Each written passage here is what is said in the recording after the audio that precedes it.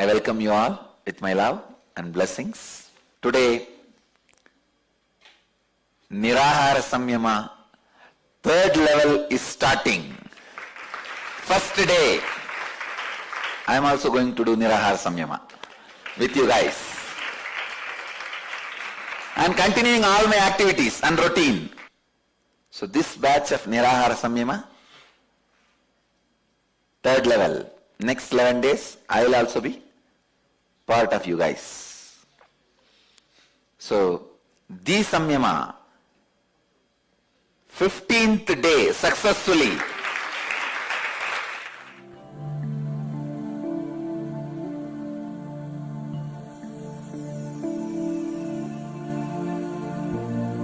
In Bhagavad Gita, 6th chapter, Dhyana Yoga, 7th verse.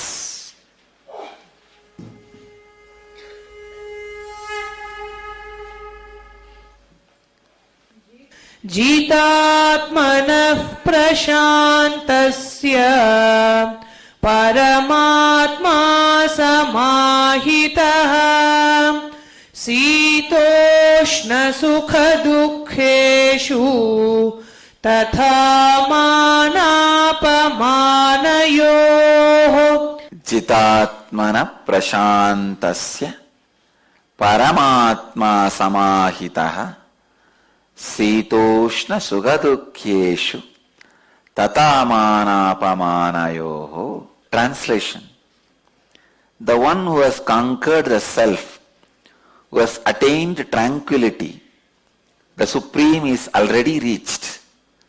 Such a person remains in this state in happiness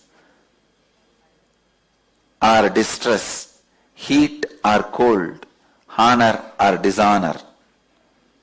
I'll give you the new translation also.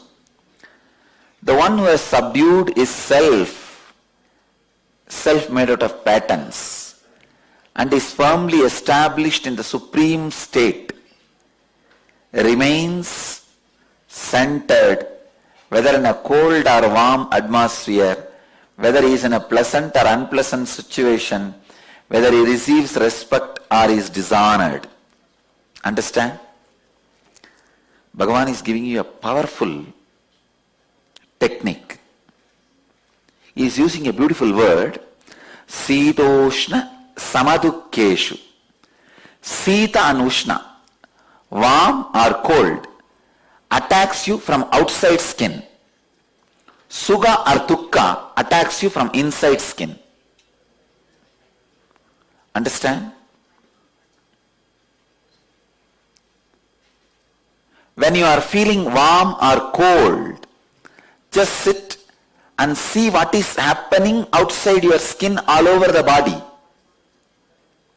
Without branding, just see what is going on, how I feel. Don't name it as a cold or warm, pain or suffering. Just look. Something is going on. Let me see what happens. How that feeling touches my skin. After that, how the skin is processing that information. And how I am getting agitated or irritated for no reason. How I am responding to it. Why should I get agitated or irritated? Let's see how the nature responds to it. Sit with deep passions.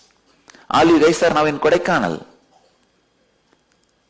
You don't need to go in search of a place. Sit today in the cold and see what happens in your skin. In one day, you will master cold. Cold will not affect you anymore. Same way heat. Do Panchatapas. Make a fire circle. It is very easy. Your height should be the diameter of the circle. That is the law. Your height is the diameter of the circle. Make the fire circle and sit. You will slowly start feeling the heat and it will increase within half an hour. Then just see what is going on in your skin. In 2 days you will master warm. Both will not be painful. Then come to the next level of experiment. When you are feeling unpleasant, just see. Unpleasantness is nothing but cold or warm which is working from inside the skin. If you look near the chest area, it will start from inside the skin is being attacked.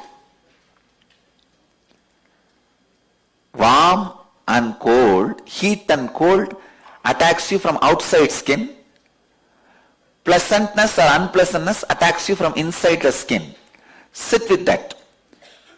You don't need to find the situation. Already you have enough unpleasantness. Just sit with that unpleasantness. How it is attacking you from inside skin. What exactly you are feeling. Without labeling, just see.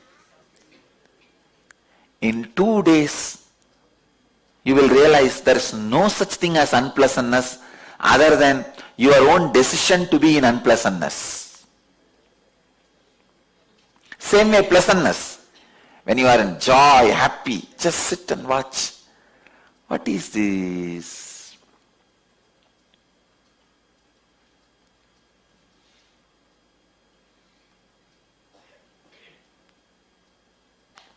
What is this pleasantness? Why it feels so expanded inside? Feel from your skin, inside the skin. You will master that state also. So pleasant or unpleasant attacks you from inside the skin. Heat or cold attacks you from outside skin. But both heat or cold, pleasant or unpleasantness, all four has no life independently from your will. Understanding this is being centered on the supreme state. Please understand, your will gets contaminated when it connects itself with these four. Fortunately, these four has no independent existence. If your will does not support it, man who has realized it by experimenting with it is established in supreme state. He is called Paramatma Samahita. Equivalent to the supreme consciousness. Such a simple, straightforward thing I tell you. Just try today. Once you realize, even with first thing, you see today you try with a cold. The moment you realize the cold is not giving you any more suffering, you will have confidence to work with heat. Then work with heat. Do Panchatapas. Maybe 1 hour. 1 hour is more than enough. 2 days. If it is not happening in 2 sessions, just do 2-3 days, that's all. You will have confidence now. Wow, we won the second game. Then go for the third. Sit with unpleasantness. Don't change the sequence. Cold is to grass, easy. Once you win there, you will have confidence to do next. Little subtle, the heat. Then you will have confidence next with the unpleasantness. Then you will have confidence to do with the pleasantness. Once you master that all these four does not have an independent life over you other than your will's support. See, when you sit and start analyzing, you will understand. It suddenly disappears because the moment you analyze, your will stops supporting this aspect of life. You support the cold and cold-related diseases in confusion. You support heat and heat-related diseases in confusion.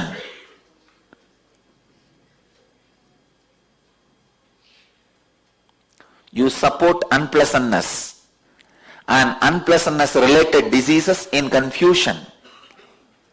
You support pleasantness and pleasantness-related activities in confusion.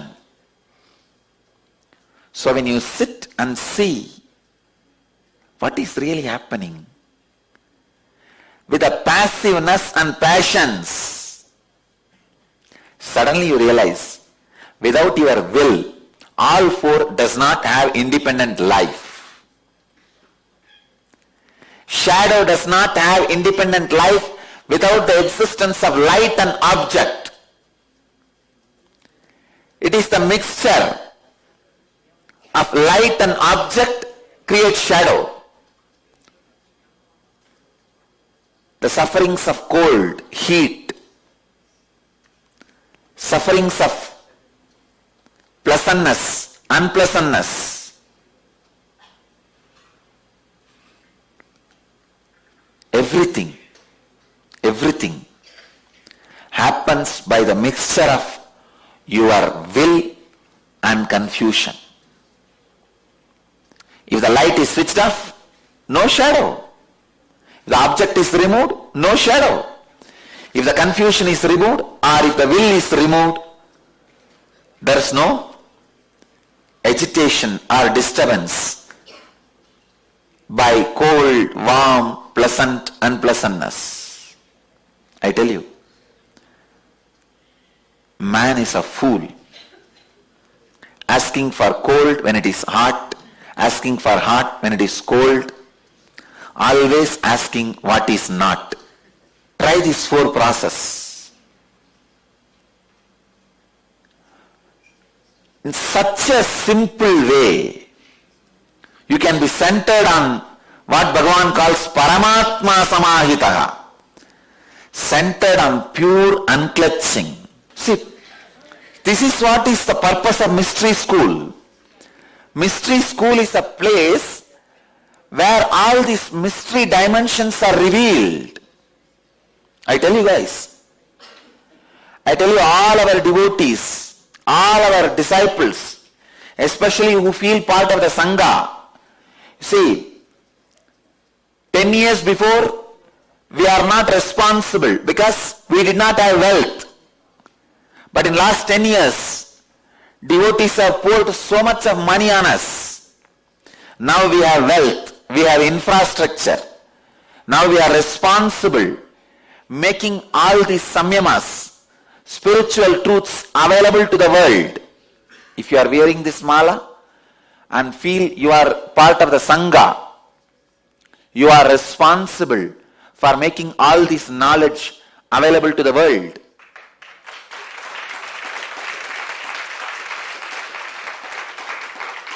We are responsible for making Krishna alive. We are responsible for making Jnana Sambandhar alive. We are responsible for making Shankara alive.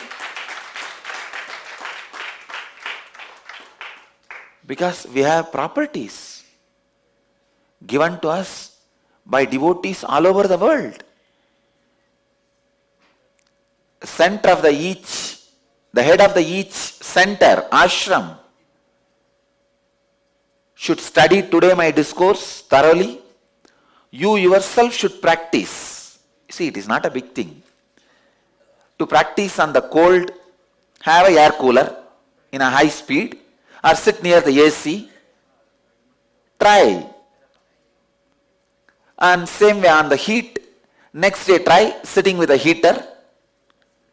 And the third day, try on the unpleasantness. Fourth day, try on the pleasantness. You will understand how powerfully it works. Once you master all these four, the confidence you feel, the courage you feel, and the centeredness you feel, the Paramatma Samahita you feel, and that joy, courage now you have to face the life. You should get it first on you, then start sharing it with people, whoever comes. Make every 1 week some program. This kind of programs. See, all programs does not need to be continuously designed by me. I am giving you these truths. Each one of you can pick up. If you become charismatic and you have some experience, you do this first for 4 days. Then you will have strength. You will say, yes. Whatever Swamiji said, Shastra Pramana, is now my Atma Pramana. See, when Krishna tells this truth, this is Shastra Pramana. When I am repeating it from my own experience, it is Apta Pramana. When you experiment and see it, it becomes Atma Pramana. When you have the Atma Pramana, naturally you can talk to people. You can tell, hey, I found a method where I am not affected by pleasantness, unpleasantness in my life, cold or heat in my life. I can teach you that. Come on, 4 days. Only 2 hours a day. Come in the evening. Learn this and go. And there is no risk in this. If you sit with a heater or a air condition, even the risk of Panchatapas is not there. I told Panchatapas because that is the way I was brought up. You guys don't even need to bother about the Panchatapas. Fire. Even in fire you may say, no, there is a risk. What risk is there anyhow? These fellows, everything is a risk. If your time is not right, even by drinking milk you will die. If your time is right, even the poison, if you drink, you will vomit it. Even your attempt to commit suicide, you will not be able to be successful. Anyhow, with a heater or cold, AC, you can control the heat or cold. What is the risk? And pleasantness and unpleasantness. Try. I tell you, this can get people out of all mental disorders and psychological disorders. I have done this. That is why I am telling you. I have done this during my tapas time, my tapas period. I will go and sit in the hill during the daytime in the sun, just with one towel, the hip, work on that heat. How the heat does not touch me. Then in the night I will sit in the hill itself. It will be really cold. And see how the cold does not work on the system. Then I will fight with Raghupati Yogi. That is the only thing which will be unpleasant for me. See, my whole life, only relationships I know is this Raghupati Yogi and Kuppammal, these few saints, sadhus. Never even once I felt psychologically connected to the blood family. So if I have to have some unpleasant moments, I will go and fight with him. Some ideological fight. Raghupati Yogi is Yogi and Kuppammal is Vedanti. Between these two there will be a huge fight. Ideological fight. Here body first, here mind first. And if I wanted to create fight with Raghupati Yogi, I will take up all the arguments of Kuppammal. If you want to fight with Kuppammal, I will take all the arguments of Raghupati Yogi. But I tell you guys, these two have made me so rich in the spiritual knowledge. God, the wealth they added to me, only now I am realizing. And same way when I want to experience that pleasantness, I will take my Ramakrishna's photo and keep it in front of me and fan him. And there's a beautiful, very sweet story of Ramakrishna sung by one devotee. It's called Sri Sri Ramakrishna Bundi. And in English it is called, and the book has been translated, The Portrait of Sri Ramakrishna. That's a very beautiful book. It is not factual. See, the Ramakrishna's biography, he wrote it more poetic way. He does not bother much about facts. He has not changed the facts. He is not telling lies. But he is singing in a very beautiful, sweet way that, oh, who came as Rama and Krishna? You came as Rama Krishna, but this time you did not steal and do all these naughty things of Krishna. But you are not so polite like Rama also. So from the beginning, with that feeling that Ramakrishna is an incarnation, the devotee has sang about Sri Ramakrishna. It's a very beautiful book. Still I can repeat it. It's I think 1000-page book in Bengali verse form. I can repeat the whole thing by heart. Jai Jai Ramakrishna Vanja Kalpataru, Jai Jai Bhagavan Jagatir Guru, Jai Jai Ramakrishna Ishtagoshtikan, Jai Jai. It goes. Sobaya Sarane Renu Mageye Adam. We just have the book. I can repeat the whole 1000-page. I can continue even now. It goes on and on and on. It's a very beautiful, very juicy, sweet, loving way of Ramakrishna's biography described.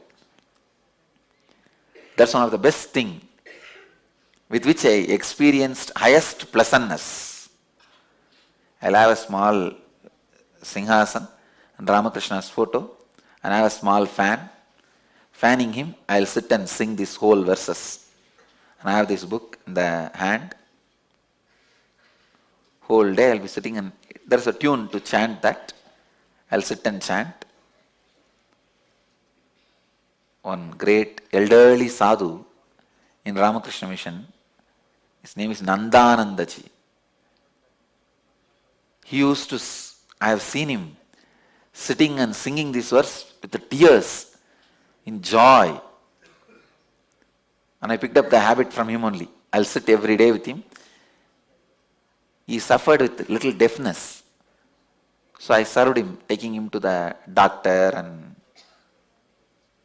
taking care of him when he was old. He was a sadhu from Andhra, very sweet sadhu. So I used to sit and chant this. I picked up this habit from him. I listened to him very attentively, and actually I learnt Bengali reading. So if I chant that book one day, it will take full day to chant 1000-page. At least next 2 months I will feel that I am in that heaven, and whole body will be sweet and pleasant, that whole throat will be filled with sweetness. Because it is his whole biography is chanted, the created, sung with so much of love, without being much bothered about the facts. It's a Purana of Sri Ramakrishna. So this sadhu Nandananda Swami, he was about to die. As a tradition, when you are about to die, you have to give your whole, whatever you have, to the person who served you. It's a tradition. So this sadhu suddenly said, I am going to die tomorrow. Guru Maharaj has appeared. What will I give you? I said, you don't need to give me anything. You are a sadhu, that's enough. You bless me. Then he said, I accumulated one thing in my life. The biggest wealth I accumulated is, whenever I read this Sri Sri Ramakrishna Bundi, I go to Samadhi, an ecstasy. I give you this Bhava Samadhi as my gift. He gave me. And I tell you, after that, whenever I read that book,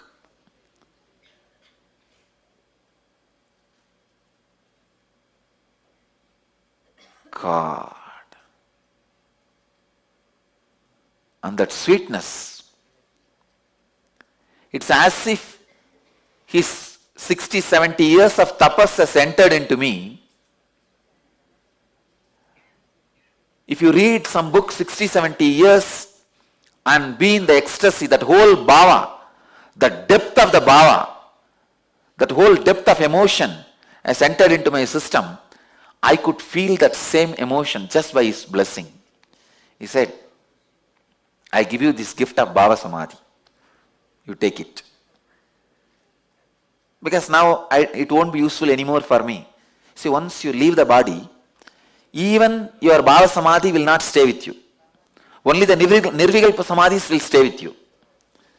Less than Nirvikalpa Samadhi, anything you accumulated is not useful anymore for you. The English spelling is P-U-N-K-T-I. In English, the book is translated as A Portrait of Sri Ramakrishna. Maybe one day I'll sit and chant for you guys. It's my personal spiritual practice, which I did for quite a long time. Some of my personal spiritual practice I never shared with you guys. This Ramakrishna Bunti. And same way, Chandi. Chandi is the Devi Mahatmyam. I'm a great Sakta. So I'll sit and chant Chandi. Devi Mahatmyam is 700 sloka. And Lalita Sahasranama and Trisadi. There are some 6-7 books related to Chandi. Devi Upanishad and all that put together. That will take one day, full one day if you chant. That I will chant with this bell.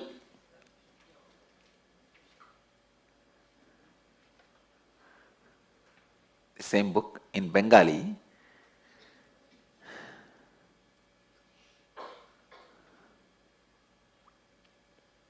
These all used to be my entertainment.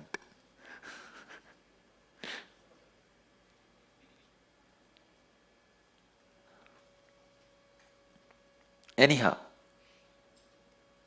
whether it is a heat or cold, pleasantness or unpleasantness, work with it. I tell you, even this pleasantness is not ultimate.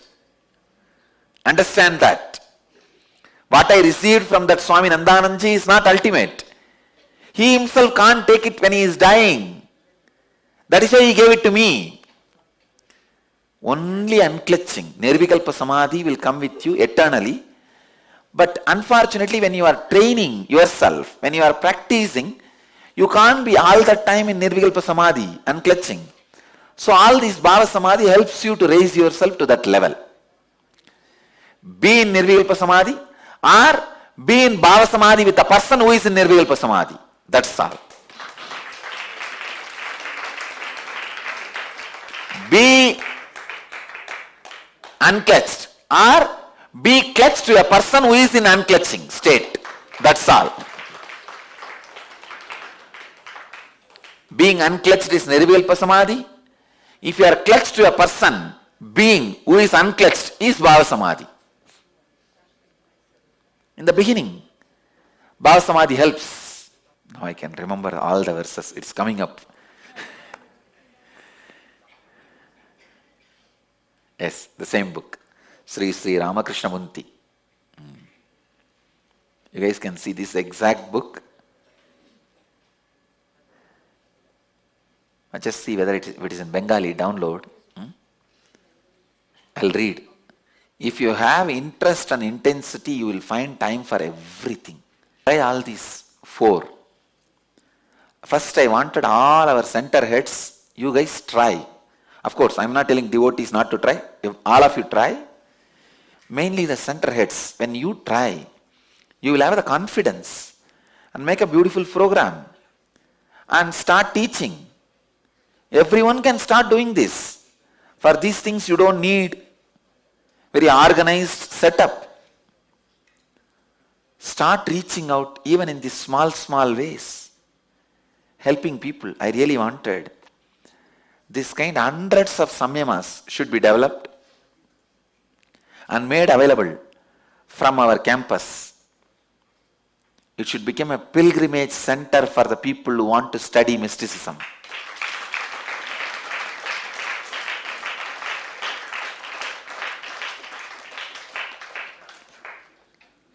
You don't know. Just this 4-day, trying these 4 steps, working with cold, working with heat, working with unpleasantness, working with pleasantness. You will suddenly find a powerful key, tool to live your life. crashing thousands of disturbances. Human beings can live a rich life if this kind of tools are accumulated. Just this one tool, I tell you, how rich it can make you.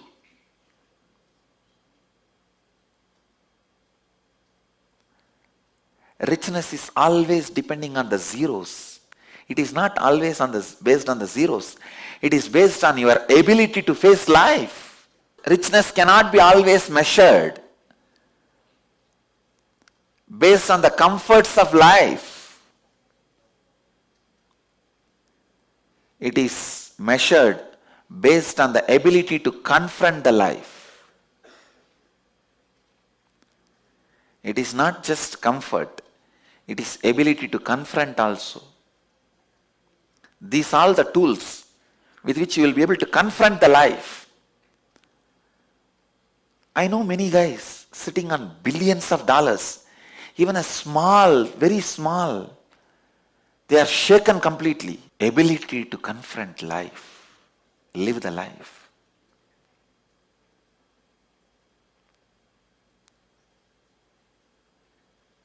I tell you guys,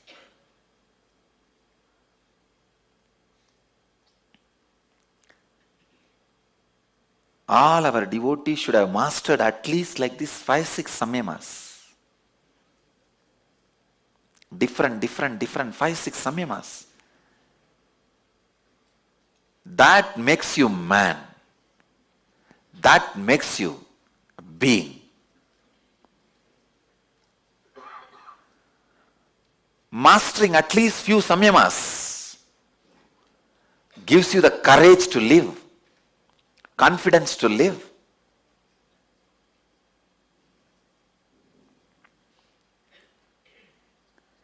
Courage which comes by inner richness is confidence. Courage which you get by outer richness is egoistic pride. Which comes by outer richness can be taken away from you any moment. Which comes by inner richness, nobody can touch it. I tell you, really, I wanted this Ananda Yoga. My purpose of creating this Ananda Yogam or this even Bidhi Ashram is to create a place where thousands gather and experiment this kind of samyamas and get the courage to live and go back.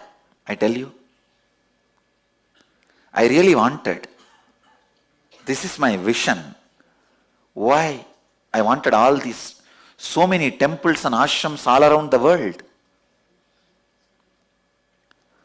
All you guys should pick up all these samyamas, you practice and make a clear instruction, make it available. People come there and practice. Go with a tremendous confidence to live. I tell you, I have mastered this samyama. That is why neither the respect nor the dishonor ever touched me.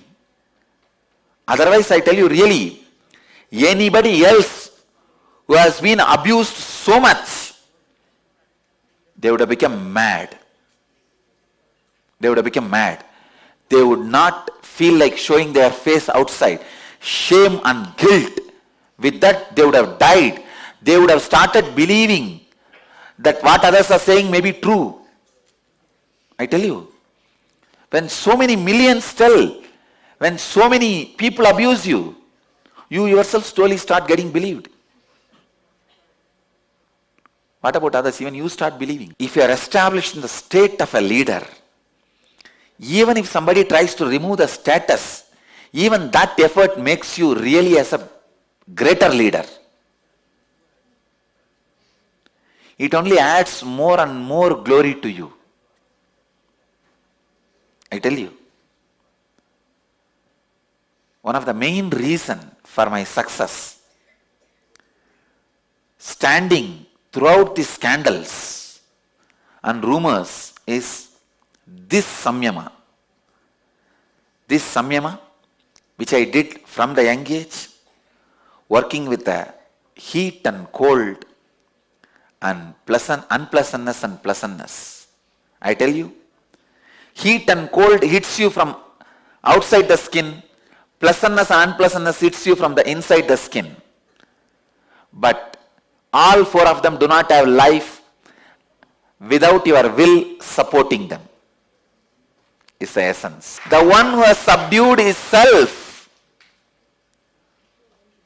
self made of tough patterns, and is firmly established in the supreme state, remains composed, whether in a cold or a warm atmosphere, whether he is in pain, pleasant or unpleasant situation, whether he receives respect or dishonor.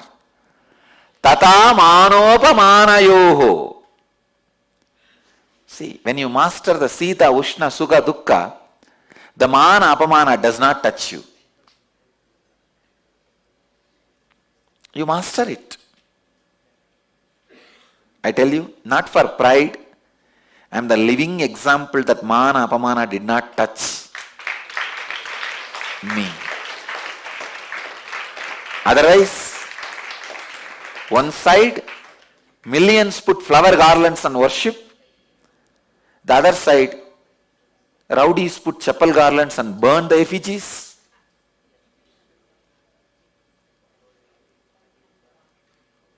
With both, the inner space is not even disturbed 1 inch. When somebody puts the flower garland and worships, that part blesses him. Whatever you want, let it be fulfilled, blessings. The other fellows, when they try to put chapel garlands and burn effigy, they think of me as a demon. So let the effects of whatever demon does to you guys, let it be done, that's all. When you see as God, whatever God does to you, let it happen to you. When you see as demon, whatever demon does to you, let it happen to you. My inner space is untouched. Mahabharata Shanti Parva gives a very beautiful sloka. I wanted to give this as a reference. Atma kshetranya iti uktaha samyuktaha prakrutair gunaihi. The Supreme Self is not different from the Self in the body. When the Self is bound by the modes of Prakriti or nature, it is called Kshetrajna. When it is free from them, the same Self is called Supreme Self. If you have not worked with the heat, cold, and pleasantness, unpleasantness, you are ordinary human self. If you work with the heat, cold, pleasantness and unpleasantness and liberate yourself, you are called Paramatma. That's all. I really wanted each head of our centers, each one of you guys, or each devotee, each disciple, work on one line. Pick up some one subject. I am like an ocean. Collect all the pearls I have on that subject. For example, one can decide to work on death. Collect all the pearls I uttered related to death and master the concept of death. Just go on conducting classes only on death. Learn to die when time comes. Learn to leave the body when time comes. Make courses, programs, classes by collecting all the things I have spoken about death. Now after all, it is easy for you because already the 2012 team has collected all the pearls from my different discourses on subjects and placed it. Someone can decide to work only on this heat, cold and pleasantness, unpleasantness. Make this as a program. Start teaching. One can work only on Ajapa Japa. I tell you, if you master Ajapa Japa, the moment you sit, your body will just vibrate. And if you keep any music instrument next to your body, automatically the music instruments will play the note of your mantra. It will clearly play the note. Om Namah Shivaya. If if you become master of ajapa japa, if you are doing ajapa japa, anybody comes around you, their kundalini will be awakened. That is what is happening. See, the mantra with which I did ajapa japa in the young age is Namah Shivaya. Just see. Namah Shivaya.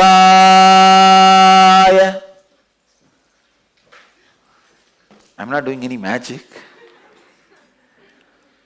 Om Namah Shivaya.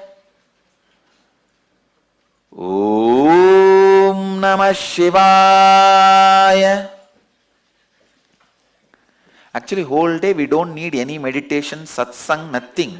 I can go on be chanting Namah Shivaya and you can go on be sitting next to me, completely entertained and engaged.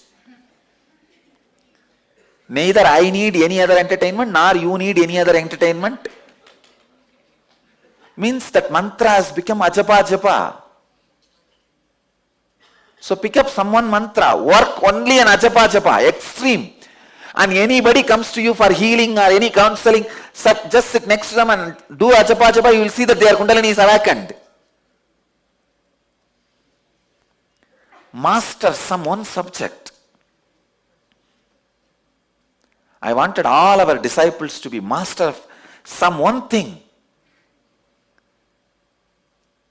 So whoever comes, you give them that gift. Each one of you became the masters. If you feel I am an incarnation, if you want to tell that to the world, just singing, oh, he's an incarnation, he's not going to work. That's like a Baba black sheep. No, it is not going to work. You become a master. Then, if you tell I am an incarnation, it is right.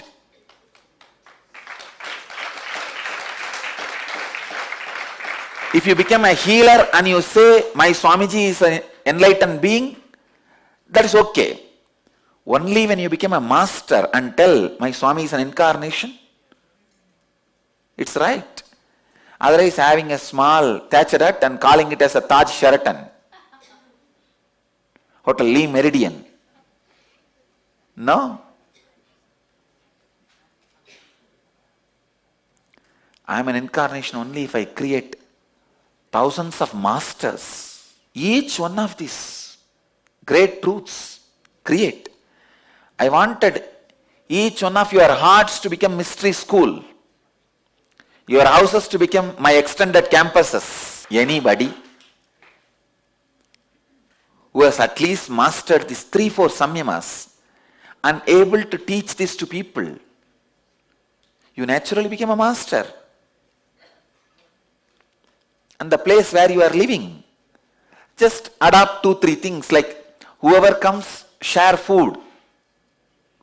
Then your kitchen becomes my extension of my kitchen.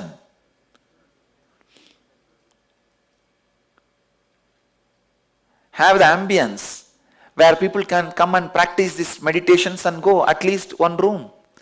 Then that becomes extension of my Ananda Sabha. Then naturally your house becomes the extension of my campus, extended campus. This is what really I wanted. Nithyananda Dhyanapedam, extended campus. Tell you, if you mastered ajapa japa, you don't even need to tell that person to meditate. When he comes in front of you, just sit and do ajapa japa. You will see that fellow is jumping. His kundalini is awakened. He says, oh God, he is doing something. Because the power of ajapa japa makes your whole breathing space vibrate. The space where you are sitting, the whole place will be vibrating. And anybody comes into your space, vibrates with that mantra. And I want all you guys to become yogis. I tell you, if you want to spread the Vedic tradition, Vedic culture, make your heart as a temple. Make the place where you are living as the mystery school. Let your kitchen be the extension of our Anna Mandir. Let your living room be the extension of our Ananda Sabha. Let you be the extension of me.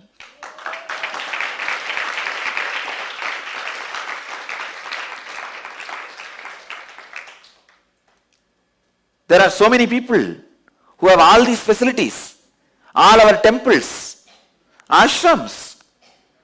You guys have all these facilities. When you have a clear idea and definite instruction, if you have a little confusion how to give instructions and all, you can send an email and we can clarify those doubts. Start doing it and sharing it with the world. That's all. Jitatmana prashantasya Paramatma samahita Sitoshna sugadukkeshu tatamana pamanayo.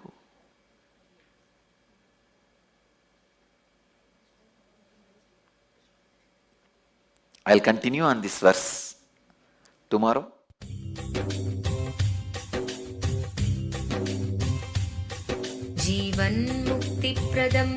Paramahamsa Nithyananda, a rare living incarnation, is named among the world's 100 most spiritually influential personalities today. Paramahamsa Nithyananda has been placed alongside Dalai Lama, Nelson Mandela, Oprah Winfrey, Paulo Coelho and others by Mind, Body, Spirit, the world's top esoteric magazine from Watkins, London's oldest and largest bookstore. A yogi by birth, he has been expressing his power of enlightenment since birth. He has authored more than 500 books in Tamil and English. Translations of these books are available in 26 languages in Telugu, Kannada, Malayalam, Hindi, Sanskrit, Gujarati, Oriya, Bengali, Marathi, French, Malay, Polish, Portuguese, Italian, German, Danish, Spanish, Russian and Chinese. He is also an exemplary speaker with over 10,000 hours of profound life solutions through his discourses. Social services such as Annadan, free medical care, free educational services with ashrams, schools, temples, hospitals established in more than 140 places around the world, offering exceptional services. A powerful spiritual healer who has healed millions of people of diseases from migraine to cancer. A Kriya Yogi who has formulated Kriyas for physical health and mental well-being, benefiting thousands. A living master who offers practical solutions for our everyday problems. He is the founder and spiritual head of Nithyananda Dhyanapitham, a spiritual powerhouse who has revived the sacred Vedic tradition by establishing Vedic temples in places like Los Angeles, San Jose, Seattle, Toronto, Ohio, Oklahoma, Phoenix, St. Louis, Malaysia, Brazil, Paris, Guadeloupe, Dallas, New York, New Jersey, Atlanta, Calgary, Vancouver, Singapore, and places in India like Bengaluru, Hyderabad, Tiruvannamalai. A spiritual guru for 10 million followers, an incarnation who transmits the highest spiritual energy through initiation, a contemporary yogi who has revived the Vedic science of yoga worldwide through thousands of yoga centers, an adept in Ashtamahasiddhis, mystical yogic powers, who has effortlessly awakened the Kundalini of thousands and graced them with spiritual powers, a dynamic young guru who is an inspiration for thousands of youngsters, India's most watched spiritual guru online, a beacon of spiritual light who has triumphed over the forces of religious terrorism and political persecution. Paramahamsa Nithyananda is an eternal Kalpataru, blessing the world with the boons of material abundance and spiritual enlightenment.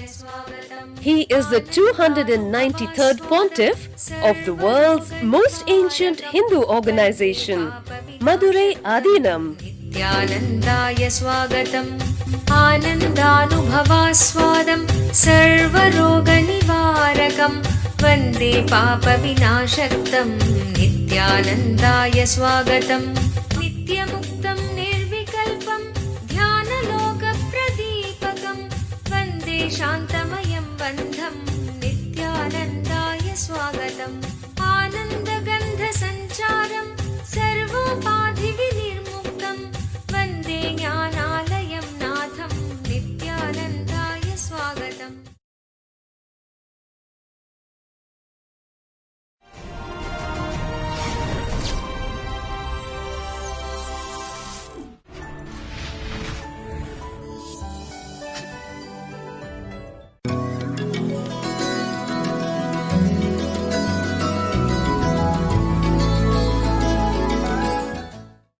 सदाशिवसमारम्भां ज्ञानसम्बन्धाचार्यमध्यमाम् अस्मदाचार्यपर्यन्तां वन्दे गुरुपरम्पराम्.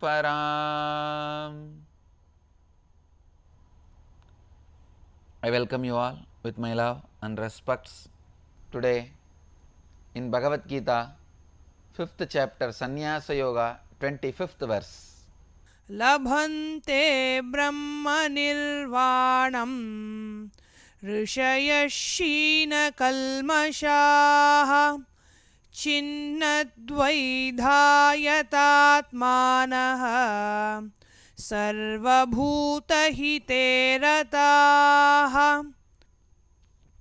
लभन्ते ब्रह्मनिर्वाणं ऋषय क्षीणकल्मषाः छिन्नद्वैता यतात्मानः सर्वभूतहिते रताः. Translation: the sages whose sins have become powerless, who have destroyed their inner conflicts, who are self-restrained and who are intent on the welfare of all living beings, are able to dissolve themselves in the Supreme Spirit. Bhagavan is defining many of the spiritual qualities here. The sages whose sins have become powerless.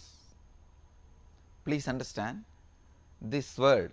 The sages whose sins have become powerless means the sages whose old patterns have become powerless. The new patterns have become so strong, living alive in them. Old patterns don't exist anymore. They don't control.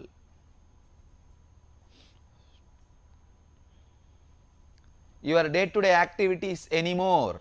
If I had to give an example, yesterday I went to Brindavan and Mathura to have darshan of Sri Krishna and Krishna Janmabhoomi, Krishna's birthplace.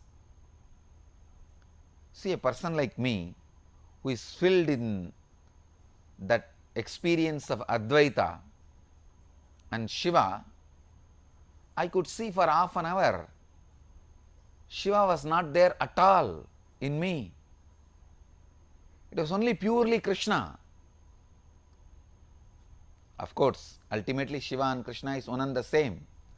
That is different. But even the form, only the form of Krishna was prevalent. Not only prevalent, all and all. Not the first priority, but the only priority.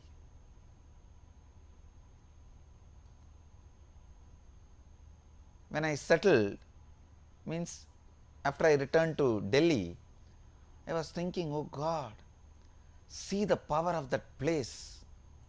If it can create such a strong wave of Krishna on me, who is already established in the Advaitic experience.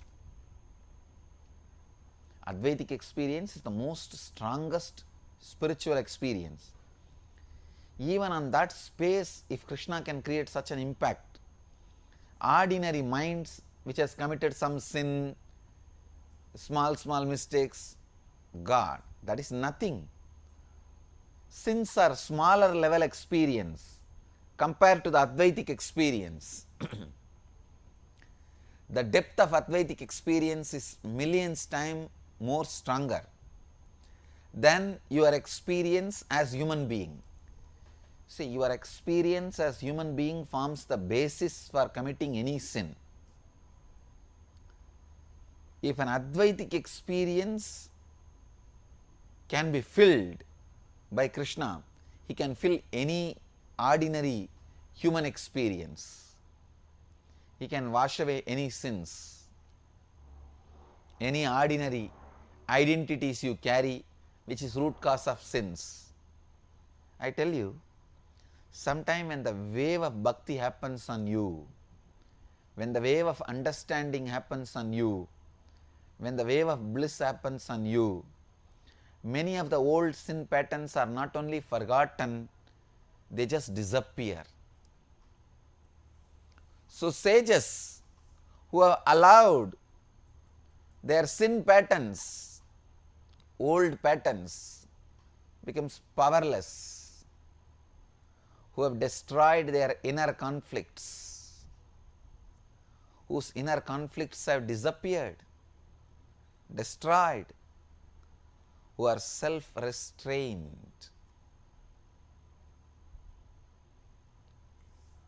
who have settled on their inner self, who have settled more on their spiritual strength, and who are intent on the welfare of all living beings, means go on serving, serving, serving. They will dissolve themselves into the supreme oneness, in the supreme existence. It is such a straightforward truth. I don't need to comment much about it.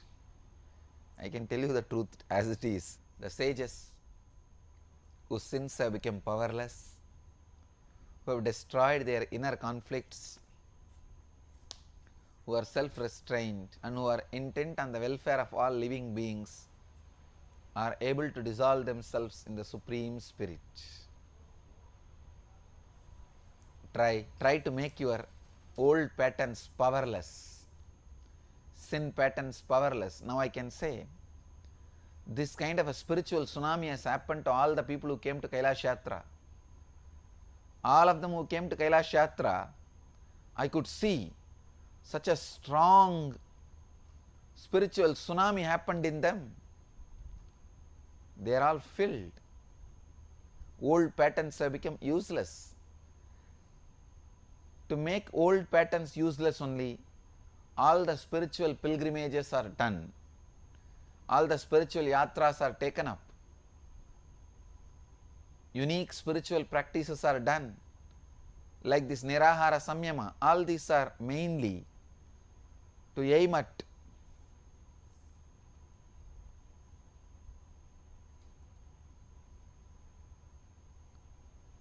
making your old patterns powerless, old patterns dead. So, allow the spiritual tsunamis, big spiritual waves happening in you through these pilgrimages, yatras, or these Nirahara Samyamas, and make these old patterns powerless.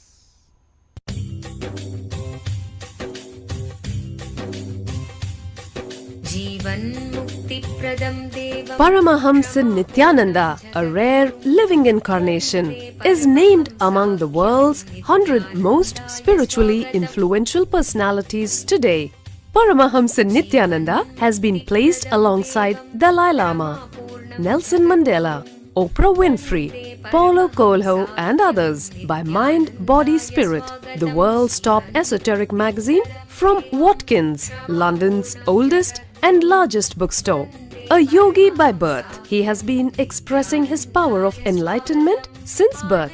He has authored more than 500 books in Tamil and English. Translations of these books are available in 26 languages in Telugu, Kannada, Malayalam, Hindi, Sanskrit, Gujarati, Oriya, Bengali, Marathi, French, Malay, Polish, Portuguese, Italian, German, Danish, Spanish, Russian and Chinese. He is also an exemplary speaker with over 10,000 hours of profound life solutions through his discourses. Social services such as Annadan, free medical care, free educational services with ashrams, schools, temples, hospitals established in more than 140 places around the world, offering exceptional services. A powerful spiritual healer who has healed millions of people of diseases from migraine to cancer. A Kriya Yogi who has formulated Kriyas for physical health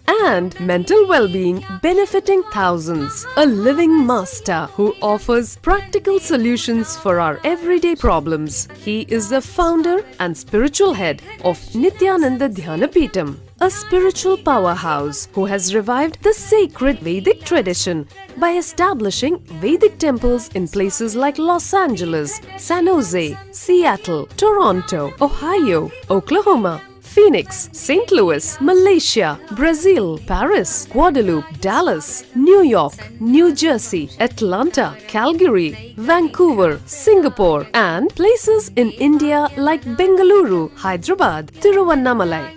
A spiritual guru for 10 million followers, an incarnation who transmits the highest spiritual energy through initiation, a contemporary yogi who has revived the Vedic science of yoga worldwide through thousands of yoga centers, an adept in Ashtamahasiddhis, mystical yogic powers, who has effortlessly awakened the Kundalini of thousands and graced them with spiritual powers, a dynamic young guru who is an inspiration for thousands of youngsters, India's most watched spiritual guru online, a beacon of spiritual light who has triumphed over the forces of religious terrorism and political persecution. Paramahamsa Nithyananda is an eternal Kalpataru, blessing the world with the boons of material abundance and spiritual enlightenment. He is the 293rd pontiff of the world's most ancient Hindu organization, Madurai Adinam. Nithyanandaya swagatam Anandanubhavaswadam Sarvaroganivarakam Vande Papa Vinashaktam Nithyanandaya swagatam Nityamuktam Nirvikalpam Dhyanaloka Pradipakam Vande Shantamayam Bandham Nithyanandaya swagatam Anandagandha Sancharam Sarvopadhi Vinirmuktam Vande Jnanalayam Natham Nithyanandaya swagatam.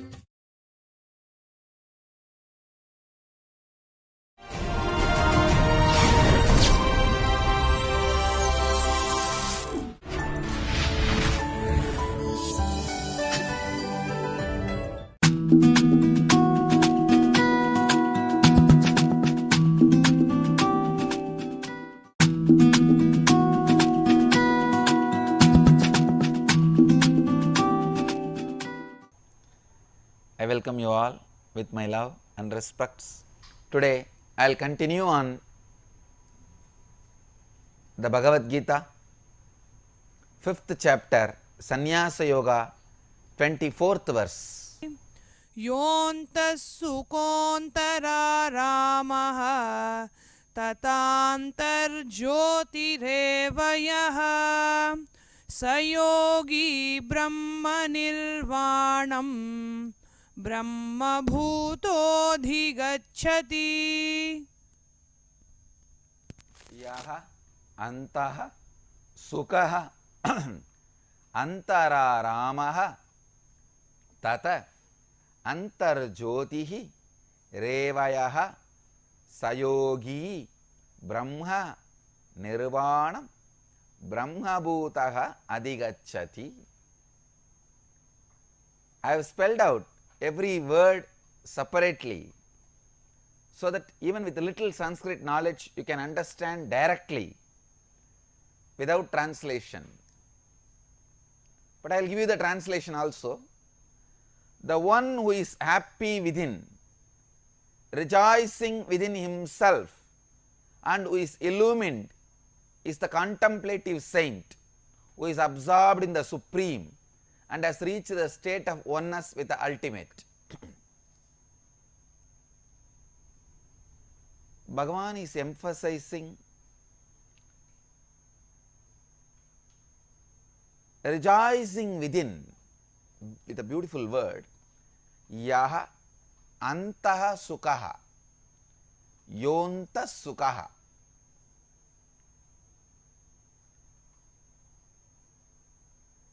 All of us know that we will have to be happy within rejoicing within ourselves. How to do? Please understand, what you think as you should be redefined, restructured. Only then you will be able to be in joy within yourself. A man who thinks he is only a body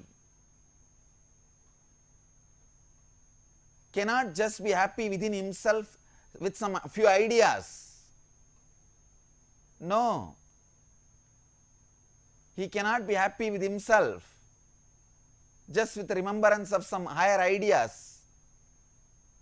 He needs something physical to make him joyful, to bring pleasure to him. But the person who thinks himself more as a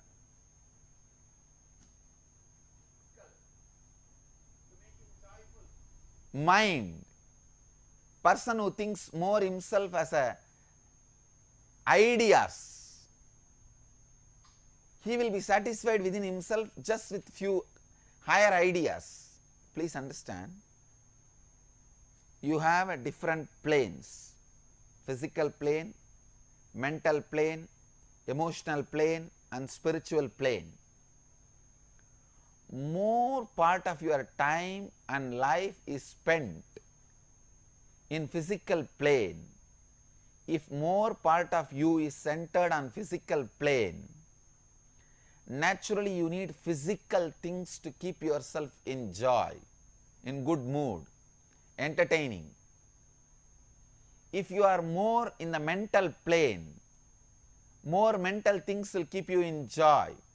I have seen in the life, for some people, just if they get the food and sex, they are in heaven. Nothing else is required. They don't bother about what is happening around. There are some people, if they just get ideological victory, for example, the party which they support, if that party wins in the election, that's enough. They don't need anything else. They will not even ask for food. They will not even go back to their house. They will not even bother about the family. Just the ideological victory. He feels as if he became a CM, Chief Minister. He became a Prime Minister.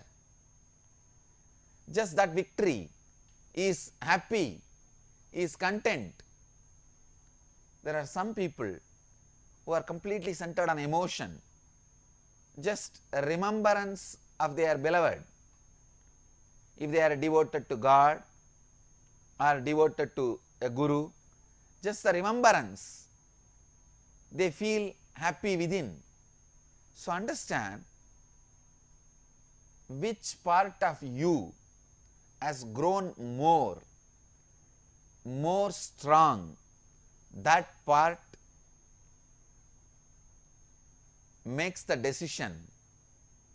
That part decides what is going to bring happiness to you, what is going to bring satisfaction to you. So straight away if you start working, let me be happy within, that is not going to happen. Create right idea about yourself. Create right attitude about yourself. Create right understanding about yourself. Right attitude, understanding about yourself will make you understand what is going to satisfy you. Sit and think through.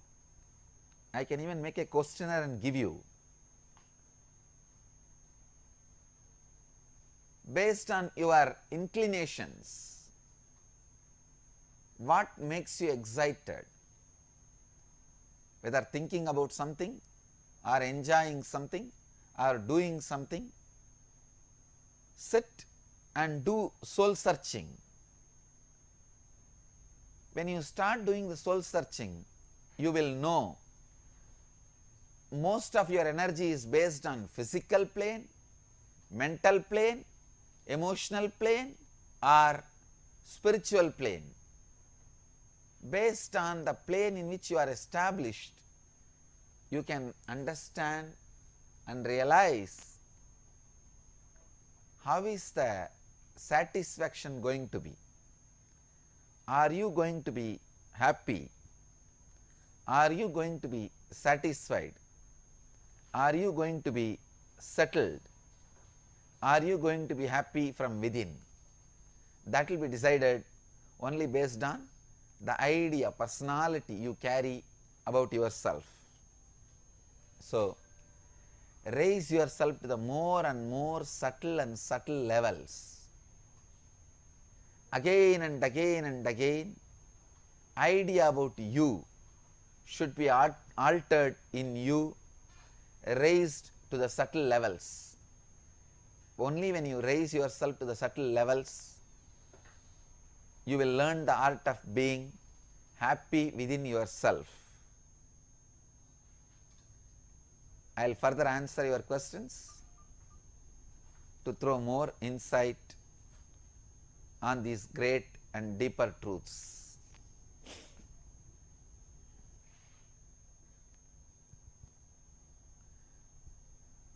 We have a question from a devotee from Mumbai. The devotee is asking, Beloved Swamiji, in the 2 weeks that you were away on your Kailash pilgrimage, 4 new controversies have come up regarding you in the media. You are even known in the media as Controversial Swami. Can you tell us what is the role of controversies in our mission? The devotee is asking, the 2 weeks that you were away on your Kailash pilgrimage, 4 new controversies have come up regarding you in the media. You are even known in the media as Controversial Swami. Can you tell us what is the role of controversies in your mission? First thing, understand. Let me define controversy. When there is something standing in front of you, too tall, too strong,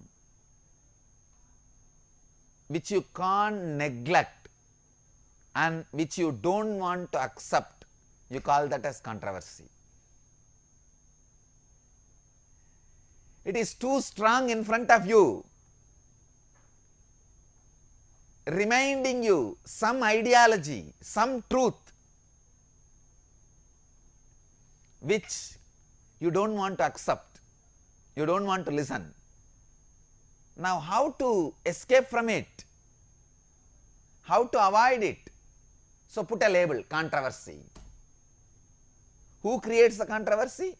You create the controversy and you put the label also. See, first you create a frame. What is non-controversy?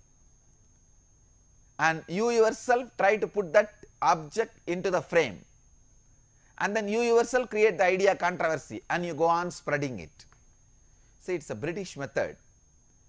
If you want to kill a dog, first call that as a mad dog. Then you can kill. Same way, the British influenced media, the media still which is carrying the British influence, which want to destroy everything Vedic and everything Hindu tradition, they are not able to tolerate the good work we are doing. So, they go on creating something called controversy. What is? They create the idea, frame of what is Swami, and then they project that on me, and they themselves create the idea of controversy and they spread that controversy idea again. I am only surprised about one thing. 2 weeks, 15 days, they created only 4 controversies. That seems to be very less in number. I think they are also tired. Controversies are nothing but way you vomit, the poison you carry inside, and misunderstanding you carry inside, the hatred you carry inside. It is like a hate campaign. When they can't justify their hatred, they call that as controversy. That's all. The next question is from Pooja Bhatt from Delhi. She is asking, Beloved Swami, Jesus was crucified, Meera was tortured, Osho was poisoned. You are being convicted every day by the media. Please help us understand. Puja, but I think the same answer for you also.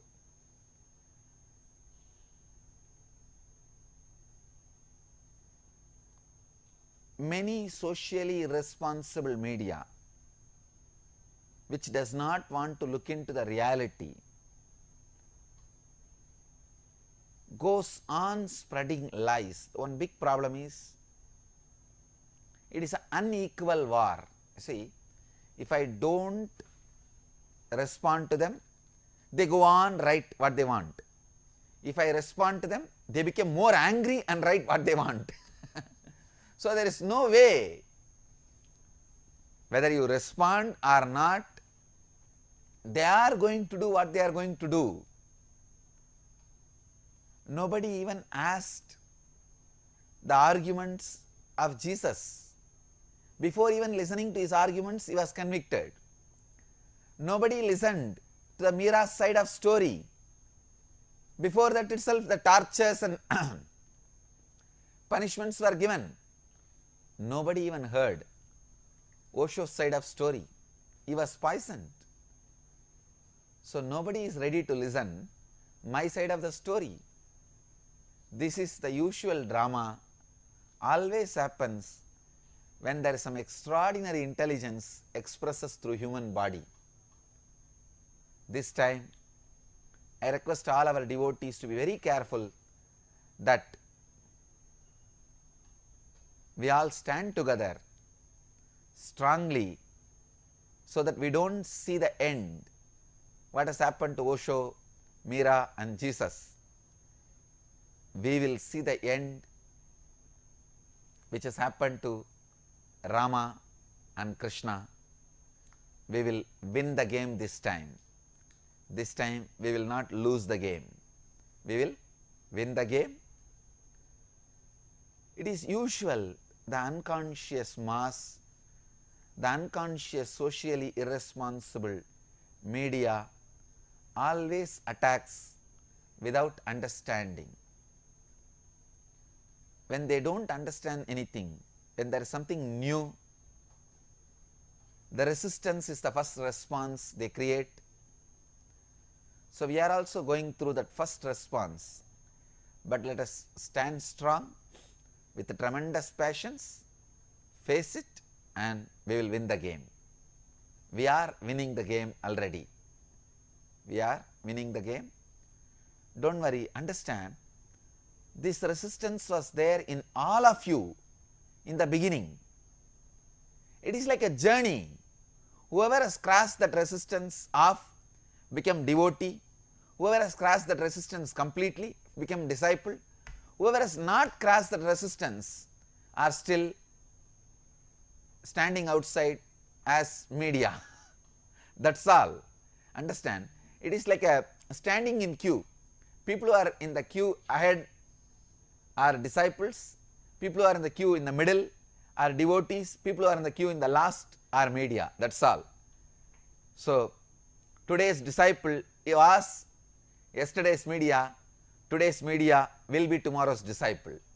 It is natural. This is the way life will be flowing. The next question is from Tom Walker from Netherlands. He is asking, I read in a magazine recently that when film producer Madan Patel was making the defamatory film about you titled Satyananda, 8 celebrity actors turned down the offer to play your role, saying that they were afraid you would curse them. We know that you never curse anyone, Swamiji, but we can't rely that terrible things are happening to all those who are torturing you. Why and how is this happening?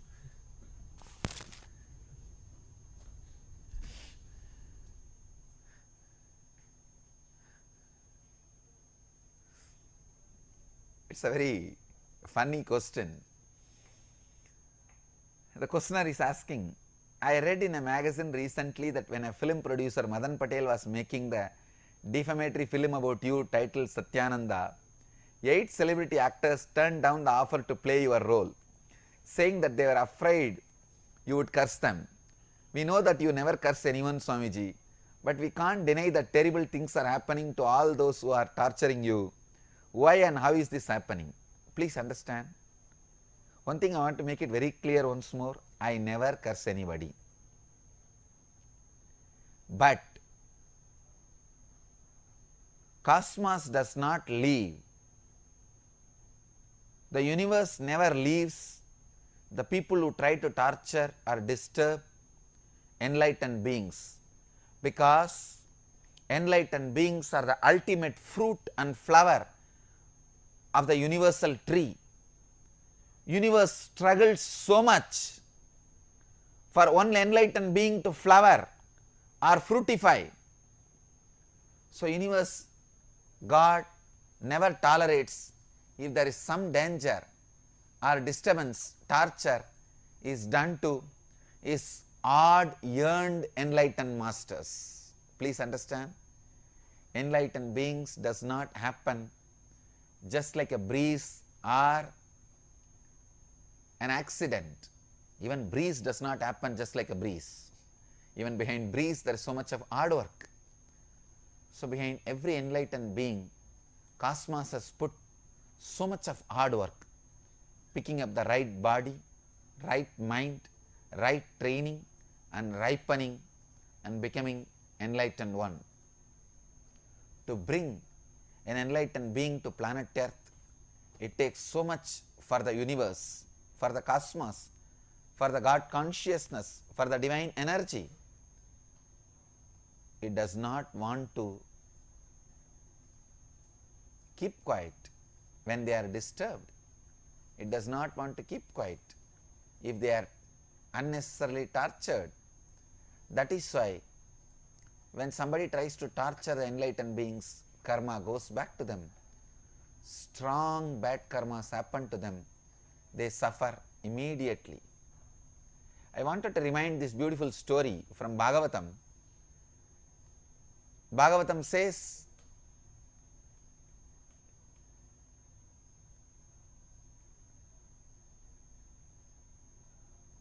somebody asked Sugabrahma Rishi, what happens to all the good karma and bad karma done by the enlightened beings, because they don't suffer any karma?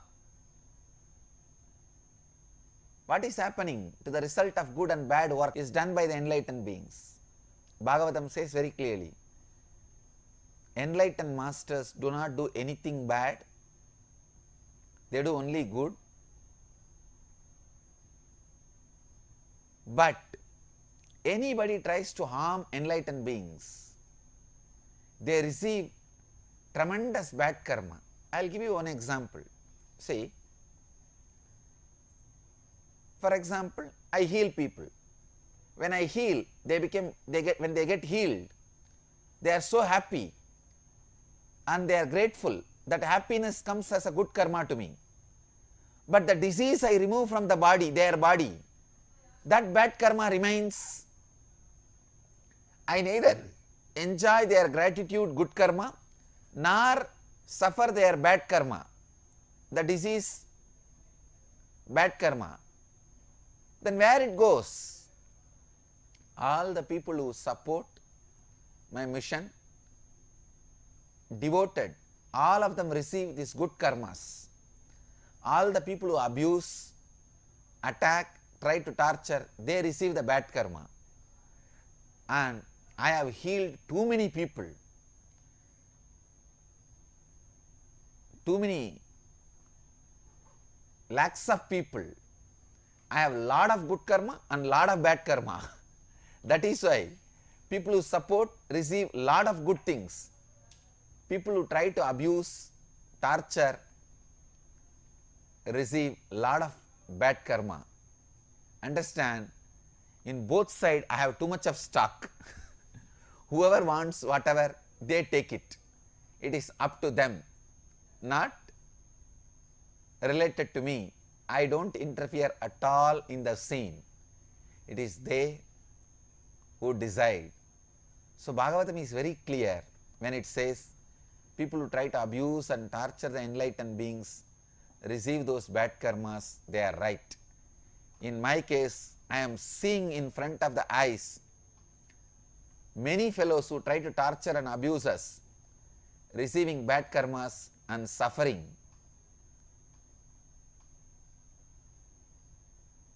even though I don't curse them or I don't think bad for them. The next question is from Gita from London, UK.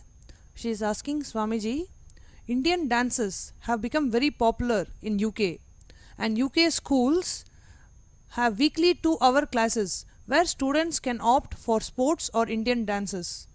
Recently, Prime Minister Cameroon made a statement that he will abolish the 2-hour classes as people opt for Indian dances and not sports.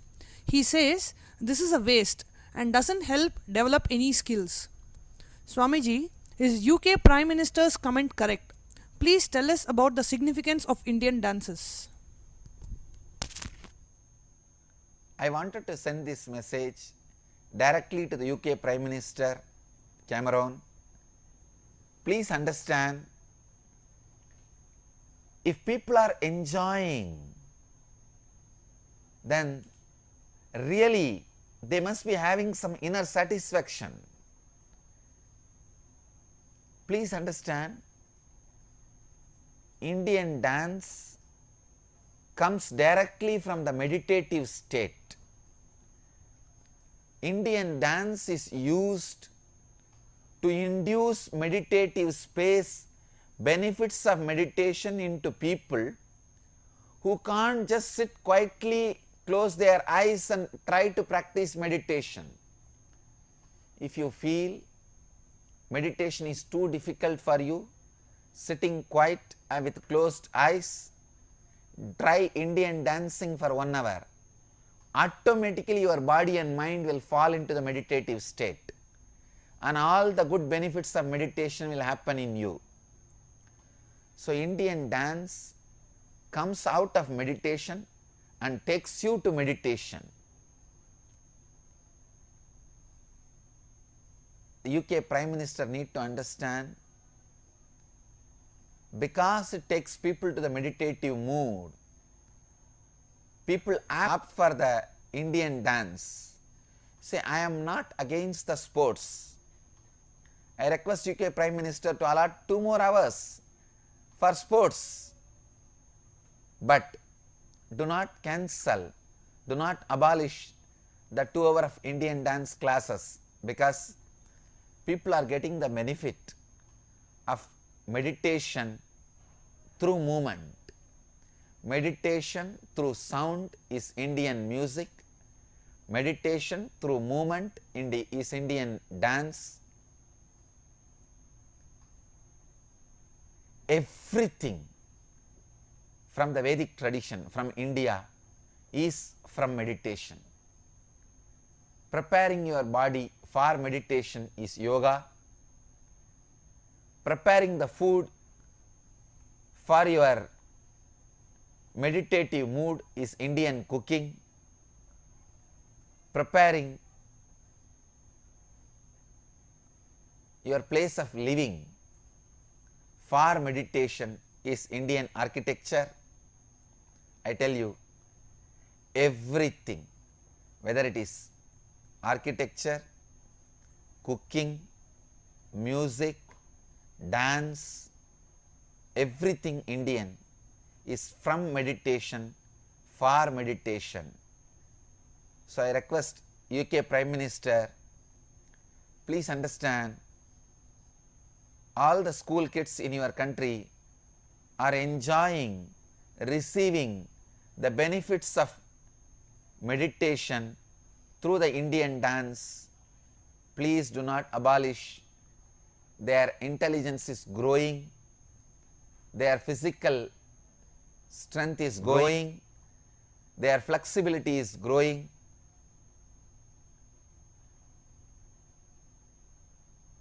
The classical Indian dance is from meditation, and that raises you to the mood of meditation. Thank you.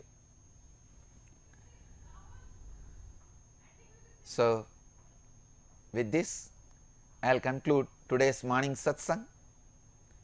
We will continue to have satsang every day. I bless you all who are sitting with us.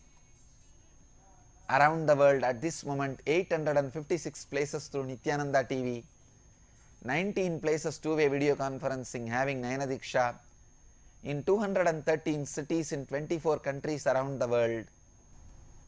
Let you all achieve, experience, live, express, radiate, share and explode in eternal bliss. Nithyananda. Thank you.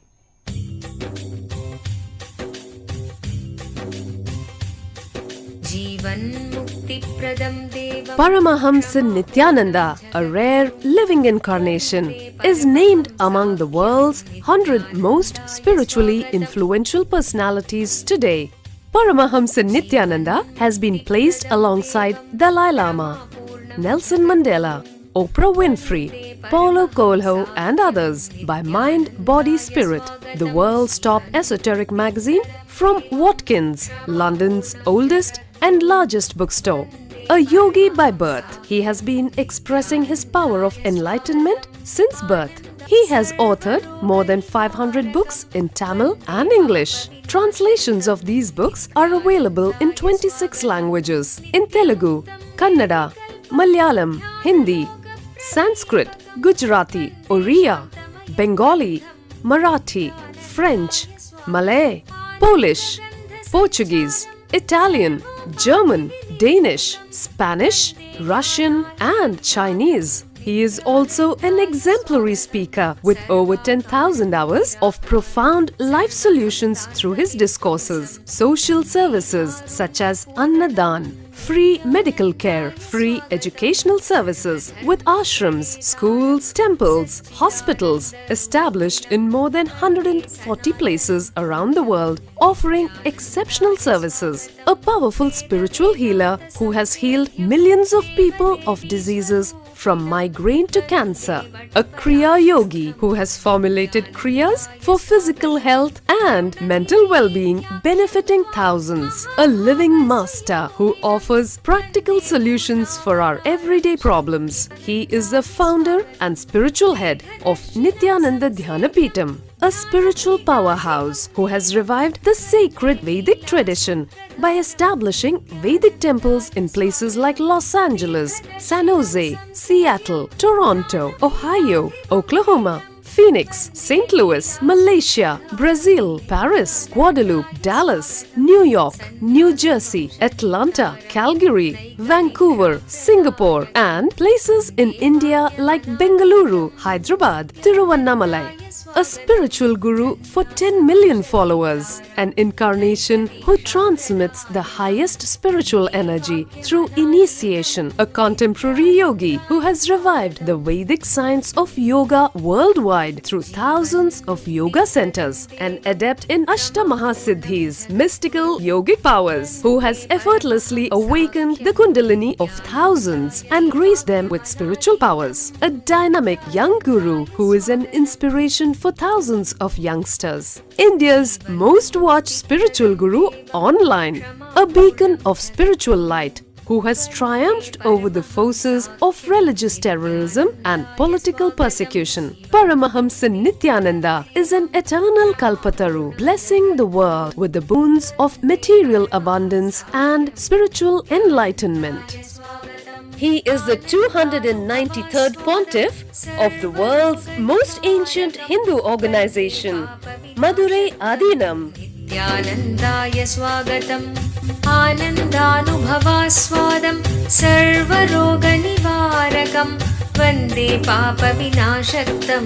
Nithyanandaya swagatam, nityamuktam nirvikalpam, dhyanaloka pradipakam, vande shantamayam bandham.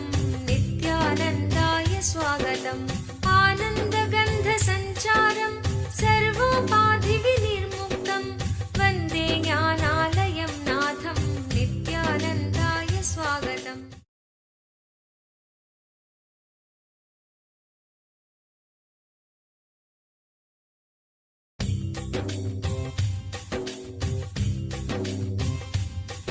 जीवन मुक्तिप्रदं देवं क्षमापूर्णं Paramahamsa Nithyananda is a rare living incarnation, a yogi by birth. He has been expressing his power of enlightenment since birth. He has authored more than 500 books in Tamil and English, books in Telugu, Kannada, Malayalam, Hindi, Sanskrit, Gujarati, Oriya, Bengali, Marathi, French, Malay, Polish, Portuguese, Italian, German, Danish, Spanish, Russian and Chinese, with translations in 26 languages are available. He is also an exemplary speaker with over 8,000 hours of profound life solutions through his discourses. Social services such as Annadan, free medical care,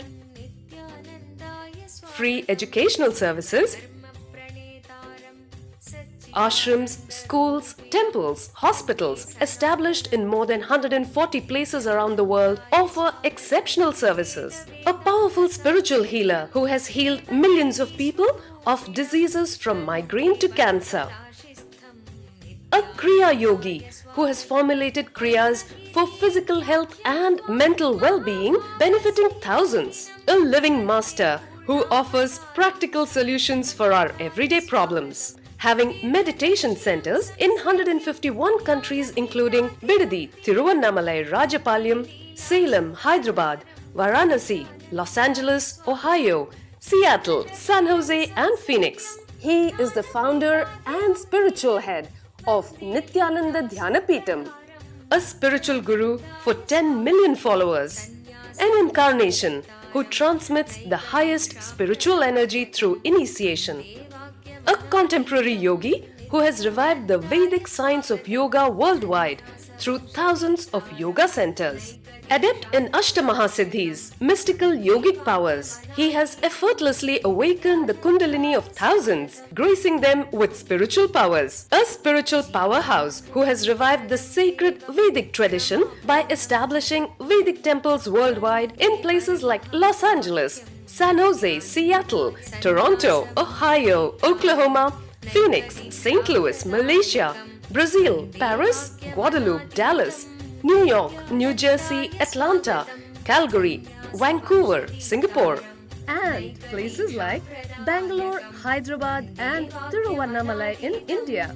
A dynamic young guru who is an inspiration to thousands of youngsters. India's most watched spiritual guru online. A beacon of spiritual light who has triumphed over the forces of religious terrorism and political persecution. Paramahamsa Nithyananda is an eternal Kalpataru, blessing the world with the boons of material abundance and spiritual enlightenment. आनन्दानुभवास्वादं सर्वरोगनिवारकं वन्दे पापविनाशक्तं नित्यानन्दाय स्वागतं नित्यमुक्तं निर्विकल्पं ध्यानलोकप्रदीपकं वन्दे शान्तमयं बन्धं नित्यानन्दाय स्वागतम् आनन्दगन्धसञ्चारं सर्वोपाधिविनिर्मुक्तं वन्दे ज्ञानालयं नाथं नित्यानन्दाय स्वागतम्.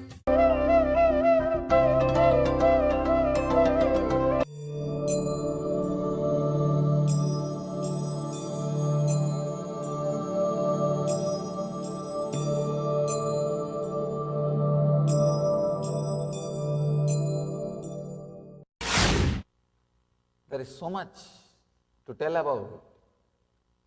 The last sutra, Vitarka, yesterday, during the darshan, one person came and asked me, Swamiji, I am a scientist, I am based on Kudarka, my whole life is based on Kudarka, how can I have Vidarka? I said, no, wrong understanding. Please understand, even you are a scientist, only based on Vidarka you will contribute to society. You will contribute to civilization. Person who is based on Kudarka cannot contribute in any field, not only in the spiritual field, he cannot contribute even in the field of science. Whatever may be the field, if you are based on Vidarka, only then you will be expressing what needs to be expressed. you will be serving the humanity. Beautifully Patanjali explains the whole thing. Vitarka, Vichara, Ananda, Ashmita, Rupanugamat, Sampranyataha. How reasoning, contemplation, bliss flowering, amness, that pure awareness are the characteristics of Sampranyata Samadhi, the first level Samadhi. He beautifully slips into the next level, second sutra. When you do vitarka, right reasoning, it will lead to ananda. Actually, the whole cosmos, look inside. The whole thing is beyond your logic or reasoning. There is no logic, there is no reasoning. Actually, if you look inside, all the reasoning, all the logics are only a certain level. To tell you the honest truth, there is a beautiful book by Shankara, Viveka Chudamani. He very beautifully describes experiences of Ajata, means the whole universe is unborn. Whatever you logically try to explain, like if you do good, good will happen. If you do bad, bad will happen. Whether it is karma theory or the theory of bondage and liberation, whatever you have based on your logic, the ideas, everything loses its grip or value over you at certain frequency. At certain frequency, everything loses its power over you. They are no more connected to your life, or you are no more connected to them in your life. You just outgrow. They are not there in your life at all. And it is no more part of your life. This truth only we call it as ajata. At a level, when you raise your understanding and ideas, suddenly you see the world was never created and it never bothered you and you never got liberated. Whatever was there, was there. Whatever is there, is there. Whatever will be there, will be there. It's a very subtle truth. The whole thing has no logic, no reasoning, nothing. Any logic which helps you to realize that there is no logic is right reasoning. That is all. That's all. There is no connection. Please understand. There is no connection between what I am talking, what you are listening. Now really, many times, I feel very clearly the communication is not happening. See, when that energy which wants to express, when it comes up, I can see very clearly. I am telling you exactly what is happening in me. I can say that the insider's view of what is happening in Satsanga, in Upanishad. Upanishad means sitting with the master. I am very clearly seeing I am pregnant with the truth which wants to come out, which needs to be delivered. And the moment it raises to the level of walk, it's like a cotton has become thread. Thread can never represent cotton, please understand. Just an hour's drive from Bangalore, Asia's fastest growing city, is a unique space of healing, meditation and rejuvenation. Welcome to Nithyananda Dhyanapitham. Experience soothing healing energies under the ancient wish-fulfilling banyan tree in the presence of divinity. Enjoy the unique anti-aging formula of the original Siddha Healing Spa with the 21-foot energized healing lingam and healing pool, the Vaidya Sarovar. Connect directly to God in the vibrant silence of Nithyanandeshwara temple.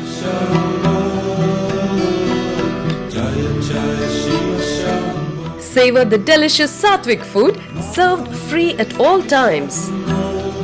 Best of all, get a glimpse of authentic spiritual life at the daily morning satsang, worship, yoga and meditation sessions with Paramahamsa Nithyananda.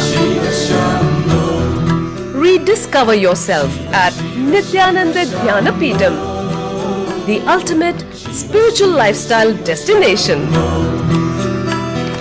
Nithyananda Dhyanapitham, Nithyananda Nagar, Bidadi, Bengaluru, 97422 03311 080 27202084. Welcome to Inner Awakening, the most powerful personal transformation retreat you could ever experience. In just 21 days, thousands are already experiencing the shortest route to constantly high energy levels, visible anti-aging, healing of chronic diseases, fulfilling relationships, and higher states of consciousness.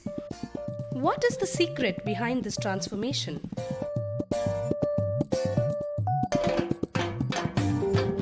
Kundalini means the inner potential energy. Once it is awakened, opens the different doors for the conscious experience in you. I can say which is a master key for all extraordinary spiritual experiences.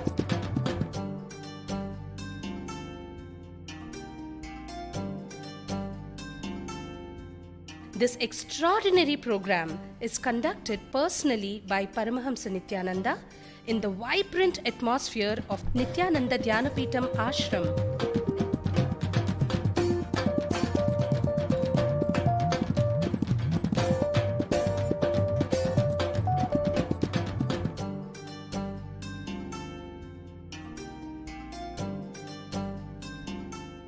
Open yourself to the benefits of Nitya Yoga and practical meditation.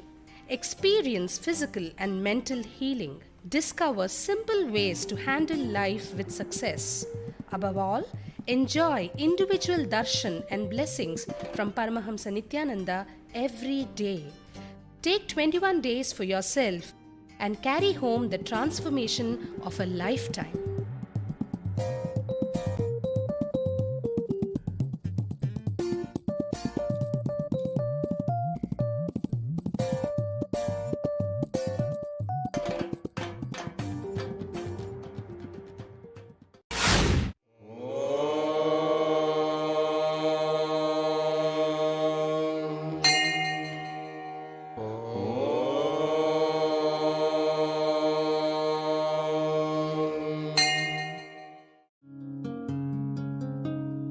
ब्रह्ममुरारिसुरार्चितलिङ्गं निर्मलभाषितशोभितलिङ्गं जन्मजदुःखविनाशकलिङ्गं जन्मजदुःखविनाशकलिङ्गं तत्प्रणमामि नित्यानन्दलिङ्गम्। ॐ नमो भगवते रुद्राय नमस्ते रुद्रमन्यवकुतो दयिषवे नमः नमस्ते अस्तु धन्वने बाहुभ्यामुदते नमः या च यशः शिवतमा शिवं बभूव ते धनुः शिवा शरव्याया तमतया नो रुद्रमृडय या ते रुद्र शिवा तनोरघोरा पापकाशिनी तया नस्तनुभाषन्तमया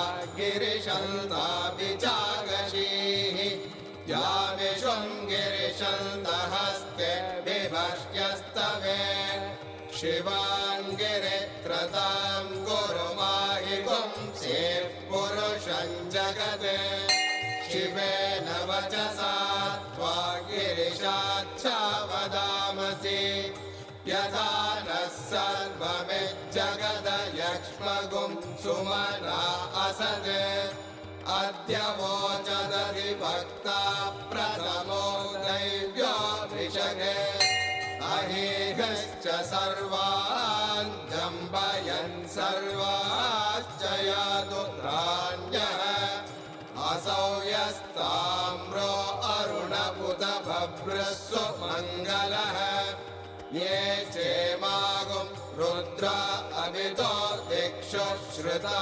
सहस्रशो वै शागुं भेडयीमहे असव्यो वसर्पति नीलग्रीवो विलोहितः उदैनं Gopa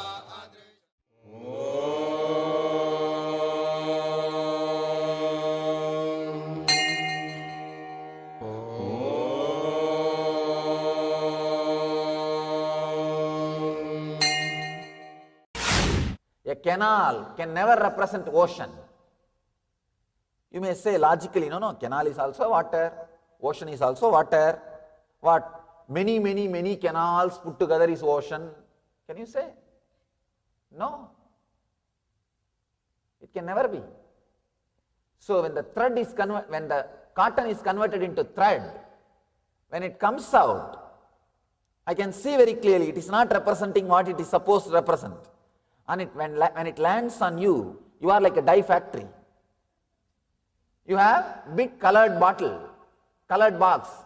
The thread directly lands on you. And your head is filled with some color. And it gets colored.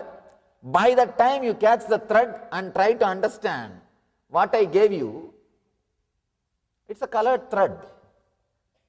And you say, oh, Swamiji gave me colored thread. What has happened to what? No. Very clearly, many times I feel the communication is not happening. See, whatever word I am uttering, you have your own dictionary. Each one has individual dictionaries. Patanjali is taking us to the next samadhi, next level of samadhi, first level samadhi. How the right reasoning and contemplation leads to ananda and pure awareness, the amness. There is another kind of samadhi. He is not using the word asamprajnata. The asamprajnata word is used by the commentators, the bhashyakaras. In the sutra, he is not using the word. He is only using the word anyaha. There is another kind of samadhi. The mental function of clutching with the thoughts ceases. And only the samskaras that do not cause any disturbance in the inner space remain. I have 12 translations here. Just wanted to give you the glimpse of 2-3 translations of the same sutra. Then you will know how you can translate the same sutra.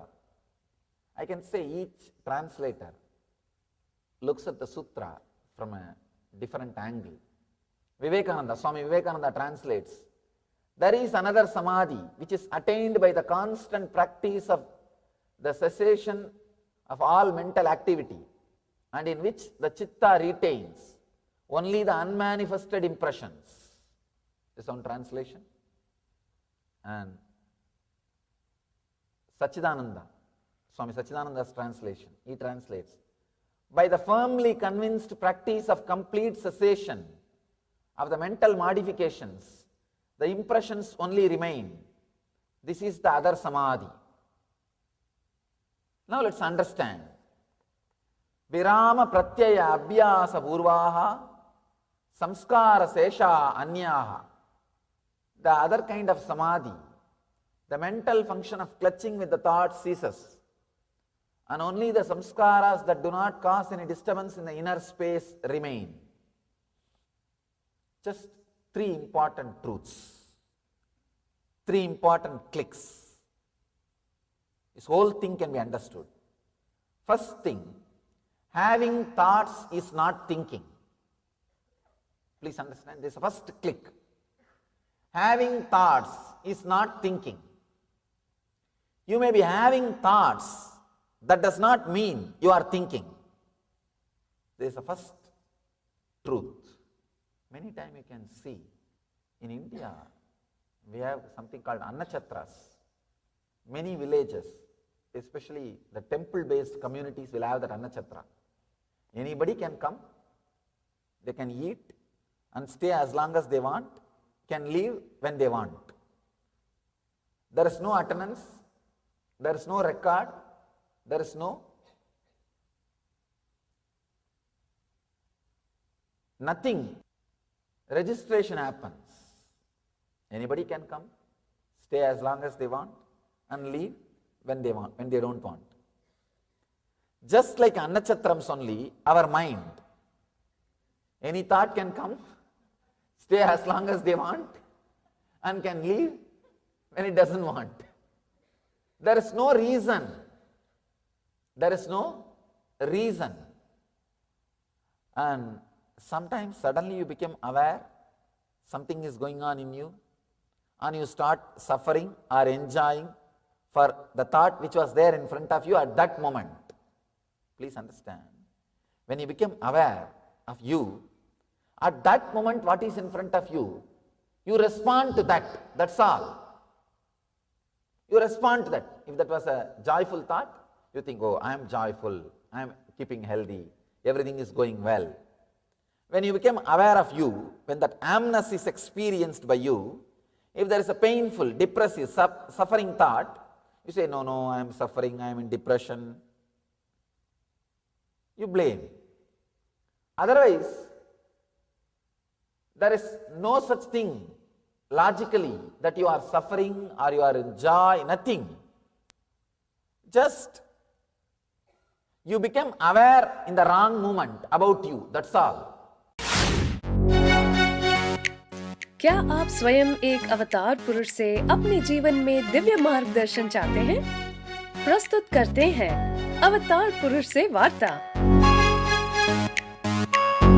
Nithyananda here. Paramhans Nityananda संसार को एक और अतुल्य और अनोखी भेंट दे रहे हैं।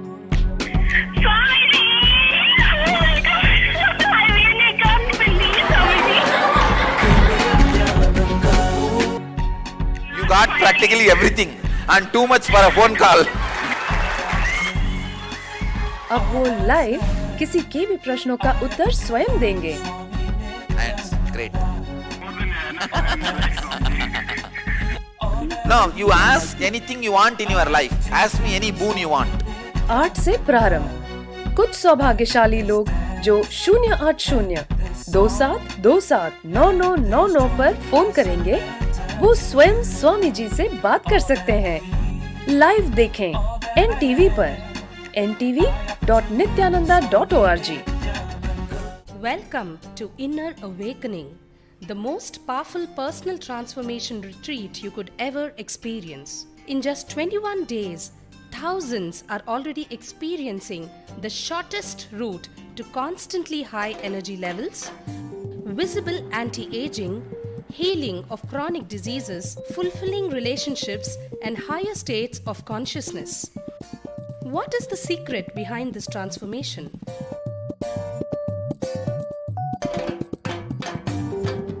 Kundalini means the inner potential energy. Once it is awakened, opens the different doors for the conscious experience in you. I can say which is a master key for all extraordinary spiritual experiences.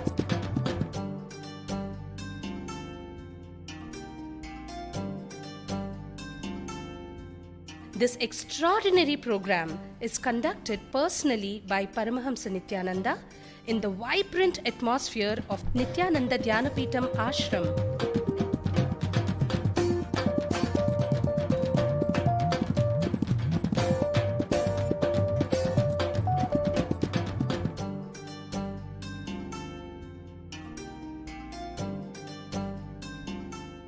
Open yourself to the benefits of Nitya Yoga and practical meditation. Experience physical and mental healing. Discover simple ways to handle life with success. Above all, enjoy individual darshan and blessings from Paramahamsa Nithyananda every day. Take 21 days for yourself and carry home the transformation of a lifetime.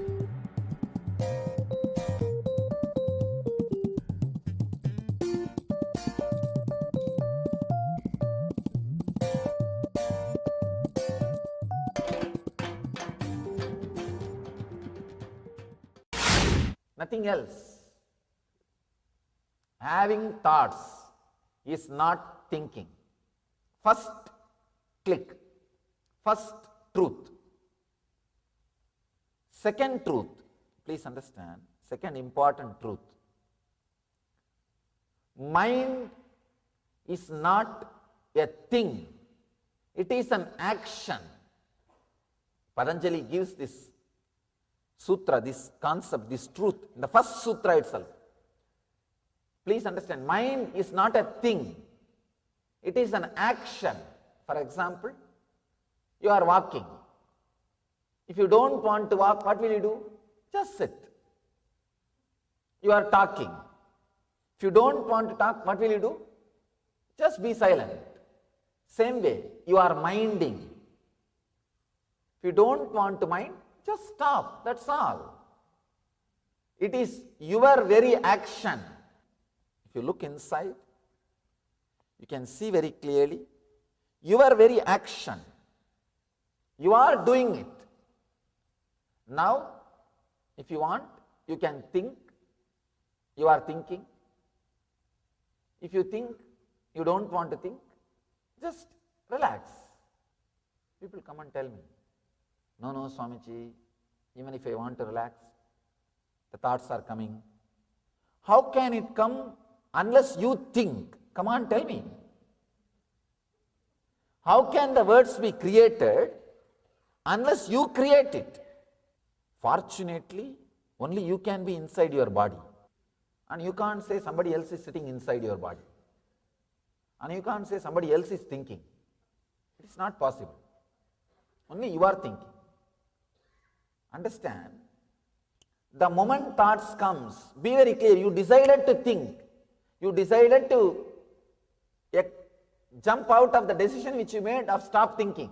See, this moment, you may think, yes, let me stop thinking.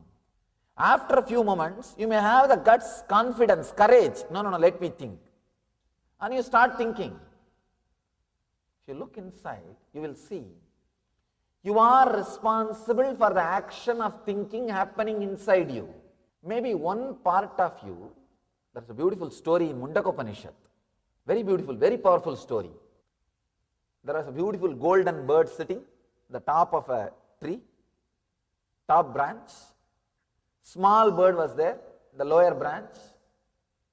The small bird was trying to eat here, there.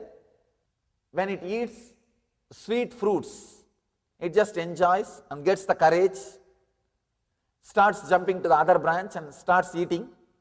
Suddenly it comes upon bitter fruits. When it tastes the bitter fruit, it says, oh, chi, life is like this only. Then it looks up. There he sees the golden bird sitting beautifully and shining, peaceful, beyond joy and suffering. This guy looks up and says, I should become like him. Then he starts moving in that direction. He jumps here, there. Suddenly, on the way, he starts eating some sweet fruits. He comes upon sweet fruits. When he tastes 2-3 sweet fruits, he forgets all about that samadhi, golden bird, everything. Now he regains the confidence. No. I can live here itself. And he continues to eat. Only again when he faces the bitter fruit, he says, no. Life is too much. It is suffering. He looks up. Understand, you may also be playing the same game. When you are suffering, only then you want to stop the mind.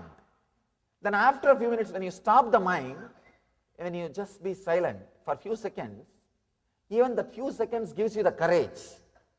No, I can start thinking. Or you think, I need to start thinking. Fear or greed, you are again out. So be very clear. Mind is not a thing. It is an action. Every moment it just comes out of you. It's like every moment you are spinning. You are spinning the cotton into the thread. You are spinning experience into words. You are spinning existence into words. See, this area, your prana, is there as an experience, as existence. I can say, in this area it is there as existence. When it moves up in the heart region, it is felt as experience. In the throat, it is felt as word. Whenever you come upon the bitter fruits, you say, I should stop thinking. And if you just decide, you can decide, and you don't have to. If thoughts are coming again, be very clear, you are responsible, you are thinking.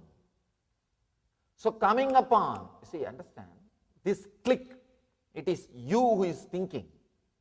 If this happens, I can say this is one of the greatest freedom. Now, you will not constantly fighting with yourself.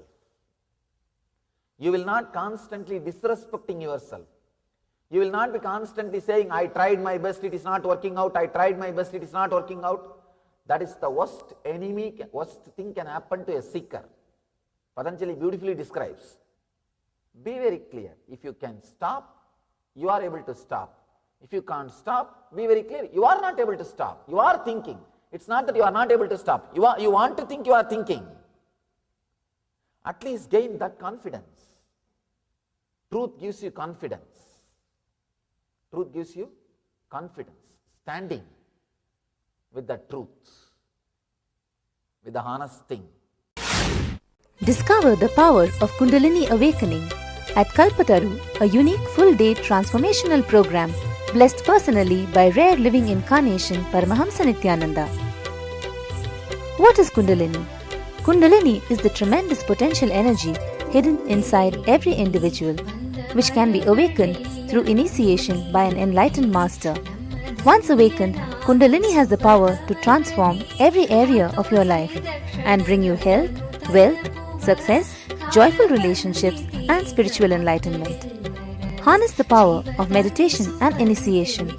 Experience a glimpse of Kundalini awakening at Kalpataru. Manifest your destiny. Every weekend at Nithyananda Dhyanapitham, Nithyananda Nagar, Bidadi, Bengaluru.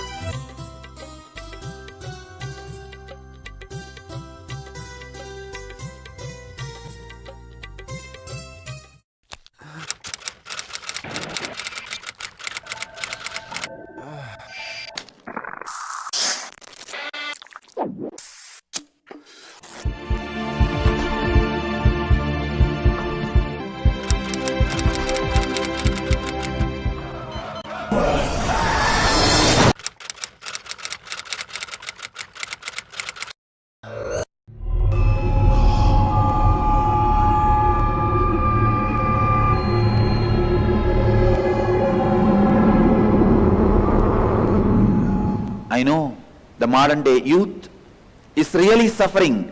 Humanity has never faced this crisis. I have created a one-year program where you can study the spiritual truths,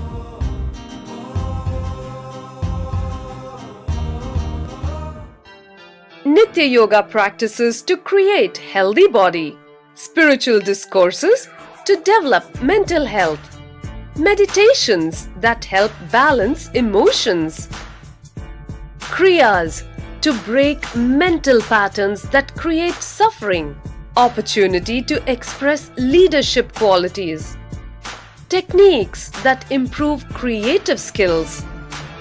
Learn to break all self-limiting barriers to achieve your dreams.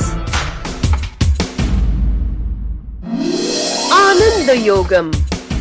I am providing a platform for you to think, meditate, contemplate, and decide about your future. I am giving you 1 year free food, shelter, clothes, above all the spiritual education and intelligence and intuition to take decision about your future. Every participant is taught the Vedic truths to live life as it leads in a nurturing ambience, along with inspirational spiritual education that helps bring out the best and achieve one's highest potential. Youth across the world can come and spend an year in Ananda Yogam to work on you, to discover your future, to discover your destiny or recreate your destiny. I'll open my house for you for 1 year, completely free. Come and stay here, discover and recreate your destiny. Interviews at Nithyananda Dhyanapitham, Nithyananda Nagar, Bidadi, Bengaluru, 97422 03311 080 2720 2084.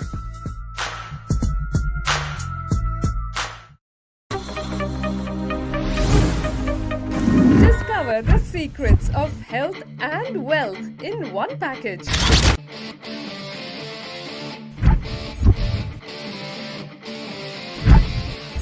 For the first time, a 2-day health and wealth workshop by Paramahamsa Nithyananda.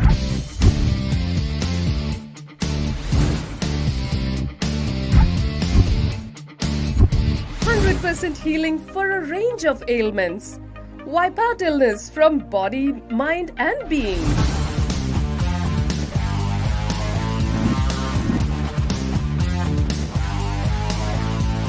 Awaken your body's natural intelligence and healing powers. Overcome stress and powerfully resolve your wealth-related conflicts. Discover the secrets of creating and celebrating wealth. Let me tell you step by step how you build the patterns. First, the memory. Morning 7 o'clock, coffee is very nice. After 1 month, it becomes samskara, engram. Morning 7 o'clock, I should have coffee. After 1 year, it becomes muscle memory. Means morning 7 o'clock, if I don't get coffee, I will feel little low mood. I will feel low, feel little irritated. Dynamic interactive awareness sessions that reveal the secrets of a perfect health and having abundance in wealth. I will have headache. That is biomemory. After 6-7 years or 10 years, really one day you are caught somewhere, you are not able to get coffee and having headache, rolling on the ground. That is DNA level. Now understand how the memory becomes samskara, engram. Engram becomes pattern. Pattern becomes muscle memory. Muscle memory becomes biomemory. Biomemory becomes DNA level pattern. Intense meditations and kriyas that holistically instill a transformed health and wealth consciousness in you. At Baroda from March 24th to March 25th, 2012. Contact 91 851 11 252 39.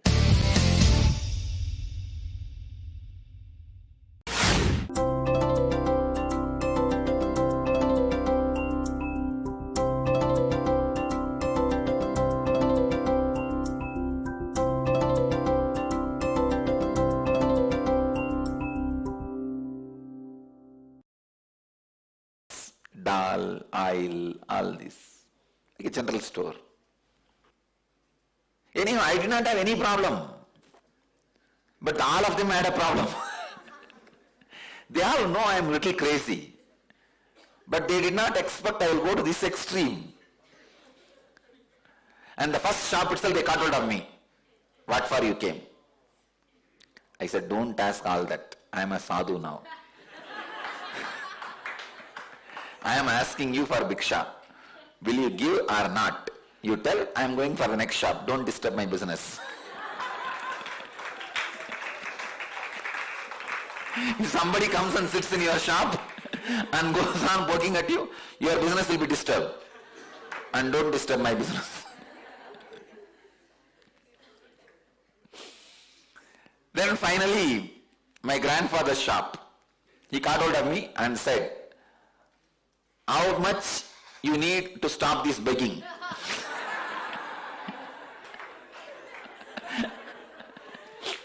What is your amount? Target, tell me that. I'll give the whole, keep quiet and go back. And I can't handle this phone call from every shop. Those days phone has come. It will be big and create a big sound. Crang, crang, crang. Huge sound. No cell phones those days. But the phone has come.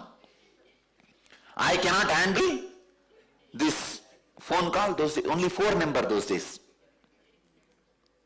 No, 4 numbers. And local call means 4 numbers. And he is telling, for last half an hour only these phone calls I am attending. From every shop they are calling me. I can't handle this nuisance. How much you need totally, tell me. I said there is no goal. Kuppamal told me that I have to beg all over the city. Yes, she has given the route also. She knows.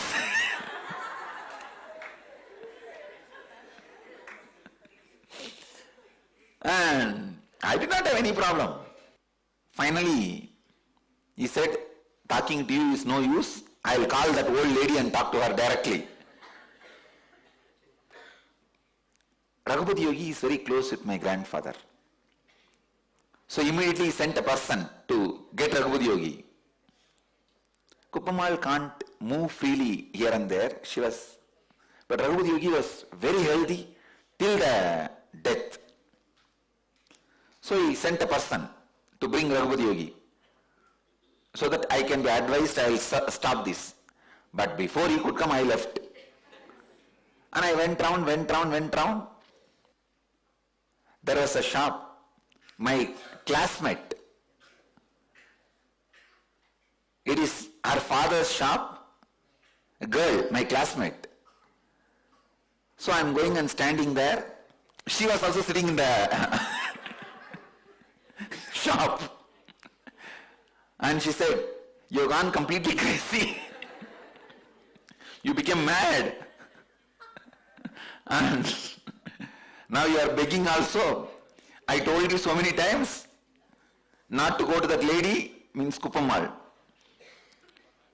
Be with that old lady continuously. Now you see you have become beggar.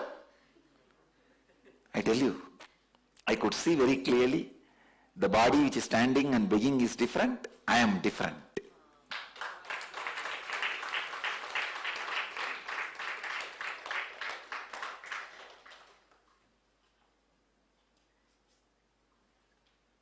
Ultimate ability is ability to renounce the desire to be a hero.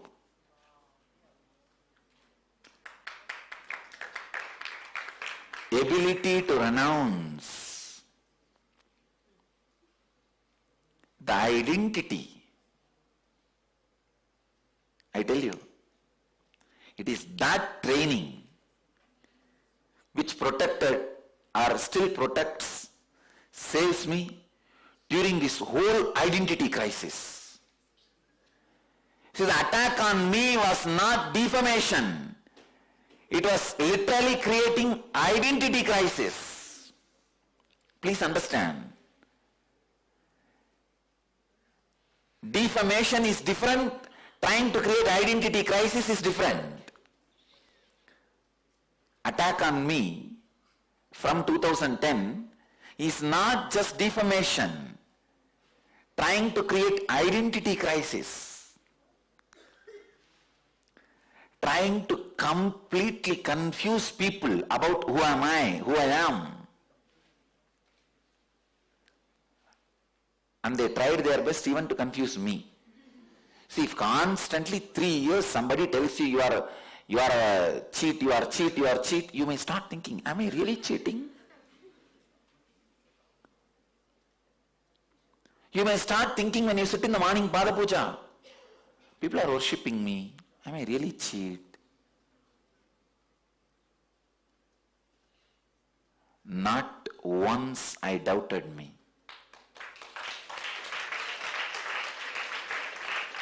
How can he doubt me? It seems somebody who left the ashram, one ex-brahmacharini, was telling another one devotee, if people put complete faith on me or you, even we can heal. I was laughing. Even you don't put your whole faith on you. Who will put their whole faith on you?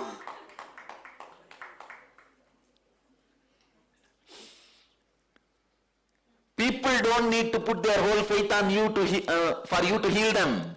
You need to put your whole faith on you.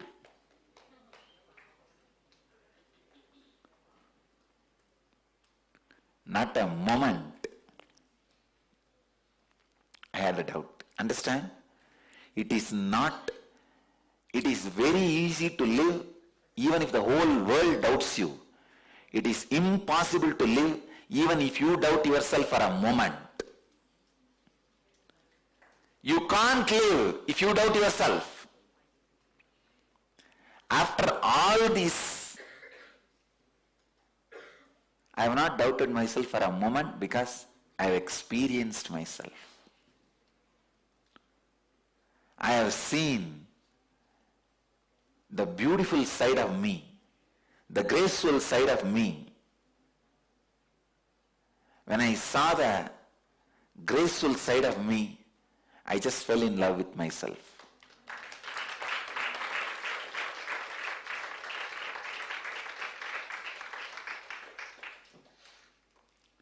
So even when Kalabhairava decides to punish people, I can see very clearly, it is because of his compassion to the larger part of humanity. And these people are begging punishment. What to do? They are not ready to keep quiet.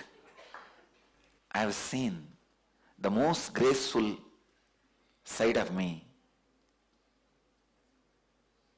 Never, never, never have a doubt. Neither had nor having, will never have. I could see very clearly.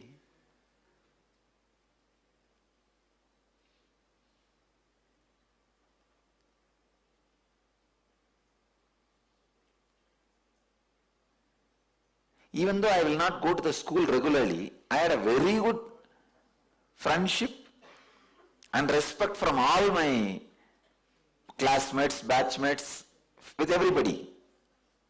Whether it is boys or girls, I can look back, and even people who lived around me those days as my classmates, many of them are devotees and some of them are even in the ashram doing volunteering and all that. My roommate who was there in my room for more than 3 to 4 years is in the ashram as a volunteer. Sometimes I talk to them. The people who studied with me in the school are there and in the ashram as volunteer. People who studied with me in the polytechnic, who is the roommate in the polytechnic, who used to sleep next to me. Those days in the polytechnic there was no cots, it was only mat, and the place will be allotted by painting on the floor. So my next block, they call it, for each mat they will put a paint on the floor.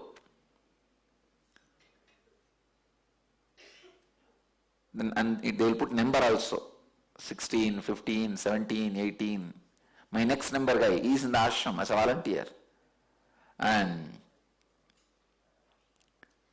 my roommate in Ramakrishna Math, he comes to the ashram regularly as a volunteer. Sometimes I used to talk to them. I asked them, do you see any change in my lifestyle? They said, nothing, Swamiji. So the moment this girl, my classmate, she started screaming, you became mad, you are begging, your life is going to be beggar and all that, she started screaming.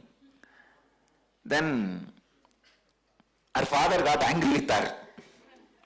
He said, either give something or keep quiet. Why are you abusing him?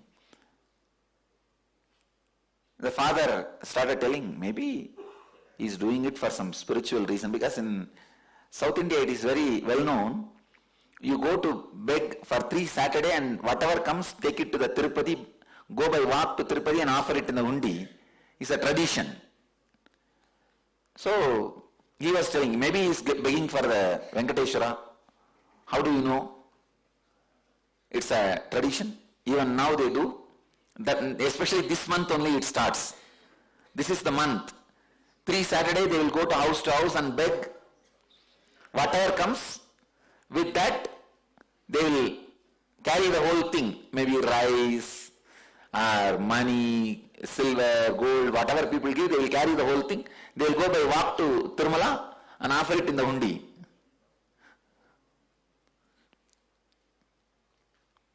Anyhow, I did not bother. When I finished the whole thing and came, she asked me only one thing. She was sitting in the house, I don't know who gave her a report. She asked me only one thing. How did you feel when people were screaming at you? I said, this body which is standing is different, I am different. She said, you are a brahmachari. Then she asked me, did you go to your classmate's shop? That was a big shop, well-known shop. I said, yes, I went. What did your classmate she tell you? I said she was screaming, I became mad, and she was abusing me, abusing you. That I became mad. She asked me, what did you feel exactly at that moment? I said, I was very clear. This body is different, which she is abusing. I am different. I never felt attacked or disturbed. I tell you, the capacity to stand with a begging bowl without having an identity is the most difficult thing. That helps me still now to stand with the begging bowl in front of my disciples. Never ever think I'm head of my disciples. No. It is literally with a begging bowl only, the whole thing runs.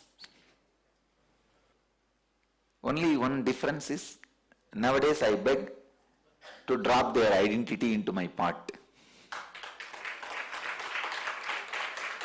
which is the Brahma Kapala, which sucks their identity and eats.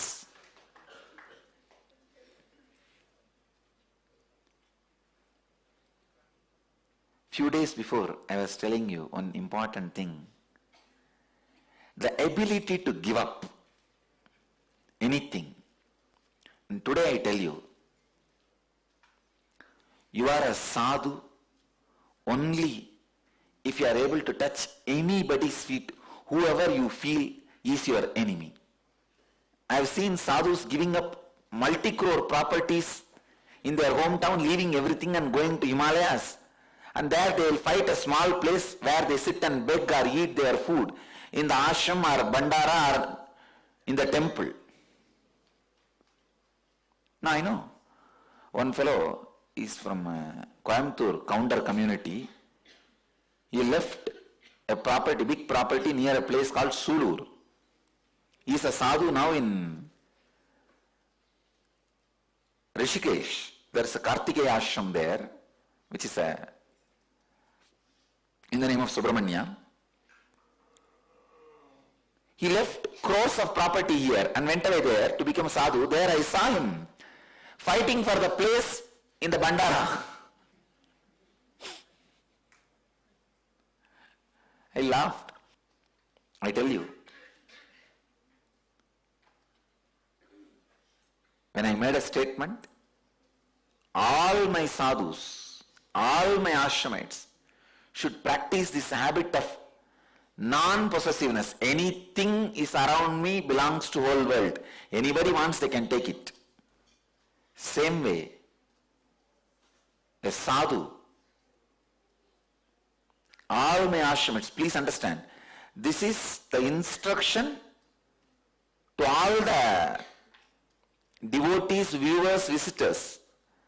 But this is the Guruvak for all the ashramites and sadhus and sannyasis and jivan muktas. Understand, I am spelling it out very clearly. Ability to drop your identity in front of anyone is the quality of sadhu, and I wanted this to be a Guruvak to all my ashramites. What is there?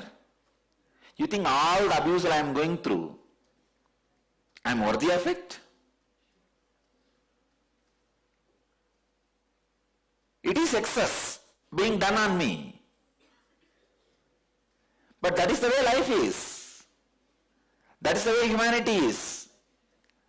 That is because you did not become enlightened few thousand years before and serve the humanity. I am struggling all alone.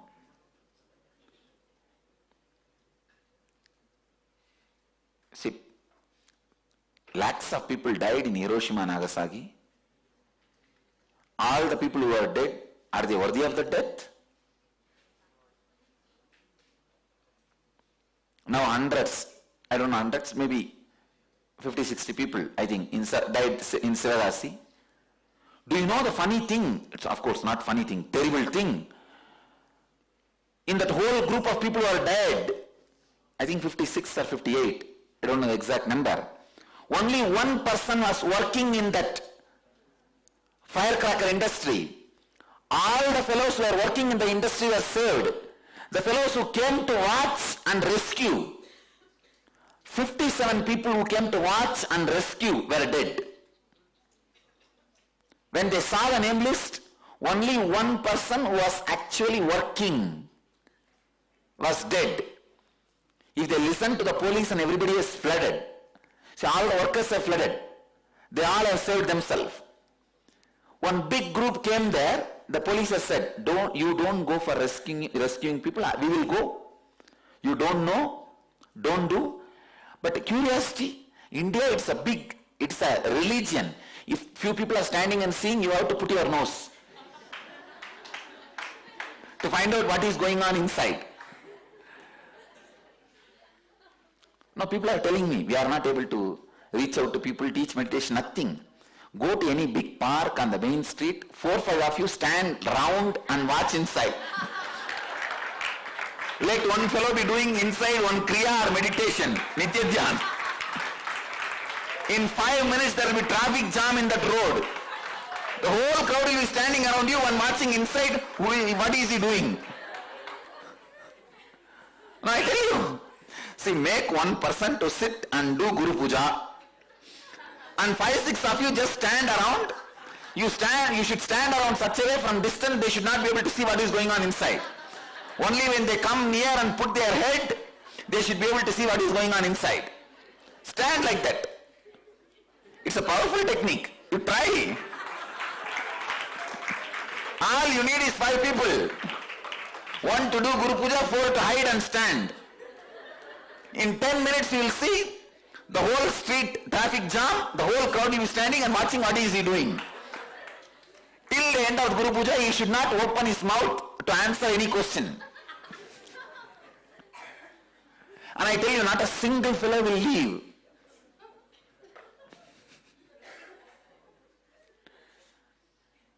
That extraordinary curiosity. These fellows came and were standing and lost a life. They are not worthy of what has been done to them, but that is life.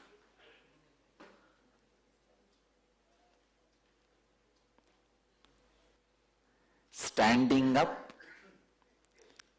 even when the life and humanity does not behave dharmically to you is Jivan Mukti. Standing up with your clear dharma, even when the humanity and society does not treat you with dharma, is Jivan Mukti. I tell you, Even if the society behaves with you dharmically, you behaving adharmically is a demon. When society behaves you dharmically, you behave dharmically, is a good person. When society behaves you adharmically, you behave dharmically, is Jivan Mukta.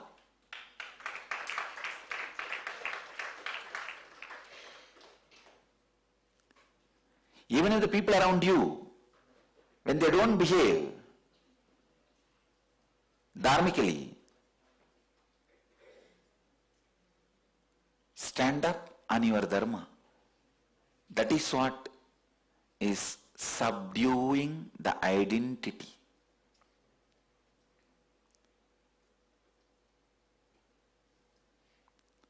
This is the second Guru Vak I am giving you guys. Ability to drop the identity. I tell you, when you are able to drop the identity, all the problems you have will not have a chilli, the anger. Even if you have a problem, both of you will sit together and understand more and more. Every interaction with other person should create more intimacy, more trust on that person over you, more trust for you over that person. If your every interaction with every individual creates only trust on both sides, you are free from identity. I tell you, you are a Jivan Mukta. You are a Jivan Mukta.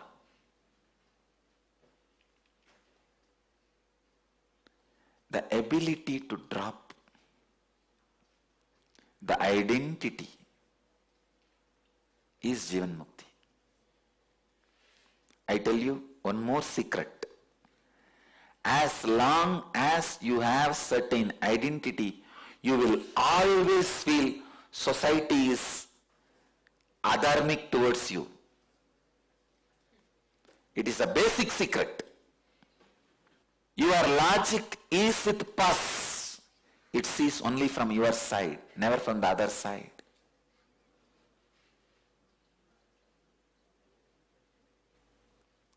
If I judge whatever is done to me by the society is adharmic, my logic becomes logic with pus. Fortunately, I never judged.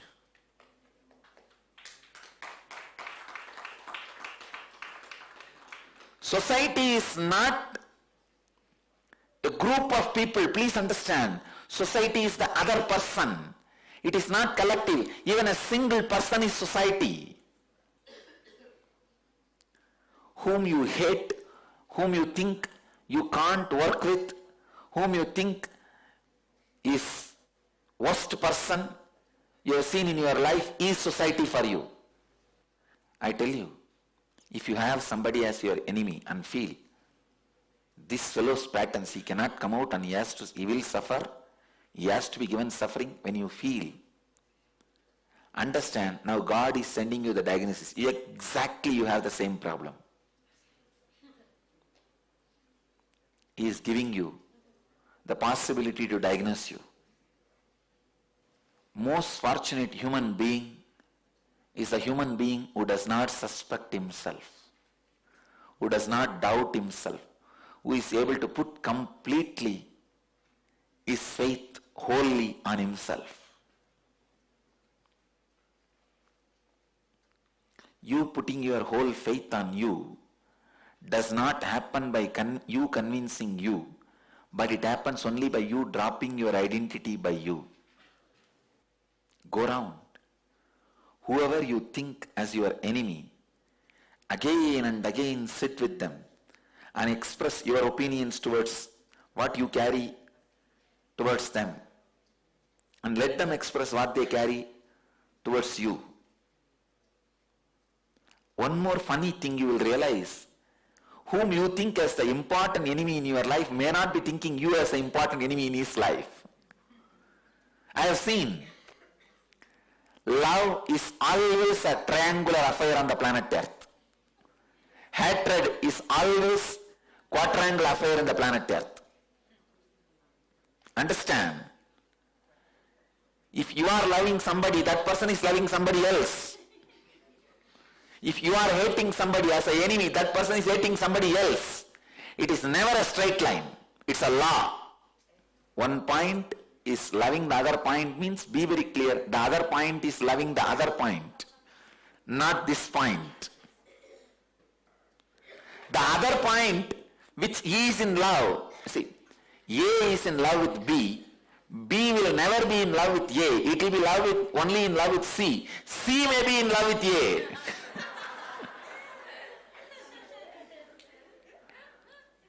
And same way hatred. A may be having the enmity towards B. B may be having the enmity only with C, never with A. Even if the B wants to have enmity with A, it will have in his heart only C as an enemy. C may be having enmity with A. Please understand, it is a law. You will never have a complete enmity with your direct enemy, who is supposed to be your enemy. So whoever you think as your enemy is not real enemy.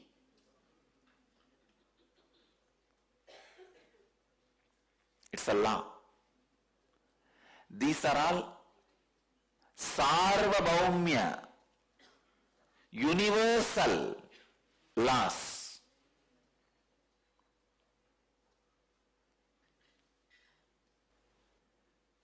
I'm giving you an example. One thing you need to be very clear. Your logic has no capacity to find your enemy. So whoever you think is your enemy is not your enemy. When you sit with him, open up, you will realize that person is having somebody else as their main enemy. So when he goes and sits with the other person, he will realize he is having somebody else as his main enemy. Love or hatred is triangle.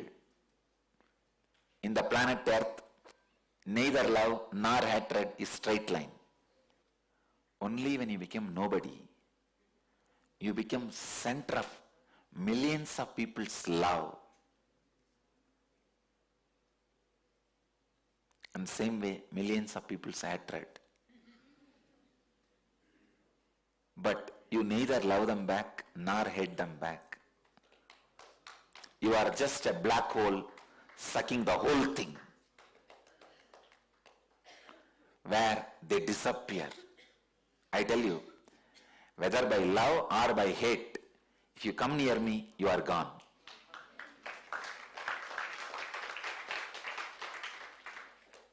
When you disappear into me, by love, it is called enlightenment. When you disappear into me due to hatred, it is called pralaya. That's all. But you dissolve into me. That is what Bhagavan shows when he was giving the Vishwarupa Darshana. Vishwarupa is beautifully described. There are many rishis, sadhus, sages, saints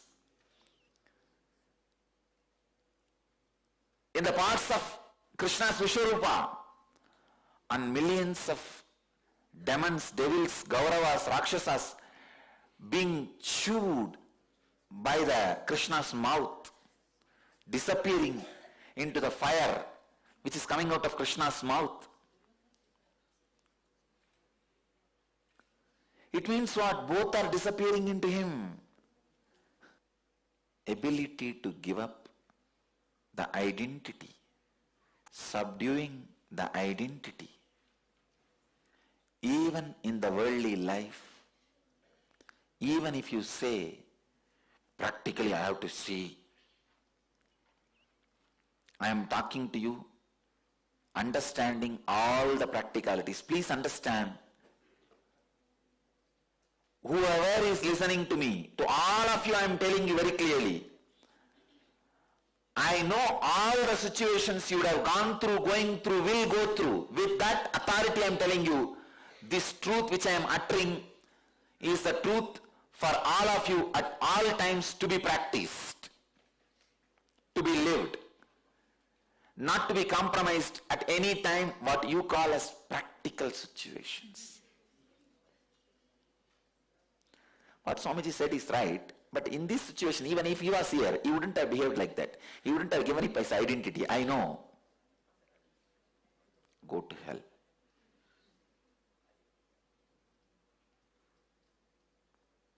No.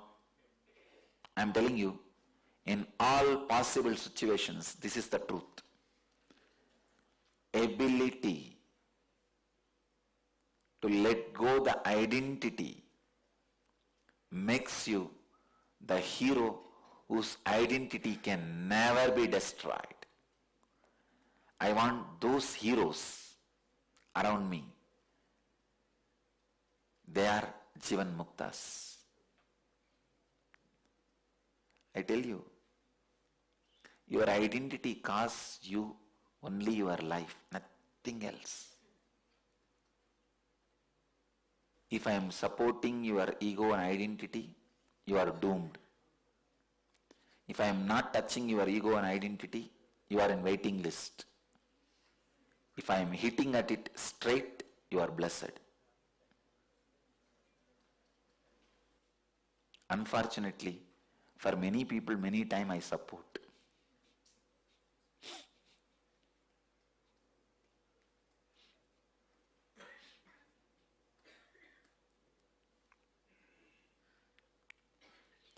It is the identity with which your heart associates yourself. That should become sadhu,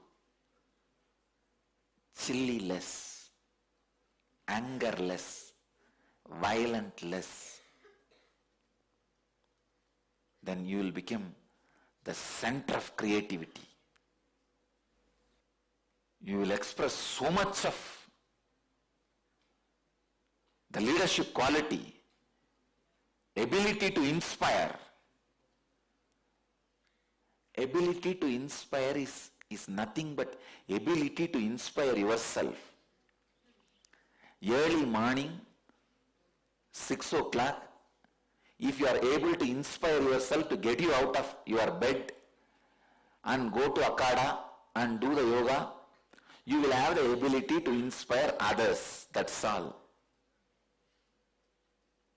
The ability to inspire can never be a cunning technical game. No. If you are able to inspire yourself to come and sit for the satsang every day and listen to these great truths and live this, you will be simply able to inspire your subordinates, your assistants, and make them do the job as you want, and you will be able to lead them with an inspiration. Morning when you wake up, see your mood. Are you getting out of your bed and going to Akada because Swamiji will fire you? I tell you, all your subordinates are going to be working around you just because you fire them. Never inspired way.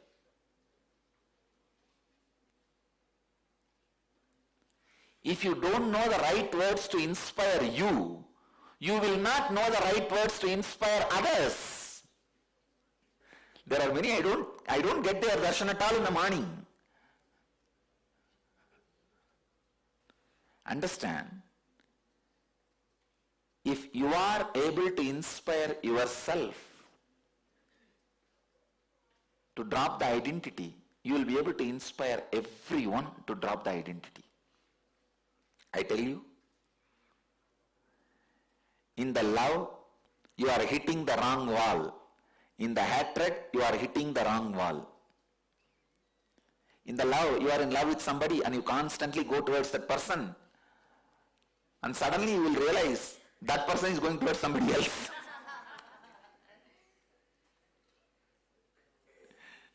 Then you will be disillusioned. And all your love will be lost. Same way only I tell you. In the hatred also you are traveling towards somebody and that somebody will be traveling towards somebody else. And suddenly you will be disillusioned and you will say, oh God, I wasted my whole life on the hatred with this fellow. For example, A hates B. B might have done one or two activities against the A, but in B's heart, A is not the enemy. In his heart, enemy is somebody else. C is the enemy. This is the way the whole world goes on. When you love the person and that same person loves you back to the same amount, what happens is enlightenment through tantra, union. When you hate somebody and the same person hates you in the same level, what happens is pralaya. But unfortunately, both does not happen in the planet Earth at all. Very rare. If I have to give one example, two persons loving each other the same amount, falling in love with both equally. I can give the example of Shiva and Parvati, Radha and Krishna, Sharada and Ramakrishna. Rarely, that's all. Not even a handful. I don't even have one example of that two person hating each other. At least for love I gave 2-3 examples. For the hatred I don't even have one example. Because Sumba Nisumbas, they were in love with Parvati, but Parvati had enmity towards Sumba Nisumbas.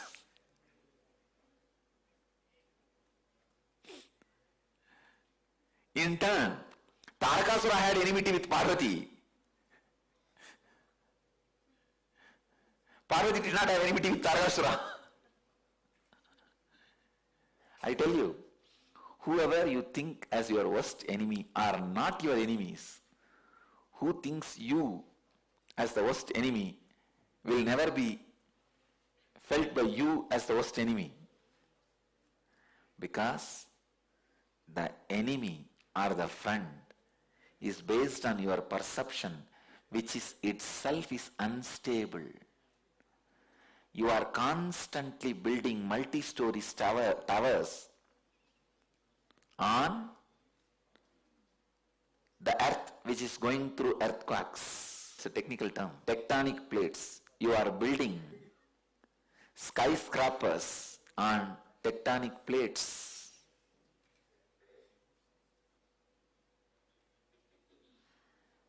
Your hatred, your love, your friend, your enemy are all skyscrapers.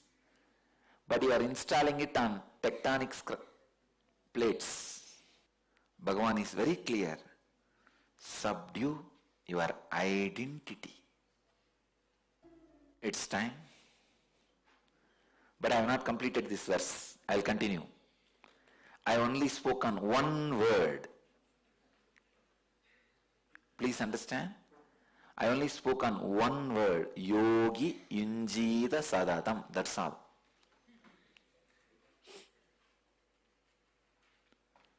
Because this one understanding is the biggest problem.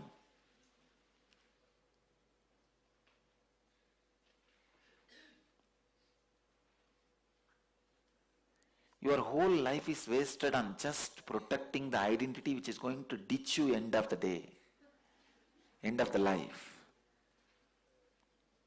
When you are about to leave the body, you will see so much of pus, bio-memories all around you, and you will ask your identity, what is this? I trusted you and acted my whole life guided by you and did whatever you wanted.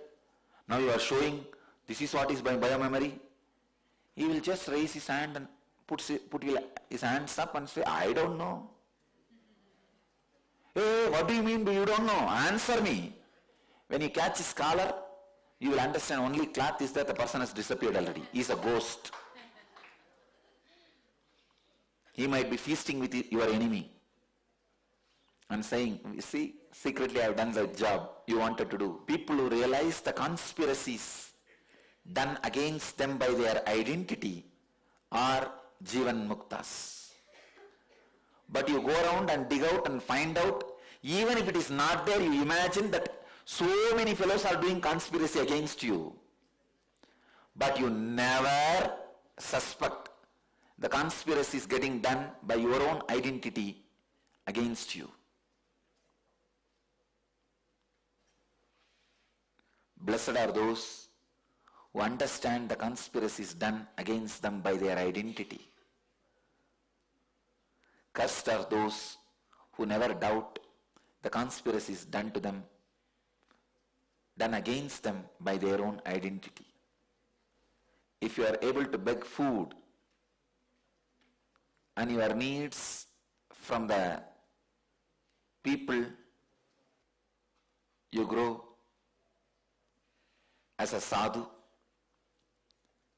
If you are able to drop your identity and beg forgiveness from other identities, you become Jivan Mukta. If you are able to beg others to drop their identity, you become incarnation. Understand? I am not asking you guys to go around and beg for food. That will be easy for you guys to do.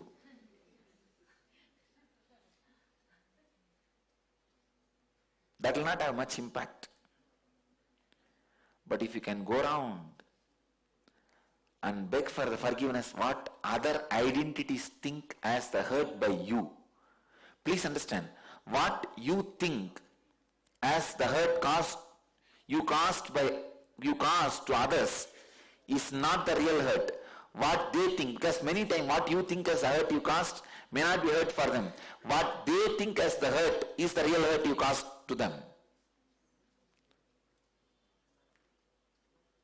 Same way, what you think as the hurt others have caused you, they may not even as caused it consciously. Understand? What you think as the hurt others have caused you, they may not even caused consciously. So know how to forgive them. Same way, what others think as the hurt caused by you, you may not even be aware. So ask them to forgive you. This is the science of forgiving. Science of gracefully moving ahead. I tell you, in the life, anybody who thrives will be with renunciation. Person who thrives naturally comes with new situation, lifestyle, thinking trend, atmosphere, furniture, everything. Person with renunciation thrives. Person who is thriving will always be endowed with renunciation. The moment money comes, your whole mental setup is new. If your mental setup is not becoming new, the money which came will not stand with you. So thriving happens on renunciation. Renunciation is the ground on which the thriving seed thrives. Thriving thrives on you only when you are made out of renunciation. The ability to renounce the identities constantly is thriving. Person who thrives with the ability to renounce identities is Jivan Mukta. I am giving you one more definition of enlightenment. Being who is capable of thriving continuously by renouncing the old identities is living enlightenment. Do not wait for the wounds in you to be healed by others. Do not wait for the wounds in others to be healed in course of time. Do not wait for others to come and heal the pain you are carrying inside you. Do not wait for the other person's wounds to be healed in course of time. Means, you be proactive, healing the wound and pain in others' heart. Same way, you be proactive in healing the wounds and pains inside you by dropping it. Your enemy is not your enemy.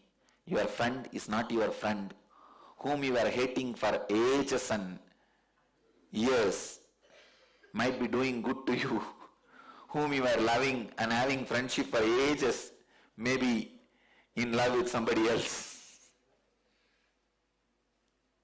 I'll continue on this same verse again in tomorrow's satsang. Today I give this as a teaching to all the disciples, visitors, viewers. This as a Guru Vak to all the disciples, sannyasis, sadhus and ashramites.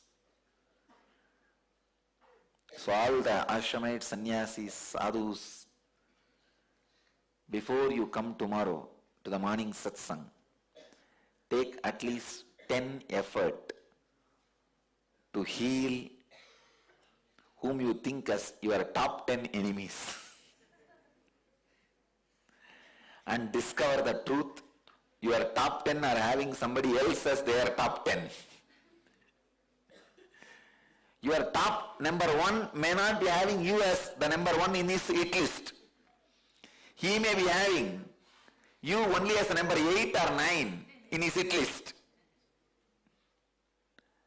And who is in his hit list as a number 1 may not even appear in your hit list. Identity is a confused reality.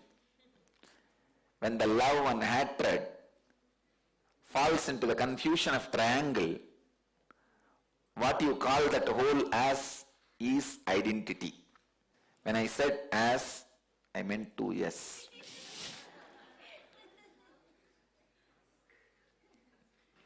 When I said whole, remove the W.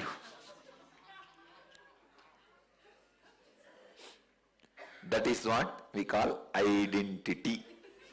As whole.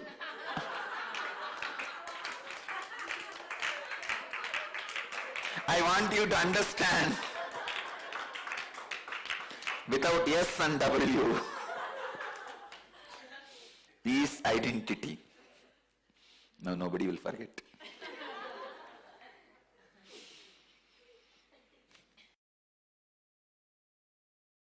The first question today is from Nidhi from Vizag, who's asking, Dear Swamiji, is there such a thing as objective reality, or is the world nothing but a reflection of my perceptions?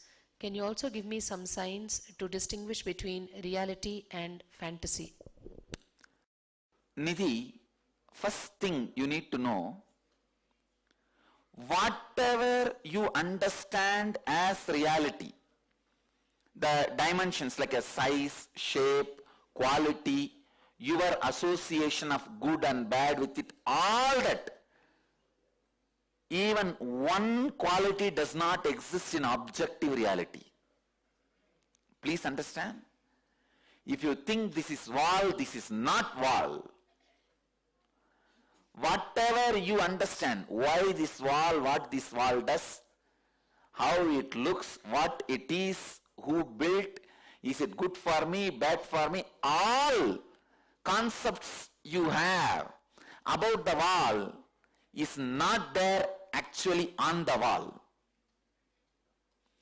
So in a way I can say there is no such thing as objective reality and there is something called objective reality.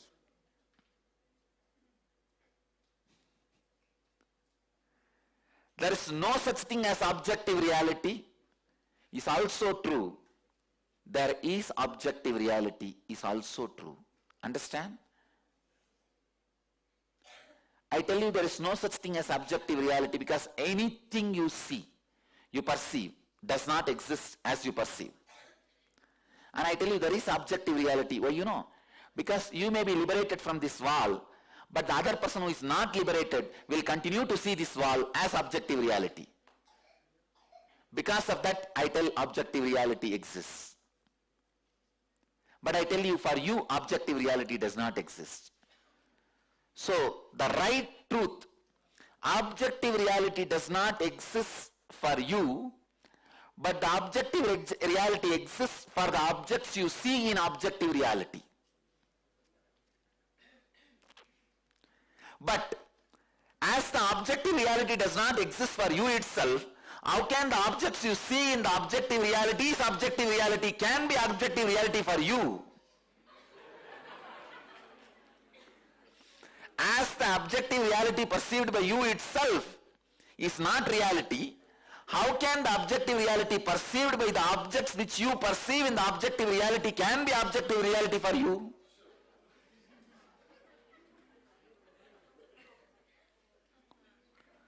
Listen to the statement again. As the objective reality which you perceive itself is not an objective reality for you, then how can the objects you perceive in the objective reality can have the objective reality which you perceive as the objective reality, which is not an objective reality?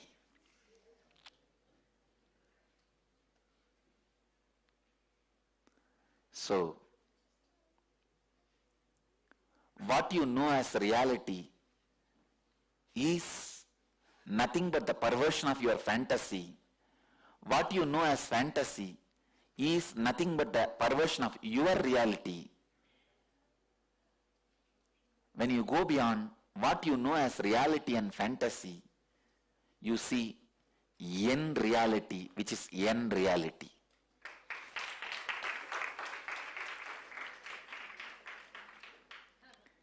In enlightened reality,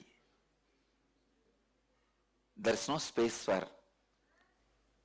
fantasy, reality, reality-based fantasy, fantasy-based reality. Fantasy-based reality is deities, reality-based fantasy is theme parks.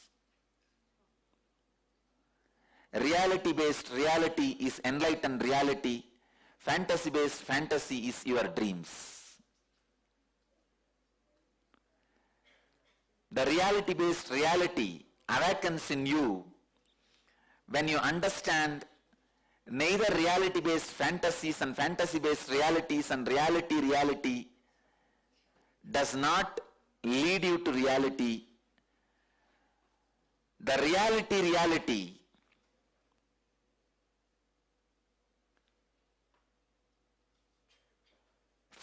fantasy reality, reality fantasy is all finally your reality fantasy leading you from fantasy reality to reality fantasy.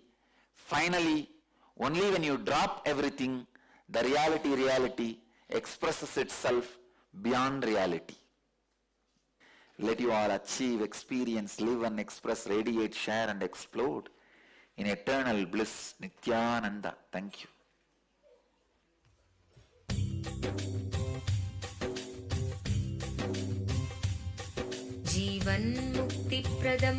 Paramahamsa Nithyananda, a rare living incarnation, is named among the world's 100 most spiritually influential personalities today.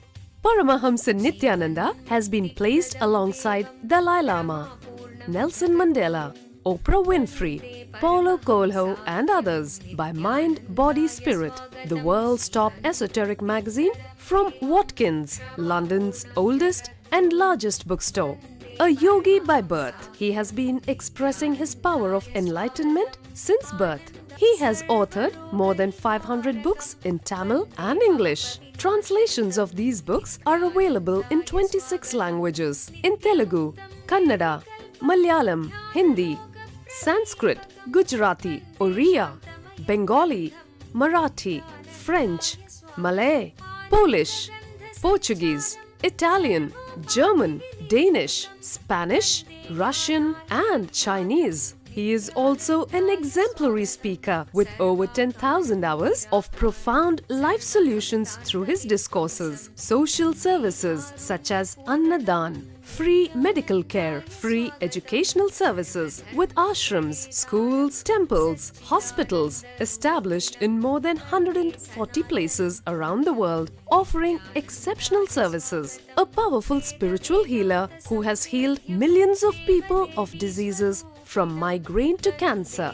A Kriya Yogi who has formulated Kriyas for physical health and mental well-being, benefiting thousands. A living master who offers practical solutions for our everyday problems. He is the founder and spiritual head of Nithyananda Dhyanapitham, a spiritual powerhouse who has revived the sacred Vedic tradition by establishing Vedic temples in places like Los Angeles, San Jose, Seattle, Toronto, Ohio, Oklahoma, Phoenix, St. Louis, Malaysia, Brazil, Paris, Guadeloupe, Dallas, New York, New Jersey, Atlanta, Calgary, Vancouver, Singapore, and places in India like Bengaluru, Hyderabad, Tiruvannamalai. A spiritual guru for 10 million followers, an incarnation who transmits the highest spiritual energy through initiation, a contemporary yogi who has revived the Vedic science of yoga worldwide through thousands of yoga centers, an adept in Ashtamahasiddhis, mystical yogic powers, who has effortlessly awakened the Kundalini of thousands and graced them with spiritual powers, a dynamic young guru who is an inspiration for thousands of youngsters, India's most watched spiritual guru online, a beacon of spiritual light who has triumphed over the forces of religious terrorism and political persecution. Paramahamsa Nithyananda is an eternal Kalpataru, blessing the world with the boons of material abundance and spiritual enlightenment.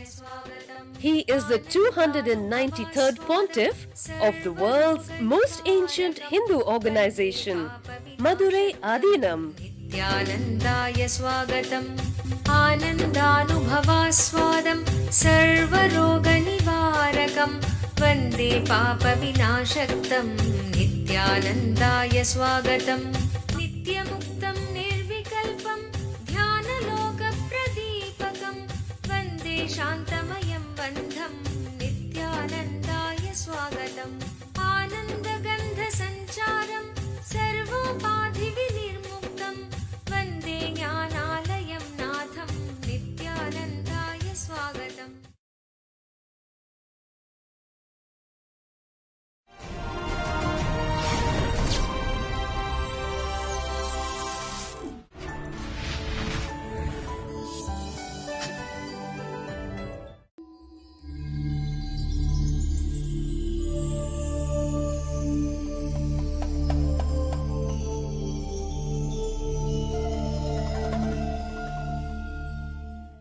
Successfully, hundreds of participants have completed Nirahara Samyama level 2, 4th batch today. Understand? This instruction is only for ashramites and the Samyama participants. All the ashramites and the Samyama participants, please understand, eat when you feel like. Do not have a law not to eat or to have regular diet pattern. No. Do not have both. Don't have the habit that I will eat in time, regularly, 2 meals or 3 meals a day. No. Same way, don't have a law, I will not eat at all. The real samyama happens when you don't even have the vow of samyama and feel like not eating at all and move with the flow. I tell you, I don't feel like eating at all. Only when I see the body becomes too hot and needs something, I pour some juice. So you don't even need to restrict yourself only to juice. You can even eat solid food whenever you feel like. But make sure neither the visualization of the food or the smell of the food, or your mind interferes in the samyama and asks you to eat. Only like a casually, all right, today some temple prasadam has come. Come on, let me put it in the mouth. Try to learn to live like a god. Gods do not have vow not to eat. They just do not feel like. So live like a gods on the planet Earth. I think now, especially these Samyama participants have been really trained. So now, from today, all the ashramites who are doing Nirahara Samyama and Disamyama, all the Disamyama participants, all of you will end the vow. You will not have this vow anymore. Feel like? Have it. Don't feel like? Leave it. So the Samyama out of freedom, Samyama out of joy, not out of vow. I tell you, then body just jumps into a new kind of wellness. It jumps into a new kind of that feeling well. So today onwards, you will do something called unique free Samyama. The Samyama without the vow. So, from today, you will have Samyama without vow. And today I have something unique from our Siddha products release. Officially, Dhyanapidam's Kadakai Pudi and Kadakai tablets. It's a Sarvaroga Nivarani. I am very happy to release this too. This is the only thing which I take regularly. I think I don't need to introduce about Kadaka Pudi anymore. All of you know the power of it. It increases the oxygen flow in the blood 300%. And we call it in Sanskrit Haritaki. And the exact meaning of the word Haritaki means the drop of the nectar fell from Indra's cup, and that drop is Haritaki. I can say it's 100% true. It is nectar. It is nectar. I tell you guys, this is the most powerful spiritual cleanser. I wanted to give the title, not just body cleanser. Because when the oxygen level in the body increases 300%, it directly works on your non-mechanical parts of the brain. When the non-mechanical parts of the brain gets awakened, then all the spiritual truths are understood. You will be able to grasp all the spiritual truths and live. So, not only that, from now, in all Akashic reading sessions, Kalabhairava Darshans, Haritaki will be given as a prasadam. Haritaki is the Kalabhairava's prasada. Kalabhairava should be offered Haritaki, and this should be shared as a prasadam of Kalabhairava among the devotees. And all our devotees, every month, on Chitra Nakshatram, on Ashtami, should do. Ashtami is the Tithi for Kalabhairava, and the Tithi in which Swamiji was born. We should have Kalabhairava Puja, Kalabhairava's worship, and should have this Haritaki as prasadam, share with everybody. I am doing some more research. Is there a food item cooked adding Haritaki? If that is there, we will make that as a compulsory in our Anna Mandir. Nothing like Haritaki. That is the really nectar from Devaloka. Let's start today morning satsang in Bhagavad Gita, 6th chapter, Dhyana Yoga, 23rd verse.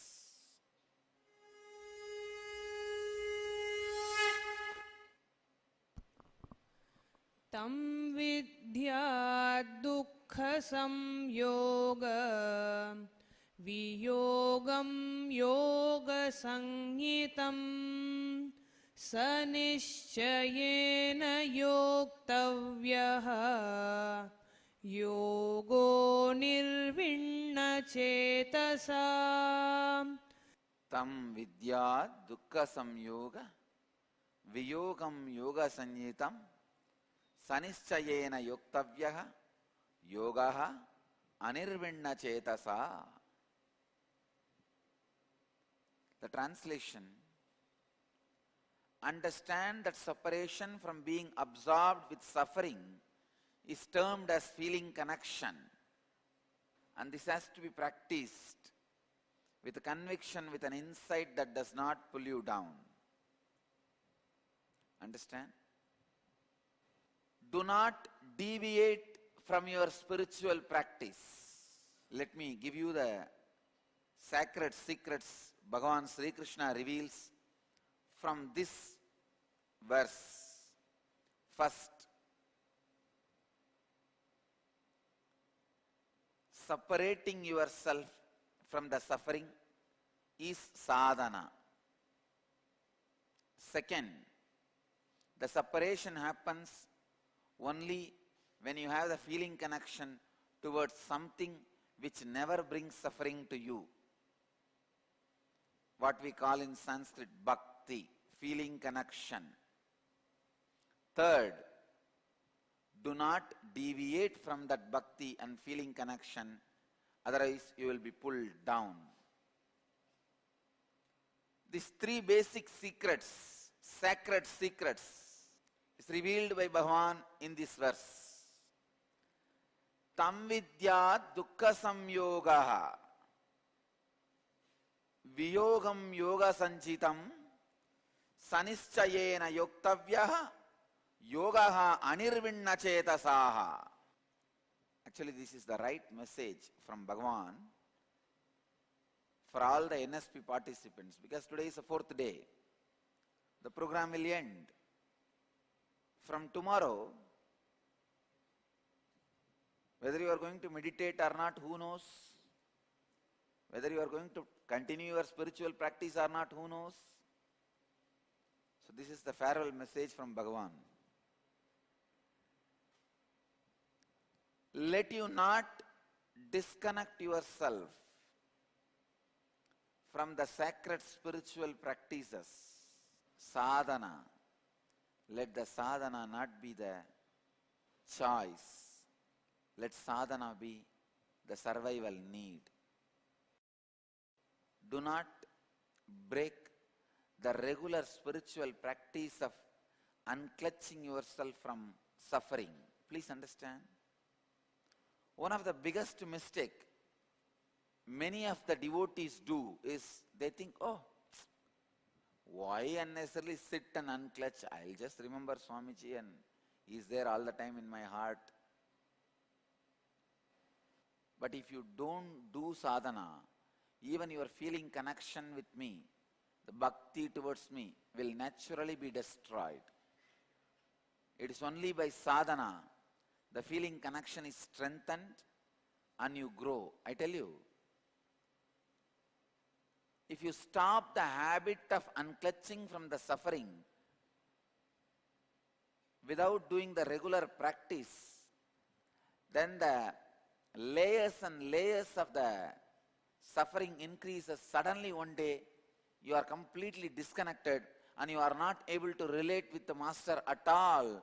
Even the strong remembrance does not put you into that joy and ecstasy, does not put you into enlightenment, does not put you into that feeling connection.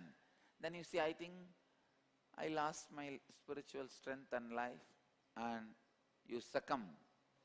Succumbing to the injuries and dying is the right example I'll give for succumbing to the sufferings and falling into depression. I have seen hundreds of people, just because did not do the spiritual practice regularly, every day, lose the ability to unclutch from suffering and ability to retain the spiritual connection and succumb to the worldly patterns and destroy themselves. That is what Bhagavan calls Uttared Atmanatmanam Atmanam Avasadayet. Your own self should be the friend. If not, your own self will be your enemy. So continuously practice the presence of God and ability to unclutch from the sufferings, from the things which pulls you down. It is unfortunate, many times you enjoy sufferings, you like them, because that gives you a kind of a feeling that you can always put the blame on somebody else. Why do people like suffering, Just to say their inability. But when suffering becomes pattern, life is destroyed. I have seen many times, people don't unclutch from suffering just to blame everybody else in their life. See, I am suffering because of this fellow, this fellow, this fellow, this fellow, this fellow. By the time you finish pointing the fingers, the suffering has already become pattern in you. When the suffering becomes pattern in you, your life is destroyed. Essence of this verse: continuously practice the ability to unclutch from sufferings. Let your practice from unclutching the sufferings not stop. Let it not get disturbed. Let it not be broken. Let it not pull you down. The broken spiritual practice means you are allowing your patterns to pull you down. That's it. Meditate on this one verse continuously for next 24 hours. Tam vidya dukkha samyoga viyogam yoga sanjitam sanisayena yoktavyaha yogo nirvinna chetasaha. Meditate on this one concept. Gaudapada, a great master, the Shankara's Paramaguru, Adi Shankara's Paramaguru, maybe who is a contemporary of Tirunjana Sambandar, in his Karika beautifully describes a concept.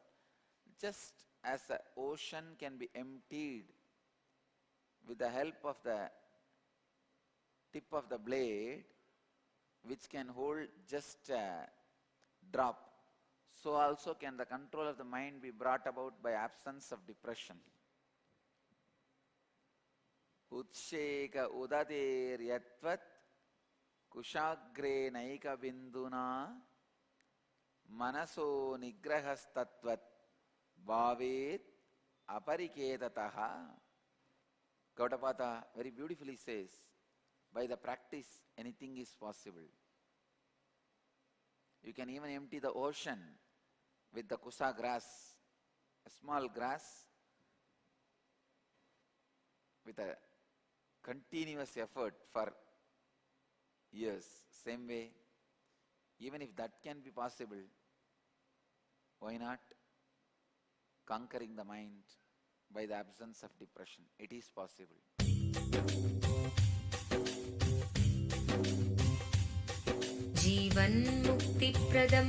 Paramahamsa Nithyananda, a rare living incarnation, is named among the world's 100 most spiritually influential personalities today. Paramahamsa Nithyananda has been placed alongside Dalai Lama, Nelson Mandela, Oprah Winfrey, Paulo Coelho and others by Mind, Body, Spirit, the world's top esoteric magazine from Watkins, London's oldest and largest bookstore. A yogi by birth, he has been expressing his power of enlightenment since birth. He has authored more than 500 books in Tamil and English. Translations of these books are available in 26 languages in Telugu, Kannada, Malayalam, Hindi, Sanskrit, Gujarati, Oriya, Bengali, Marathi, French, Malay, Polish, Portuguese, Italian, German, Danish, Spanish, Russian and Chinese. He is also an exemplary speaker with over 10,000 hours of profound life solutions through his discourses. Social services such as Annadan, free medical care, free educational services with ashrams, schools, temples, hospitals established in more than 140 places around the world, offering exceptional services. A powerful spiritual healer who has healed millions of people of diseases from migraine to cancer. A Kriya Yogi who has formulated Kriyas for physical health and mental well-being, benefiting thousands. A living master who offers practical solutions for our everyday problems. He is the founder and spiritual head of Nithyananda Dhyanapeetham, a spiritual powerhouse who has revived the sacred Vedic tradition by establishing Vedic temples in places like Los Angeles, San Jose, Seattle, Toronto, Ohio, Oklahoma, Phoenix, St. Louis, Malaysia, Brazil, Paris, Guadeloupe, Dallas, New York, New Jersey, Atlanta, Calgary, Vancouver, Singapore, and places in India like Bengaluru, Hyderabad, Tiruvannamalai. A spiritual guru for 10 million followers, an incarnation who transmits the highest spiritual energy through initiation, a contemporary yogi who has revived the Vedic science of yoga worldwide through thousands of yoga centers, an adept in Ashtamahasiddhis, mystical yogic powers, who has effortlessly awakened the Kundalini of thousands and graced them with spiritual powers, a dynamic young guru who is an inspiration for thousands of youngsters. India's most watched spiritual guru online, a beacon of spiritual light who has triumphed over the forces of religious terrorism and political persecution. Paramahamsa Nithyananda is an eternal Kalpataru, blessing the world with the boons of material abundance and spiritual enlightenment. He is the 293rd pontiff of the world's most ancient Hindu organization, Madurai Adinam. Nithyanandaya swagatam Anandanubhavaswadam Sarvaroga nivarakam Vande papa vinashaktam Nithyanandaya swagatam Nityamuktam nirvikalpam Dhyanaloka pradipakam Vande shantamayam bandham Nithyanandaya swagatam Anandagandha sancharam Sarvopadhi vinirmuktam Vande jnanalayam natham Nithyanandaya swagatam.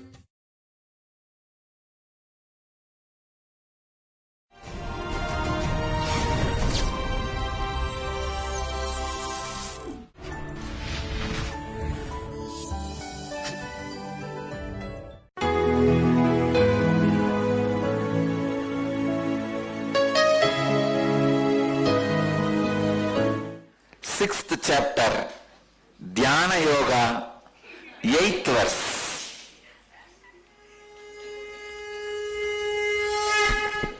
Jnana vijnana triptatma kutastho vijitendriyaha yukta ityujyate yogi samaloštashma kanchanaha. Jnana Vijnana Triptatma Kutasto Vijitendriyaha Yukta iri Uchyate Yogi Samaloštashma Kanchanaha. The one who is fulfilled with the awakening of consciousness and intelligence, who remains firmly established by overcoming the patterns, who is intense and who views with impartiality whether it is a lump of mud, a stone or gold, is said to be united, means achieved the ultimate. Now Bhagavan is straight landing on the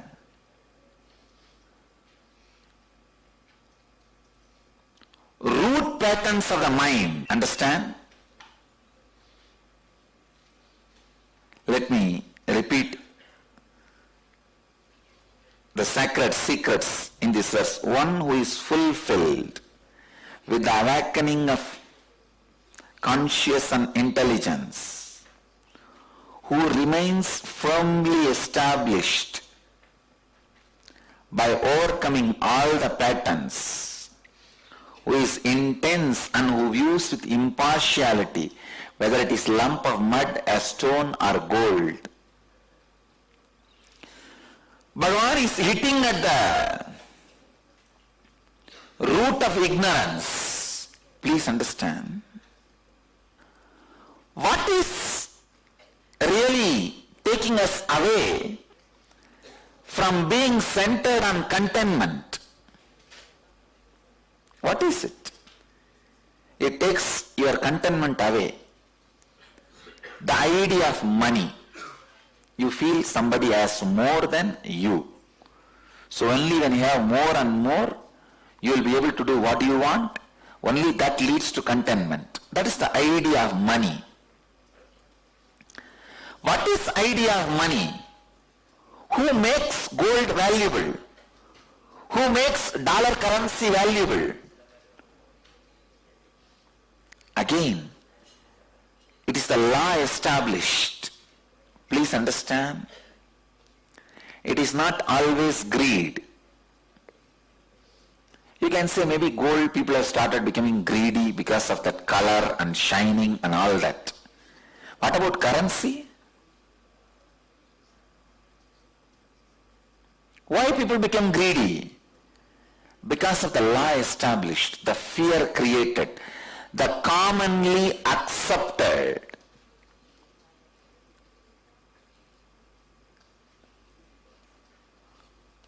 Please understand. Commonly accepted mutual ideas, mutual understandings.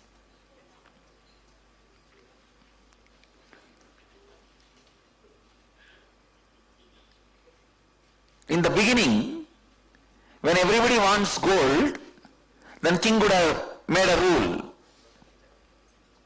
This will be valued because less available, more needed.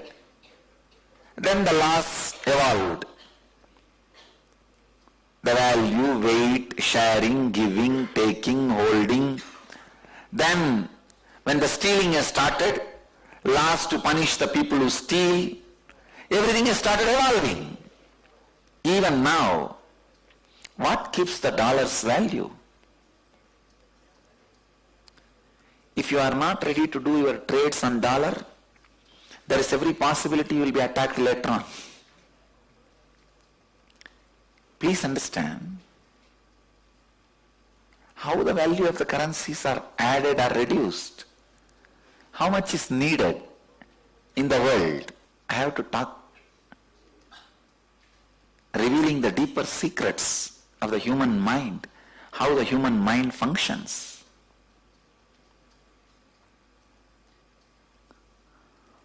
Who makes you believe you having the gold or having money, currency in your bank balance is a security for you?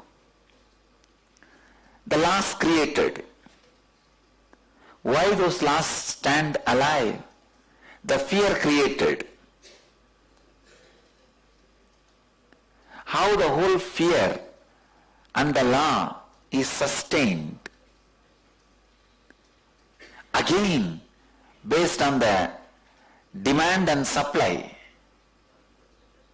Why should law make gold as an important thing? Because less supply, more demand. Why the stones don't have value but diamonds have value? Because less supply, more demand. And I tell you, the diamond industries, they try to keep the supply less to keep the value high. If they open their whole market, whatever is available to the market, it will be less than stone. The value will be less than stone.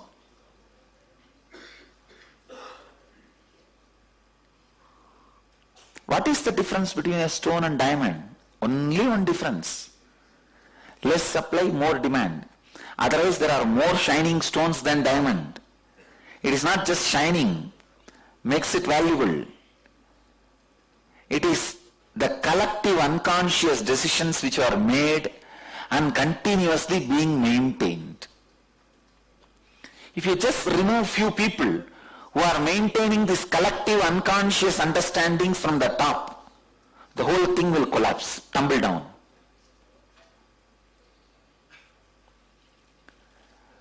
In the world there is a constant fight. How I say, the people who maintain the collective unconscious understandings as the social system, if those few pins are removed, the whole system will collapse. Same way, the communists say, the few spiritual leaders who maintain the collective myth of enlightenment, if they are removed, the whole system will tumble down.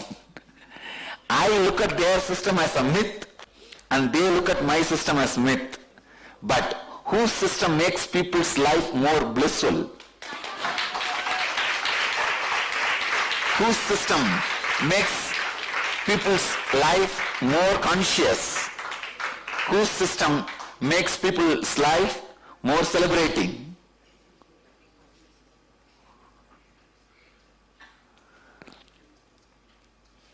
There are only 3 systems. Systems where power is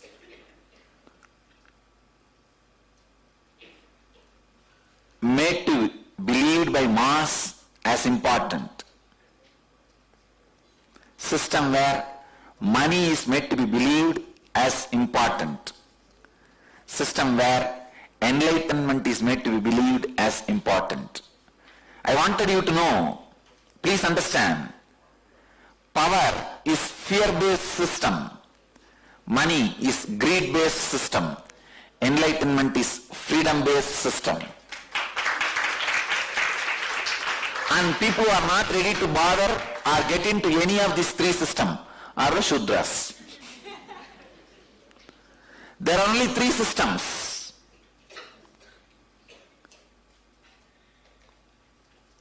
See all over the world, the fellows who feel poor in power, only they lead revolutions and lead all independent struggles.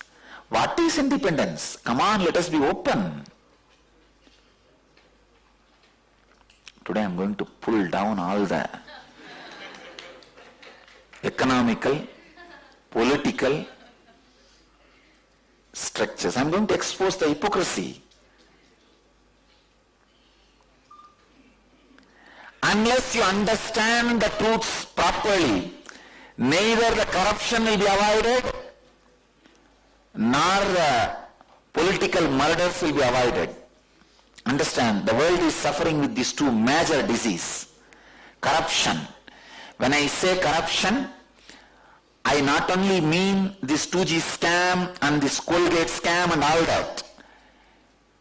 Even you swindling and keeping everything under your control more than what you need is corruption. Legalized corruption, that's all.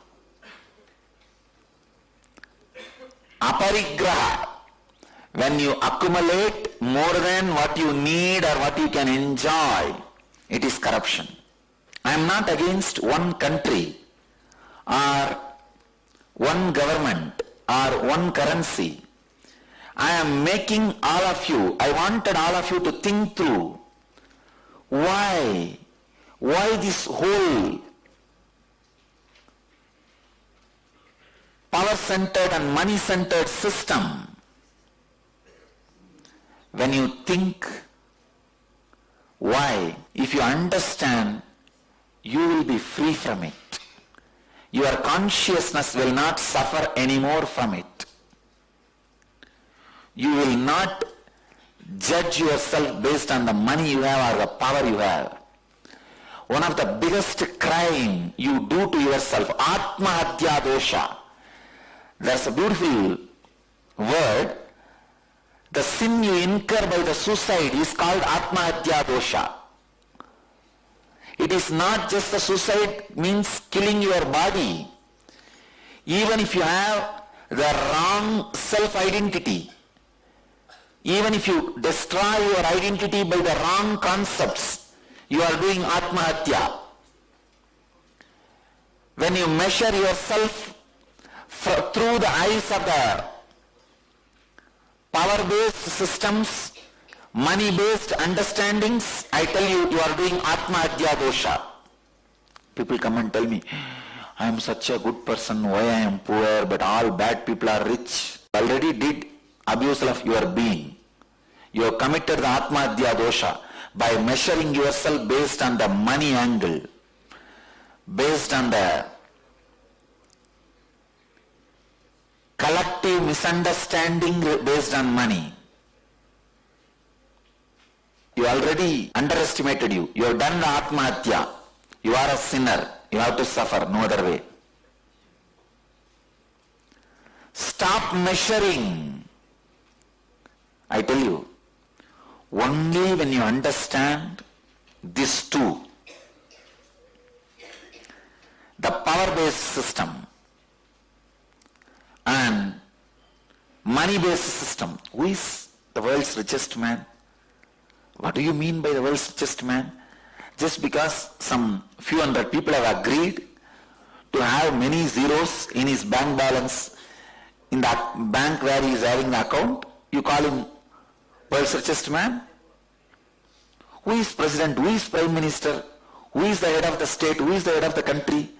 Just because few fellows collectively agreed that they will obey his order, who are waiting to sit in his seat. I tell you, you are waiting to get into the state where I am, that is why you are my disciple.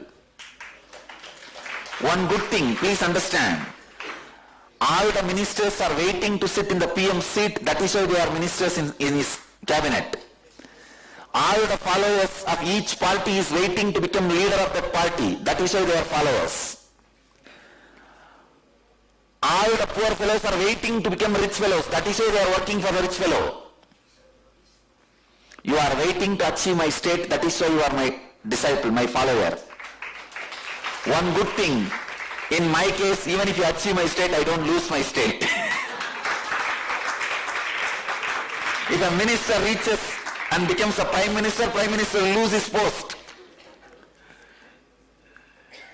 If a worker becomes the owner will lose his post. If you become enlightened and a master, I will not lose my post.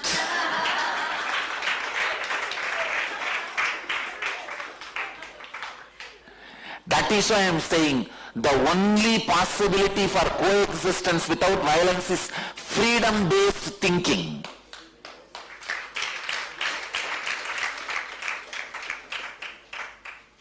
The real new generation will be created. New humanity will happen only when we start thinking freedom-based, neither greed-based nor fear-based. And I tell you, only when you understand the futility of the collective myth you started believing based on the power-based and money-based, greed-based and fear-based, only when you understand the futility value of these thought trends and the power centers created based on these two.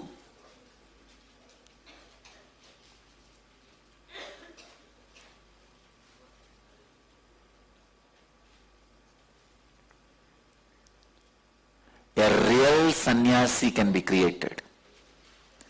Real sannyasi is a person who is free in the inner world, inner space, from both the thought trends, thinking trends, who has not done Atmahadya, who has healed his inner self completely, running behind the power center or money center. Not that I don't have power, I have both. Only what is required, that is not my priority list. That is not continuously cropping up in my consciousness, in my inner space again and again. If somebody does a postmortem in your inner space, it will be only crore power, crore power, crore power. You will be doing only that ajapa japa. If somehow I get 100 crore, how nice it will be. If somehow I became MP, how nice it will be. If I became Panchayat president of my area, how nice it will be. If I became MLA in my place, how nice it will be. If I became president of my country, how nice it will be. Your ajapa is nothing but, no, postmortem your thought trend. Let the collective myth not be the flow of your thinking trend. When the collective myths are forming the basis of your thought trend, it is called pravritti. When the understanding forms the basis of your thought trend, it is called nivritti. Only when you liberate yourself from this collective myths, you will be a sadhu. I tell you, sadhu is a person who has positioned himself,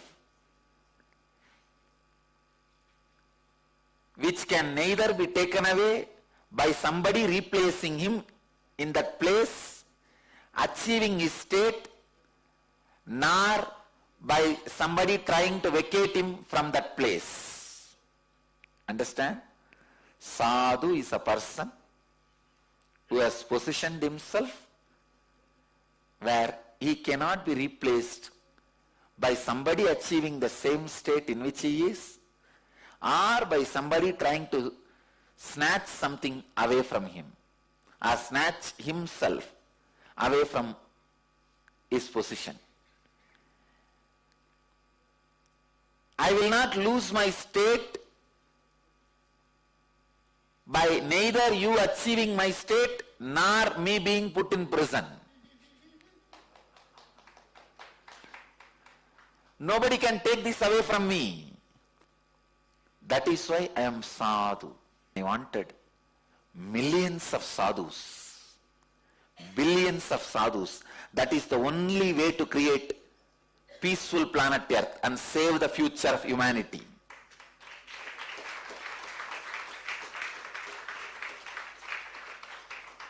No political system can save the future of the humanity. Please understand.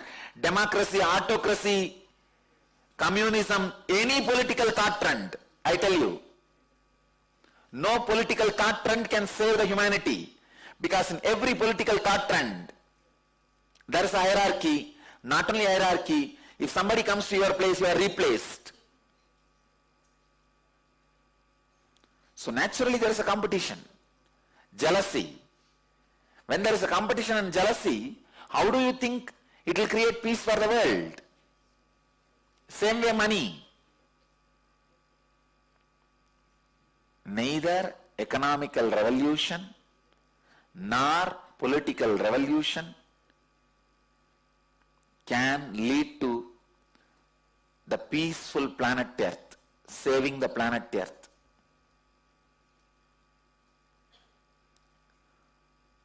Oh humanity, first all of you who are listening, you guys become sadhus. Have money to the level what you need for you and the people who are dependent on you. Have power just to protect you and the people who are dependent on you. I tell you, if you just have for you, this will never be your first priority. Let the fear-based thought trend and money-based thought trend be not first priority for you. And not only that, even while you accumulate the little money what you need for you and the little power what you need for you, let your inner space understand, let you not judge that you are a poor or a weak based on the power trend or money trend thinking lifestyle. Politicians, they will constantly teach you are weak, you are going to be in more and more troubles. Only when you believe that you will do what they want you to do for them to remain in power.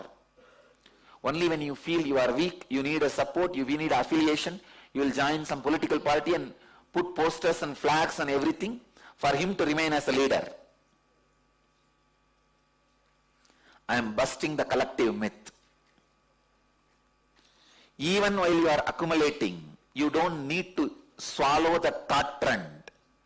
You don't need to believe you are poor. You don't need to believe you are weak. Because you are in the society, you need little bit of that to run your life.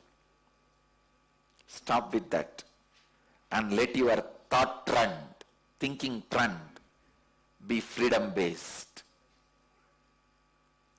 When you started thinking freedom based beyond this money and power, you are automatically evolving towards enlightenment based. You are a sadhu. You are a sadhu. Bhagavan is asking you to be a sadhu in this verse. He is very clear. Who views with impartiality whether it is a lump of mud, a stone or gold.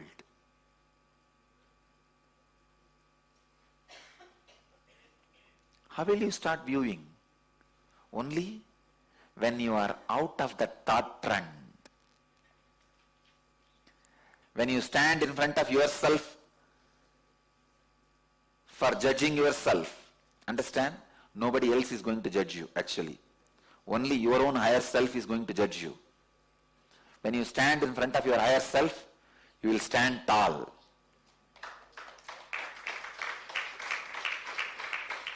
Fortunately, I had the right thought trend and I did not get carried away by the collective myth and the collective unconscious trend.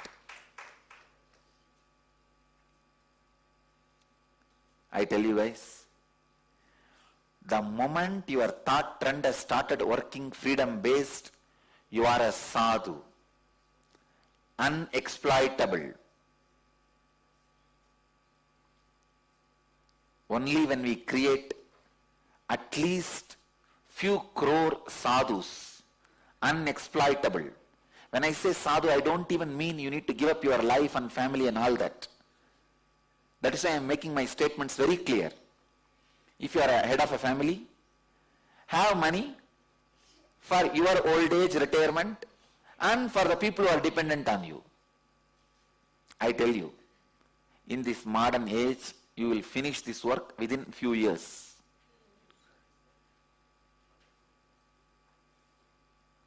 And don't work for your unnecessary fear. Don't think if there's a huge tsunami, what will I do? If there's a big revolution, what will I do? Even if you think and work and keep everything and you are the President of America, you think you can save yourself. If you see the percentage and statistics, more President of Americans were killed than the citizens of America. If you remained as just a citizen of America, you would not have been killed so much. No, you would not have been shot to death. You would not have been killed. See the statistics. Everybody thought if they become president, they are protected because they are the peak of the power center.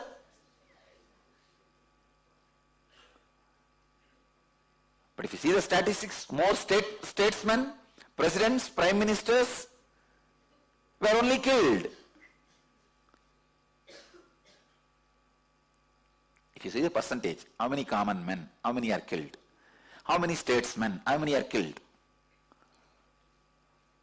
I can tell you, at least 100 times more statements are killed. So why are you rushing towards the job which is so insecure? Why are you rushing towards the power center which is so dangerous? Leader remains a leader if he creates ambition to be in his seat for millions of people. Rich man remains as rich man only if he creates ambition on millions of people to be in his place. If all of you decide, we don't want to be Bill Gates, then what will happen to him?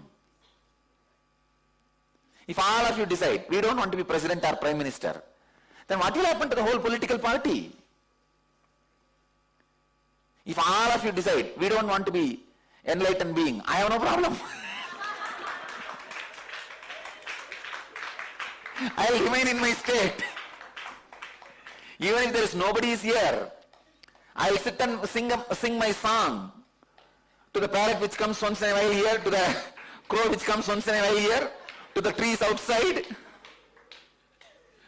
I will sit and sing with them. I will be singing my song to them.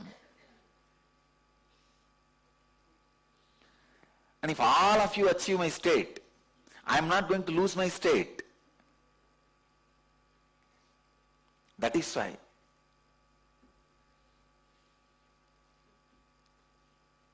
all the spiritual components, spiritual part of the religions always were based on the state of Advaita. See, in Buddhism, the cream of Buddhism always promotes the state of Buddha, not the Gautama the Buddha. He is great because he leads you to the Buddha state. Same way Shiva. Again and again, Shivatva. Shiva is great because he leads you to Shivatva. Shiva is great because he leads you to Sivapada. He is great because he leads you to the Sayujya with Shiva.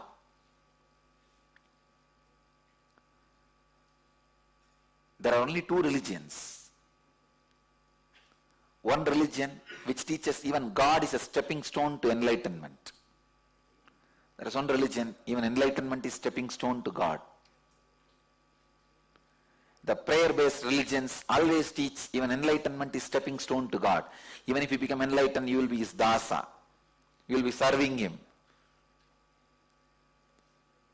But all meditation-based religions teach even God is a stepping stone for you to become enlightened. Of course, my experience teaches only the second. Even God is a stepping stone for you to reach enlightenment.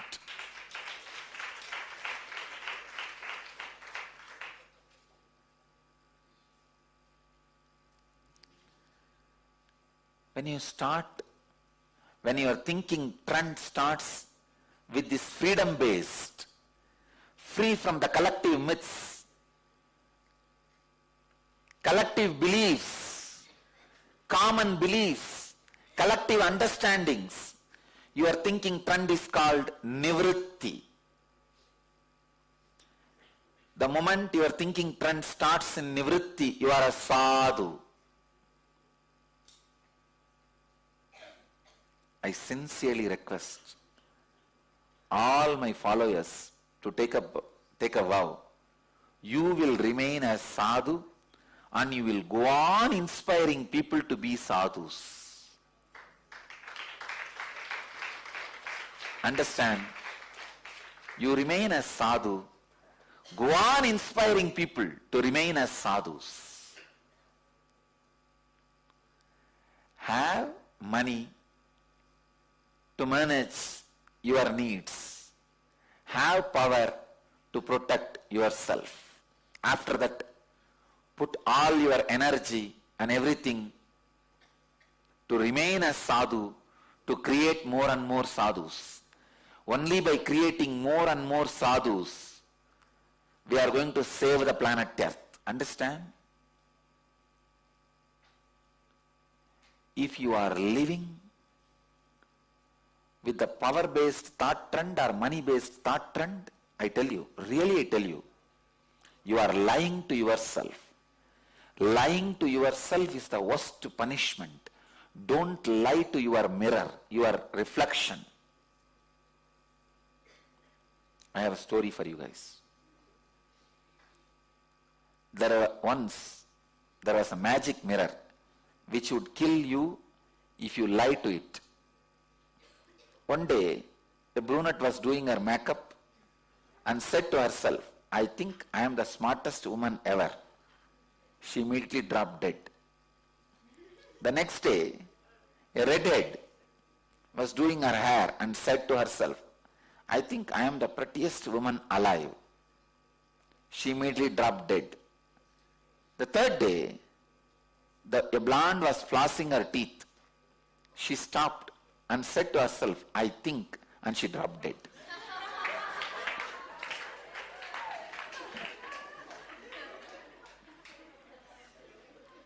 So don't try to think in front of the magic mirror. Lying to yourself is Atma-adya dosha. Don't believe you are poor, I tell you. Who can make you poor? It is collective belief which makes you poor. Don't believe you are weak. Who makes you weak? It is collective belief. Somebody is powerful. He is forcing that on you. The moment you swallow the pill that you are weak, you are going to be mesmerized by him and do what he wants you to do. The moment you swallow the pill, you are poor, you are going to be just following his instruction and do what he wants you to do. I liberate you from fear and greed. And I tell you, I don't even want you to think the way I am thinking. I am just liberating you from both the bonded thinking, the bondage, bound way of thinking. Now you have your own way of thinking. Freedom. Out of freedom. The moment you start thinking in the lines of freedom, you are a sadhu. If we create 1 crore sadhus, we will save the planet Earth. We will save the planet Earth. Let's create sadhus. Only when you are a sadhu, you can understand and live what Bhagavan says, Yukta ityuchade yogi samaloshtaashva kanchanaha. When there is a stone, mud and few gold coins, 3 ways of behavior. The moment you see cabal, pack up the gold coins into the bag. That's one way. Second, no, it is not mine, it is somebody else's. So I'll leave it in the police station so that whoever is lost, let them come and take it. This is the second type of behavior. Or I leave it here, why should I touch? Let whoever owns, let them take it. Going. This is the second type of behavior. Third, not even knowing the difference between the 3 and walking.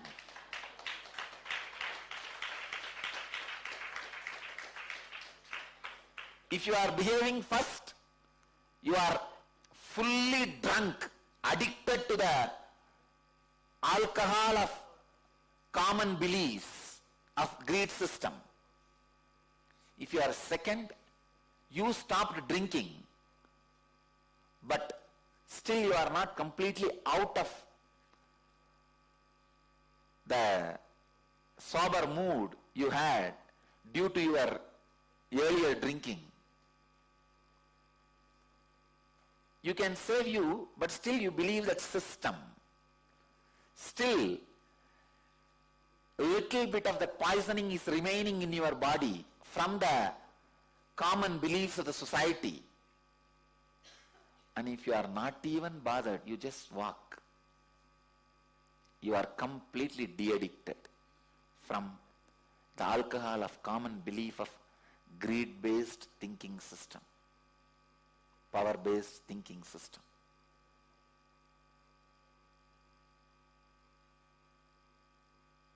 I tell you, once you create the freedom-based thinking, What a joy. You will just feel, wow.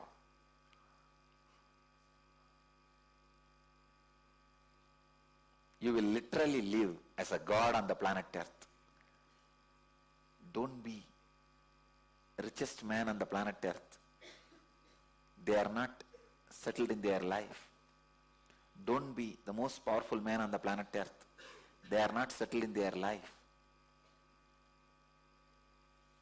That's the riskiest job. See now, so much of statistics are coming out. The maximum number of people committing suicide, the profession is psychiatrists. And the maximum number of people killed, the profession is president. See, the maximum number of people killed, which profession?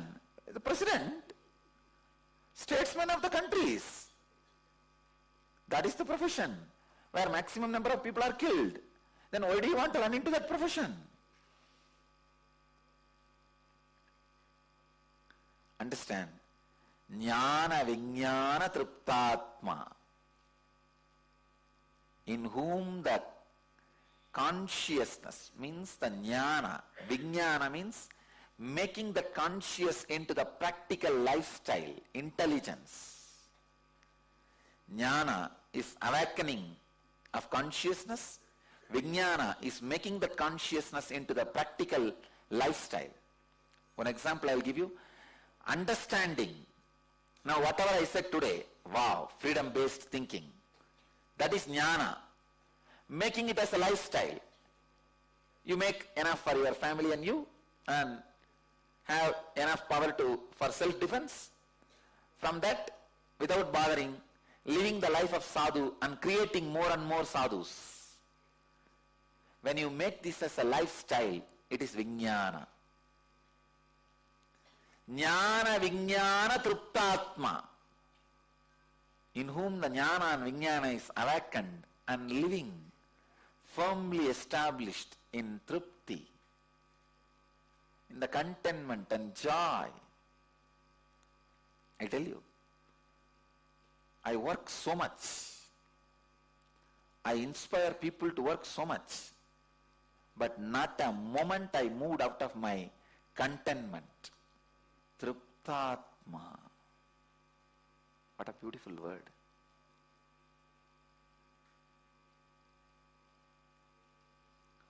Kutasto Vijitendriyaha, who is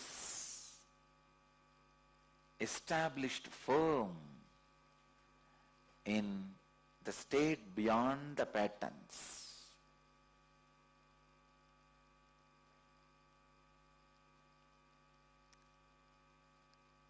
Today in your book of art, write clearly, I am a sadhu at least 10 times. And remind yourself constantly, let your thought trend be a sadhu. You are a yogi only when you start thinking on freedom based. If your thought trend is power based, you are a Kshatriya. If your thought trend is greed based, you are a Vaishya. If your thought trend is freedom based, you are a Brahmana. If your thought trend is not even awakened to flow towards anything, it is dullness based, you are a Shudra. Nothing can be done. So Brahmana, Vaishya, Kshatriya, Shudra does not come by birth. It does not come by your biological father or mother. It comes by your own quality. You decide whether you are a Brahmana or a Vaishya or Kshatriya or Shudra. No one else can decide. What is your thought trend? Where your thinking trend boils down, your lifestyle boils down, action trend boils down, action items boils down. If it boils down to finally power, you are a Kshatriya. If it boils down to finally wealth, you are a Vaishya. If it boils down finally to freedom, you are a Brahmana. If it boils down to dumbness and dullness, you are a Shudra. Nothing can be done.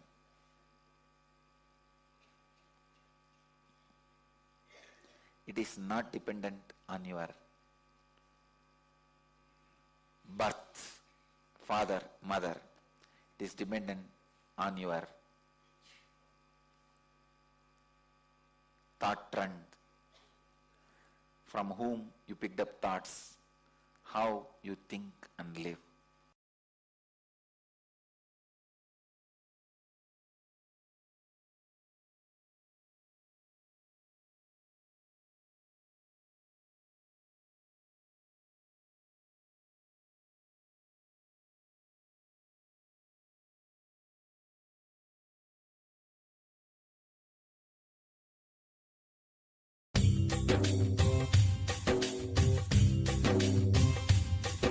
जीवन्मुक्तिप्रदं देवं क्षमापूर्णं Paramahamsa Nithyananda is a rare living incarnation, a yogi by birth. He has been expressing his power of enlightenment since birth. He has authored more than 500 books in Tamil and English, books in Telugu, Kannada, Malayalam, Hindi, Sanskrit, Gujarati, Oriya, Bengali, Marathi, French, Malay, Polish, Portuguese, Italian, German, Danish, Spanish, Russian and Chinese, with translations in 26 languages are available. He is also an exemplary speaker with over 8,000 hours of profound life solutions through his discourses. Social services such as Annadan, free medical care,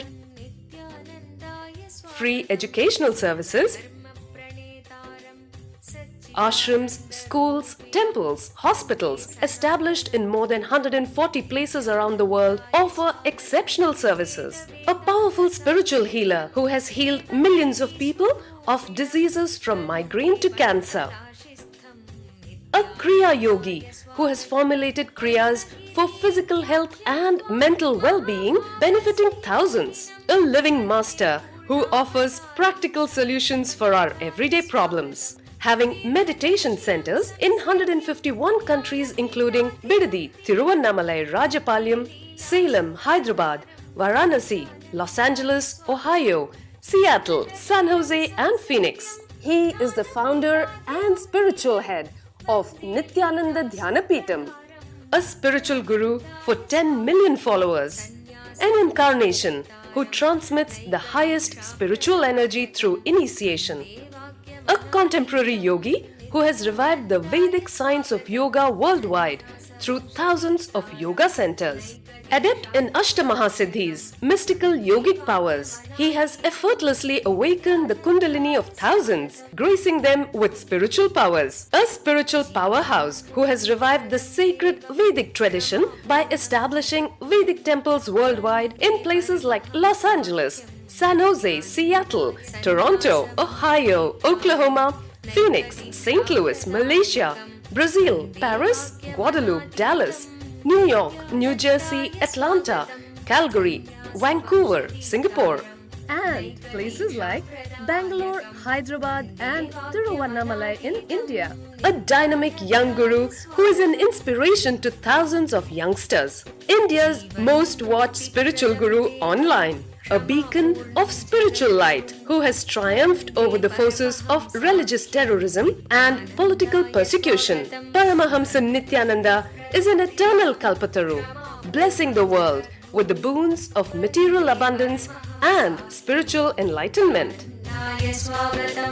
आनन्दानुभवास्वादं सर्वरोगनिवारकं वन्दे पापविनाशक्तं नित्यानन्दाय स्वागतं नित्यमुक्तं निर्विकल्पं ध्यानलोकप्रदीपकं वन्दे शान्तमयं बन्धं नित्यानन्दाय स्वागतम् आनन्दगन्धसञ्चारं सर्वोपाधिविनिर्मुक्तं वन्दे ज्ञानालयं नाथं नित्यानन्दाय स्वागतम्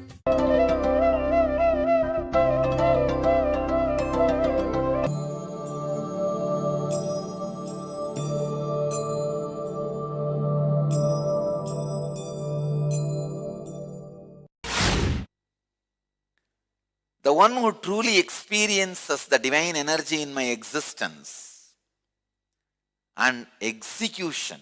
Understand, Bhagavan is using two words. Evam yaha vedi tattvataha. Having surrendered his body, does not return to the human form, but attains my state. Understand this word. If you understand my existence, you will understand I don't have a separate existence other than existence. If you understand what I am executing, I don't have any other execution separately other than the cosmos execution. What for the cosmos executes itself? To go on, make every being realize itself. The execution of the cosmos is to make every being realize its highest presence, highest possibility, highest potentiality, highest existence.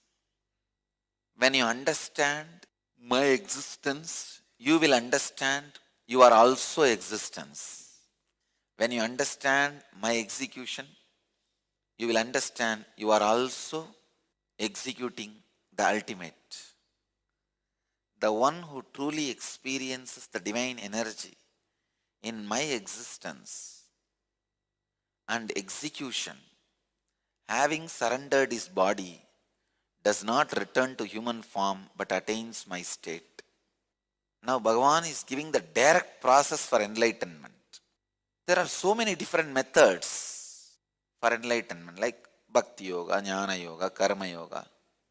Means through devotion, through knowledge, through work. Raja Yoga, through meditation and samyamas. Advaita Guru Yoga means becoming one with the cosmos through the master. I tell you, finally, this is the most effective and most powerful method because you are in human body. A person in human body can just raise you and throw you into that state. Put you into that state. So beautifully, straightforward, Bhagavan is explaining. Janma karma chame divyam means my birth and my actions. He is not saying only person who knows my existence. No, he says my existence and execution. How I function, why I function.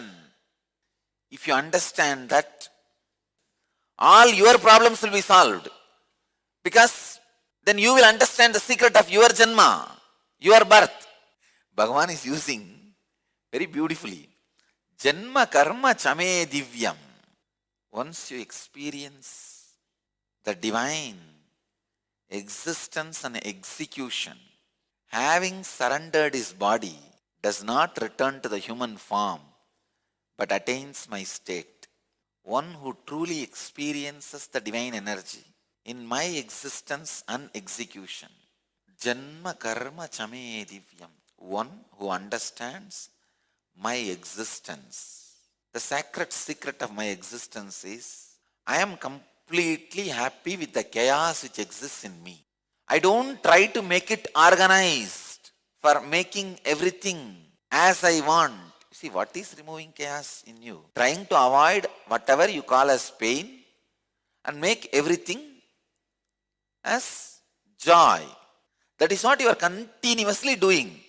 As your existence stop arranging chaos into order, can you make all the waves of the ocean in straight line and organize them, pack them properly and make them stand for a group photo?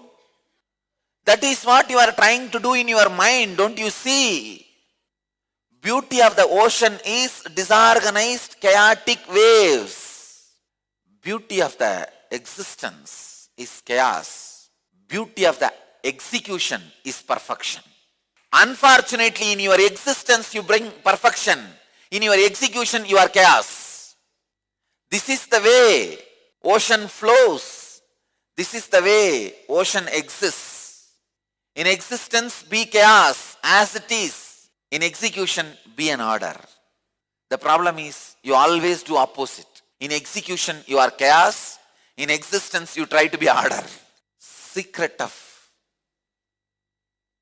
the Lord's existence, an enlightened inner space existence, or an incarnation's existence is he doesn't have any hope to make things in order. Perfection of the execution should never interfere into the existence. The chaos of the existence should not be replicated in the execution. In existence, you should be very clear, this is the way existence will be. Eliminate stress from your life. Step up your performance levels. Enhance your clarity and decision making. Kalpataru, a unique full-day transformational healing program, blessed personally by rare living incarnation Paramahamsa Nithyananda. Harness the power of meditation and initiation. Experience a glimpse of Kundalini awakening for permanent physical and mental transformation. Take the first step to a happy and successful life. Kalpataru, manifest your destiny.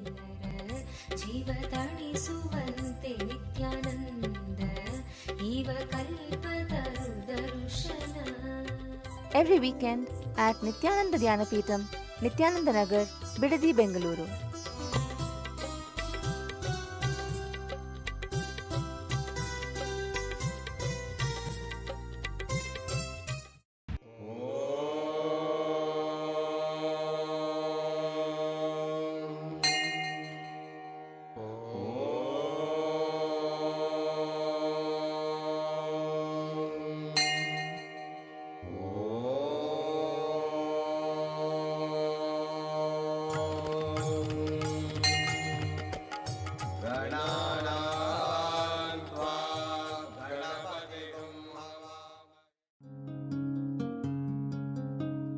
ब्रह्ममुरारिसुरार्चितलिङ्गं निर्मलभाषितशोभितलिङ्गं जन्मजदुःखविनाशकलिङ्गं जन्मजदुःखविनाशकलिङ्गं तत्प्रणमामि नित्यानन्दलिङ्गम्। ॐ नमो भगवते रुद्राय नमस्ते रुद्रमन्यवकुतो दयिषवे नमः नमस्ते अस्तु धन्वने बाहुभ्यामुदते नमः या च यशः शिवतमा शिवं बभूव ते धनुः शिवा शरव्याया तवतया नो रुद्रमृडय या ते रुद्र शिवा तनोरघोर पापकाशिनी तया नस्तनुभाषन्तमया गिरिशन्ताभिजागशीः या विशृङ्गिरिशन्तहस्ते विभष्ट्यस्तवे शिवाङ्गिरित्रतां कुरु माहि पुंसीः पुरुषं जगते शिवेन वचसा त्वा गिरिशाच्छा वदामसि यथा नः सर्वमिज्जगदयक्ष्मगुं सुमना असत् अद्य वोचदधिभक्ता प्रथमो दैव्योऽभिषगे अहेहश्च सर्वान् जम्बयन् सर्वाश्च यादुत्राण्यः असौ यस्ताम्रो अरुणपुत भभ्रस्व मङ्गलः ये चेमागुं रुद्रा अभितो दिक्षु श्रुता सहस्रशो वै शागुं हेडयीमहे असव्यो वसर्पति नीलग्रीवो विलोहितः उदैनं गोपा अदृशन्नदृशन्नुदहार्यः उदैनं विश्वा भूतानि सदृष्टो मृडयाति नः नमो अस्तु नीलग्रीवाय सहस्राक्षाय ईडुषे अतो ये अस्य सत्त्वानोऽहं तेभ्यो करन्नमः प्रमुञ्चदन्वना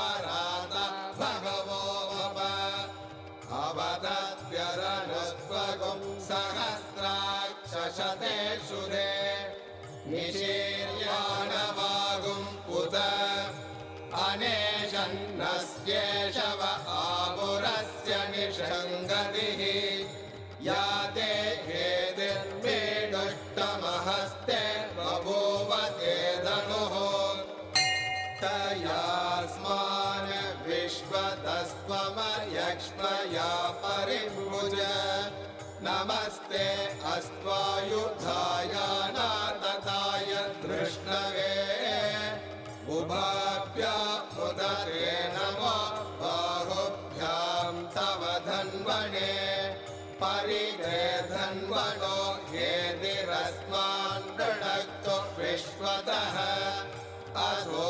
यदिषुरिस्तपारे अस्मन्निधेहितम् नमस्ते अस्तु भगवन् विश्वेश्वराय महादेवाय त्र्यम्बकाय त्रिपुरान्तकाय त्रिकाग्निकालाय कालाग्निरुद्राय नीलकण्ठमृत्युञ्जयाय सर्वेश्वराय सदा शिवाय शङ्कराय श्रीमन्महादेवाय नमः नमो हिरण्यवागवे सेनान्ये दिशां च पतये नमो नमो वृक्षेभ्यो हरिकेशेभ्यः पशूनां पतये नमो नमः सस्मिञ्जराय त्रिशीमदे पदीनां पतये नमो नमो बभ्लुषाय विव्याधिने नानां पतये. In execution, you should be very sure of the perfection. But in my actions, day in and day out, from morning till night, I work just for making people raise themselves to the higher consciousness.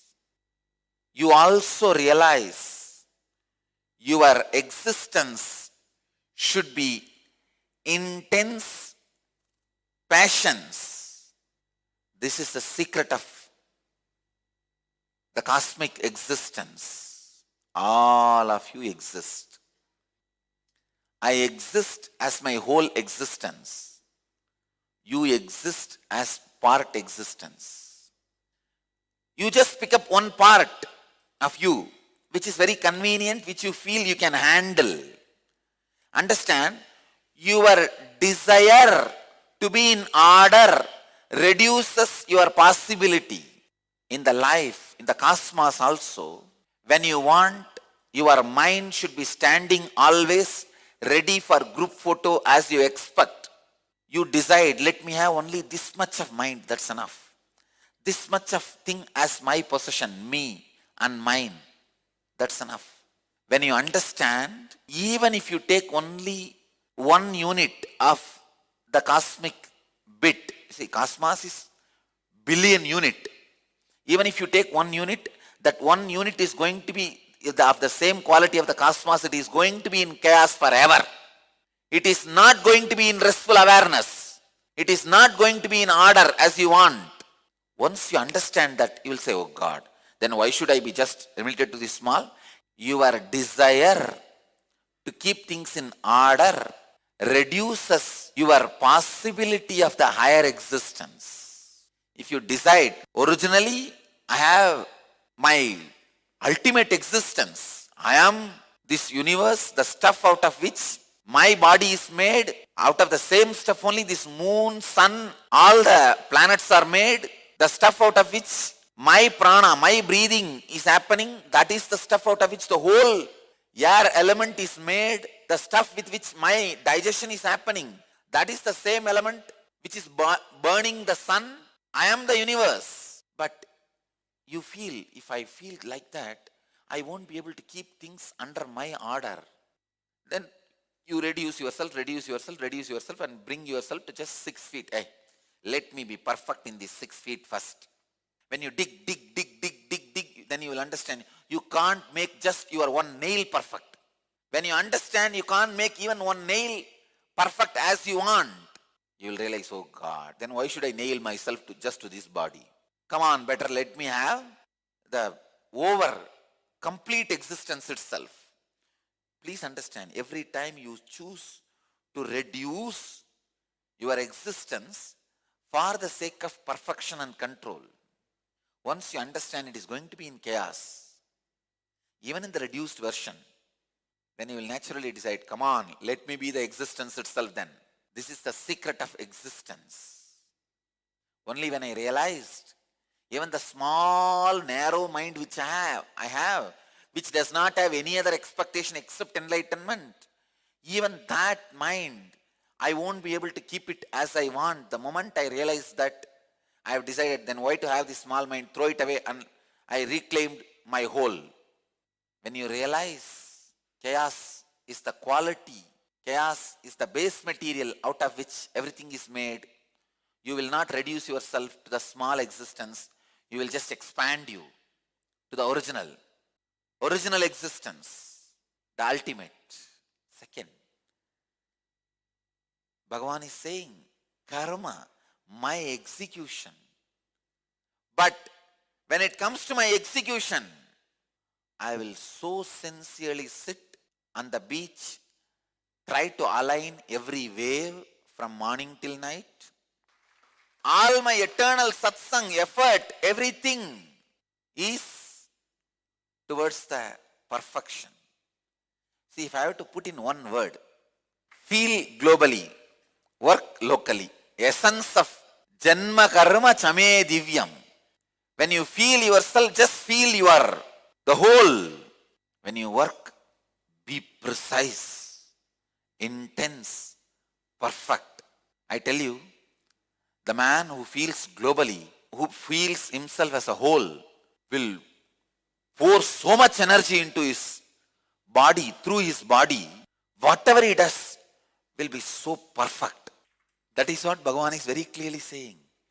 Once you understand my existence and execution, simply your body will be surrendered. Your whole will be surrendered. Understand? He does not even say, after understanding this, you need to surrender. No. Wherever you are, you will be like a surrendered being. Surrendered being is like a burnt rope which cannot be used to bind you. Same way, having surrendered his body does not return to the human form.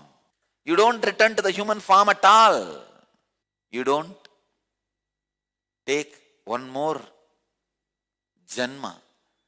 Tyaktva deham punajjanma. Nayeti mameti saharjuna. And he does not take one more birth. Understand? Here the word one more birth should not be understood just one more body, human body. You don't even take one more human mind. Means even now you can understand the cosmic appearance and activity, existence and execution. And even now if you understand, you will relax into that and you don't need to take one more mind. Means you don't need to have a thought to live your life. Bhagavan beautifully says, Mameti. He says, Bhagavan does not even say, he attains Jivan Mukti. He attains liberation. He attains enlightenment. He says, no. Mameti. He attains my state. Because what do you know about Jivan Mukti? What do you know about Lalasha Palva or the Kasi Peda? You know only which is in front of you, which you are eating. You don't know things which are there somewhere here and there. That is why Bhagavan says, Mameti Saharjuna. He attains my state. Krishna is a real hero. Frozen in history, still he stands as a ultimate spiritual and social hero. What a powerful statement, I tell you. Even the power of this statement, Arjuna must have been shaken. Why power of this statement? The power of the very presence. See, the words you utter comes only by the feelings and experiences you have. Here very beautifully Bhagavan says, after explaining about the existence, execution, surrender. He is not even saying you will attain Jivan Mukti, because Jivan Mukti looks more like a curd rice in front of Bhagavan. He is such a spicy puliyodara. You attain my state, a visible enlightenment in your tongue. His body does not return to the human form, but attains my state. Because Bhagavan knows his state is more powerful than any idea you can understand by the word Jivan Mukti or any statement, any other statement, Atma Sakshatkara. All these words look too small in front of the Bhagavan's word, my state. क्या आप स्वयं एक अवतार पुरुष से अपने जीवन में दिव्य मार्गदर्शन चाहते हैं? प्रस्तुत करते हैं अवतार पुरुष से वार्ता। Nithyananda here. परमहंस नित्यानंदा संसार को एक और अतुल्य और अनोखी भेंट दे रहे हैं।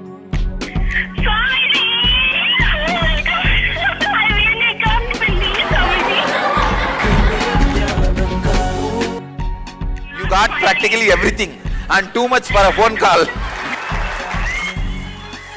अब वो लाइव किसी के भी प्रश्नों का उत्तर स्वयं देंगे। That's great. No, you ask anything you want in your life. Ask me any boon you want. 8 से प्रारंभ। कुछ सौभाग्यशाली लोग जो 080 2727 9999 पर फोन करेंगे, वो स्वयं स्वामी जी से बात कर सकते हैं। लाइव देखें NTV पर ntv.nithyananda.org। Welcome to Inner Awakening, the most powerful personal transformation retreat you could ever experience. In just 21 days, thousands are already experiencing the shortest route to constantly high energy levels, visible anti-aging, healing of chronic diseases, fulfilling relationships, and higher states of consciousness. What is the secret behind this transformation?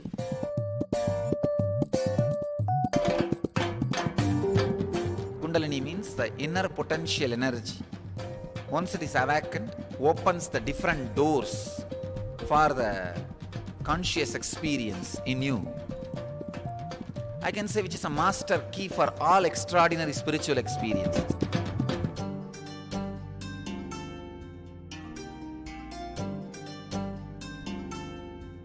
This extraordinary program is conducted personally by Paramahamsa Nithyananda in the vibrant atmosphere of Nithyananda Dhyanapitham Ashram.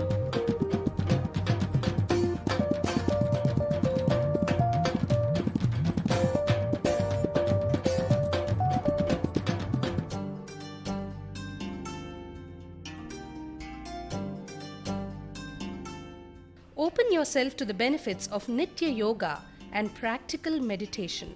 Experience physical and mental healing. Discover simple ways to handle life with success. Above all, enjoy individual darshan and blessings from Paramahamsa Nithyananda every day. Take 21 days for yourself and carry home the transformation of a lifetime.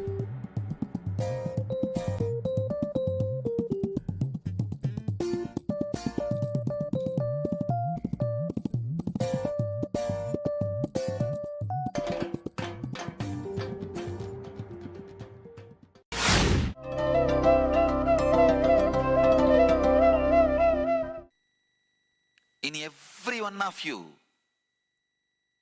an incarnation is happening, no doubt. Whenever the limit of unconsciousness, you go lower than that limit of unconsciousness, just to raise yourself in some form, intelligence, inspiration, energy, integrity, happens, no doubt. In all of you, when there is too much of unconsciousness, unawareness, in all of you, intelligence, intensity, honesty, everything happens. No doubt. That is why still you are alive. You will not be able to be alive if again and again research, upsurge of energy is not happening in you. The energy which awakens in you, the space which is untouched, undisturbed inside you, continues to act as a stress buster because it is clearing the stress, clearing the unconsciousness, clearing all the disturbances. You continue to exist. You continue to radiate. You continue to elevate. You continue to inspire. Continue to be inspired in every one of you. Constantly, the incarnation is happening. Whenever the negativity level goes too much, you put yourself in the trap and you punish yourself. I tell you, when you go beyond certain limit, you punish yourself. It's like a Sisubala. Sisubala, until 100 times Krishna waited. Krishna is such a graceful being. He gives chance, long rope. Finally, Sisubala destroyed himself. Discover the power of Kundalini Awakening at Kalpataru, a unique full-day transformational program blessed personally by rare living incarnation Paramahamsa Nithyananda. What is Kundalini? Kundalini is the tremendous potential energy hidden inside every individual, which can be awakened through initiation by an enlightened master. Once awakened, Kundalini has the power to transform every area of your life and bring you health, wealth, success, joyful relationships, and spiritual enlightenment. Harness the power of meditation and initiation. Experience a glimpse of Kundalini awakening at Kalpataru. Manifest your destiny. Every weekend at Nithyananda Dhyanapitham, Nithyananda Nagar, Bidadi, Bengaluru.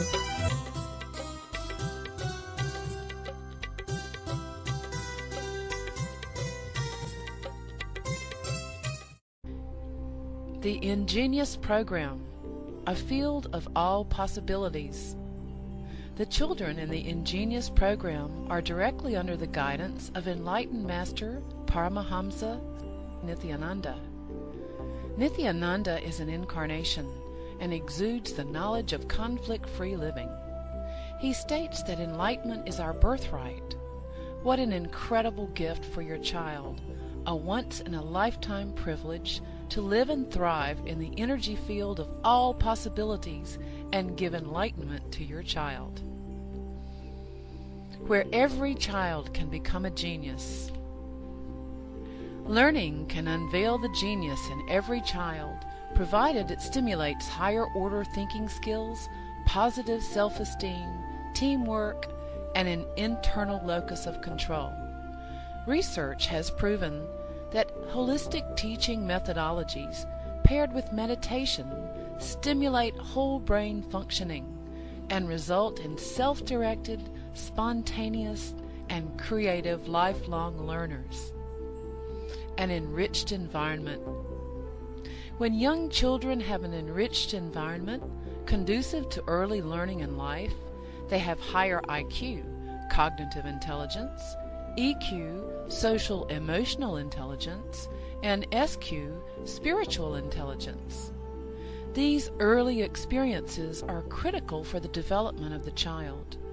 Peer pressure and destructive social conditioning can take its toll on the child. It can create negative thought patterns and destructive behaviors unless these enriching experiences are provided. An enriched environment includes whole brain activities which stimulate the utilization of both sides of the brain. The right brain is responsible for creativity, intuition, spontaneity, quantum memory, learning in a flash, and computer-like calculations. The left side of the brain is responsible for inner linear thinking and analysis. When both sides of the brain are integrated, performance is optimal. Brain yoga. Brain yoga activates the ability to balance the right and the left brain. This helps open the sixth sense. Children are given activities to balance both sides of the body simultaneously, using distinctive postures that stimulate both sides. The neurological brain patterns move from beta to alpha, increasing alertness and attention. Quantum memory. Quantum memory is a constant downloading of information without interference of the mind.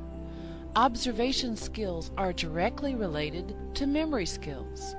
Reading without interference of the mind, reading at quantum speed, will lead to quantum memory without the mind getting in the way. Creative and performing arts. Dance, drama, music, sculpting, and design offered in the Ingenious program provide kinesthetic motor stimulation to engage the brainwave patterns, resulting in expanded creativity and resourcefulness. Sattvic food. Children are given the benefit of fresh sattvic food prepared to the standards according to the ancient Vedic lifestyle. The food is fresh, with fruits and vegetables. Vegetarian food creates radiant health in the body. Vedic cultural arts. Sanskrit chanting stimulates the brain to produce full brain coherence, developing clearer perception and integrated thinking. Chanting also promotes inner silence and improves the attention span. Meditation and expanded awareness. Meditation instills a deep silence in the child, resulting in deeper, richer perception and clarity in thinking. Ingenious produces the next step in evolution, a mature human being who functions at a higher state of consciousness. Expanded awareness provides the platform for a vision of abilities of life, perfect health, prosperity, and life without conflict. What more could you ask for your child? If I can just teach this one science to the kids, I will have millions of enlightened beings.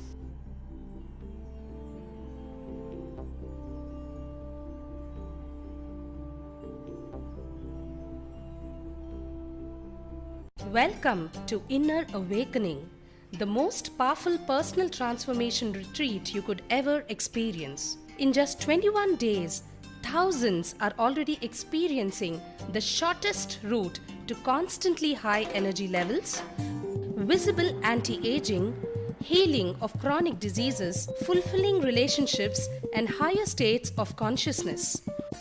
What is the secret behind this transformation?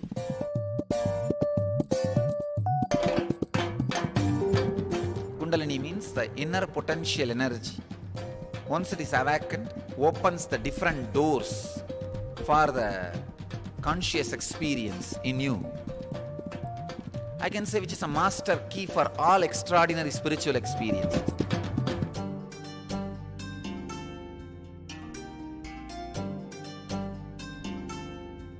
This extraordinary program is conducted personally by Paramahamsa Nithyananda in the vibrant atmosphere of Nithyananda Dhyanapitham Ashram.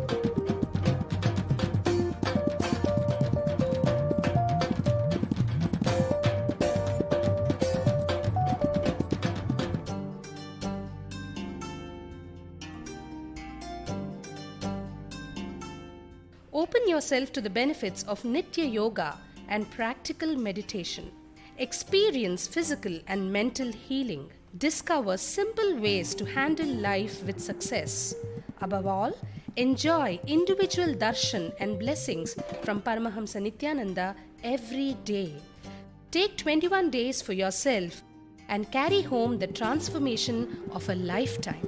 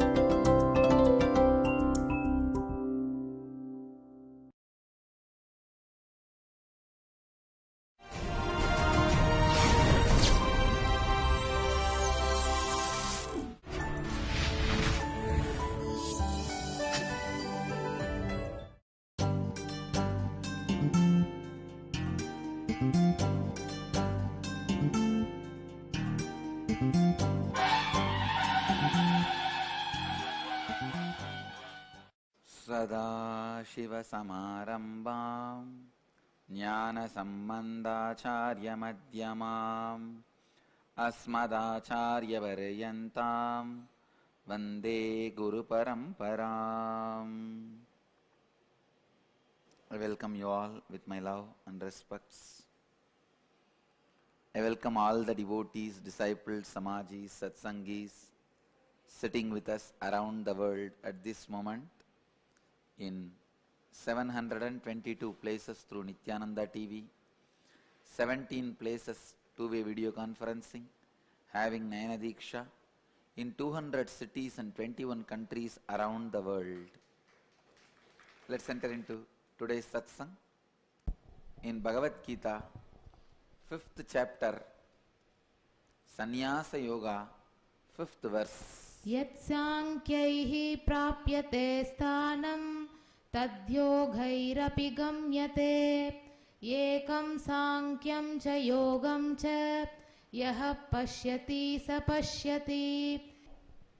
यत्साङ्ख्यैः प्राप्यते स्थानं तत्योगैः अभिगम्यते एकं साङ्ख्यं च योगं च यः पश्यति स पश्यति. The translation: only the one who perceives discriminative knowledge and intense action as one really perceives. For the state achieved through discriminative knowledge or through intense action is one and the same. Bhagavan is showing the beautiful path of attaining the ultimate. Bhagavan is using 2 times the same word, pashyati.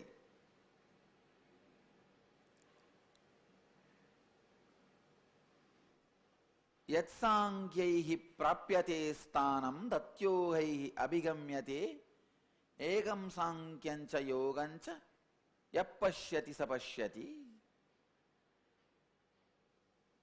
Yapashyati sapashyati, that is the key word in this whole verse.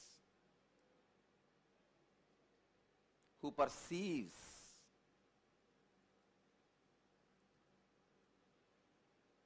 the discriminative knowledge and intense action as one, only he perceives the truth, the ultimate. How can you perceive the knowledge, Atma Vichara and Karma Yoga, both as one and the same? How is it possible? Because human beings have an innate hatred towards the work, intense action. If somehow they get tuned, they build a pattern of intense action, they develop innate hatred to just sitting and contemplating, exploring themselves. Unfortunately, human beings are always single-sided. They tend to lean to one extreme. Either you move to the contemplation, mental work, or you move to the intense action, physical work. Very rarely people perceive both as one and the same. I tell you, the key word in this verse, yapashyati sapashyati,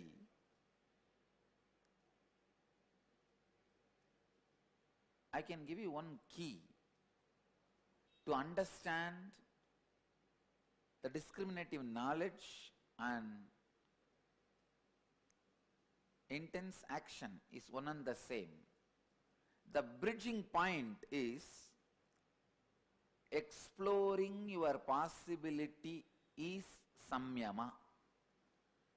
Discovering your own possibilities is samyama. If you are discovering your possibilities by constantly contemplating, you are doing jnana samyama. If you are exploring all your possibilities through intense action, you are doing karma samyama. If you do samyama, either on jnana or on karma, you will understand both are one and the same. I can tell you from my own experience how I was exploring my different possibilities and sharing with the world. If you start looking at my life, from the age of 12, I can say, I've started exploring the jnana samyama through the contemplation, exploring and discovering my different possibilities. Please understand, when you explore and discover your emotional possibilities, that ripes into bhakti. When you explore and discover your physical possibilities, you become yogi. When you explore and discover your mental possibilities, it becomes siddhis. When you explore and discover your conscious possibilities, it becomes enlightenment. From the age of 12, I was constantly exploring and discovering my various possibilities through contemplation. From the age of 22,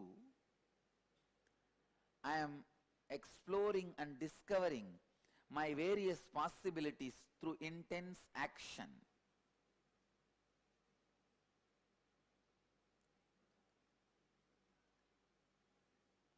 If you see, when I started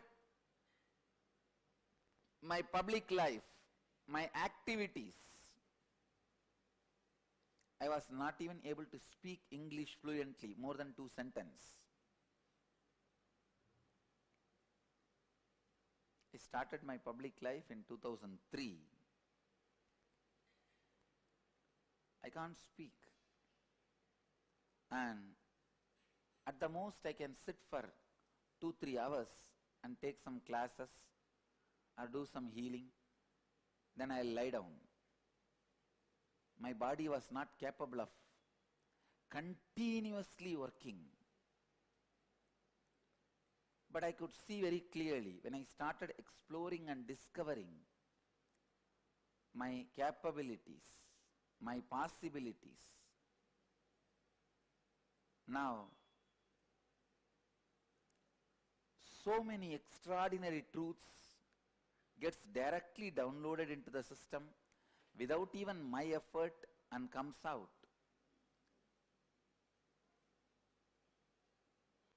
And hours of intense action, work, automatically is happening in my system without even me remembering the idea of tiredness. Forget about controlling or suppressing tiredness, idea of tiredness.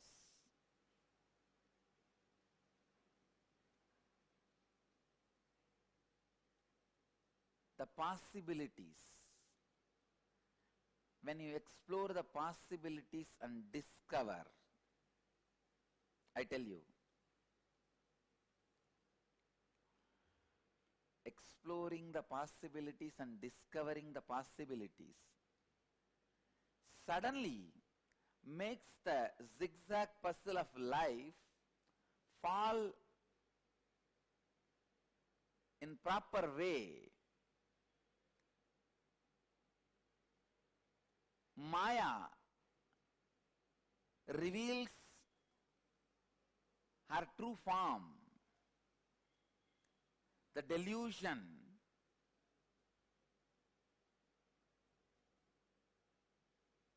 removes its illusion component. If the illusion component is removed from delusion, what remains is divine.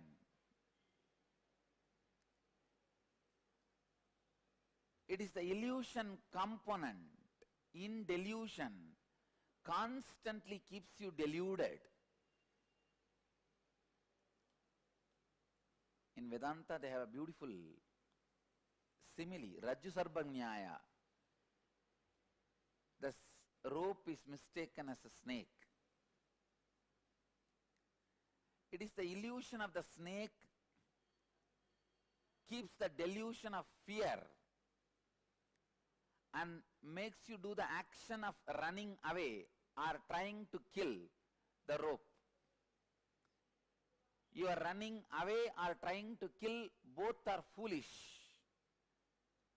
because the real solution comes by removing the illusion component, not by acting at those moments.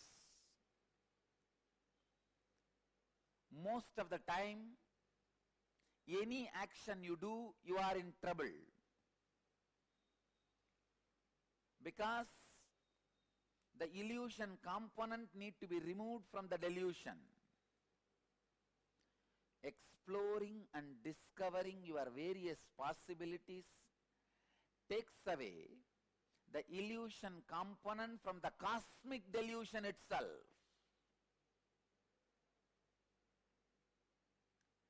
The very cosmic delusion takes away from the very cosmic delusion, illusion component disappears. It is like in dirty water. If all the dirt settles down, it becomes fresh water. Same way, in the Maya, if illusion is taken away, it becomes Maya. Maya means mother.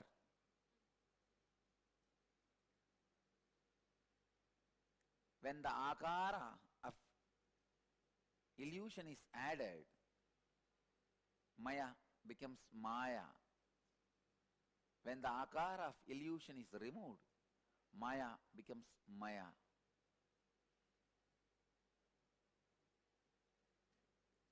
Exploring your various possibilities and discovering your possibilities is what I call samyama.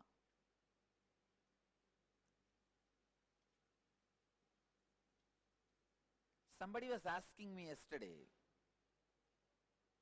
you started your life as a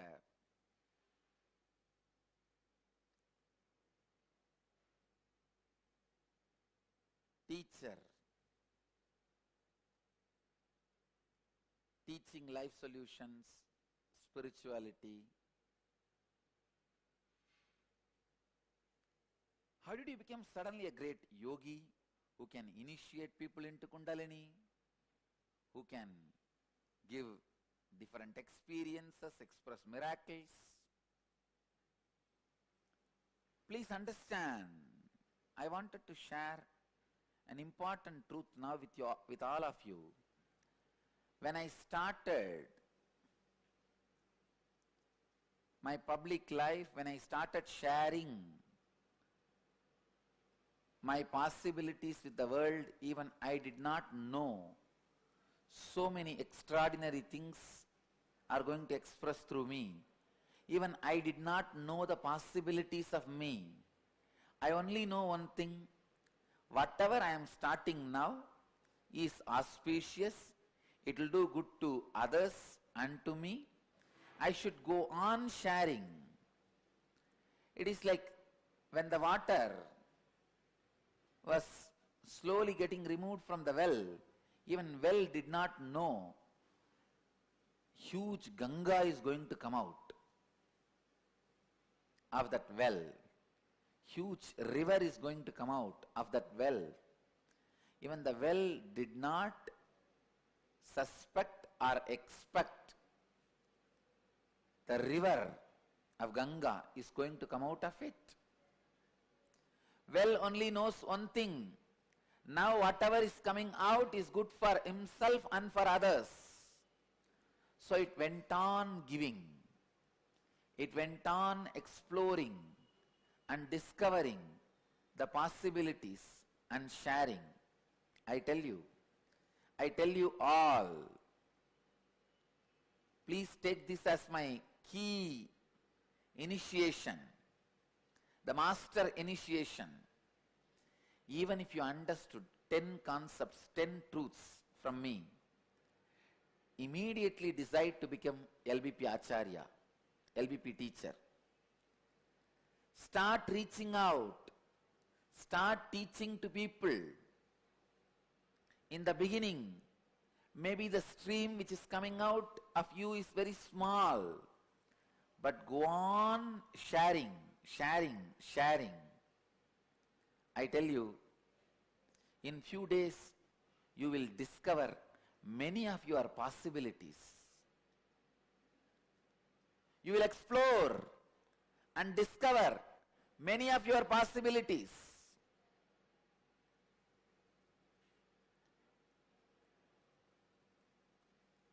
Ultimately, you will explode into all possibilities.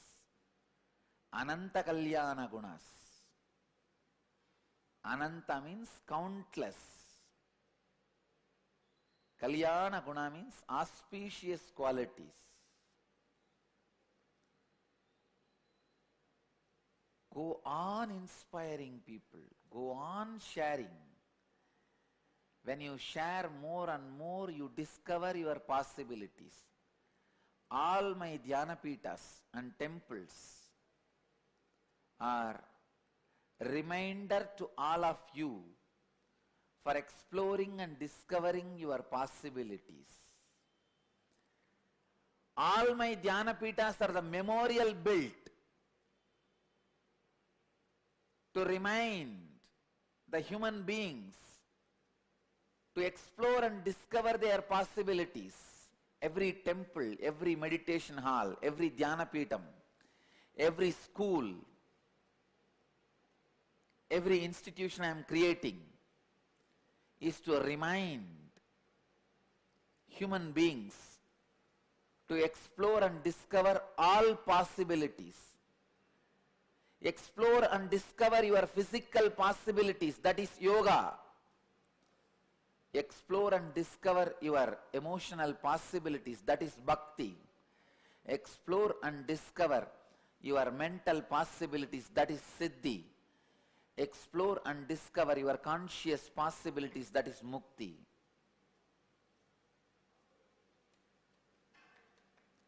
Understand, if you are not able to even sit properly, start the yoga and explore your different possibilities. You will be able to sit upside down.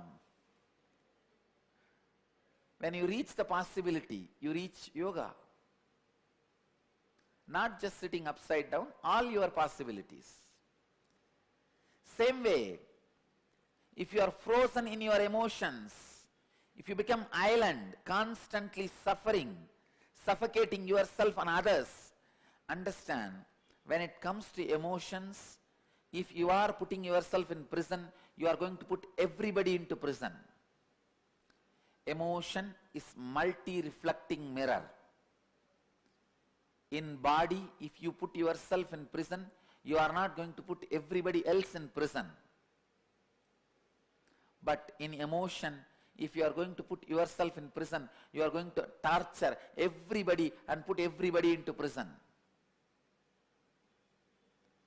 In emotion, suffocation suffocates. It is not just suffocation for yourself, suffocation for others.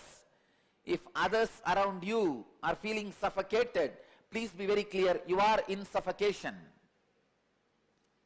If you are frozen to that level, I call it emotional arthritis. If you are in emotional arthritis, can't even smile or flower at the people with whom you are closely living, understand, then decide to do the yoga of rituals. Just like if you have arthritis and if you stretch your body through the proper vinyasa krama, the yoga method, step by step, you will become flexible and maybe completely free from arthritis. Same way, if you are frozen, suffocating yourself, suffocating others, the frozen emotion, then sit with the deities, do the ritual, melt down with stone, melt down with a piece of metal, melt down with a piece of idea. Ritual becomes yoga to remove the emotional arthritis. That is why I keep the rituals alive. Rituals releases you from emotional prison and releases others from emotional prison. Ritual is yoga for curing the emotional arthritis. Bhakti is cure for your emotional arthritis. Same way, if you are frozen mentally, means dying with a strict patterns which you developed unconsciously. When somebody tortures you, instead of responding to them, you start torturing yourself by creating patterns. If you are suffocating yourself with a thick layer of patterns, then the yoga you need to do is listening to the great truths from the master and internalizing it and expressing it.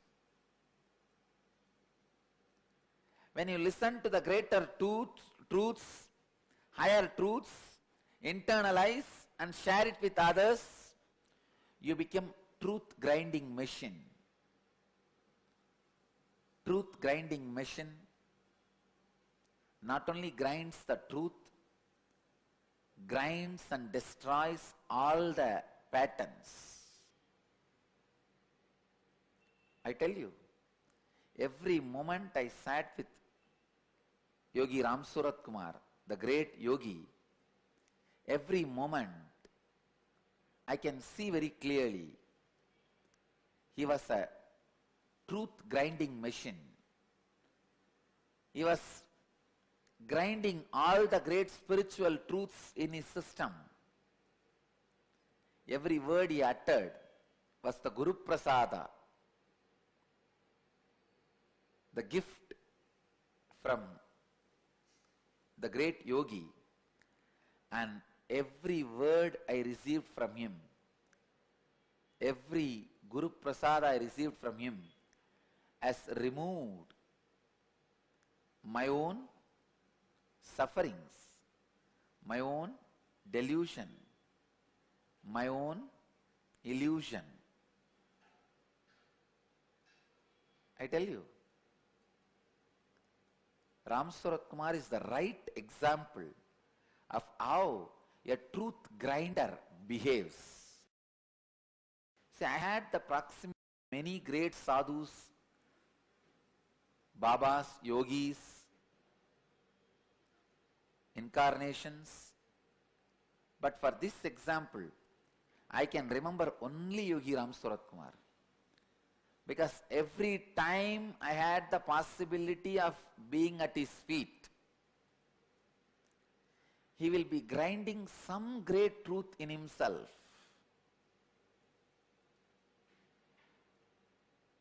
And put glimpse of the truth in me. I have seen anything he said directly went and became part of me. Please understand.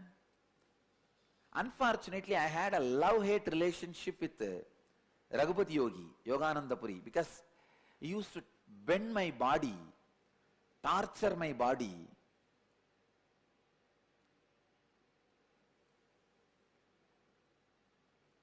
Otherwise, he was a great loving being. But he had to stick his neck out to train my body. It was such a heavy training. I used to have love and hate relationship. Love-hate relationship with Raghupati Yogi. Few days, I don't know, I may not want to see him, I'll just run away. I'll escape from him. Few days I'll feel overflowing love for him and run and sit on his lap. I was more like a grandson for him, apart from the disciple. But fortunately, with Yogi Ram Surat Kumar, there was never a physical process I need to go through with him. By the time I went to Ram Surat Kumar, my body was already prepared by Raghupati Yogi. So Ram Surat Kumar had a simple job of putting like a Zen cones into my system. That is why people like Zen masters, but not that much the yogis.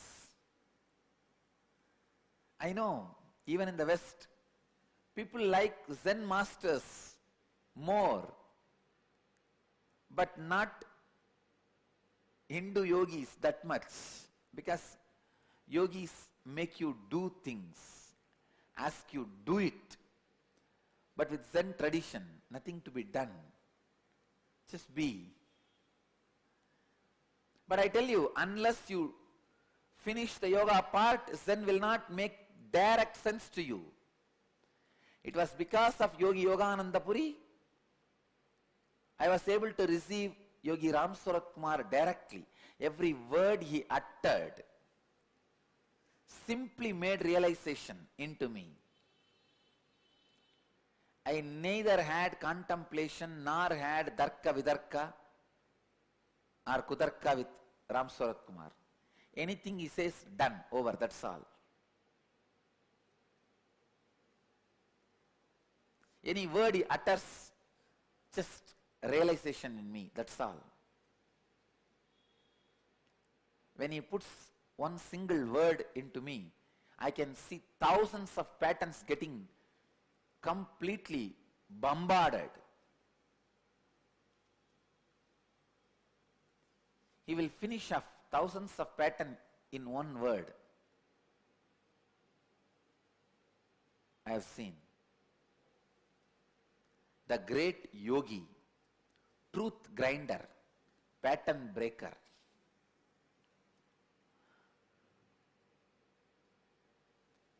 Of course, without Raghupati Yogi's support and help and training, I would have never been able to grasp Yogi Ram Surat Kumar's words or his actions.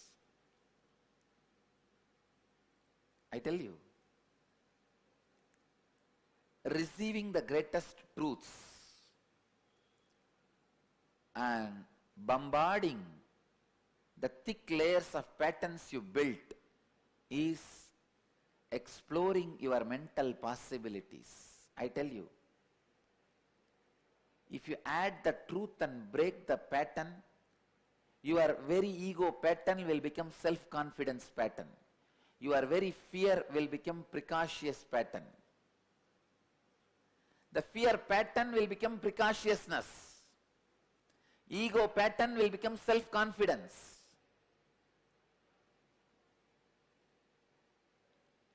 Arrogance will become unique expression of yourself.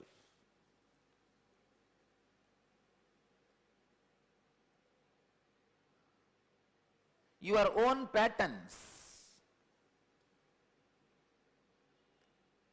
will destroy its existence and transform itself into knowledge, freedom. Please understand, only the one who perceives discriminative knowledge and intense action as one really perceives. For the state achieved through discriminative knowledge or through intense action is one and the same. Yatsankhyaih prapyate sthanam tatyogaih abhigamyate ekam sankyancha yogancha yappashyati sapashyati. Exploring and discovering the possibilities for human consciousness. I tell you, once I sat with disciples and started training them, then comes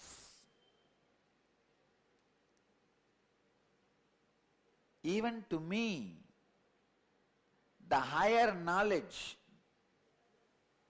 about the higher training possibilities I never ever imagined. Just by uttering simple sound and saying few words, I'll be able to put dozens of disciples into a state where they don't need food or water for weeks together. I felt maybe the connection they have with me, based on that, I'll be able to help them to be without food or water, but in high energy for one day. When I explored the possibility, I discovered without losing weight, without losing energy, even diabetic patients were able to live without food or water for weeks together at a time. Hunger free, thirst free, nirahara.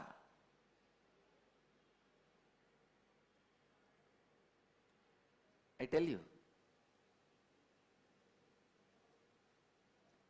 I always know I can live without food or water for weeks together because I explored and discovered that possibility in the young age in my own body.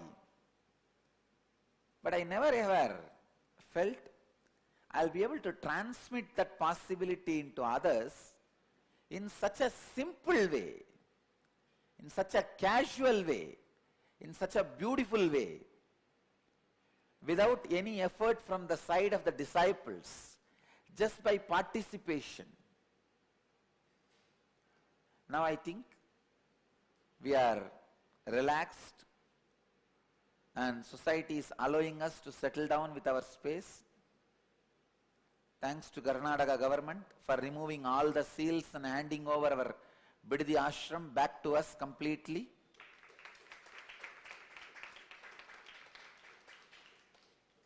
Yesterday the Bidadi ashram has been handed over to us back completely. So from tomorrow, within next few days, I'll initiate all the 500 people who completed the Prana Samyama into Nirahara Samyama.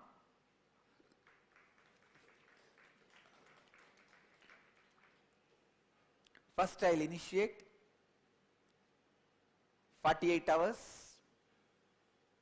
then we will give a break, you guys will eat, then I'll initiate into 7 days, then you guys will give a break, you will start eating, then we will get into 21 days.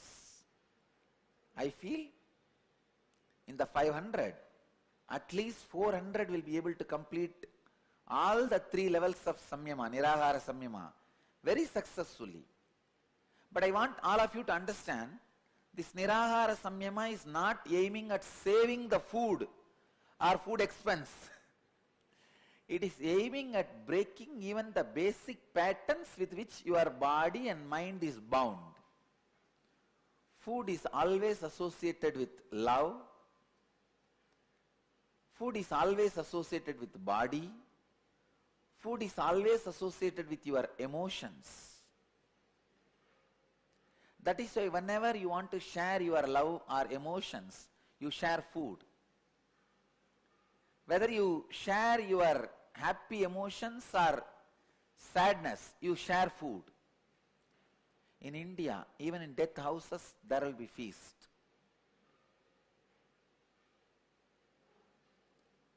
So food is very closely associated, not just with your body, with your mind and emotions. So making you nirahara, break free from the food pattern, releases you from millions of patterns. We will explore that possibilities by tomorrow or day after tomorrow. Now we feel we are settled. There is no this kind of threats. So we can explore the different possibilities. And I would like to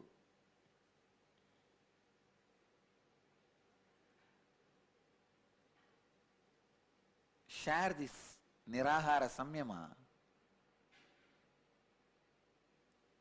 to make people experience many of the higher consciousness, powers and higher consciousness experiences. Of course, the side effect of the Nirahara Samyama, maybe you will lose weight and you will become healthy, but that alone is not the purpose. Alright, now please sit for at least 10 minutes so that I will prepare your body and mind for this Nirahara Samyama. From tomorrow or day after tomorrow we will start the Samyama.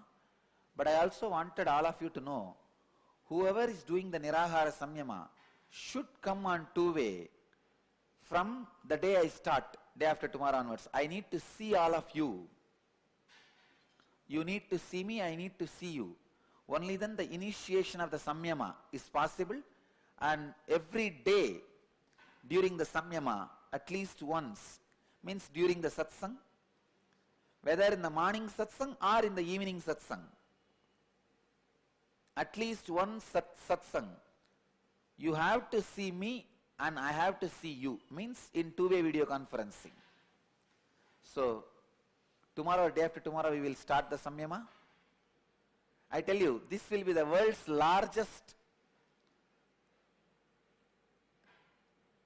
effort of larger number of human beings trying to be without food, without any war situation. See, sometime in the war-like situations, people would have tried this kind of things like being without food and all, but playfully, not with any war-like situation. So please sit straight, close your eyes. I bless you all for sitting with us.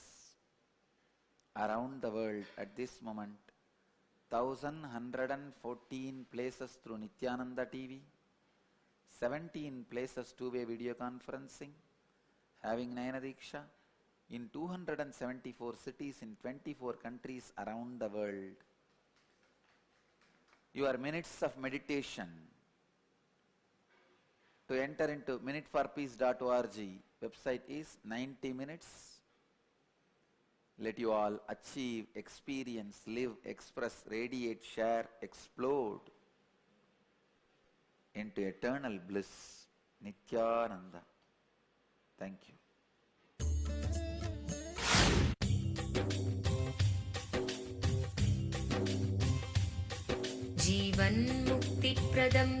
Paramahamsa Nithyananda, a rare living incarnation, is named among the world's 100 most spiritually influential personalities today.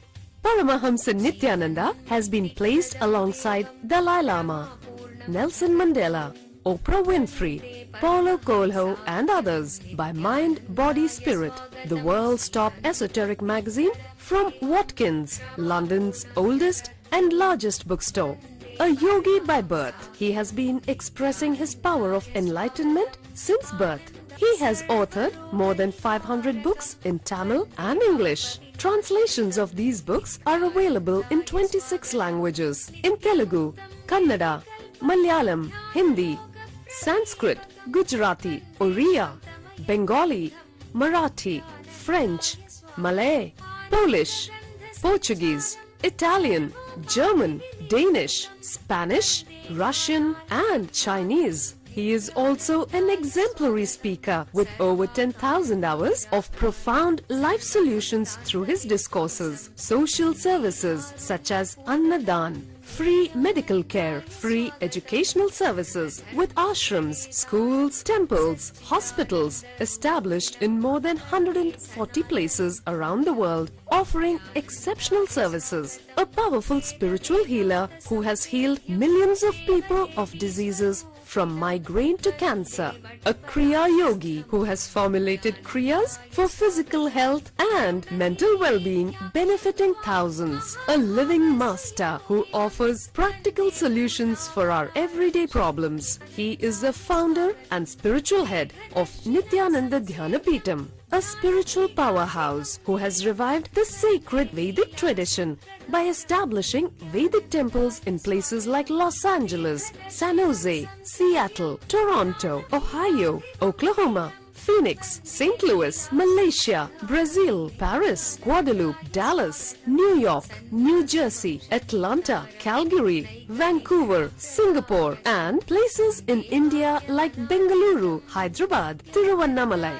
A spiritual guru for 10 million followers, an incarnation who transmits the highest spiritual energy through initiation, a contemporary yogi who has revived the Vedic science of yoga worldwide through thousands of yoga centers, an adept in Ashtamahasiddhis, mystical yogic powers, who has effortlessly awakened the Kundalini of thousands and graced them with spiritual powers, a dynamic young guru who is an inspiration for thousands of youngsters. India's most watched spiritual guru online, a beacon of spiritual light who has triumphed over the forces of religious terrorism and political persecution. Paramahamsa Nithyananda is an eternal Kalpataru, blessing the world with the boons of material abundance and spiritual enlightenment.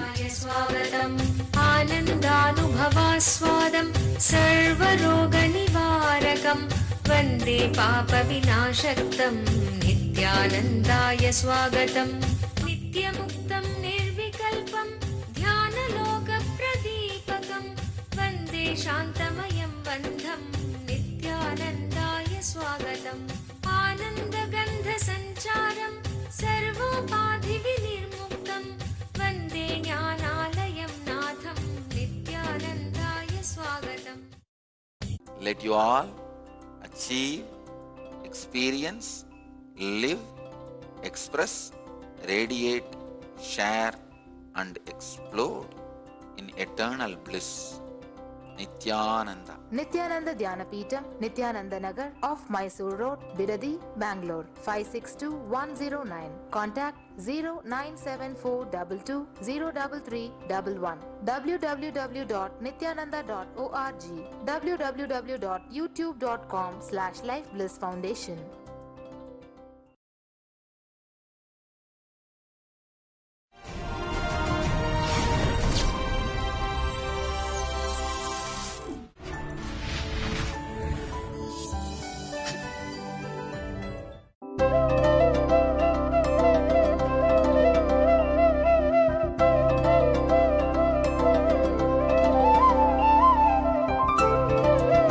Let's enter into today's Bhagavad Gita.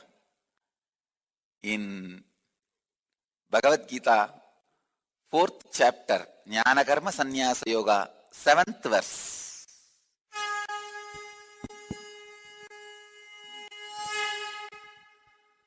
यदा यदा हि धर्मस्य ग्लानिर्भवति Bharat अभ्युत्थानमधर्मस्य तदात्मानं सृजाम्यहम्.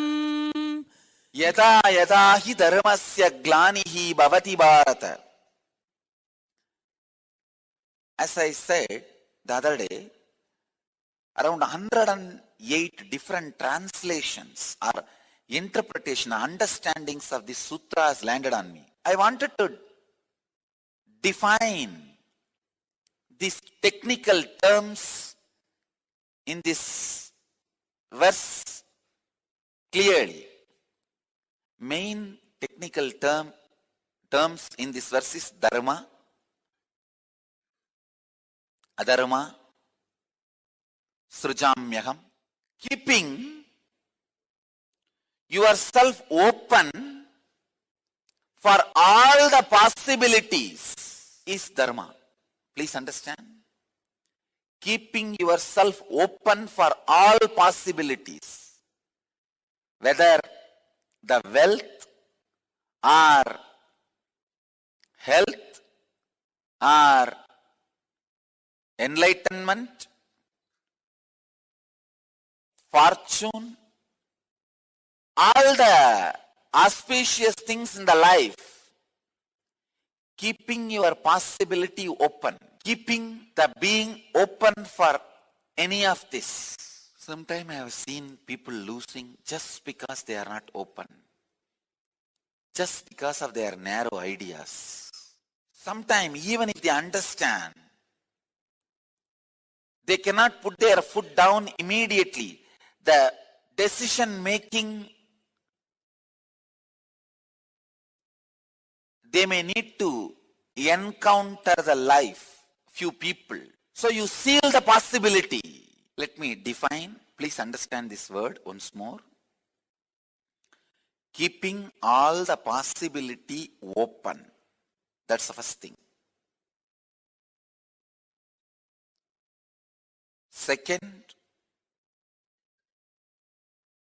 not postponing or delaying, shutting the possibilities down because you cannot encounter, face certain situation. Just yesterday I was talking about one disciple who asked me that I want to be your Meera. I can see the whole difficulty in that person is the difficulty to face the immediate situations, encountering the immediate situations. So just that person has to put up with the flow. Many times I have seen human beings put up with the flow of life or the social flow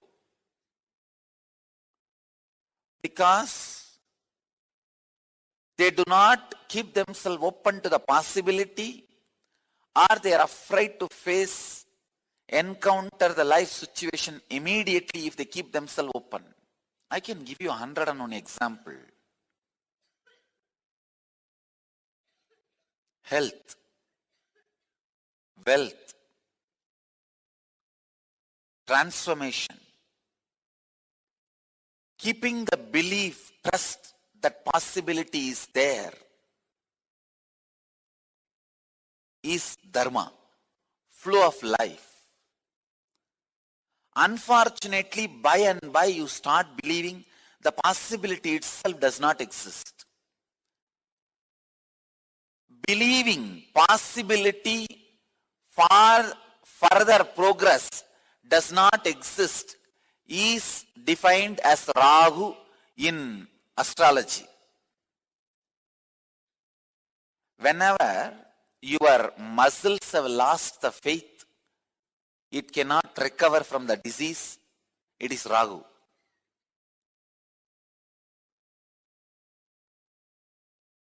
Just yesterday, I was telling to one of my ashramite whom I am healing, I said, I'll heal you, I'll cut through this whole pattern and biomemory, but visit one Ragu temple. There is one Ragu temple, very famous Ragu temple near Kumbhakonam. I said, go and have darshan in the temple and come back.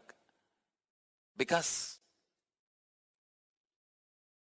that energy field removes your strong negative faith. When you shut down, no, transformation is not possible for me, you are suffering with Rahu. When you shut down, wealth is not possible for me, you are suffering with Rahu.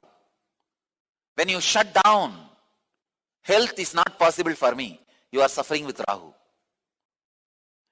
Shutting down the possibility is adharma. I told her, go and see the temple in Nageshwaram and come back.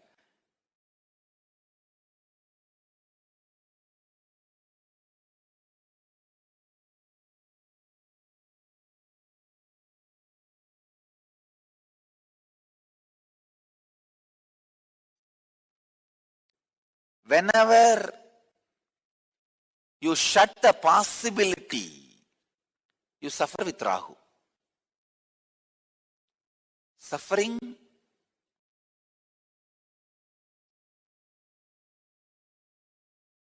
Rahu and Guru are complete opposite. Guru keeps even small possibilities open. Shutting down any possibility, shutting down any hope is atheism. Keeping all hopes alive, even if it is false hope. Understand? All hopes lead you to hopelessness, not because they are false hope, to lead you to reality. All hopes lead you to hopelessness, not because hopes are false hopes, but to lead you to reality. Hopes, by its very innate intelligence, lead you to reality.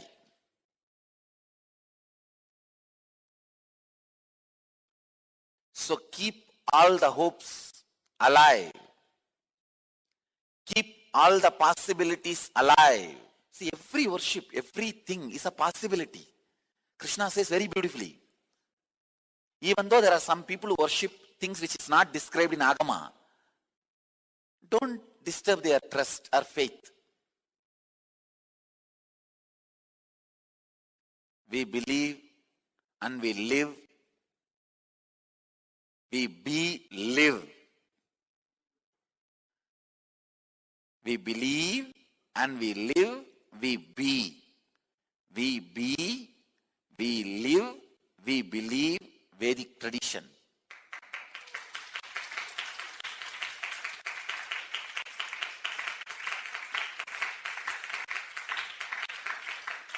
Which has a great heart to encourage every possibility and hope. All possibilities are like sprouting plant, just coming out, budding. It should be treated with a lot of love and respect. Every hope, every faith, every trust, every even little hope should be kept alive, encouraged, enriched. That is dharma. Very beautifully, Manu is describing. I'm spending a lot of time in reading Manu's laws. I'm reading now 6th book. 6th book is the rules and regulations he describes. He gives for spiritual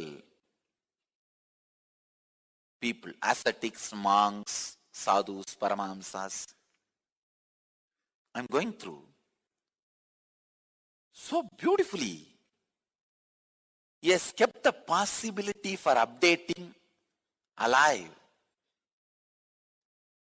Very beautifully, he describes who all can gather together and update whatever he wrote. Upgrade.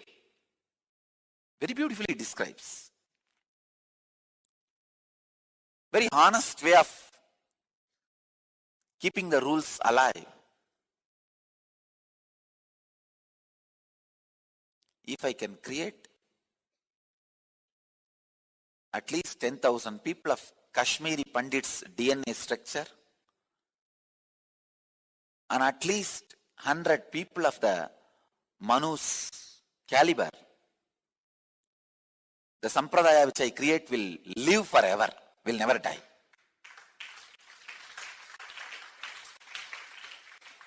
And this possibility for enlightenment in the Kali Yuga will be revived and kept alive as a living stream forever. All this Sangha meeting, everything, I am only sowing the seed of each one becoming Manu. In Akada, see, morning 5 hours. By yogic body and Vedic mind, I am sowing the seed of all of you becoming Kashmiri Pandits. And through the Sangha meeting, I am sowing the seed of all of you becoming Manu. I want all of you to become Manu. So that this spirit is kept alive. And each one of you create set of rules and regulations on your own when you become head. To tell you honestly, I am not interested anybody living in this one campus more than 5 years. If you live here for 5 years, by then you should imbibe, fill yourself.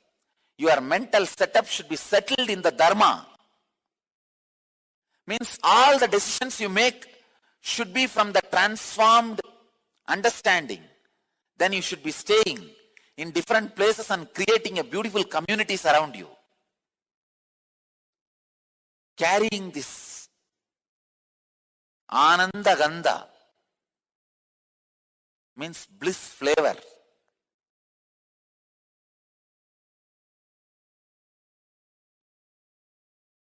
And evolving a beautiful Sangha. Very responsible, highly original, means independent.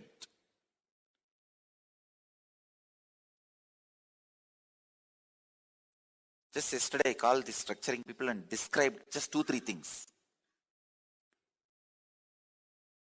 Except human trafficking, no other rule should be unchangeable. Please understand, there should not be human trafficking, means anybody going with anybody. That is the destruction. Other than that, no other rule should be a solid rule. Everything should be a flowing guideline. Only anybody going with anybody destroys civilization. Other than that, nothing destroys a civilization. A civilization never gets destroyed. Other than this one rule. I also said very clearly, for our civilization, only this one rule should be unchangeable. This cannot be altered by anybody. Other than that, nothing should be like a solid rule. Everything should be like a fluid guideline, which they can bend, alter as per their responsibility. First 100 people understand this spirit and evolve a group of responsible, committed individuals. That is enough. After that, no need for any rule. Just 100 people. The DNA programming of like Kashmiri Pandit happens. That's enough. That's enough. Then living this Dharma will just be like a lifestyle. It will never die. It will never die. How much ever the Adharma is preached all over the world, possibilities are shut down, closed all over the world, Dharma will never die. Just if the 100 people, that's all it takes. Because each person whose all decisions are from the transformed inner space inspires thousands of people. Other than no human trafficking, no other rule should be solid. Because whenever you create a solid rules, some possibilities gets shadowed. The possibilities gets unexplored. See, because I am born and brought up in vegetarian family, the possibility through the animal sacrifice, some energies can be awakened, was never explored by me. Only after this Karupar Puja I realized. Of course, I am not going to promote it, but at certain places, like a medicine, this can be used. Like Parihara, this can be used.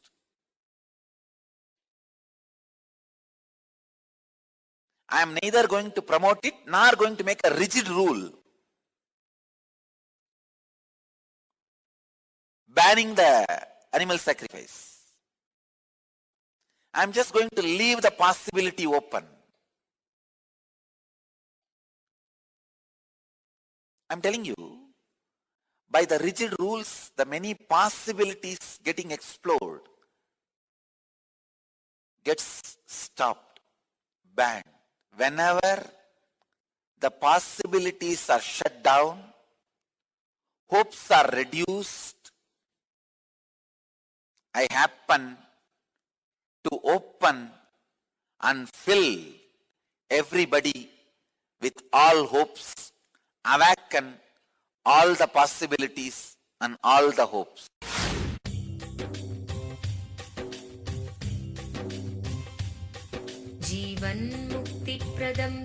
Paramahamsa Nithyananda, a rare living incarnation, is named among the world's 100 most spiritually influential personalities today. Paramahamsa Nithyananda has been placed alongside Dalai Lama, Nelson Mandela, Oprah Winfrey, Paulo Coelho and others by Mind, Body, Spirit, the world's top esoteric magazine from Watkins, London's oldest and largest bookstore. A yogi by birth, he has been expressing his power of enlightenment since birth. He has authored more than 500 books in Tamil and English. Translations of these books are available in 26 languages in Telugu, Kannada, Malayalam, Hindi, Sanskrit, Gujarati, Oriya, Bengali, Marathi, French, Malay, Polish, Portuguese, Italian, German, Danish, Spanish, Russian and Chinese. He is also an exemplary speaker with over 10,000 hours of profound life solutions through his discourses. Social services such as Annadan, free medical care, free educational services with ashrams, schools, temples, hospitals established in more than 140 places around the world, offering exceptional services. A powerful spiritual healer who has healed millions of people of diseases from migraine to cancer. A Kriya Yogi who has formulated Kriyas for physical health and mental well-being, benefiting thousands. A living master who offers practical solutions for our everyday problems. He is the founder and spiritual head of Nithyananda Dhyanapeetham, a spiritual powerhouse who has revived the sacred Vedic tradition by establishing Vedic temples in places like Los Angeles, San Jose, Seattle, Toronto, Ohio, Oklahoma, Phoenix, St. Louis, Malaysia, Brazil, Paris, Guadeloupe, Dallas, New York, New Jersey, Atlanta, Calgary, Vancouver, Singapore, and places in India like Bengaluru, Hyderabad, Tiruvannamalai.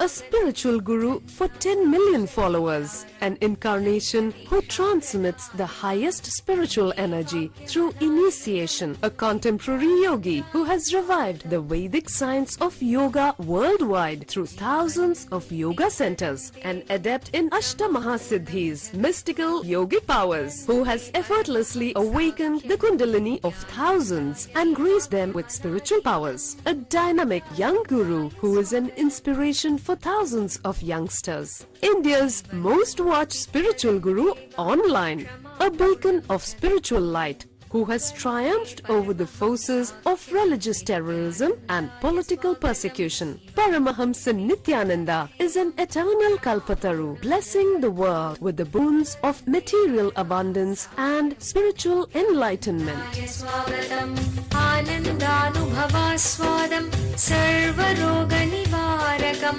वन्दे पापविनाशक्तं नित्यानन्दाय स्वागतम् नित्यमुक्तं निर्विकल्पं ध्यानलोकप्रदीपकं वन्दे शान्तमयं बन्धं नित्यानन्दाय स्वागतम् आनन्दगन्धसञ्चारं सर्वोपाधिविनिर्मुक्तं वन्दे ज्ञानालयं नाथं नित्यानन्दाय स्वागतम्.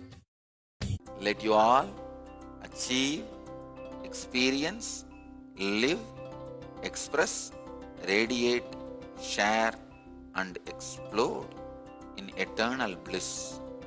Nithyananda. Nithyananda Dhyanapitham, Nithyananda Nagar off Mysore Road, Bidadi, Bangalore 562109. Contact 09742203311. www.nithyananda.org. www.youtube.com/lifeblissfoundation.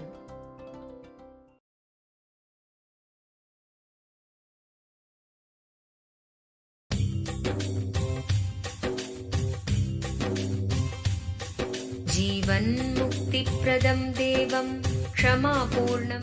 Paramahamsa Nithyananda is a rare living incarnation, a yogi by birth. He has been expressing his power of enlightenment since birth. He has authored more than 500 books in Tamil and English, books in Telugu, Kannada, Malayalam, Hindi, Sanskrit, Gujarati, Oriya, Bengali, Marathi, French, Malay, Polish, Portuguese, Italian, German, Danish, Spanish, Russian and Chinese, with translations in 26 languages are available. He is also an exemplary speaker with over 8,000 hours of profound life solutions through his discourses. Social services such as Annadan, free medical care,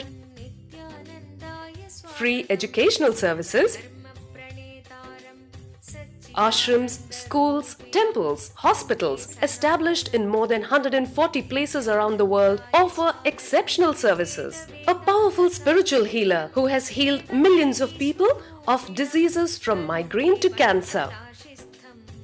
A Kriya Yogi who has formulated Kriyas for physical health and mental well-being, benefiting thousands. A living master who offers practical solutions for our everyday problems. Having meditation centers in 151 countries including Bidadi, Tiruvannamalai, Rajapalyam, Salem, Hyderabad, Varanasi, Los Angeles, Ohio, Seattle, San Jose and Phoenix. He is the founder and spiritual head of Nithyananda Dhyanapitham, a spiritual guru for 10 million followers, an incarnation who transmits the highest spiritual energy through initiation, a contemporary yogi who has revived the Vedic science of yoga worldwide through thousands of yoga centers. Adept in Ashtamahasiddhis, mystical yogic powers, he has effortlessly awakened the Kundalini of thousands, gracing them with spiritual powers. A spiritual powerhouse who has revived the sacred Vedic tradition by establishing Vedic temples worldwide in places like Los Angeles, San Jose, Seattle, Toronto, Ohio, Oklahoma, Phoenix, St. Louis, Malaysia, Brazil, Paris, Guadeloupe, Dallas, New York, New Jersey, Atlanta, Calgary, Vancouver, Singapore, and places like Bangalore, Hyderabad, and Tiruvannamalai in India. A dynamic young guru who is an inspiration to thousands of youngsters. India's most watched spiritual guru online. A beacon of spiritual light who has triumphed over the forces of religious terrorism and political persecution. Paramahamsa Nithyananda is an eternal Kalpataru, blessing the world with the boons of material abundance and spiritual enlightenment. स्वागतम् आनन्दानुभवास्वादं सर्वरोगनिवारकं वन्दे पापविनाशक्तं नित्यानन्दाय स्वागतं नित्यमुक्तं निर्विकल्पं ध्यानलोकप्रदीपकं वन्दे शान्तमयं बन्धं नित्यानन्दाय स्वागतम् आनन्दगन्धसञ्चारं सर्वोपाधिविनिर्मुक्तं वन्दे ज्ञानालयं नाथं नित्यानन्दाय स्वागतम्.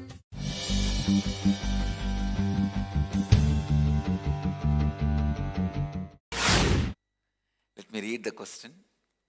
It was very helpful for all of us when Swamiji shared about the uniqueness of Hinduism.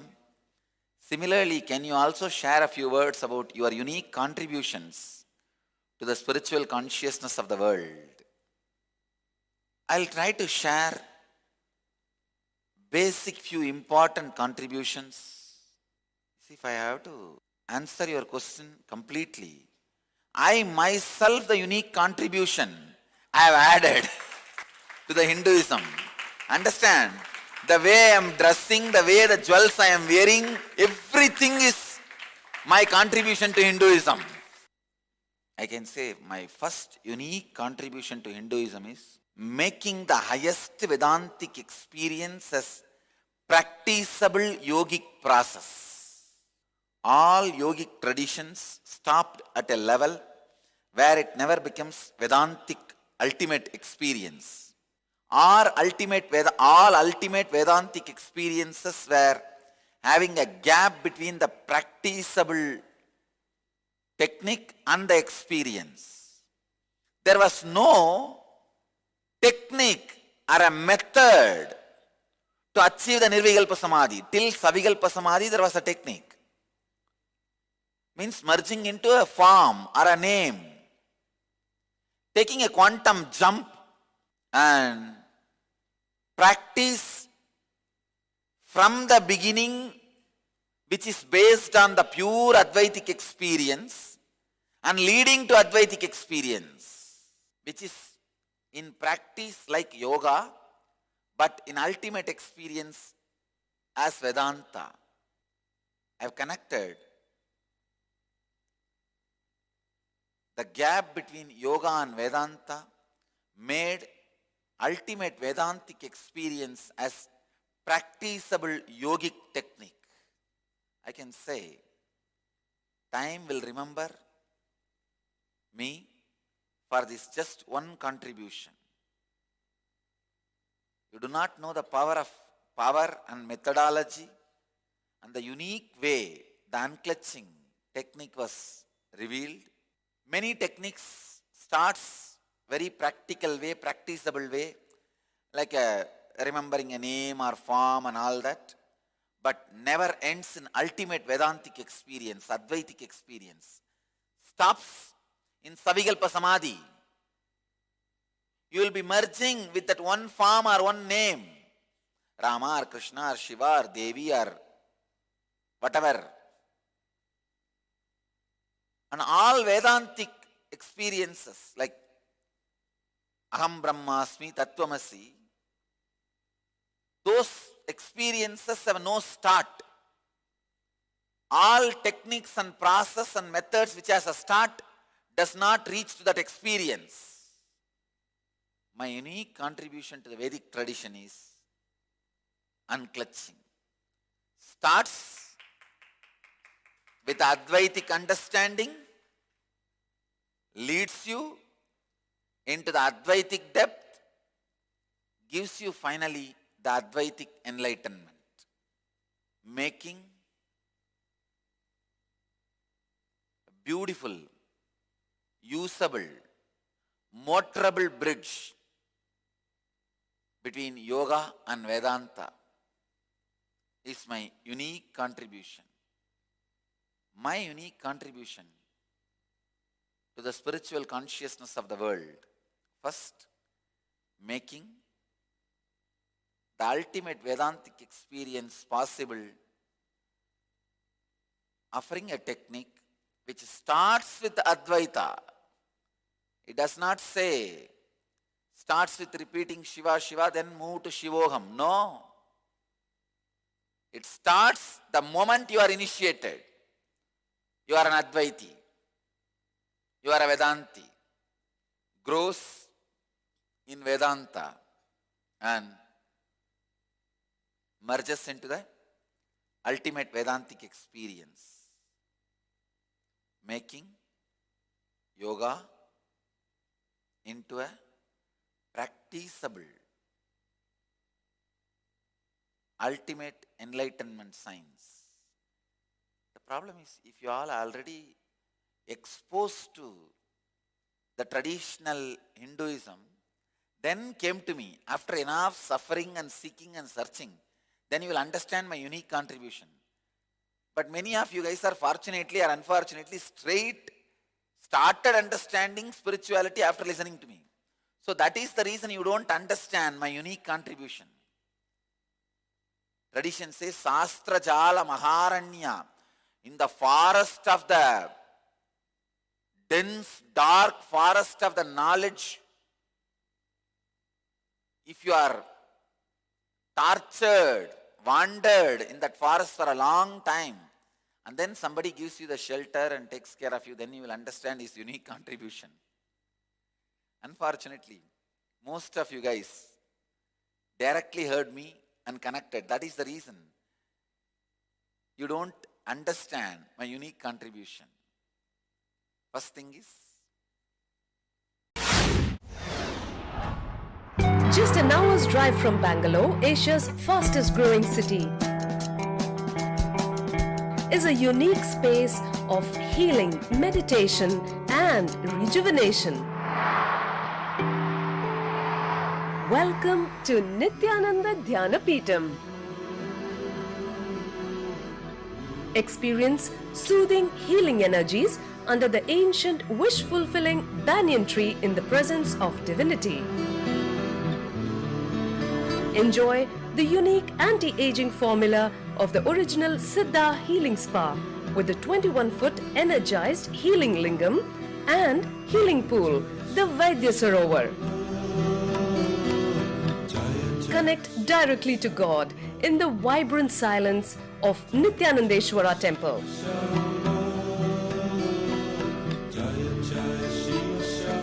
Savor the delicious Sattvic food served free at all times.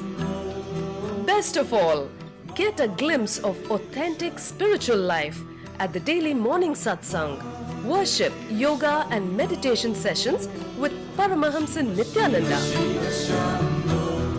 Rediscover yourself at Nithyananda Dhyanapitham, the ultimate spiritual lifestyle destination. Nithyananda Dhyanapitham, Nithyananda Nagar, Bidadi, Bengaluru, 97422-03311. Welcome to Inner Awakening, the most powerful personal transformation retreat you could ever experience. In just 21 days, thousands are already experiencing the shortest route to constantly high energy levels, visible anti-aging, healing of chronic diseases, fulfilling relationships, and higher states of consciousness. What is the secret behind this transformation?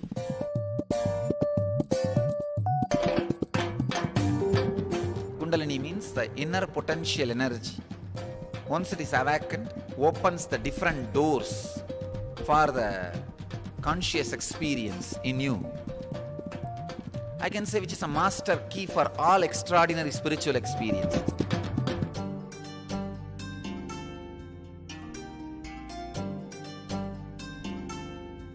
This extraordinary program is conducted personally by Paramahamsa Nithyananda in the vibrant atmosphere of Nithyananda Dhyanapitham Ashram.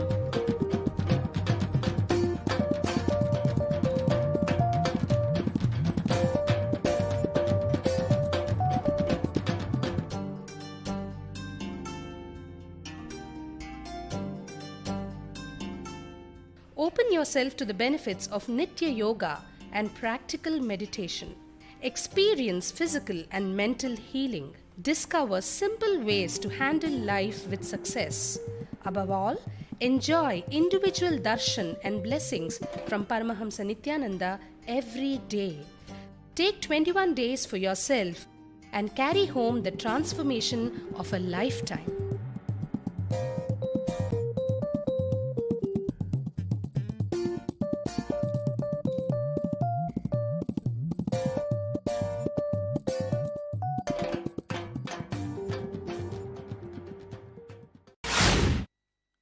Making Vedanta as a practicable technique. Second, scientifically, logically analyzing, validating, recording all the extraordinary possibilities, experiences and expressions of Vedic traditions.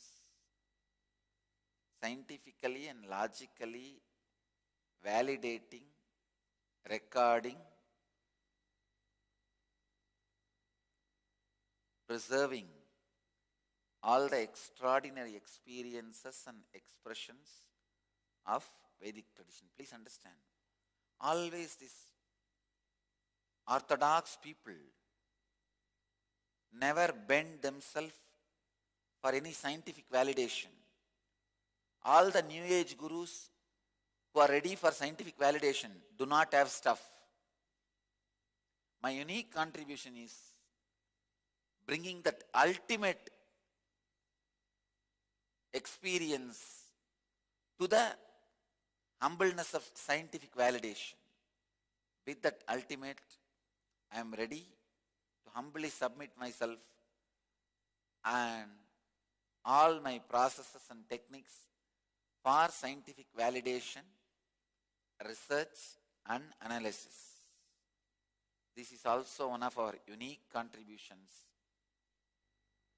I can say my next unique contribution is being user-friendly.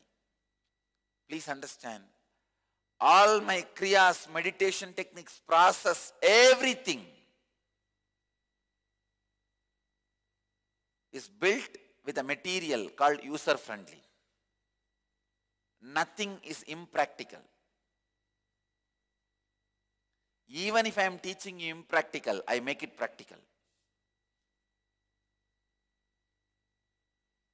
Make you understand, inspire, elevate, make it into practical. So user-friendly is my one more unique contribution. I can go on and on and on and on my unique contributions to the Vedic tradition. If I go on and on and on, again you will be in a big mess of what to understand and what to share with others. So I will stop with this.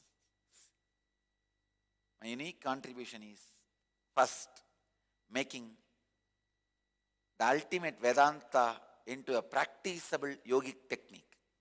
Anything practicable is always yogic, and anything practicable never leads to ultimate was the theory before Nithyananda in Hinduism.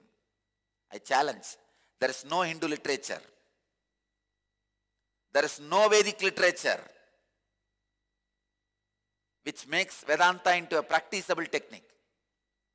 I challenge any Pandit, Purohit, intellectual of Hinduism.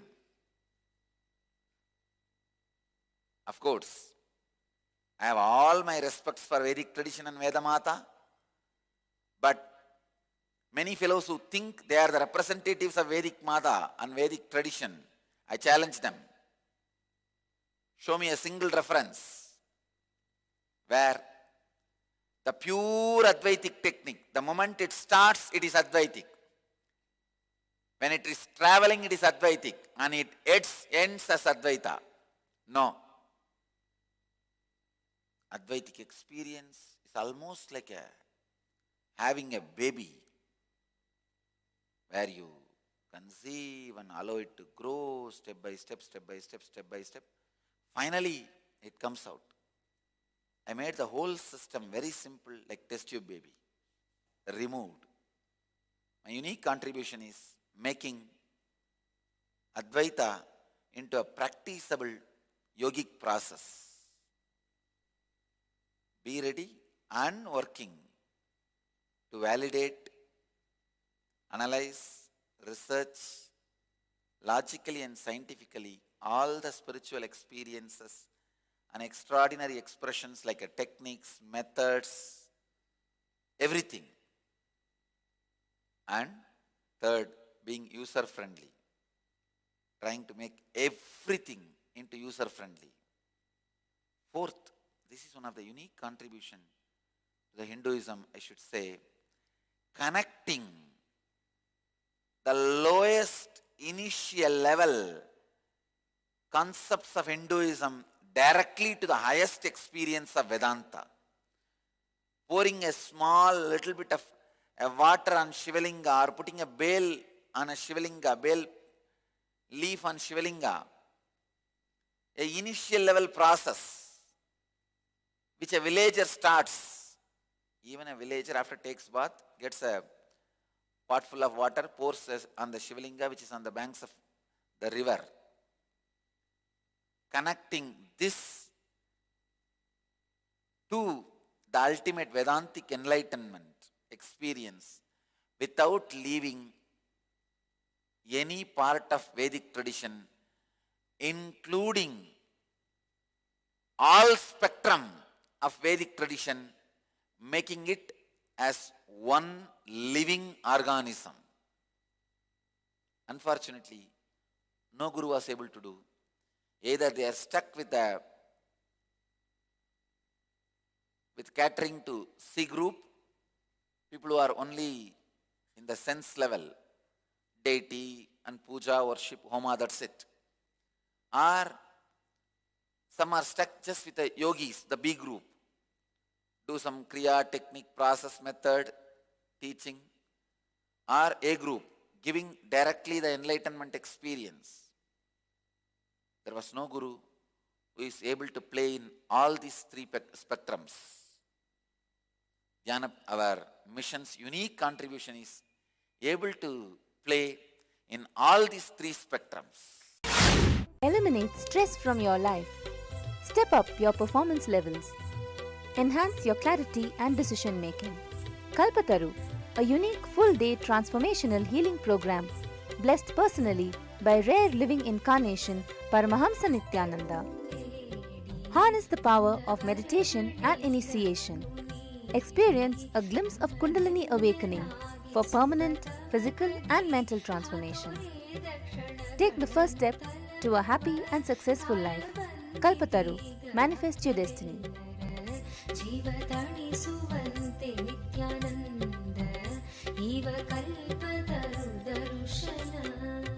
Every weekend at Nithyananda Dhyanapeetham, Nithyananda Nagar, Bidadi, Bengaluru.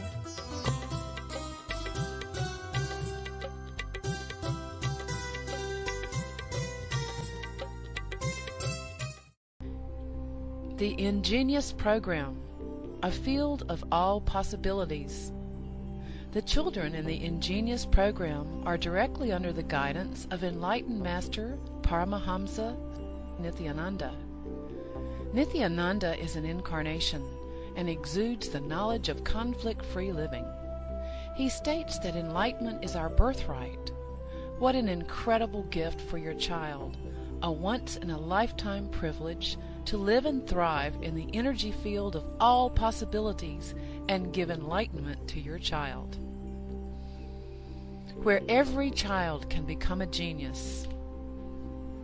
Learning can unveil the genius in every child, provided it stimulates higher order thinking skills, positive self-esteem, teamwork, and an internal locus of control.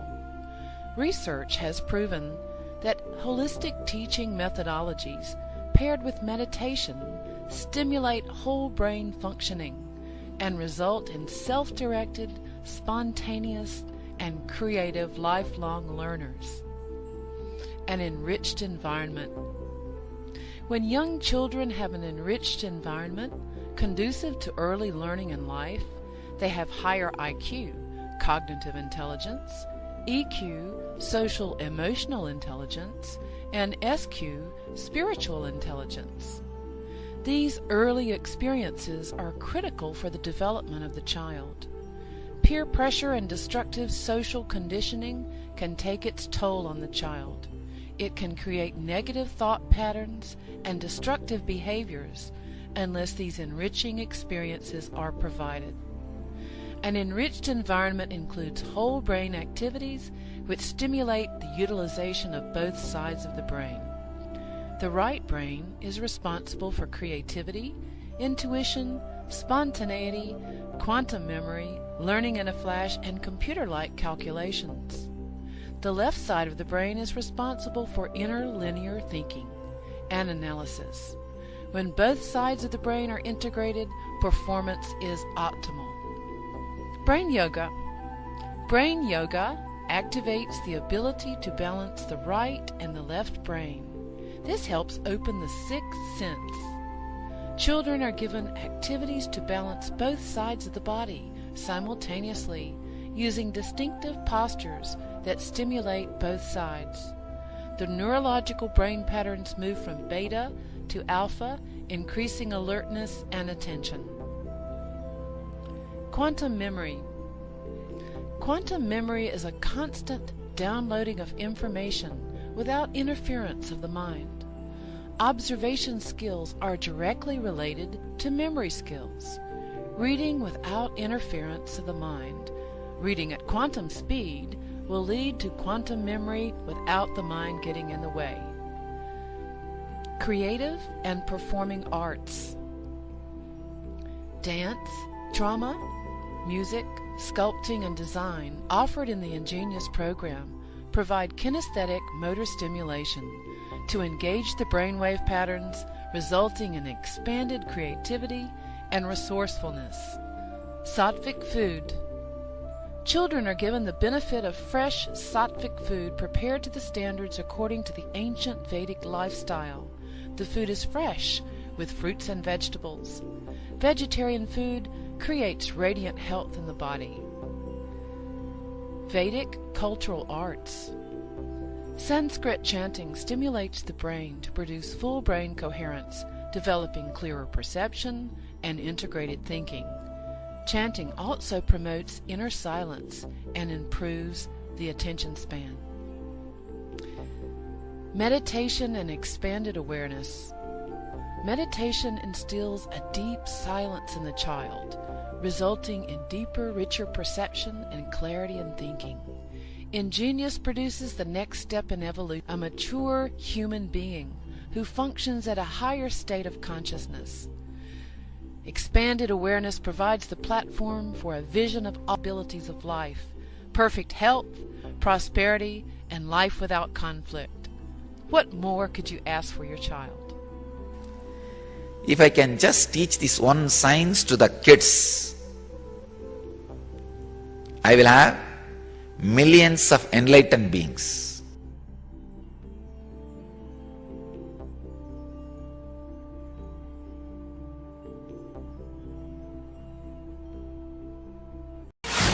I have been contemplating on the last satsang, thinking about chemical imbalances.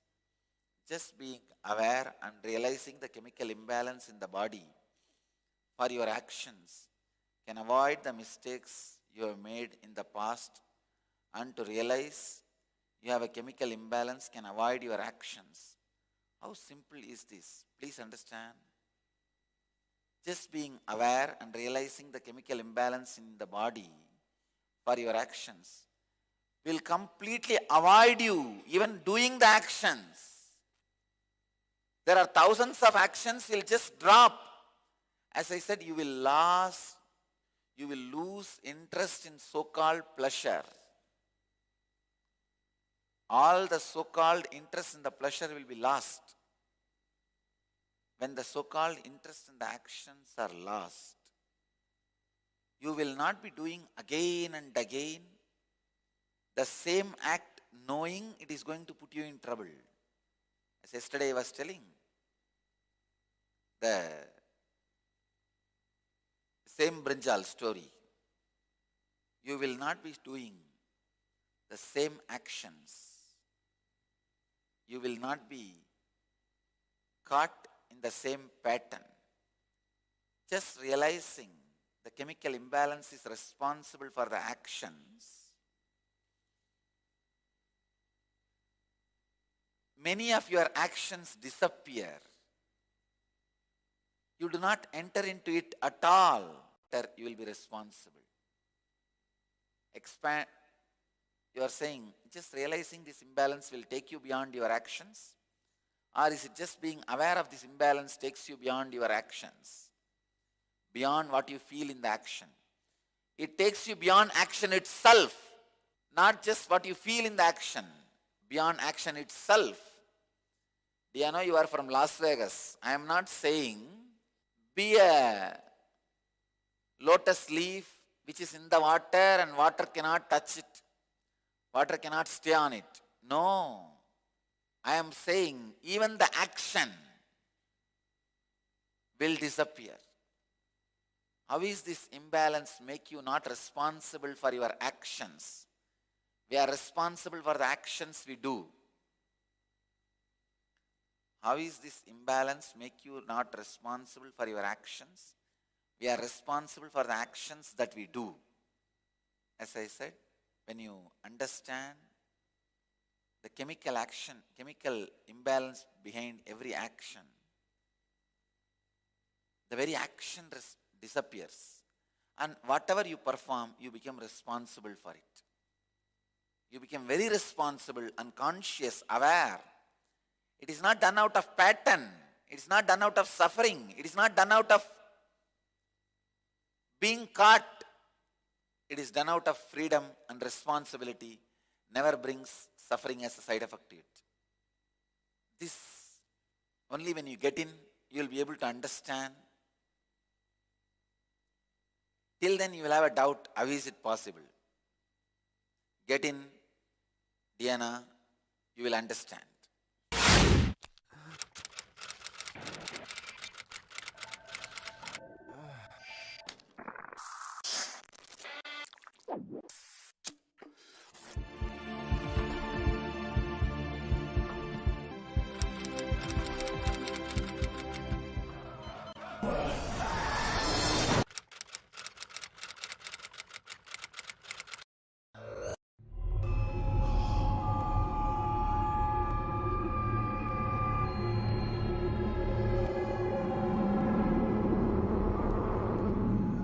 I know the modern day youth is really suffering. Humanity has never faced this crisis. I have created a 1-year program where you can study the spiritual truths.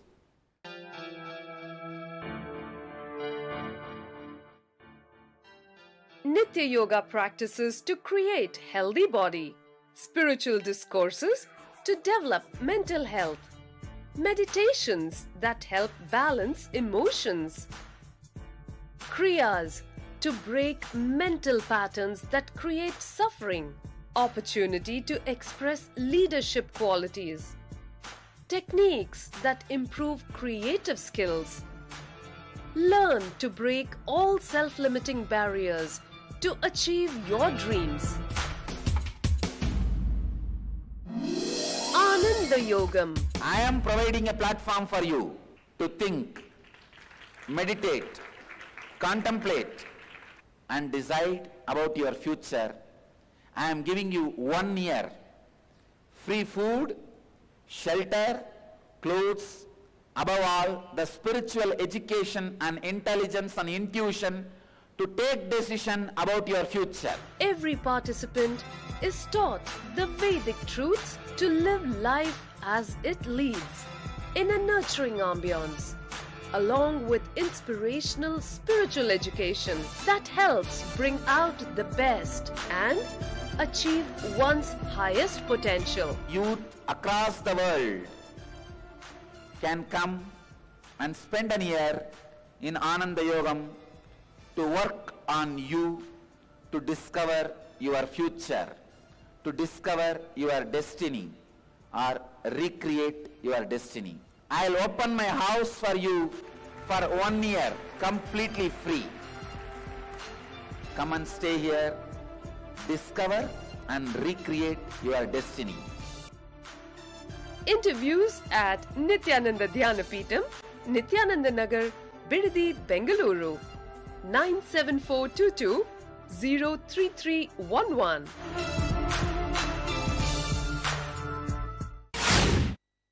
Yesterday you asked to choose 10 patterns and drop them in the next 1 month. Can you please share how I can get rid of my patterns? Prema, just pick up 10. Decide this 1 month I will vehemently unclutch from these 10 patterns. I'll allow everything else but not these 10 patterns. Live with that one conscious decision and continuously work to unclutch from those patterns whenever they arise in your day-to-day practice. For 1 month, you will see the 10 patterns just disappear and get destroyed. Before the patterns becomes your biomemory and organ and body part, break it. I have a story.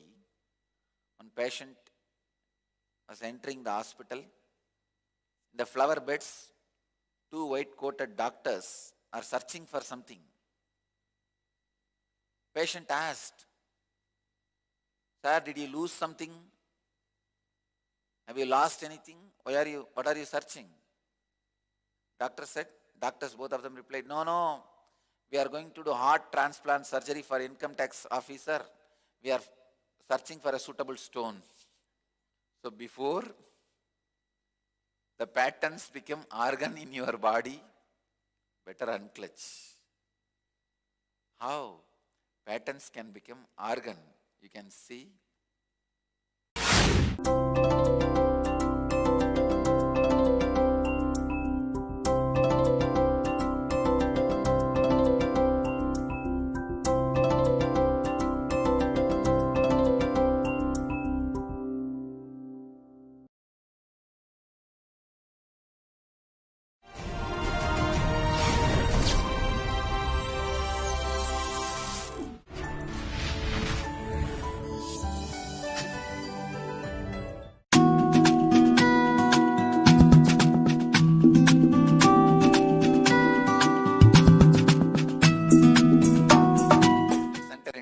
Today's satsang in Bhagavad Gita, 4th chapter, Jnanakarma Sannyasa Yoga,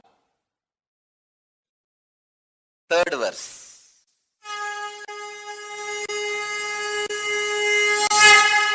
Sayevayam maya tedya yoga proktah puratanaha bhaktosi me sakacheti rahasyam hyetaduttamam.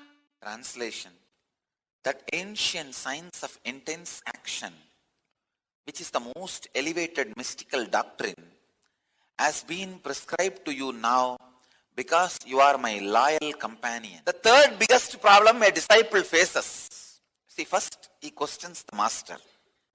Hey, if the master is talking the traditional truths, the same thing he is repeating. He has not experienced anything new. If he is telling something from his own experience new, he is telling something on his own to make us do what he wants us to do, which is not traditional, authentic, time-tested. Bhagavan breaks both the questions at a time. He says, hey, it is the most ancient sacred secrets untold by me. Once he is convinced, the next doubt comes to Arjuna, which comes to all disciples. Why is all these great things being told to me? Am I qualified?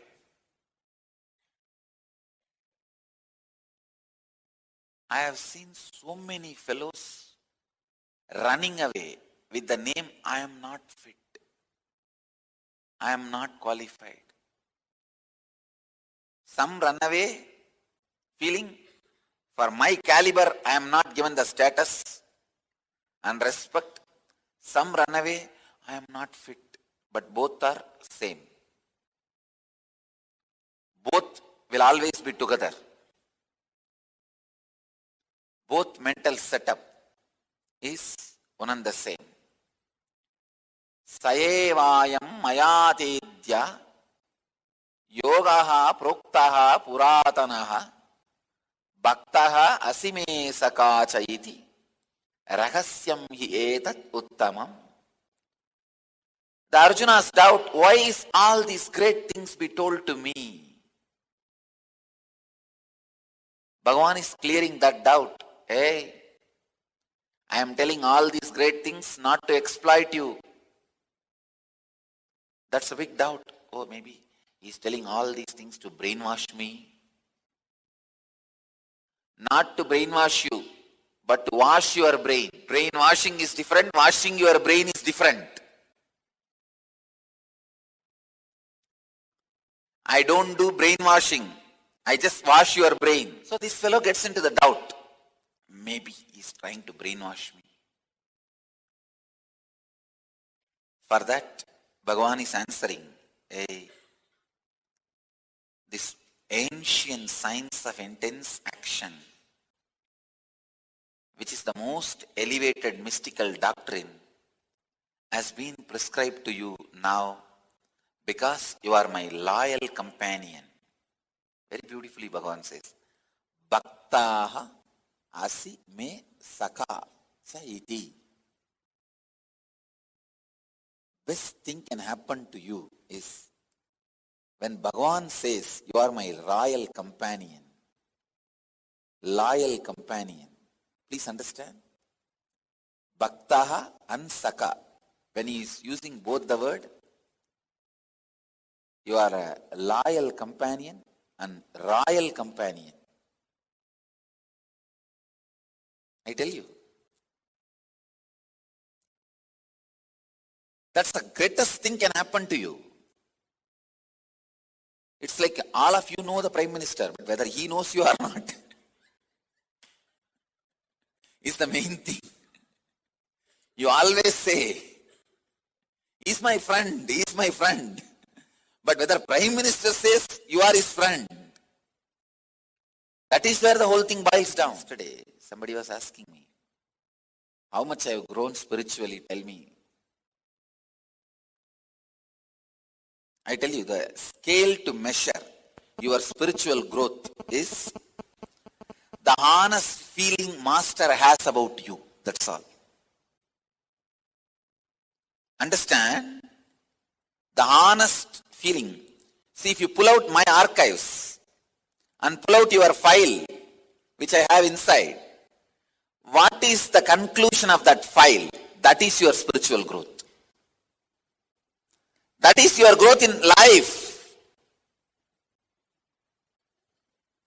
Cosmos feeling about you is your spiritual growth.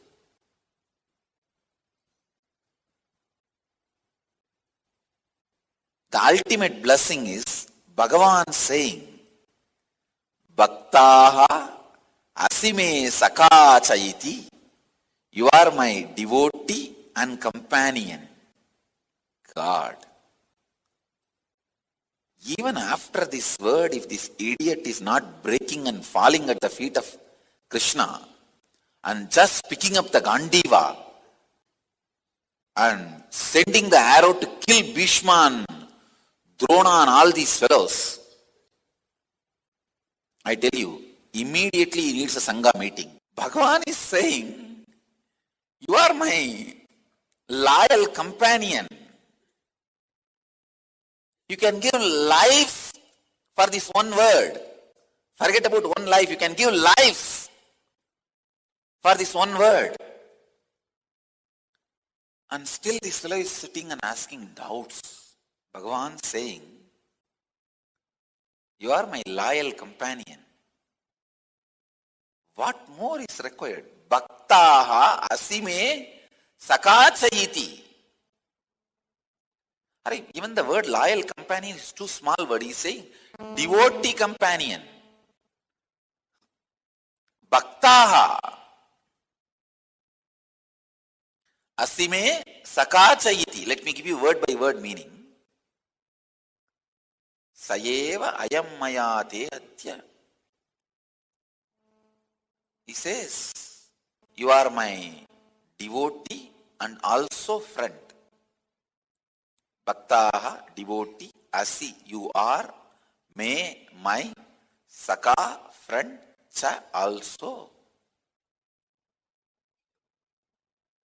I want to give you word by word meaning. Only then you will understand how beautifully Bhagavan says.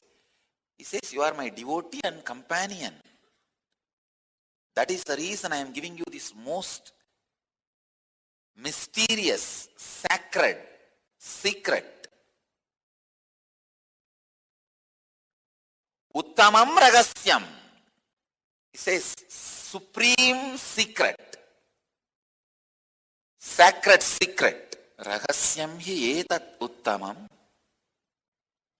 Because you are my friend and companion, I am giving you this great science. The most funniest thing happens around the masters is, these fellows, they think by just holding on to the place or some status, they can achieve the ultimate. No. Real achievement happens by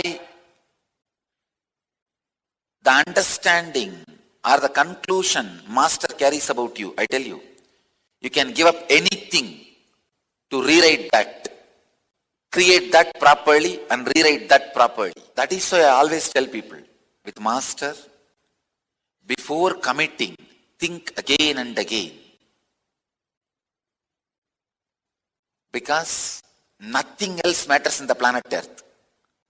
Your spiritual growth, mental growth, physical growth, wealth, relationships, everything can happen just if the master's grace is there on you. Nothing will be useful if that grace is not there on you. So build right file in master's heart. Your book of heart does not show your spiritual growth. It only shows your spiritual struggle. My book of heart shows your spiritual growth. Understand, in my book of heart, if you see the index and see your name page, what that page says, what is the conclusion, updated this moment. My book of art is electronic, cosmic electronic. Constantly gets updated. What my book of art says about you, that is your spiritual growth. Here, such a beautiful way, Bhagavan is feeling about Arjuna. You are my devotee. That itself is enough. See, Bhagavan saying that I accept you as my devotee, I feel you are my devotee. That is enough. What more this fellow needs? I don't know what far he is waiting and what other ways he need to be convinced. Actually, this should be the climax. But this Arjuna's dumbness, it is not even an interval. After this, there are 2-3 songs, then stunt, 1 or 2 fight, then climax comes. Actually, this should have been the climax. Bhagavan saying, hey, you are my devotee and friend.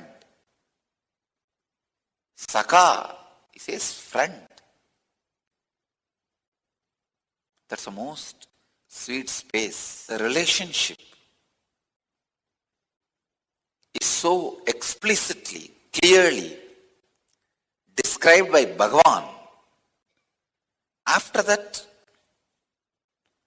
what else you need? Very beautifully he says, because you are my friend and companion, I give these great signs to you.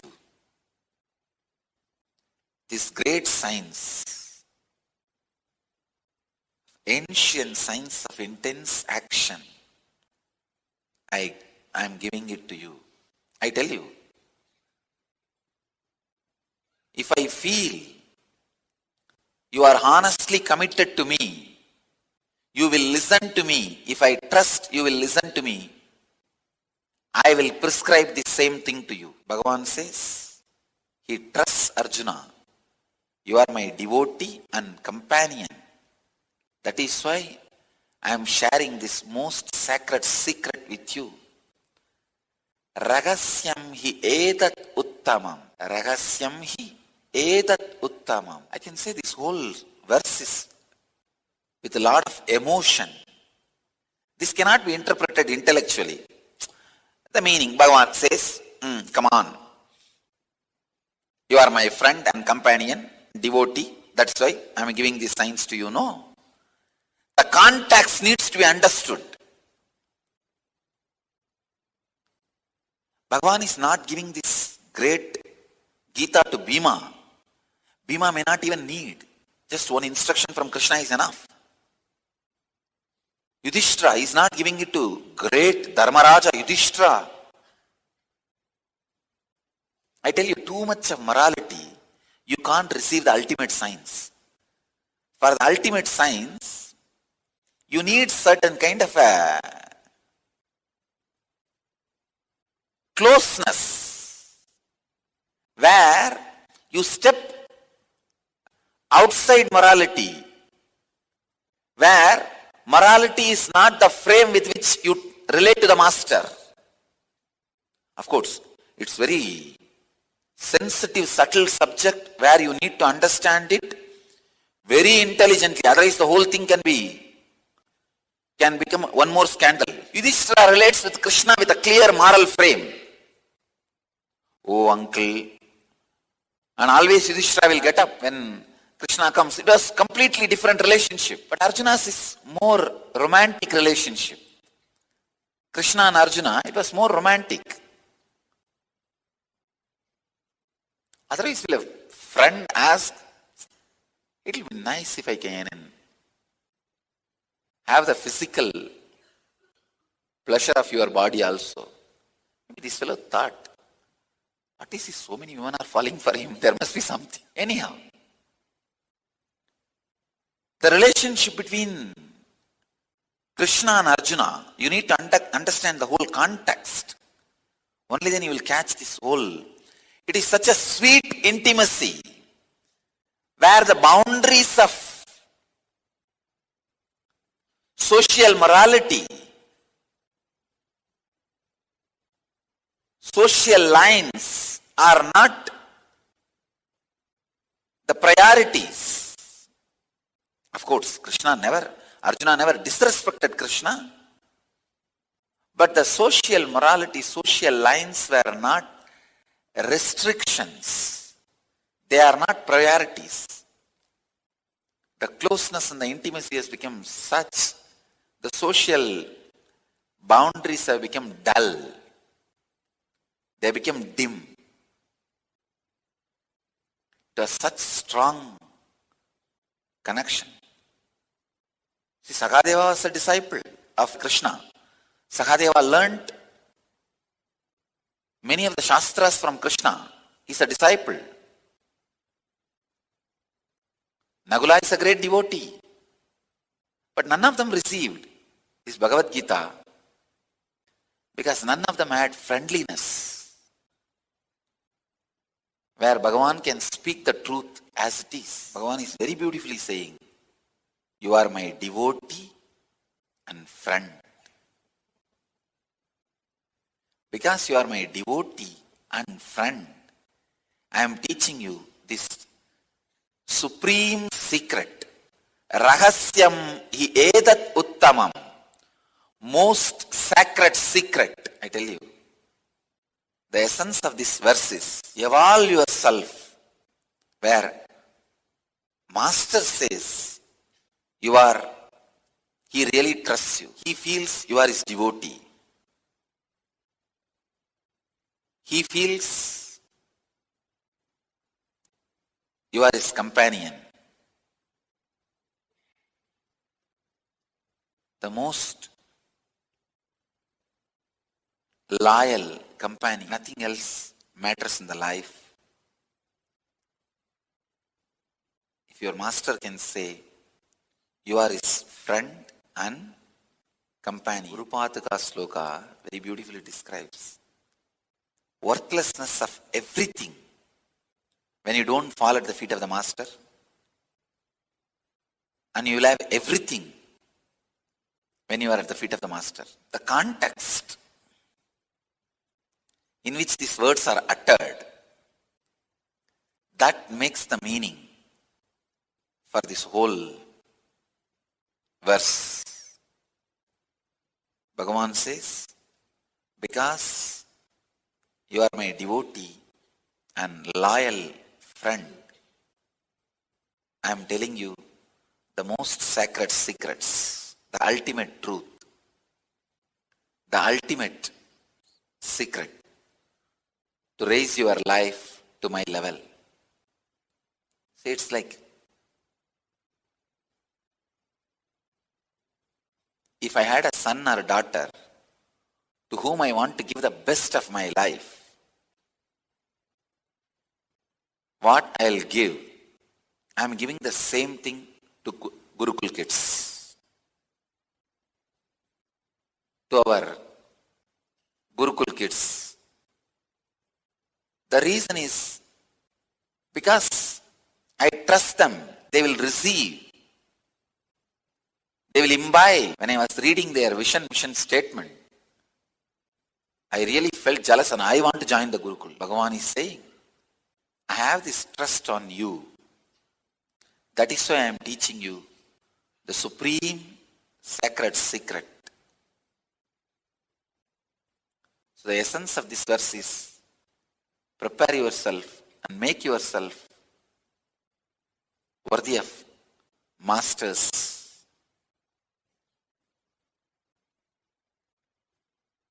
feeling connection. That's the right word. You feeling connection with Master is not that important. He feeling connection to you is that important. That's why I'm telling you. You seeing him is not that important. He seeing you is really important. You seeing him, you will pick up only whatever is comfortable for you from his words and do. When he sees you, he will pour his whole being into you.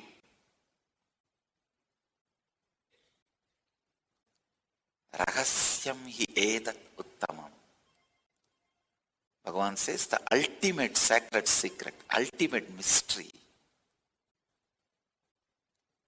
loyal companion. I tell you, anything can be done in your life to catch in his heart the place loyal companion. Having place at the feet of the Master is not that great, but having place at the heart of the Master is the real ultimate thing. See, anybody comes to my feet, I give the place. My feet is the one thing which can never do the action of kicking. My feet can do all other movements other than kicking. So anybody comes to the feet, get the place in the feet. Getting place in the feet is not that difficult or that great. That's just the initial level. But getting place in the heart is the real achievement. Bhagavan is saying, because you already have place in my heart, I am teaching this great science to you.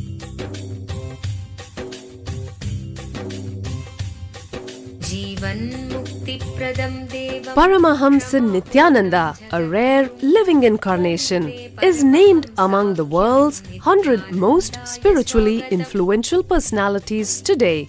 Paramahamsa Nithyananda has been placed alongside Dalai Lama, Nelson Mandela, Oprah Winfrey, Paulo Coelho and others by Mind, Body, Spirit, the world's top esoteric magazine from Watkins, London's oldest and largest bookstore. A yogi by birth, he has been expressing his power of enlightenment since birth. He has authored more than 500 books in Tamil and English. Translations of these books are available in 26 languages in Telugu, Kannada, Malayalam, Hindi, Sanskrit, Gujarati, Oriya, Bengali, Marathi, French, Malay, Polish, Portuguese, Italian, German, Danish, Spanish, Russian and Chinese. He is also an exemplary speaker with over 10,000 hours of profound life solutions through his discourses. Social services such as Annadan, free medical care, free educational services with ashrams, schools, temples, hospitals established in more than 140 places around the world, offering exceptional services. A powerful spiritual healer who has healed millions of people of diseases from migraine to cancer. A Kriya Yogi who has formulated Kriyas for physical health and mental well-being, benefiting thousands. A living master who offers practical solutions for our everyday problems. He is the founder and spiritual head of Nithyananda Dhyanapeetham, a spiritual powerhouse who has revived the sacred Vedic tradition by establishing Vedic temples in places like Los Angeles, San Jose, Seattle, Toronto, Ohio, Oklahoma, Phoenix, St. Louis, Malaysia, Brazil, Paris, Guadeloupe, Dallas, New York, New Jersey, Atlanta, Calgary, Vancouver, Singapore, and places in India like Bengaluru, Hyderabad, Tiruvannamalai. A spiritual guru for 10 million followers, an incarnation who transmits the highest spiritual energy through initiation, a contemporary yogi who has revived the Vedic science of yoga worldwide through thousands of yoga centers, an adept in Ashtamahasiddhis, mystical yogic powers, who has effortlessly awakened the Kundalini of thousands and graced them with spiritual powers, a dynamic young guru who is an inspiration for thousands of youngsters. India's most watched spiritual guru online, a beacon of spiritual light who has triumphed over the forces of religious terrorism and political persecution. Paramahamsa Nithyananda is an eternal Kalpataru, blessing the world with the boons of material abundance and spiritual enlightenment. He is the 293rd pontiff of the world's most ancient Hindu organization, Madurai Adinam. Nithyanandaya swagatam Anandanubhavaswadam Sarvaroganivarakam Vande Papa Vinashaktam Nithyanandaya swagatam Nityamuktam Nirvikalpam Dhyanaloka Pradipakam Vande Shantamayam Bandham Nithyanandaya swagatam Anandagandha Sancharam Sarvopadhi Vinirmuktam Vande Jnanalayam Natham Nithyanandaya swagatam.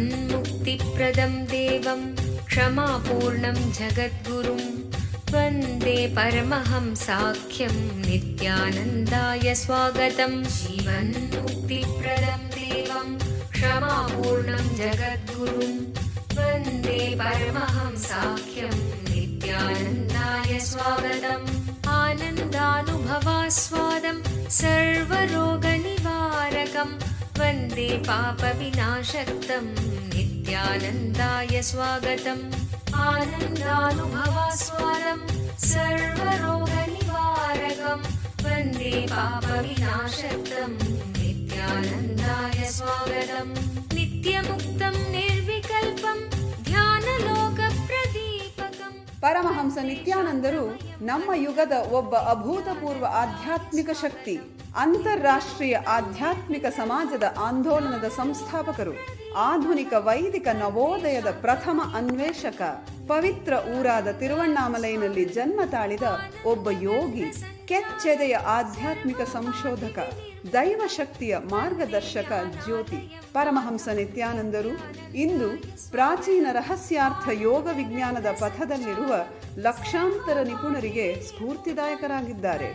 ಆಧ್ಯಾತ್ಮಿಕತೆಯ ವಿಜ್ಞಾನದ ಸಂಶೋಧನಾಕಾರ, ಆತ್ಮ ಸಾಕ್ಷಾತ್ಕಾರ ತೋರುವ ಗುರುಗಳು. ಅವರ ವಿವೇಕದ ಸಂಪತ್ತು, ಅವರ ನಗುವಿನ ಆ ಸಂತಸ ಹಾಗೂ ಅವರ ಅದ್ವಿತೀಯ ದೀಕ್ಷೆಯ ಶಕ್ತಿಯನ್ನು ಪ್ರತಿ ವರ್ಷ ಪರಮಹಂಸ ನಿತ್ಯಾನಂದರು ಪ್ರಪಂಚದಾದ್ಯಂತ ಸುಮಾರು 1 ಕೋಟಿ ಜನರೊಡನೆ ಹಂಚಿಕೊಳ್ಳುತ್ತಿದ್ದಾರೆ. ಈಗ ಪರಮಹಂಸ ನಿತ್ಯಾನಂದರು ಜೀವನ್ಮುಕ್ತಿಯ ಬಗ್ಗೆ, ಆನಂದಮಯ ಜೀವನಕ್ಕಾಗಿ ಪರಿಹಾರಗಳ ಬಗ್ಗೆ ಮಾತನಾಡಲಿದ್ದಾರೆ. ಮರೆಯಲಾರದ ಆಧ್ಯಾತ್ಮಿಕ ಅನುಭವವನ್ನು ಕೈಗೊಳ್ಳೋಣ ಬನ್ನಿ. ಸರ್ವಧರ್ಮ ಪ್ರಣೇತಾರಂ ಸಚ್ಚಿದಾನಂದರೂಪಿಣಂ ವಂದೇ ಸನಾತನಂ ಪುಣ್ಯಂ ನಿತ್ಯಾನಂದಾಯ ಸ್ವಾಗತಂ ವೇದ ವೇದಾಂತ ಸಂವೇದ್ಯಂ ದೇವದೇವಿ.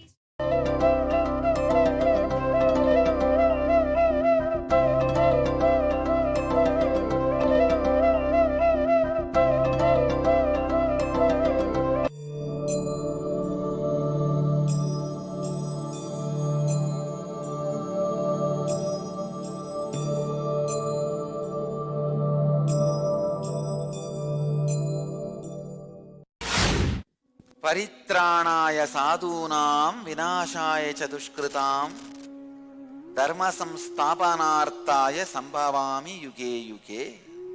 Still there is so much need to be told about this verse. In every one of you, incarnation of innermost intelligence happens. See, your inner awakening is the incarnation happening in you. When the inner awakening happens in you, spiritual cognition is protected and promoted. That is what is sadhu. Mood swings and dilemma is destroyed.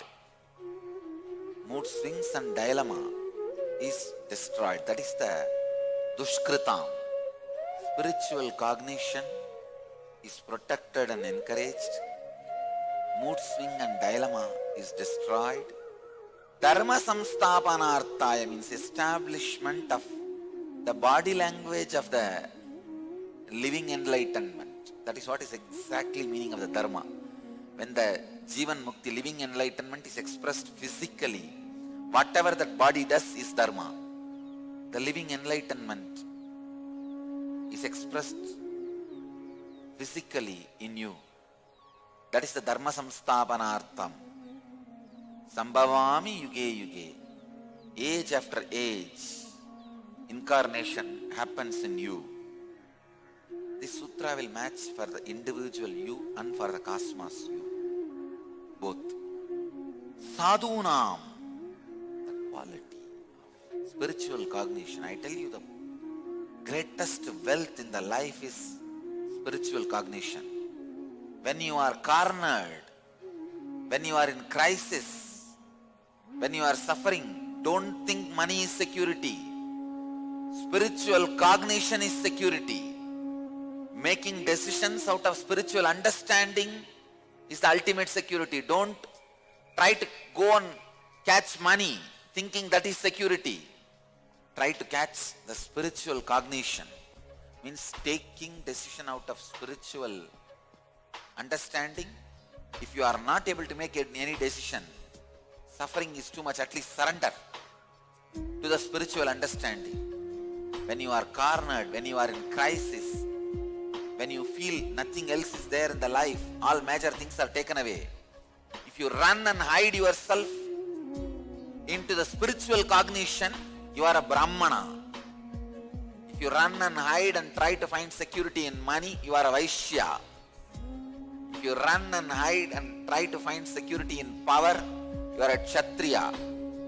If you run into unconsciousness, either, like a elephant runs while you throw the crackers and finally destroy themselves. If you are running like that, you are a Shudra. Understand, when you are cornered, suddenly when major support is in your life is taken away, how you behave is your original face. If you take all the decisions based on tremendous spiritual understanding, you are a Brahmana. Spiritual cognition is the sadhu in you. Awaken the sadhu in you. Real freedom is not having suffocation inside. Till your cognizance is completely soaked in spirituality, till all your understanding about you, life, everything becomes the spiritual cognition, there will be suffocation in you. Freedom in life is spiritual cognition, not anything else. Anything else, if you think as freedom, you are in dilemma. You are that wild elephant running either and either because the crackers are behind you. More than wild elephant, I can give you one more example. The donkey's tail, the village boys will tie the crackers and put fire also. When it bursts, it doesn't even know what is happening.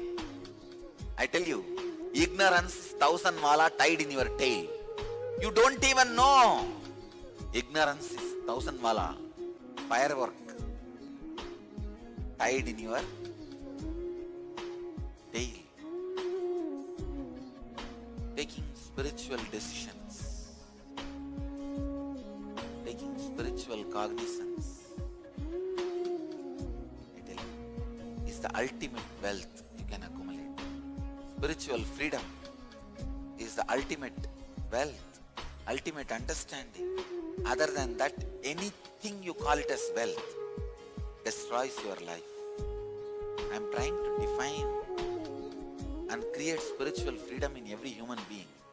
I have picked up 108 major truths.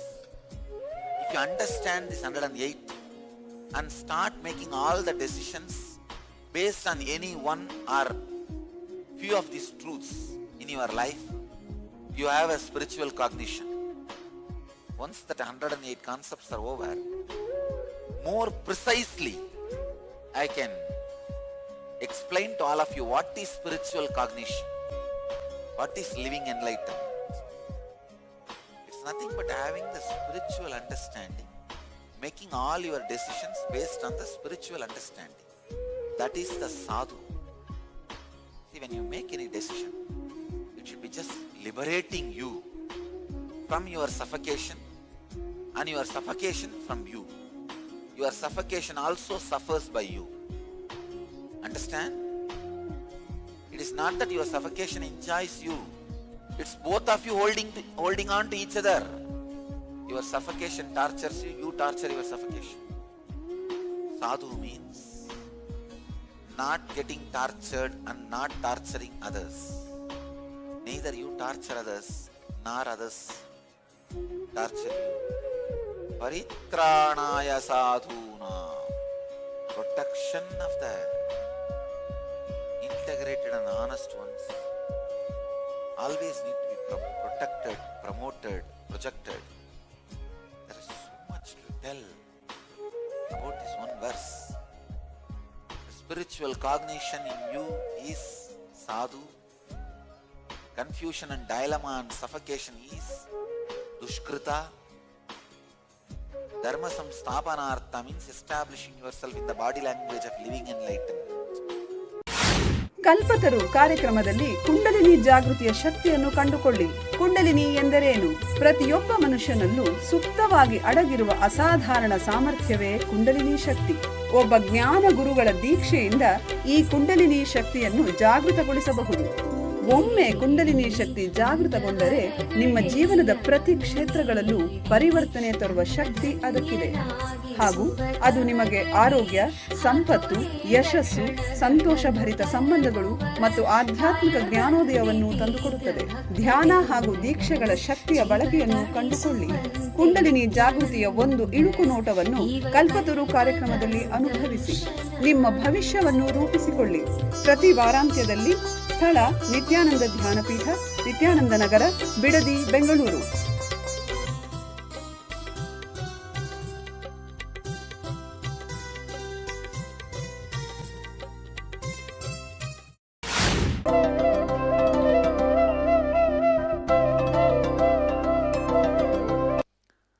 Arjuna said, your birth is posterior and the birth of the sun is remote, past.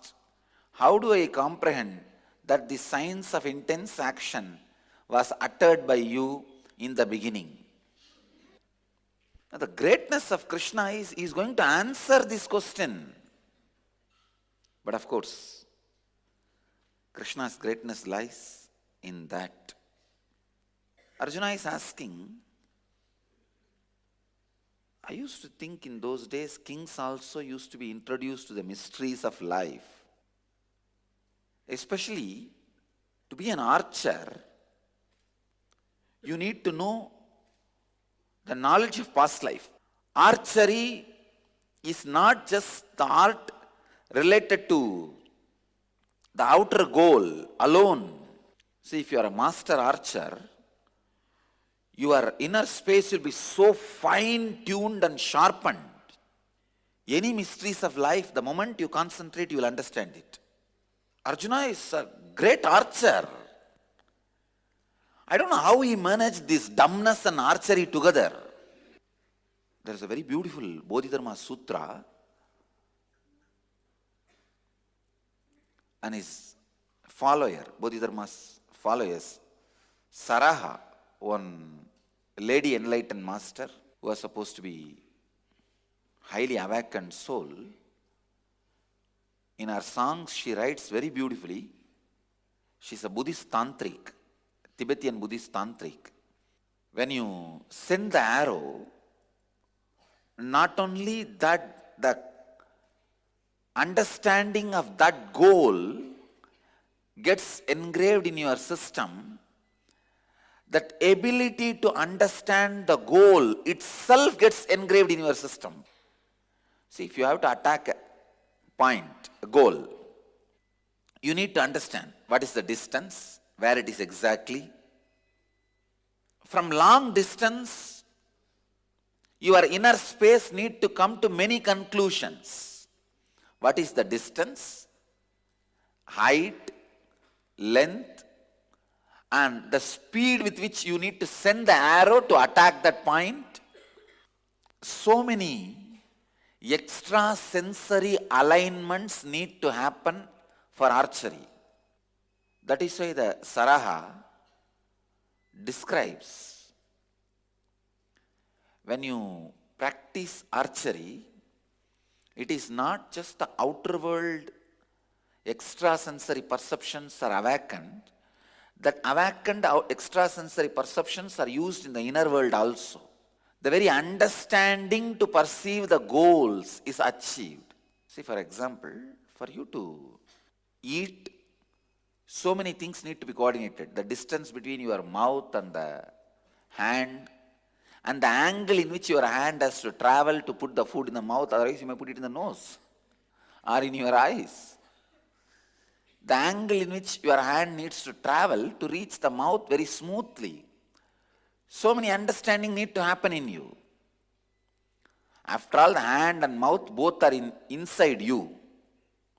Even for this, so much coordination is needed. Still, many fellows, in the darkness, they can't eat, whether you are putting in the mouth or nose.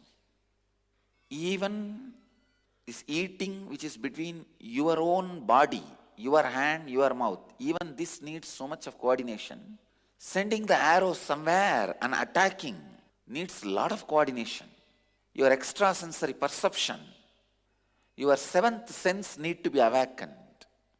Calculating, judging, perceiving, making decision, and sending the arrow. So many things need to be coordinated.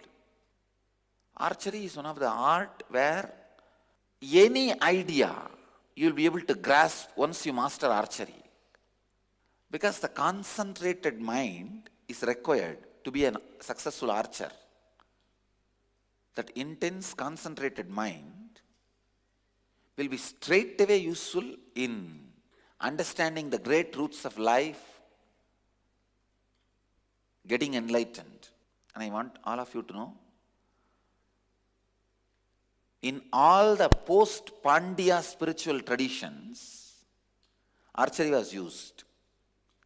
Archery into the science of enlightenment was introduction by Meenakshi. Meenakshi introduced the archery into the enlightenment science. All the post-Pandya civilizations, Pallava, of course, from Pallava civilization, the archery traveled to China through Bodhidharma. From China, went to Zen. Source of Zen archery is Meenakshi. ಓರ್ವ ಅವತಾರ ಪುರುಷರಿಂದ ನಿಮ್ಮ ಜೀವನಕ್ಕೆ ದಿವ್ಯ ಮಾರ್ಗದರ್ಶನ ನೇರವಾಗಿ ಬೇಕೇನು? ಪ್ರಸ್ತುತಪಡಿಸುತ್ತಿದ್ದೇವೆ, ಕರೆ ಮಾಡಿ ಪರಮಹಂಸರೊಡನೆ ಮುಖಾಮುಖಿ. ನಿತ್ಯಾನಂದ ಹಿಯರ್. ಇಡೀ ಜಗತ್ತಿಗೆ ಪರಮಹಂಸ ನಿತ್ಯಾನಂದರು ಮತ್ತೊಂದು ಅಪೂರ್ವವಾದ ಹಾಗೂ ಅಸದೃಶವಾದ ಉಡುಗೊರೆಯನ್ನು ನೀಡಿದ್ದಾರೆ.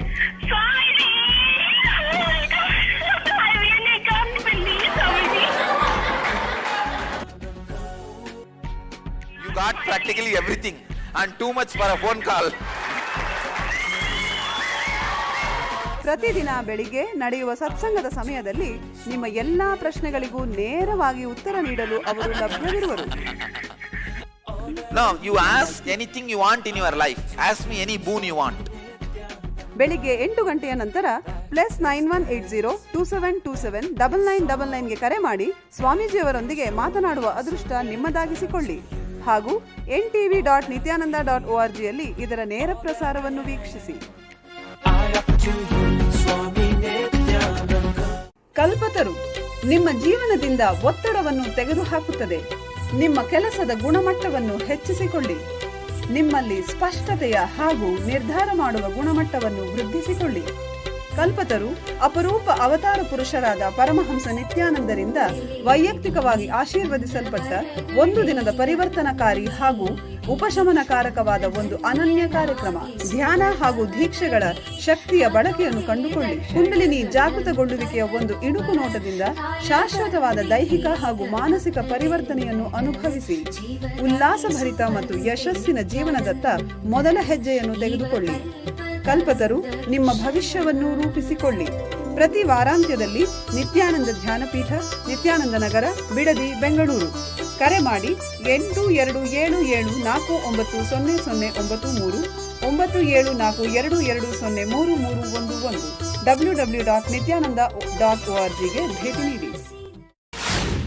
Archery needs so much of understanding, concentration, ability to perceive the higher truths. I don't know what is happening to this Arjuna. Is he in some low mood, depression? Otherwise, a person like Arjuna, no doubt Arjuna is the greatest archer. He has conquered Shiva. Please understand. Shiva came to test Arjuna's archery powers. Actually, Shiva got defeated. No, he's an extraordinary archer, no doubt. But how did he not understand with that power of concentration this great truth of past birth or the Krishna's honesty? I'm really surprised. But I tell you, after reading this verse, I can forgive anybody, any of my disciple. When I read this verse, I felt, what is the constitution of Arjuna? What material Arjuna is made of? I really wanted to know, because he's a great guy. See, in whole Mahabharata, nobody is attributed with different language skills. Vyasa is not speaking at all about different language skills in 18 of his Puranas. Only when he describes Arjuna, he says The man who can speak all the languages used in 54 deshas. See, during the time of Mahabharata, 54 human settlement was there. Man who can speak all the languages of all the 54 deshas. Only to Arjuna, Vyasa gives this title. In that 18 Puranas, nowhere there is a mention other than the Sanskrit, some languages existed at that time. Only when Vyasa is describing Arjuna, he describes the person with the ability of multiple languages. See, it is not that easy to learn languages in those days. There is no straight DVD kits. See, picking up a language was not a joke in those days. You need to go and be in that society. Because there was no DVD available or books available. I don't know how many years really Arjuna lived. Or there must be some other mystical way only you should have downloaded those languages. Vyasa is not even telling, either in Mahabharata or in Bhagavata, Krishna had ability to speak multiple languages. No. Nowhere there is mention. Nowhere there is record that Krishna had ability to speak multiple languages. But only about Arjuna he says, man who can speak multiple languages. Because when all of them wanted to come to Rameshwaram for Tirtha Yatra to see Ramanatha Swami, they wanted to have the whole army and for their protection. But they were all at that time in the forest, so they can't get the army. They are already in the exile. But Arjuna says, I know the language, let's go. So Arjuna brings all of them. During that exile period, they come up to Trigonamalai, they go. Arjuna and the whole Pandavas, they go. Still in Trigonamalai, there is a place called Pandava Kufa, where Pandavas stayed. Anyhow, the man who can speak multiple languages, and another one very important description Vyasa gives about Arjuna. He was so handsome, even men will fall for him. Not just women, even men will fall for him. That handsome man, charismatic person, extraordinary power of concentration. Please understand, his ability of archery crosses even Rama's. Because for marrying Sita, he only broke the Shivadhanus, Shiva's bow. But with Arjuna's case, he has to tie the rope. See, basically bending the bow and putting the rope is the competition. When Rama was doing that, the whole bow broke. With Arjuna, he did that job without breaking the bow. And the very funny thing is, above, see, there was a huge pillar. Above the pillar, one fast moving chakra. Above the chakra, one small fish. He has to attack the eye of the fish without disturbing the chakra, not looking above, looking below, seeing the reflection of that fish in water. He did it. ಖಿನ್ನತೆ ನಿಮ್ಮನ್ನು ಕೊಲ್ಲುತ್ತಿದೆಯೇ?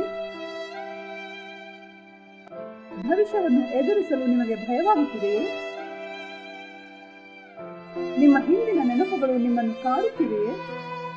ಇವೆಲ್ಲಕ್ಕೂ ಮೂಲ ಕಾರಣ ಬಾಲ್ಯದಿಂದಲೇ ಸಮಾಜವು ನಿಮ್ಮಲ್ಲಿ ಸೃಷ್ಟಿಸಿರುವ ನಕಾರಾತ್ಮಕವಾದ ಮನೋವೃತ್ತಿ, ಅಂದರೆ ಸಂಸ್ಕಾರಗಳು. ನಿಮ್ಮ ಸಮಸ್ಯೆಗಳಿಂದ ಹೊರಬರಲು ಒಂದೇ ಮಾರ್ಗವೆಂದರೆ ಈ ನಕಾರಾತ್ಮಕ ಮನೋವೃತ್ತಿಗಳನ್ನು ನಾಶಗೊಳಿಸುವುದು. ನಿತ್ಯಾನಂದ ಸ್ಫುರಣ ಕಾರ್ಯಕ್ರಮ ಪ್ರಬಲಯುಕ್ತವಾದ ಧ್ಯಾನ ತಂತ್ರಗಳ ಹಾಗೂ ಪ್ರಕ್ರಿಯೆಗಳ ಮೂಲಕ ನಿಮ್ಮಲ್ಲಿ ಆಳವಾಗಿ ಬೇರೂರಿರುವ ನಕಾರಾತ್ಮಕ ಮನೋವೃತ್ತಿಗಳಿಂದ ಮುಕ್ತಗೊಳ್ಳಲು ಸಹಾಯ ಮಾಡುತ್ತದೆ. Your life is basically bliss. Anything you feel other than bliss is a samskara, engraved memory. These 4 days I am going to remove those engraved memories from you.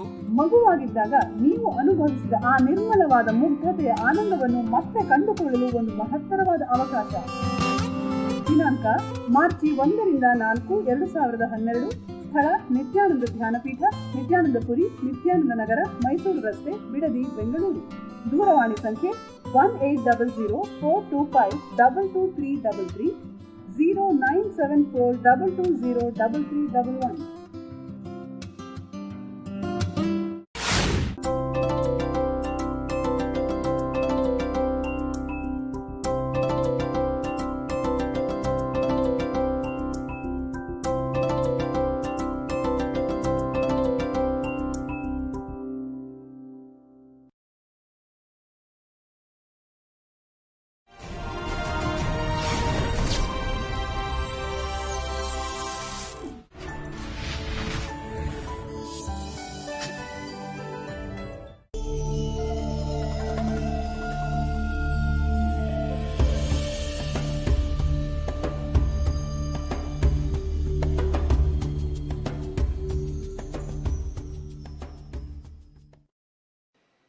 We'll move to the morning satsang in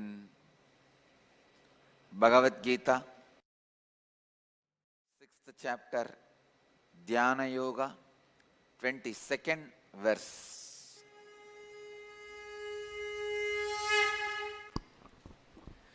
यं लब्ध्वा चापरं लाभं मन्यते नाधिकं ततः यस्मिन् स्थितो न दुःखेन गुरुणापि विचाल्यते. Yam laptva chaparam labam manyatenatikam tataha yasmin stitona dukkhena gurunapi vichalyate.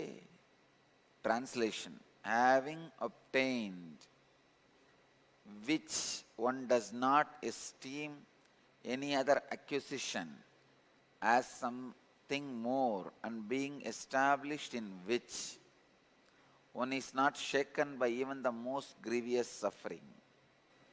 Bhagavan is describing one of the greatest state of Advaita experience. Please understand, there are various states, various stages of Samadhi. Sabija, Nirbija, Savigalpa, Nirvigalpa, Bhava Samadhi. There are various stages of Samadhi. Bhagavan is describing the ultimate Sahaja Samadhi. If you can move your body and mind and relate with the ordinary world as they understand life, but completely being established in your Nirvikalpa Samadhi, it is called Sahaja Samadhi. Please understand. Being established in the Nirvikalpa Samadhi in your inner space, completely unclutched in the inner space, with that, if you are able to move your body and mind in a so-called society's normalcy, that is Sahaja Samadhi. The most powerful, the ultimate spiritual state. Even gods need to do tapas to achieve this state. Even gods who achieved their states by the various practices need to do unique special tapas to achieve this state. Yam laptva chaparam labam manyatenadikam tataha yasmin stito na dukkhena gurunapi vichalyate. Having obtained which state one does not esteem any other acquisition as something more and being established, in which state one is not shaken by even the most grievous suffering, is Sahaja Samadhi. We call it Sahaja Sthiti, the state where, the space where thoughts are not required for the smooth functioning of your body and even mind. Mind can function without thoughts. Please understand, even though usually the mind is bunch of thoughts, it can function without thoughts. You may ask, how can mind, which is bunch of thoughts, can function without thoughts? Just by the presence of the superconsciousness, without any agitation or the after effects and side effects which will be usually created by thoughts, mind can function, mind can flow. Unless the mind functions, you won't even be able to stand, sit, walk. It functions without any thoughts. No thought, no movement. That is why I always tell people, I am not existing as you think of me.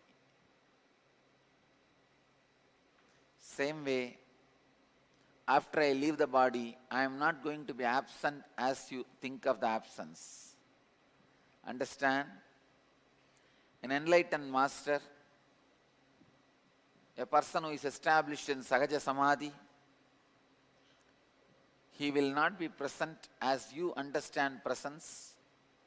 He will not be absent as you understand absence. Krishna says very beautifully, whoever understands the way I function will be liberated.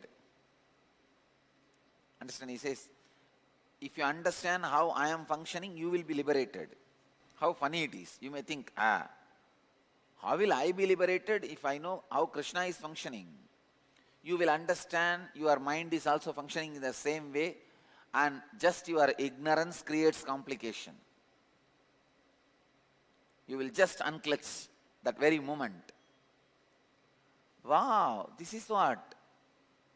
Then why was I connecting all the thoughts unnecessarily and creating constant suffering for me? I wasted my time creating constant suffering for myself. When you create constant suffering for you, even the good thing you want to do to others will become suffering for them, and you will cry, oh, even if I do good things, people take it bad. They are not taking it bad. You are doing it as bad. Even though you plan good. But when you stop torturing yourself, when you stop giving suffering to you, even if you do something what you think or you may feel as bad, will end up as good. When an enlightened master uses his trishul, even then he only heals. An ordinary man, even if he gives gift, he only destroys others. In Calcutta, when I was staying, I was staying in the banks of Ganges, two neighbors, every day morning there will be fight.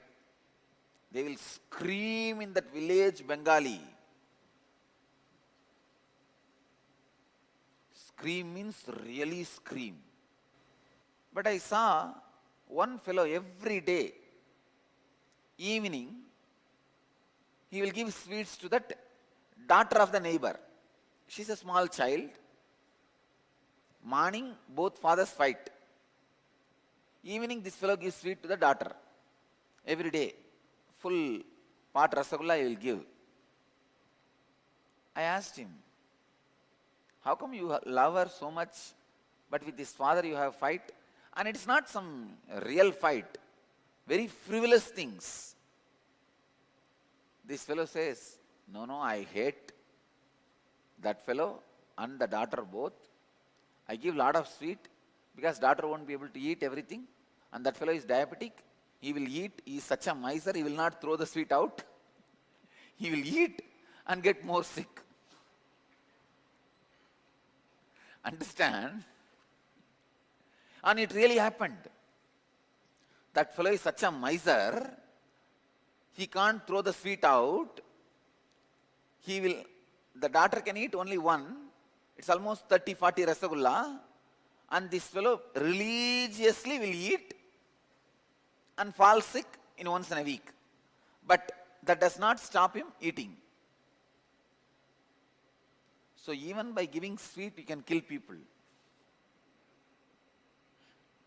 Even though I give kadkapudi, I help you guys. I tell you guys, if you take haritaki powder every night, your non-mechanical parts of the brain gets awakened, which directly leads to continuous unclutching, even while you are functioning normally, even while your life is moving normally, even when you are doing all your activities normally. If you continuously establish yourself in the space of unclutching, even while your body and mind is functioning, that is what I call Sahaja Samadhi. Bhagavan is talking only about that Sahaja Samadhi here. When I awaken your Kundalini, you experience Sahaja Samadhi only. Your brain, how it is in waking state, how it is in dream state, how it is in deep sleep state. When I awaken the Kundalini, you can see it is in a highest awareness, like a peak of waking state, and highest rest, like a depth of sleep state, both together. That is what I call Sahaja Samadhi. Sahaja Samadhi, restful awareness. Even if everything is happening in a deep, staying in the state of deep rest. I tell you, when I am giving the Akashic reading, Kalabhairava Darshan, people say, you are so active and alive, Swamiji. I tell you, that is the time I feel the extraordinary peace inside. No moments of thought. Continue to unclutch and unclutch to establish yourself in Sahaja Samadhi. Today with this, I'll move to the next segment of the morning satsang. See, there are two types of compassion. Compassion, immediate compassion. Oh, you are sick, go and sleep. If you are hungry, go and eat. Lie down. Without thinking about the purpose of life. The real compassion is supporting a person to fulfill the life's purpose, even if it is little difficult in the initial times. Come on, let's start the questions. I'll answer your questions. We first have a gratitude email from Kavina Ananda from Seattle for Inner Awakening, and she's saying, Nithyanandam, to attend the Inner Awakening program, I used to postpone because of my 3-year-old son. I didn't know who would take care of him while I attend 21 days program with Swami. I sent my intention form and paid the money. Swami responded saying that he will take care of this. Very surprisingly, my husband, who doesn't believe in Swami and any masters, flew from US to take care of our son while I attend the program. He suddenly became very supportive, and he even once came to the ashram. And other concern was my son used to get sick every time we came to India for vacation. During my IA trip, he remained healthy all through 21 days and beyond. These are true miracles from Swami. Life after IA. Now I truly understand as I experience that inner awakening happens every day.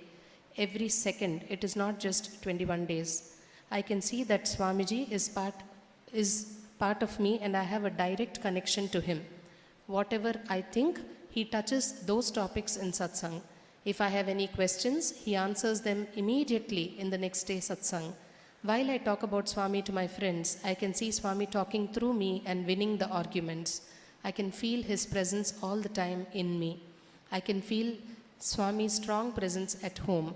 I have the home security system, and I had a thought at 9:30 a.m. while driving to office that what if the motion sensors detect Swami walking and I get a call from security monitoring team. I can't believe it how fast it happened. At 10:45 a.m., I got a call on my cell phone while I was in office that the alarm went off and if they have to call the police. I had a strong belief that it is a false triggered because of the thought and told them it is not required, I will check myself. My colleague said, "Are you mad? Why do you want to take the risk?" I just smiled and did not say much. I checked online and found out that the bedroom motion sensor triggered the alarm and that is where my puja room is. It's an amazing experience to me. I have experienced success in my job too. I work at Microsoft in a senior manager role. During the recent performance review, I got the topmost rating, 1+, in 300 people organization, and for that rating, rewards pour in through cash and stocks. I was thinking, what did I do differently after inner awakening? I was honest and never differentiated between my job and others. I was genuinely helping people to be successful. Love for people. I was not afraid to take risk. Presentations became much smoother after inner awakening as I didn't have fear. I started getting creative ideas to implement at work. Lot more miracles happened to me during inner awakening. I asked Swamiji in Energy Darshan that how much ever I meditate, I am not able to go beyond this body. One night, while sleeping during early morning hours, I had a dream where I am leaving the body. Then immediately I was very much aware and merged into the source of light. This was a great feeling to carry for several days. Then once more, I had the same dream of me merging into the light. I was touched by the experience and could clearly remember how I left the body and merged into the source of light. When I woke up, I was surprised to see awareness I had in my sleep state. This is definitely the result of inner awakening and Swamiji.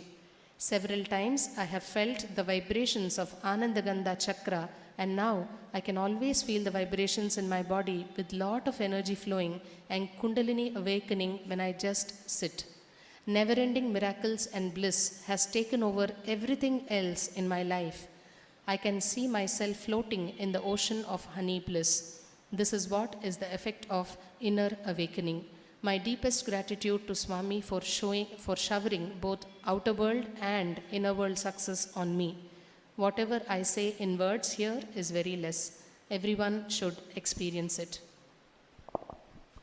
In Nithyananda, Ma Kavina Ananda. Actually, my presence cannot be felt by alarm, the detective alarms, because she wanted that my presence should be felt. See, the moment she thought, she really wanted, will it really happen? She had a deep desire inside. So just to prove to her, I made my presence to be detected by the alarm. The next question is from Aradhana Patel, New Jersey, USA, who's asking Swamiji, after hearing you talk about the Gurukul system in morning satsang, I wish my son had been young enough. I would have sent him there. But he is 17 now, and I'm really scared of what might happen to him, a teenager growing up in the USA. Any guidance for Indian youngsters in the West, Swamiji? Actually, I'm designing a program, especially aiming at Indian youngsters in the West, for them to be like a 3-month semester course to give all the universal spiritual values embedded in the Vedic tradition to learn, experience and live just through internet. The program is getting designed. Soon the teaser will be released. Then the release of the program will happen. The next question is from Bhavna from Chennai, who's asking, Dear Swamiji, Nithyanandam, I am from Tamil Nadu. I became your devotee just by watching your morning satsangs for the past 10 months. I have not attended any of your programs except one Kalpataru. Till now, my parents don't know that I am watching the satsang daily. If they come to know, they will treat me as if I am pregnant before marriage. So I can't wear mala or participate in the Nirahara Samyama. What do you want to tell to people like me? Bhavana, it is very unfortunate. Usually elders go to the spiritual gurus and youngsters don't go. And elders have to force the youngsters. But in my case, it is always opposite. Youngsters come and settle down with me, pull their parents. I am a special edition of consciousness for youth. It has become very difficult for old brain to think a creative, alive, awakening of spirituality is possible. I tell you, even if the elderly people who come to my programs and accepted me, they become young in heart. So understand, these great spiritual teachings, you see, even if you are not established in unclutching whole day, even if you remember 100 times, let me try to unclutch. The Swami says something, your mind will say, he will tell 1,000 things. Don't waste your time. But then, no, I'll try. Even if you try unclutching every day, your eyes start shining. Your system grows younger. I am not saying only if you become successful, you will achieve all these qualities. No. Even if you try. This Nirahara Samyama also, thousands of people try. Hundreds are only successful. But even the people who tried and failed got many benefits like a health. They became better. Many benefits. If you are successful, then the benefits are immeasurable. Even if you are a failure, you lose weight, your health becomes great. So many wonderful things you receive. So understand,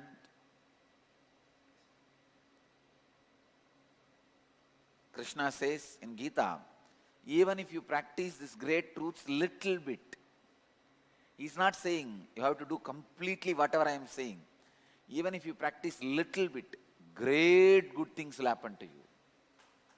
Try Nirahara Samyama. It's a first level is 2 days, second level is 7 days, third level is 11 days. Even if you fail in the second level, you will have tremendous confidence. Wow, I did not eat for 1 week. How did I manage leaving my bonda and pakoda? So even if you try little, so many wonderful things will happen. I bless you all who are sitting with us around the world at this moment in 1093 places through Nithyananda TV and YouTube Live, 48 places two-way video conferencing, having Nayana Diksha in 259 cities in 28 countries. I bless you all, let you all achieve, experience, live, express, radiate, share and explode in eternal bliss. Nithyananda. Thank you.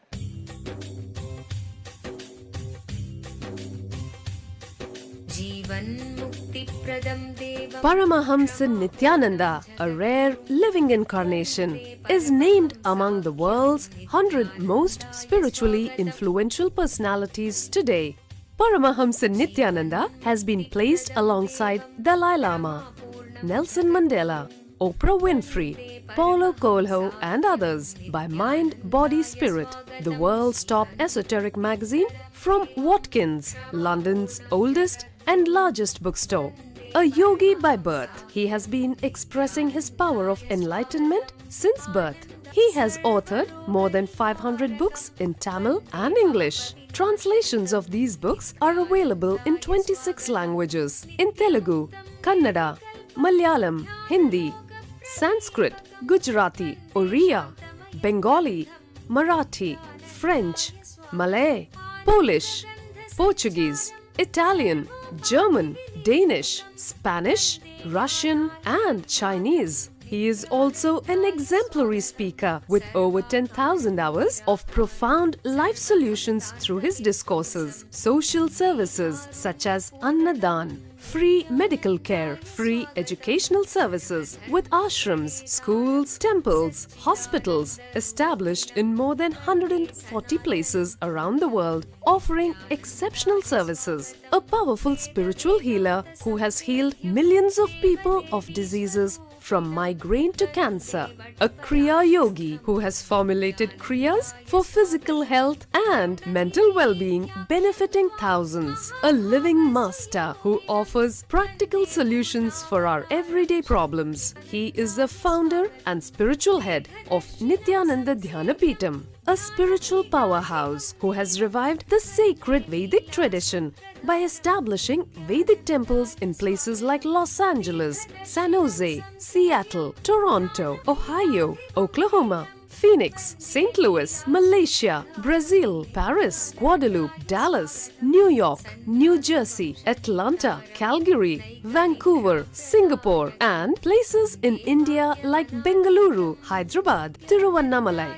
A spiritual guru for 10 million followers, an incarnation who transmits the highest spiritual energy through initiation, a contemporary yogi who has revived the Vedic science of yoga worldwide through thousands of yoga centers, an adept in Ashtamahasiddhis, mystical yogic powers, who has effortlessly awakened the Kundalini of thousands and graced them with spiritual powers, a dynamic young guru who is an inspiration for thousands of youngsters, India's most watched spiritual guru online, a beacon of spiritual light who has triumphed over the forces of religious terrorism and political persecution. Paramahamsa Nithyananda is an eternal Kalpataru, blessing the world with the boons of material abundance and spiritual enlightenment.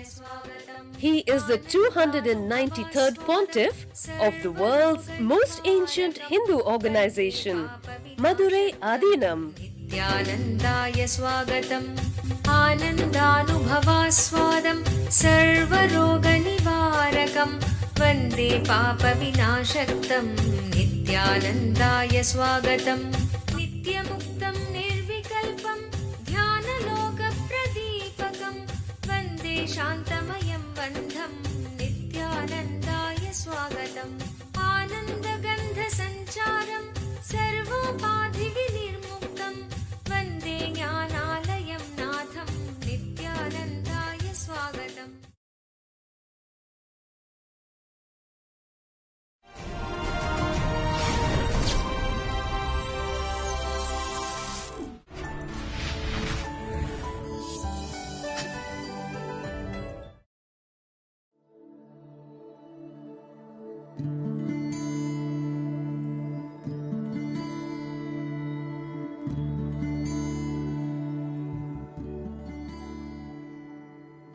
Today's satsang in Bhagavad Gita, 4th chapter, Jnana Karma Sannyasa Yoga, 39th verse.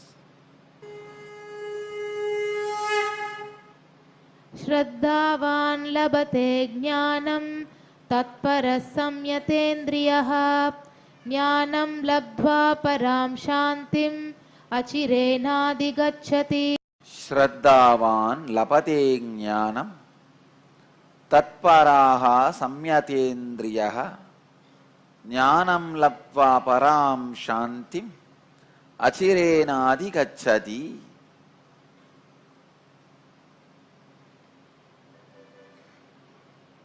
Translation: the person with the trust catches hold of consciousness. Beyond that, he subdues the power of the senses. Having attained the state of consciousness, very soon he acquires supreme auspiciousness. A person with Shraddha, Shraddha, the very word is so beautiful and powerful.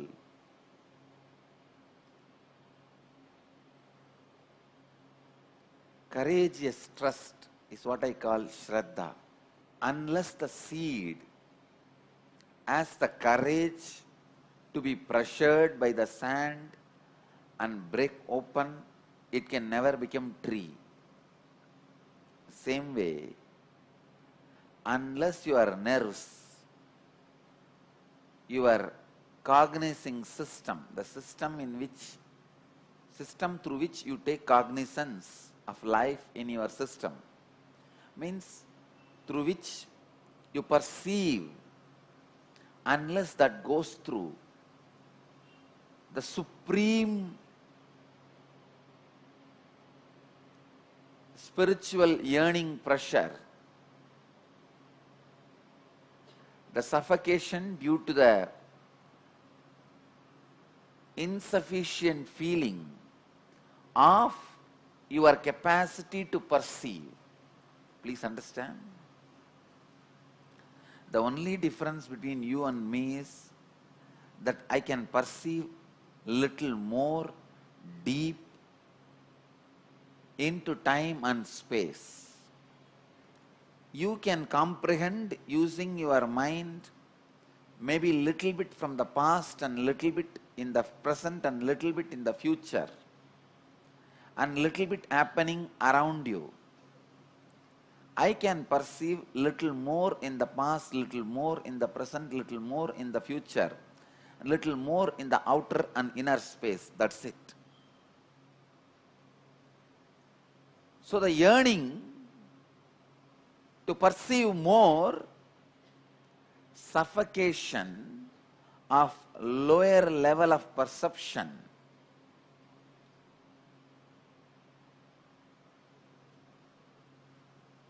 is the basic requirement for enlightenment. Unfortunately, when that happens, you give different reasons for that suffocation and run away.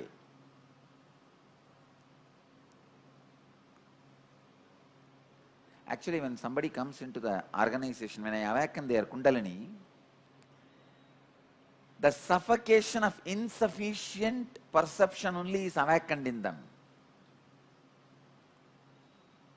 But unfortunately, they feel, I think this suffocation is because of structuring, because people don't care about me. They attribute to all outside and run away, escape. It is not because of any other person. It is because of your Kundalini awakening. When the Kundalini is awakened, the first thing will happen to you is you will feel the insufficient perception, the suffocation of insufficient perception. Shraddha is the strength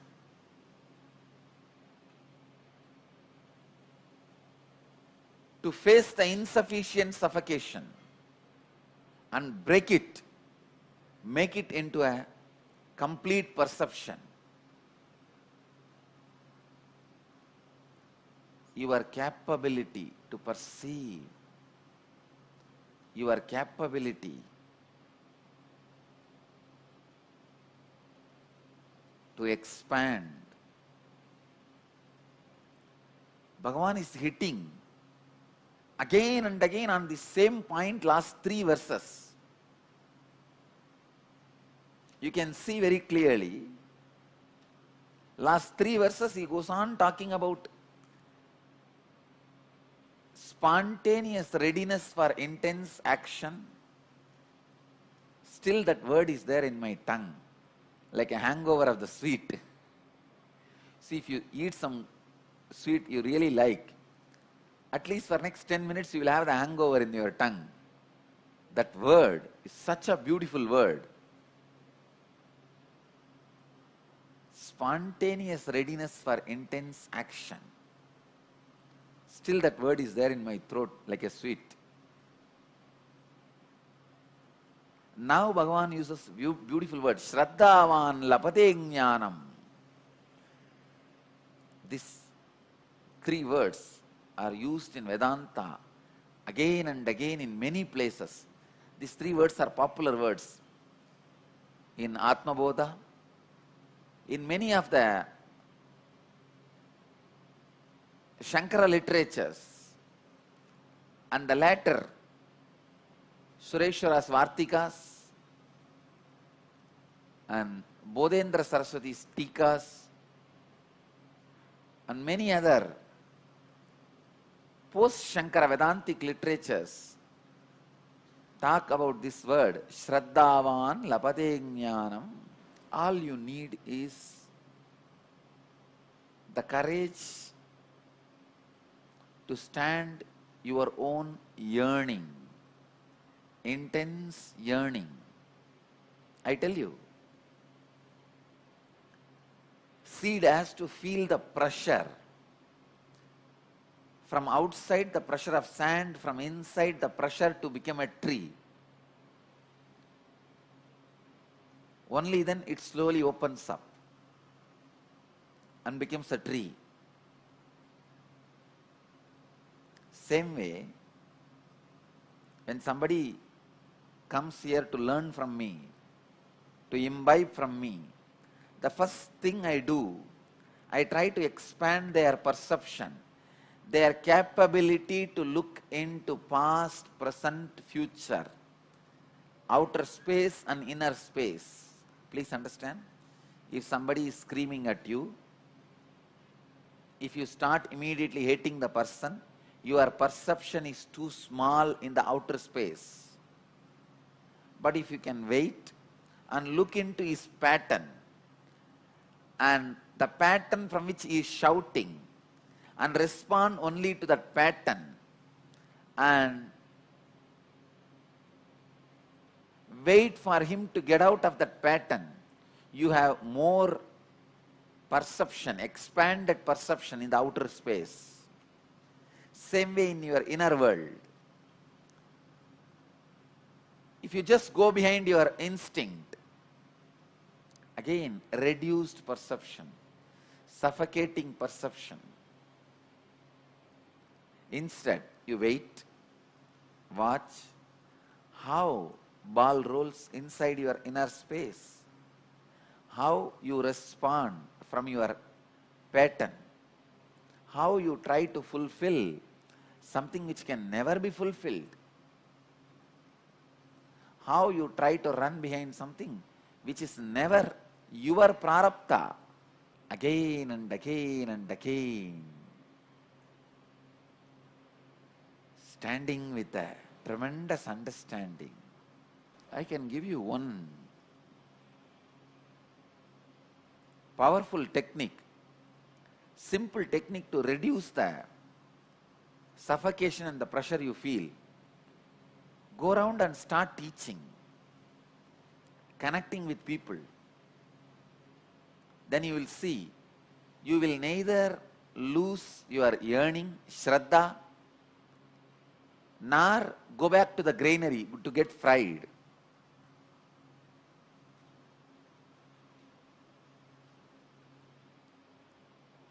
See, if you are just constantly working on you, you feel too much of suffocation. If you move out of you, the working, you go back to the granary where you will just get fried and you will never ever sprout again.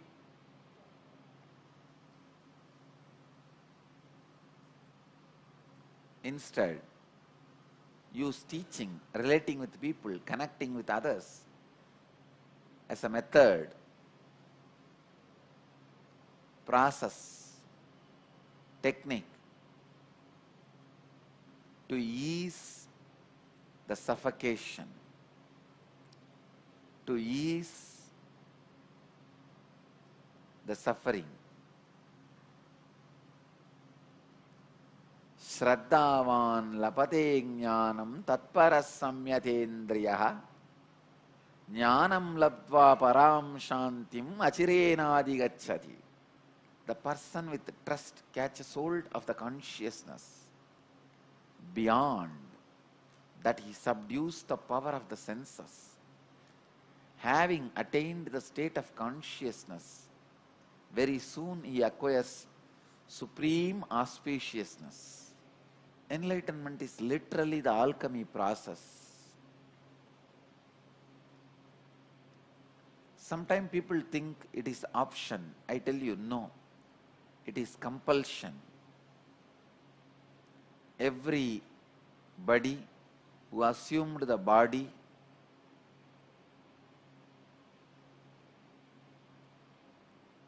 has to achieve enlightenment. It is not just destination, it is destiny. It is destiny and destination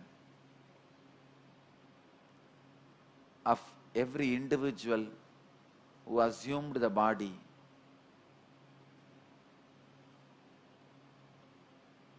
Ramakrishna says very beautifully,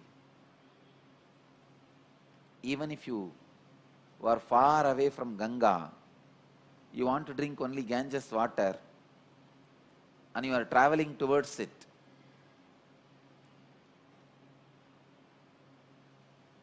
even if you are not getting the Ganges water, don't drink drainage water.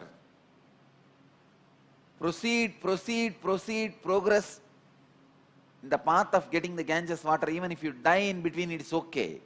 You will take one more body and start from that place where you left. But don't drink drainage water, don't compromise.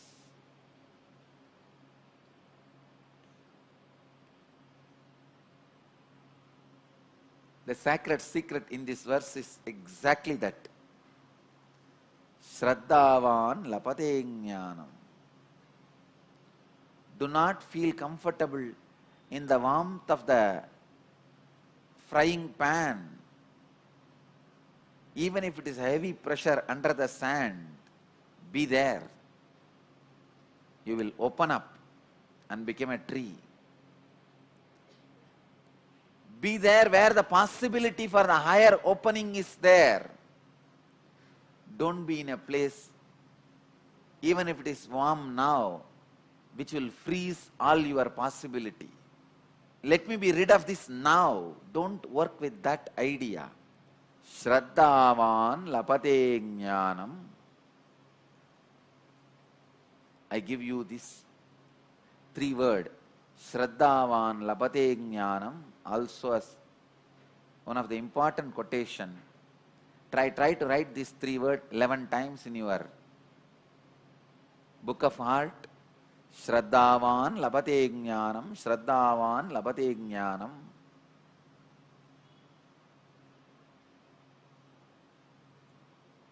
And try to internalize these 3 words.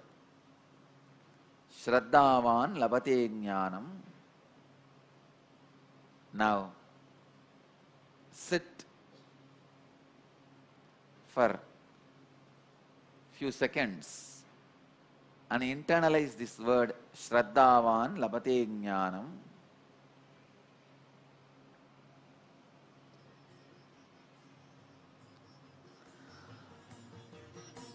Close your eyes. Feel the Master's presence and internalize this one word, Shraddhavan lapate jnanam.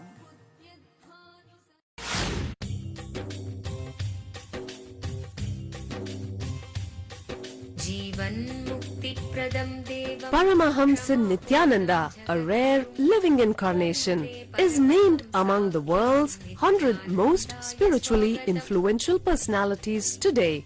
Paramahamsa Nithyananda has been placed alongside Dalai Lama, Nelson Mandela, Oprah Winfrey, Paulo Coelho and others by Mind, Body, Spirit, the world's top esoteric magazine from Watkins, London's oldest and largest bookstore. A yogi by birth, he has been expressing his power of enlightenment since birth. He has authored more than 500 books in Tamil and English. Translations of these books are available in 26 languages in Telugu, Kannada, Malayalam, Hindi, Sanskrit, Gujarati, Oriya, Bengali, Marathi, French, Malay, Polish, Portuguese, Italian, German, Danish, Spanish, Russian, and Chinese. He is also an exemplary speaker with over 10,000 hours of profound life solutions through his discourses. Social services such as Annadan, free medical care, free educational services with ashrams, schools, temples, hospitals established in more than 140 places around the world, offering exceptional services. A powerful spiritual healer who has healed millions of people of diseases from migraine to cancer. A Kriya Yogi who has formulated Kriyas for physical health and mental well-being, benefiting thousands. A living master who offers practical solutions for our everyday problems. He is the founder and spiritual head of Nithyananda Dhyanapeetham, a spiritual powerhouse who has revived the sacred Vedic tradition by establishing Vedic temples in places like Los Angeles, San Jose, Seattle, Toronto, Ohio, Oklahoma, Phoenix, St. Louis, Malaysia, Brazil, Paris, Guadeloupe, Dallas, New York, New Jersey, Atlanta, Calgary, Vancouver, Singapore, and places in India like Bengaluru, Hyderabad, Tiruvannamalai.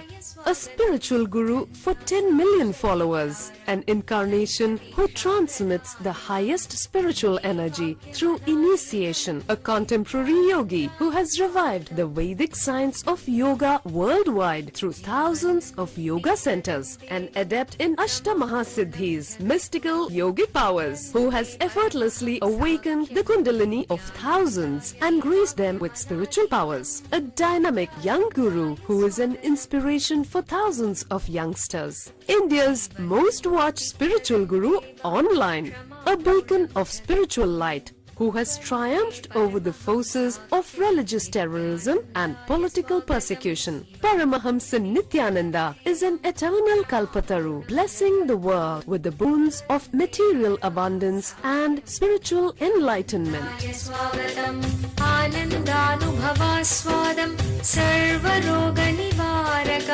वन्दे पापविनाशक्तं नित्यानन्दाय स्वागतं नित्यमुक्तं निर्विकल्पं ध्यानलोकप्रदीपकं वन्दे शान्तमयं बन्धं नित्यानन्दाय स्वागतम् आनन्दगन्धसञ्चारं सर्वोपाधिविनिर्मुक्तं वन्दे ज्ञानालयं नाथं नित्यानन्दाय स्वागतम्.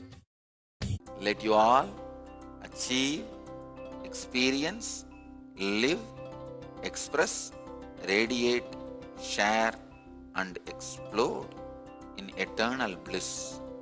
Nithyananda. Nithyananda Dhyanapeetham, Nithyananda Nagar off Mysore Road, Bidadi, Bangalore 562109. Contact 097422033311. www.nithyananda.org. www.youtube.com/lifeblissfoundation.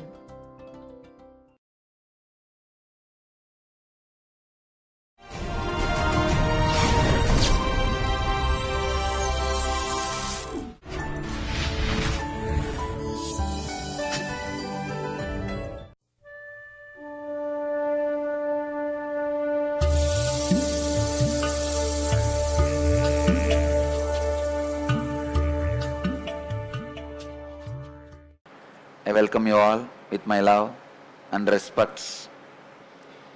Today, Nirahara Samyama, first level, second day, from all over the world, in Bhagavad Gita, 6th chapter, Dhyana Yoga, 14th verse.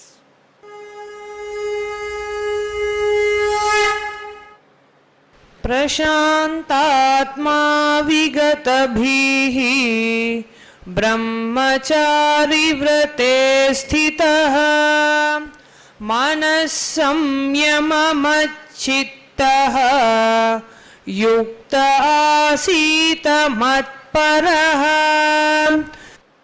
प्रशान्तात्मा विगतभिः ब्रह्मचारिव्रते स्थितः Manasamyamya macchittaha yukta asida matparaha. To practice brahmacharya, first you have to create a serene mind which does not get agitated. I tell you, I can very clearly say, based on his performance in the work, whether he is a brahmachari or having some holes somewhere, I don't need to watch anybody 24 hours to tell whether he is a brahmachari or not. Just his performance is enough. Please understand. Performance is not based on productivity. No. Sometimes there are fellows womanizers, make billions of dollars. That is productivity. That is more like he knows how to technically cheat everybody, how legally to exploit. I am not talking about that. I am talking about performance, means in every action, how he is performing, how he is receiving an instruction, remembering it and expressing it. A brahmachari, the moment you give instruction, it will be recorded inside him like a voice recorder and stay in him how to do, get expressed as it was said. Especially my brahmacharis, if they really live a brahmacharya life, they chant continuously the Guru Mantra. So naturally they will be vibrating with the Guru Mantra. Guru Vak simply enters into their being and works. If you are not serene, you will not be performing. The way the pujari touches the deity, the priest touches the deity, I can tell very clearly about the depth of their devotion.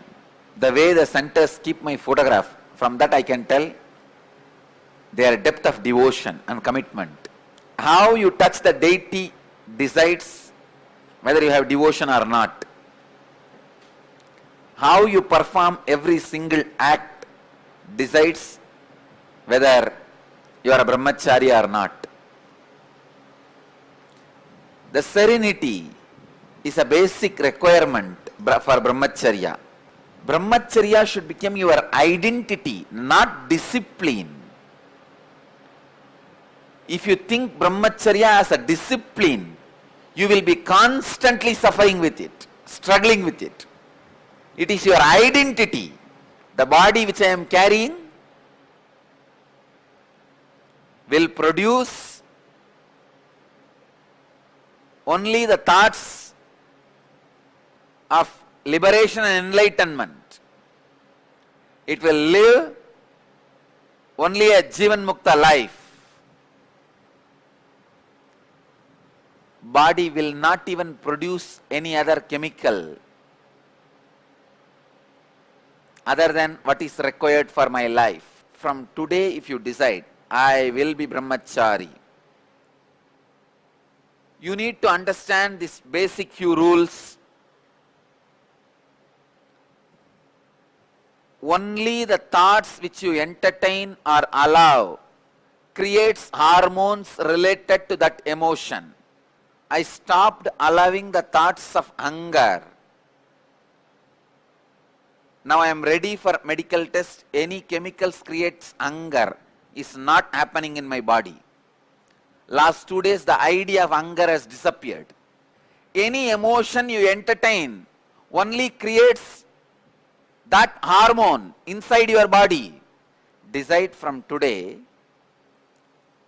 no lust. I am not going to entertain lust in any way. I am going to live the pure brahmacharya life. Within next 6 months, the very male or female hormone which is responsible for lustful thoughts in your system just disappears. Being serene within oneself. Understand? When you take the decision, from today I will be brahmachari, you have to sit in a serene way. Take half an hour or 1 hour. In a serene way discuss, not in agitation. Serene way, discuss with yourself. I should become brahmachari.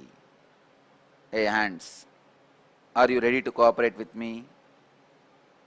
Hey brain, are you ready to cooperate with me?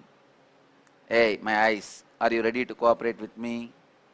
Hey my nose, are you ready to cooperate with me? Understand, every sense plays a major role in your brahmacharya. Even sometimes certain smell will destabilize you from the brahmacharya vrata. It will derange you. Your idea of brahmacharya is lost. Certain food will destabilize you from brahmacharya. So ask yourself, every part, ask your hormones, ask your genitals, ask your leg, ask your hands, ask your mouth, ask your eyes, ask your ears, ask your nose. Do you want brahmacharya? Are you ready for brahmacharya? Tomorrow I am launching 1.5 hours of brahmacharya kriya. I was working on it. Now the kriya is complete. Just today morning, the last component is added. So tomorrow I'll be initiating within 6 months. For men, the male hormone level will become pre-puberty level. And within 3 months, women will stop having their periods and female hormone. Without any side effect or disease or anything. Just like my body, very healthy, but male hormone is missing. So the very body structure will become a brahmachari or brahmacharini. Only thing, it's a very strict warning. Even though I am going to share that kriya in the morning satsang, other than my initiated brahmacharis and brahmacharinis, nobody else is expected to practice it. If you are married and practice this, I am not responsible. And if you are really divorced or widower or retired, old, wanted to take up this kriya as regular practice, send an email. After I give approval and blessings, start doing. Don't do on your own. Then I am not responsible for side effects and after effects. This kriya is very powerful. Very powerful means literally it will work. It's a gift from Sri Krishna. I was already working on this kriya for last 1 year, but I was not able to cap it, means seal it, complete it. Just today morning, when I was taking bath, I remembered, today what is the subject? Bhagavad Gita. I thought brahmacharya. The moment I remembered, yesterday I spoke about the social importance of brahmacharya and all that things. I thought today the practical technique for brahmacharya should be handed over. Immediately I could see that kriya, the procedures which I built, that software came up and the capping has happened. The last step got added. Last step is responsible for keeping that experience permanently in your system. Bolting it in your system. So now it is all ready. Tomorrow you will have the kriya for brahmacharya. Let me explain some more principles, concepts on brahmacharya. The energy which you retain inside you through brahmacharya is the energy which can create another one life. That powerful energy, if you can take that same energy into your own body and assimilate that same power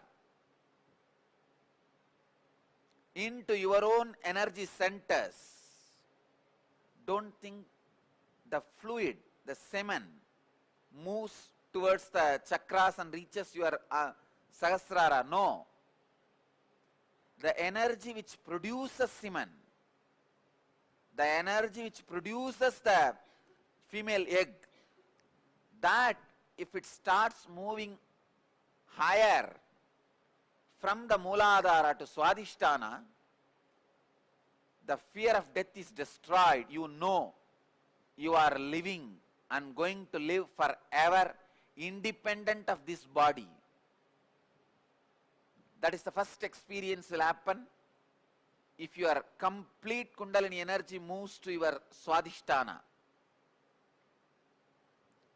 And next, if your complete Kundalini energy moves to Manipuraga, serenity will happen. Non-agitation. No agitation. An extreme peace. An extreme joy.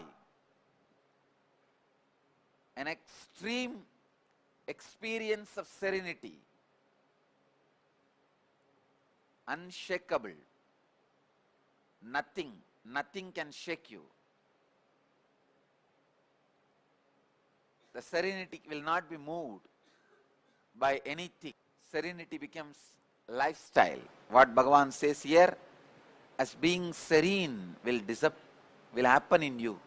When it reaches your anahata, you will become such a loving being.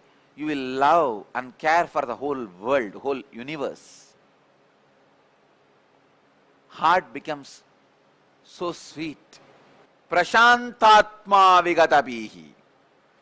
Brahmachari vrate stitaha. When the Kundalini, the life energy, which creates male effect or female effect in your system, when it moves to Vishuddhi, you go beyond sleep and hunger.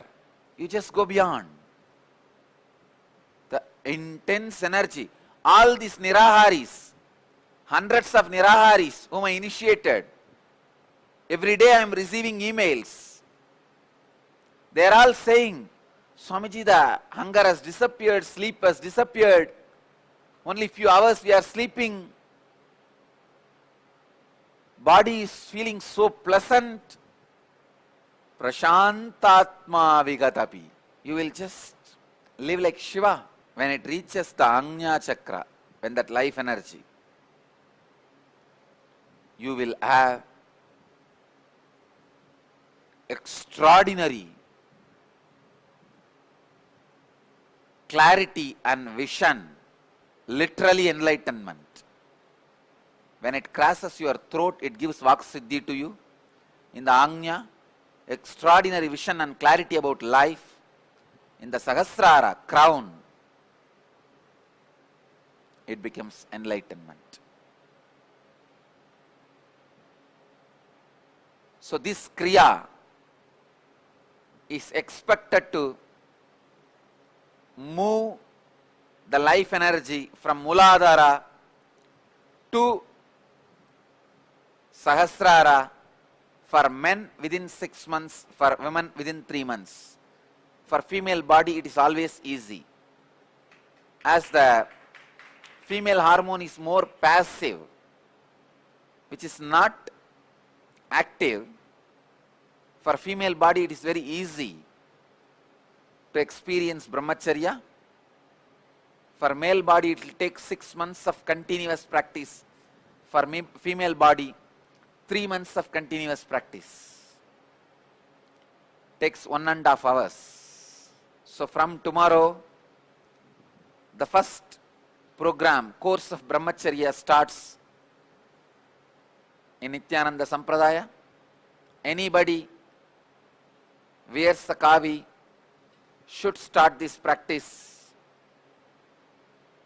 and in future also anybody only after completing this practice will receive kavi.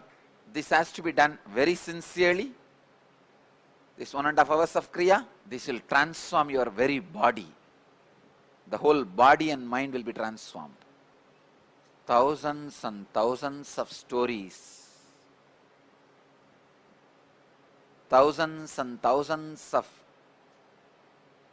truths, thousands and thousands of spiritual ideas I can share with the world, with you all, about brahmacharya.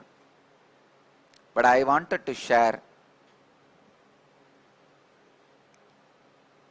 only the truths about brahmacharya which leads you to enlightenment. Those few ideas only I am sharing, and you guys will have the kriya, proper kriya tomorrow.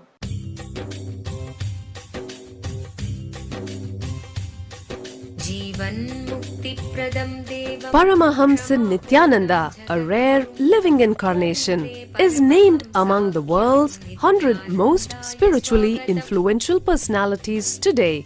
Paramahamsa Nithyananda has been placed alongside Dalai Lama, Nelson Mandela, Oprah Winfrey, Paulo Coelho and others by Mind, Body, Spirit, the world's top esoteric magazine from Watkins, London's oldest and largest bookstore. A yogi by birth, he has been expressing his power of enlightenment since birth. He has authored more than 500 books in Tamil and English. Translations of these books are available in 26 languages in Telugu, Kannada, Malayalam, Hindi, Sanskrit, Gujarati, Oriya, Bengali, Marathi, French, Malay, Polish, Portuguese, Italian, German, Danish, Spanish, Russian and Chinese. He is also an exemplary speaker with over 10,000 hours of profound life solutions through his discourses. Social services such as Annadan, free medical care, free educational services with ashrams, schools, temples, hospitals established in more than 140 places around the world, offering exceptional services. A powerful spiritual healer who has healed millions of people of diseases from migraine to cancer. A Kriya Yogi who has formulated Kriyas for physical health and mental well-being, benefiting thousands. A living master who offers practical solutions for our everyday problems. He is the founder and spiritual head of Nithyananda Dhyanapitham, a spiritual powerhouse who has revived the sacred Vedic tradition by establishing Vedic temples in places like Los Angeles, San Jose, Seattle, Toronto, Ohio, Oklahoma, Phoenix, St. Louis, Malaysia, Brazil, Paris, Guadeloupe, Dallas, New York, New Jersey, Atlanta, Calgary, Vancouver, Singapore, and places in India like Bengaluru, Hyderabad, Tiruvannamalai. A spiritual guru for 10 million followers, an incarnation who transmits the highest spiritual energy through initiation, a contemporary yogi who has revived the Vedic science of yoga worldwide through thousands of yoga centers, an adept in Ashtamahasiddhis, mystical yogic powers, who has effortlessly awakened the Kundalini of thousands and graced them with spiritual powers, a dynamic young guru who is an inspiration for thousands of youngsters, India's most watched spiritual guru online, a beacon of spiritual light who has triumphed over the forces of religious terrorism and political persecution. Paramahamsa Nithyananda is an eternal Kalpataru, blessing the world with the boons of material abundance and spiritual enlightenment. He is the 293rd pontiff of the world's most ancient Hindu organization, Madurai Adinam. Nithyanandaya swagatam Anandanubhavaswadam Sarvaroganivarakam Vande Papa Vinashaktam Nithyanandaya swagatam Nityamuktam Nirvikalpam Dhyanaloka Pradipakam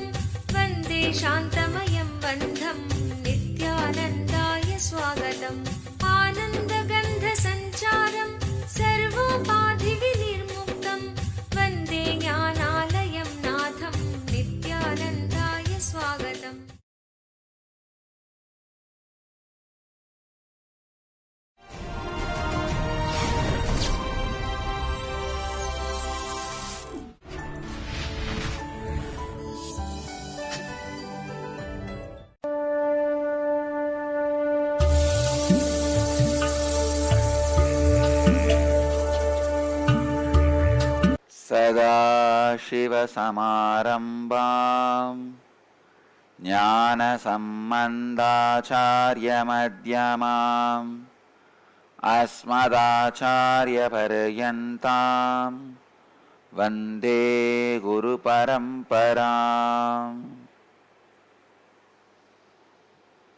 I welcome you all with my love and respects. Today, Nirahara Samyama successfully happening 9th day. Today we are starting Nirahara Samyama level 1 4th batch. Prashantatma Vigadabi Brahmachari Vrate Stitaha Manasamyamyamachittaha Yukta Asida Matparaha. Being serene with oneself, abstaining from apprehensions, having subdued the thoughts, intent on the vow of living like a god, following the vow of celibacy, intensely reflecting on me, live your life devoted to me.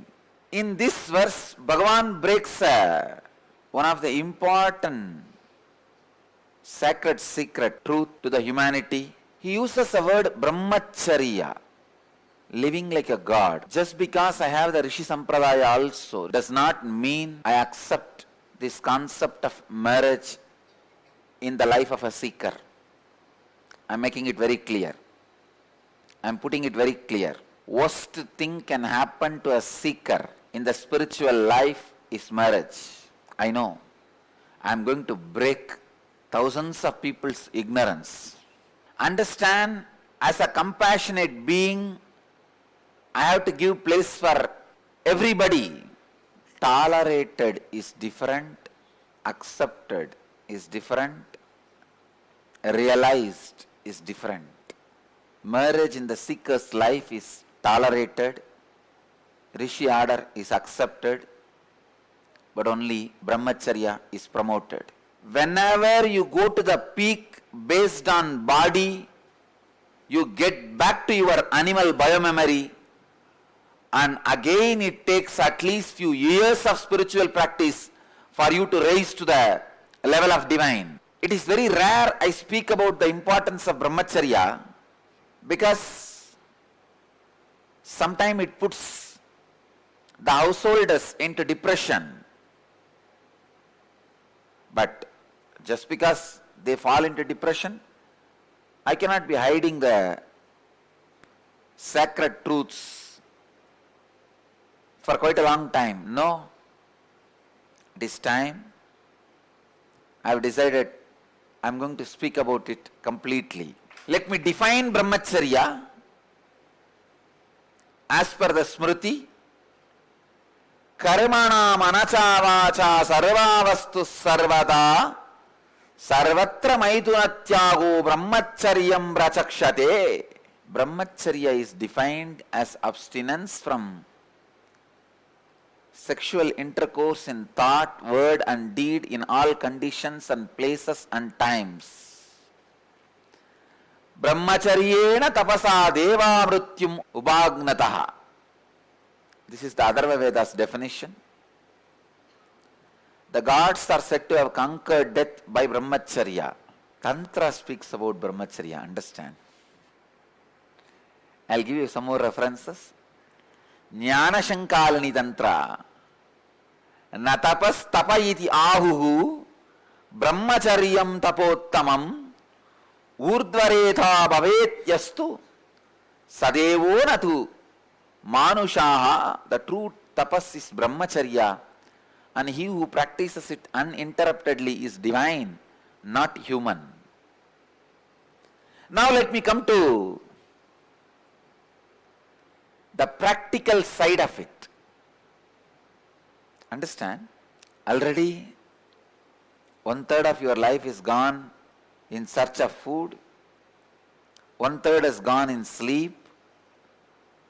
In the remaining 1/3 till 25, too busy with education. After 65, body and mind won't be useful to do anything.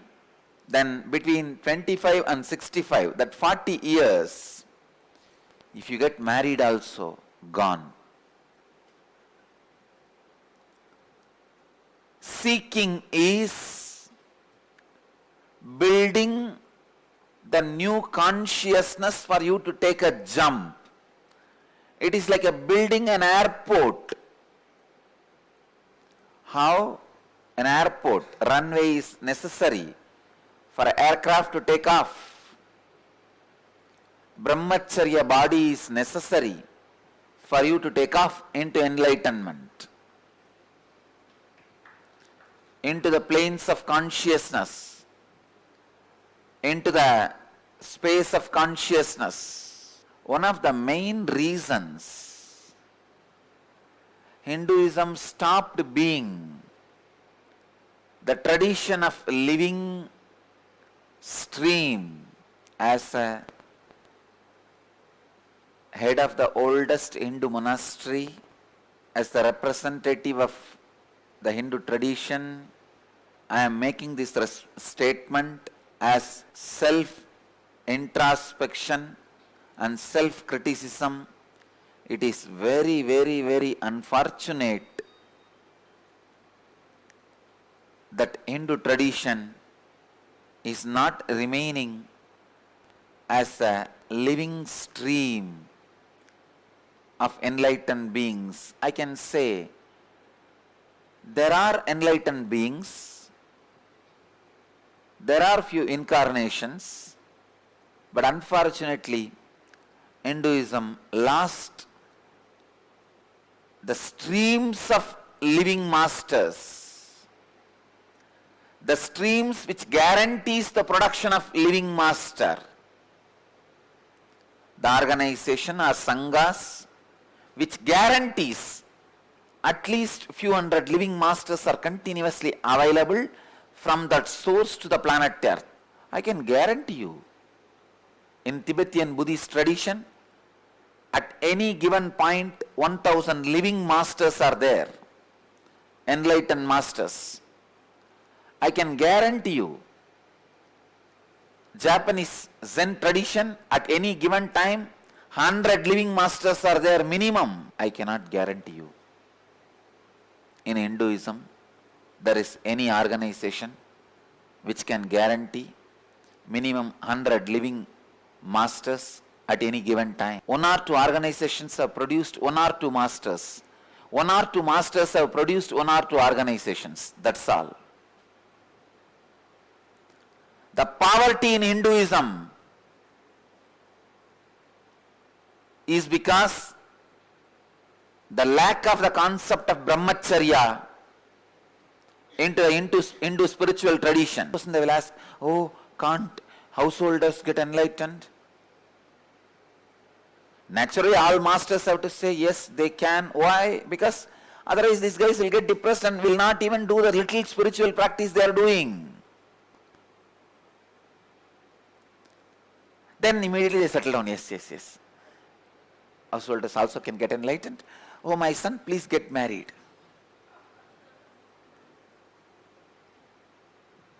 You have fallen into the ditch and you are asking me, can I not become clean ever again? I tell you, yes, you can become. Then you tell, oh, my son, CC master told I can become clean again. You also fall into the same ditch. Let both of us be clean after some years. In the modern day, marriage has become a failure system. You don't need a separate hell other than marriage. If you are a seeker, sincere seeker, please understand, I am not talking all these words to my devotees or disciples or followers. I am talking to seekers. There are some still act as if they are my devotees and disciples, are not seekers. There are millions who are not my disciples or devotees but are seekers. This whole satsang I dedicated to seekers. If you are a seeker, no other way other than sannyasa and brahmacharya. In Vedic tradition, even marriage is used to reach the brahmacharya. If you are married, 1 year is more than enough to experience the smell of sweating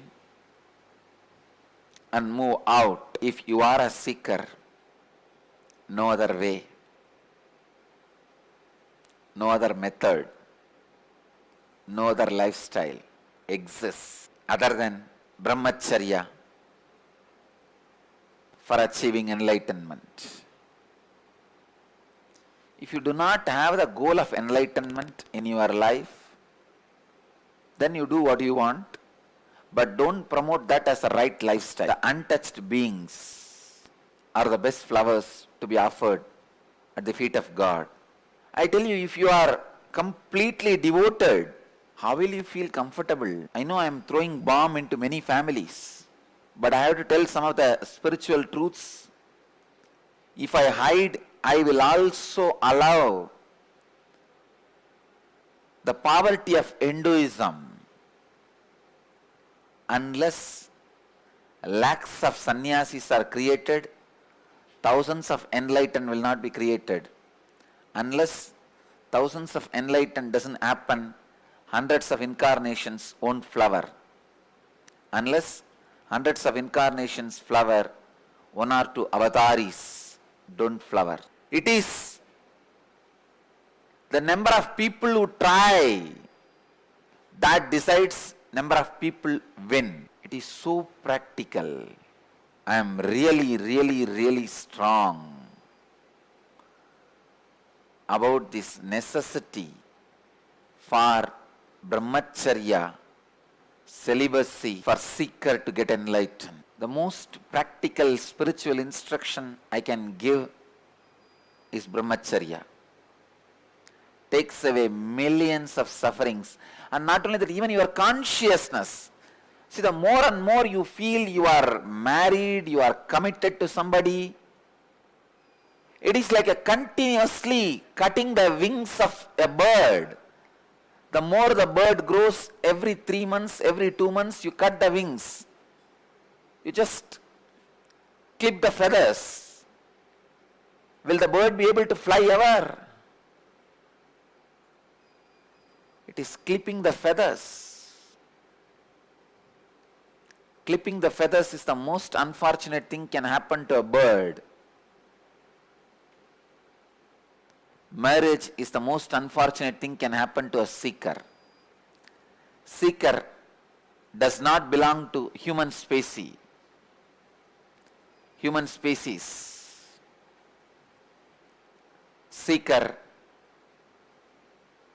Human beings are only potential of seekers.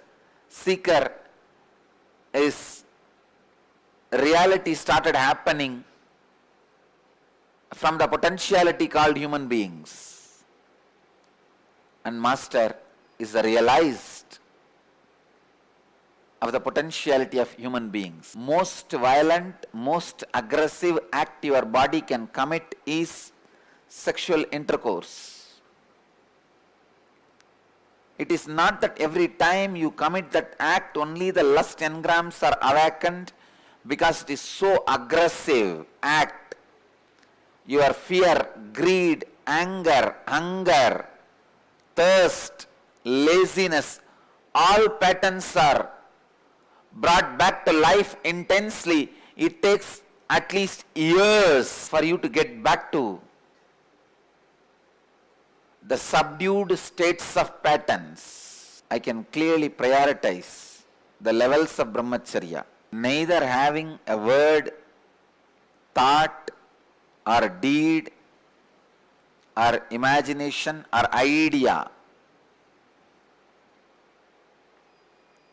of sexual intercourse in your waking state, dream state, and deep sleep state. Physically not having any intercourse or masturbation, but having wet dreams. If this is your level now, you can be trained through the proper tapas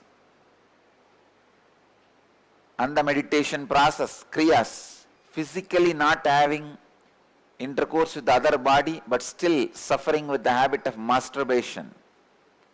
Again, you can transcend transcend and transform this habit through the proper kriyas and meditation.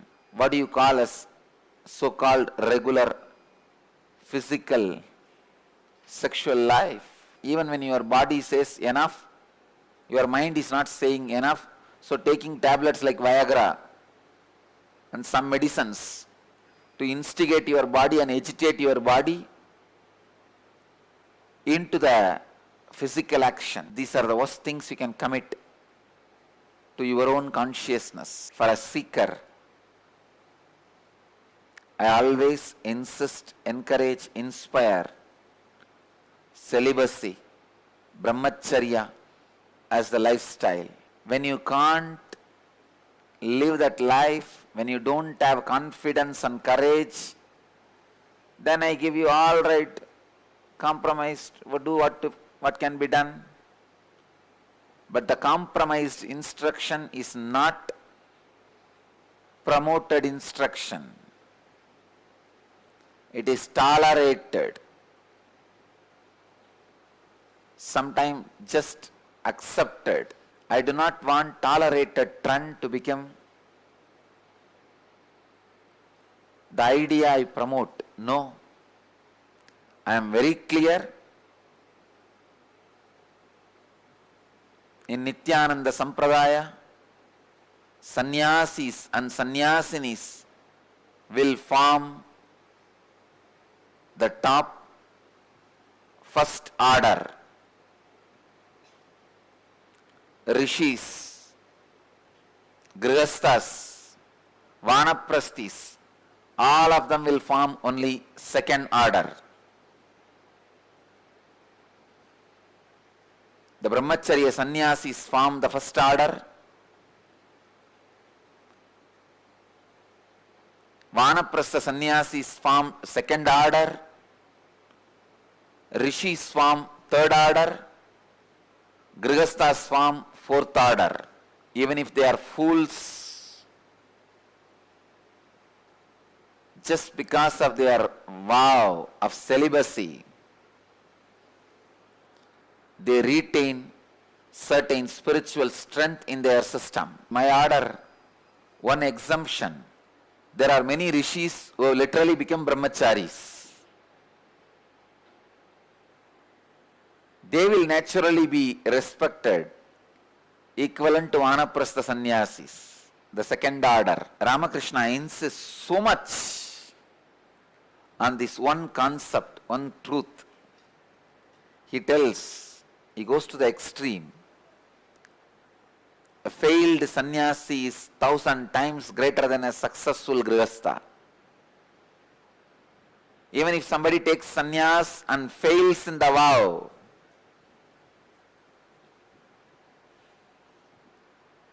after 2-3 years, after a few years, or in the last part of his life, even he is much more greater than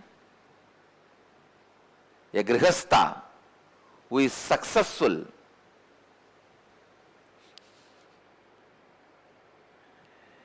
Living his whole life doing spiritual practices.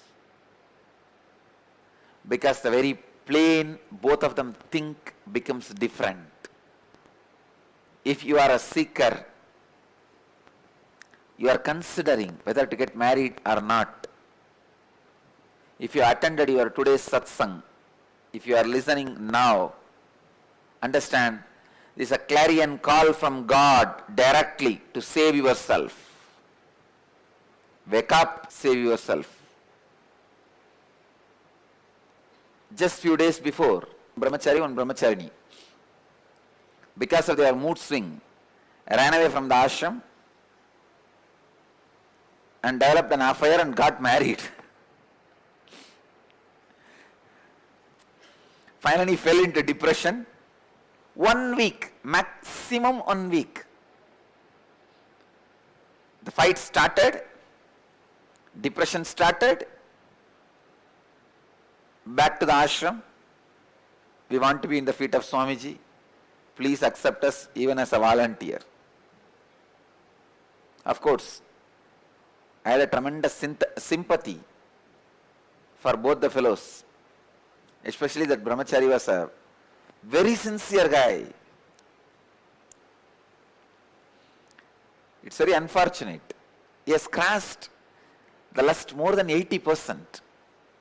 Just last 20%. I told him, just 20%. Wait for next 6 months. You will save yourself. Body will be pure. The engrams will become steam. It will not stay anymore in your system. But foolish fellow. The girl was very egoistic girl, arrogant.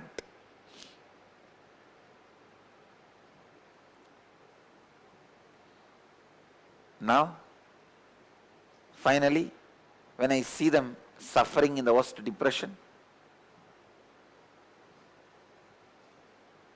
crying every day to our brahmacharis, I said, all right, allow them in the ashram, what to do? But one good thing is happening. They become a living example for anybody who has little fantasies. Anybody who has little fantasy, all their fantasy disappears the moment they see this couple. I am not teaching you something life negative. I am not putting negative ideas into you. Understand? I am telling you straight facts. I challenge, including Shiva and Parvati, Radha and Krishna, Ramakrishna and Sharada Devi, can any one of them equate their practical, happy, blissful, joyful life to any one of my fallen sannyasi? Understand the extent I am going. Even my fallen sannyasi is much more happy than Mahadeva and Parvati, then Radha and Krishna, then Sharada Devi and Ramakrishna. Even both of you are enlightened. If you have two bodies, there is always conflict. You may feel, no, how can Swamiji compare with Mahadeva and Parvati? I am not comparing the enlightenment of Mahadeva and Parvati with the enlightenment of my fallen sannyasi. No. I am not comparing the extraordinary powers and capabilities of Mahadeva and Parvati to my fallen sannyasi. No. But I am comparing the practical, peaceful lifestyle where he does not need to come back in time to his bed, where he does not need to bother continuously that he has to think for somebody else also, where he or she cannot make any decision without informing or consulting.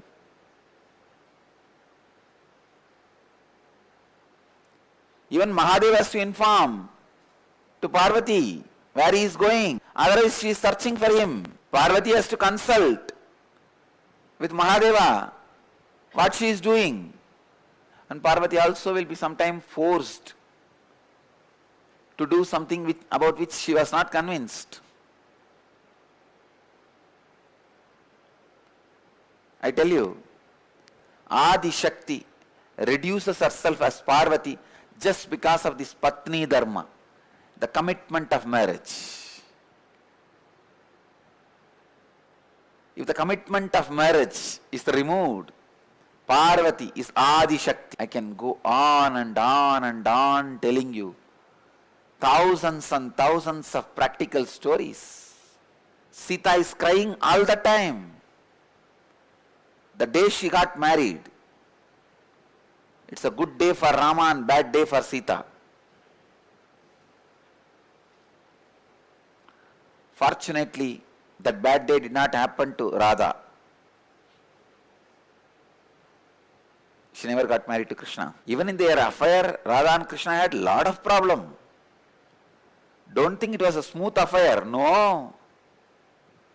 There was enough of jealousy, anger,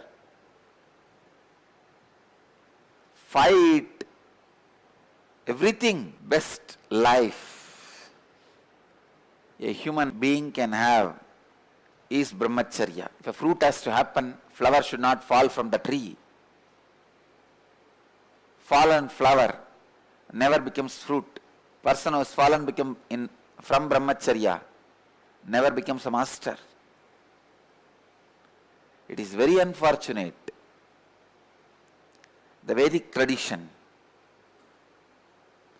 lost the intensity of brahmacharya. I tell you, why the Buddhist and Jain traditions, which are offshoots of Hinduism, which has only just few concepts taken from Hinduism, is able to flourish all over the world and retain the capacity to be Jagat Gurus, teach the world. Why did Hinduism is not able to retain that strength, that capacity, inability to live the pure brahmacharya life, celibate life, and not making this brahmacharya celibate life as a mainstream lifestyle? Still in Hinduism, brahmacharya does not become a mainstream lifestyle. In Buddhism and Jainism, it is very common, even from the rich family background, they take up sannyas. I have seen even a small places like my hometown Tiruvannamalai, where a very small Jain community lives. Every year at least 5-6 boys and girls will go around the city. They will be taken in the procession all around the city with a fully clothed and jeweled. I used to ask, what is the procession? Is there a marriage procession? They will say, no, it is a sannyas procession. These boys and girls are becoming sadhus. We are handing them over to the monastery. Before that we are doing this procession. In Jain tradition still that habit is there. In whole Tiruvannamalai, the population itself is just 100,000 or 200,000. The Jain population is less than 5,000. Just in 5,000 people every year, at least 5 to 10 highly qualified, rich family background, educated, young, 5 boys and 5 girls at least, became monks. Means what? From the young age, as the part of the mainstream lifestyle, the sannyas was accepted, understood, taught. It is very unfortunate. We Hindus, neither we decide nor we make our next generation respect. I used to feel when I see these educated youngsters, see, they taking sannyas was not like a secret, they run away to a monastery, parents fight, struggle, no. Parents are so happy, they sing and dance in front of the chariot where those youngsters are being carried. They take the kids, they take the youth who are going to take the sannyas all over the city, celebrate, tell the whole world, he is becoming sannyasi, she is becoming a monk, she is becoming sadhvi, he is becoming sadhu. After a procession, they hand over the kids in the temple and the rituals take place. They become sadhu and sadhvi. First thing, from educated, the middle class families, nobody becomes sadhu. If you just walk around Tiruvannamalai, 99% of sadhus are uneducated. Just become sadhu instead of becoming beggars. And remaining 1% sadhus are from middle class, that also family did not accept they becoming sadhus, like my sannyasis. Ran away from the house.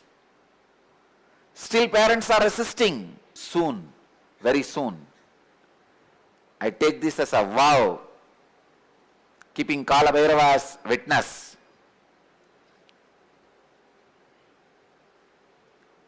I'll see to it. Parents take their young sons and daughters in procession to hand over them to the Dhyanapeetham as a sannyasis and sannyasinis.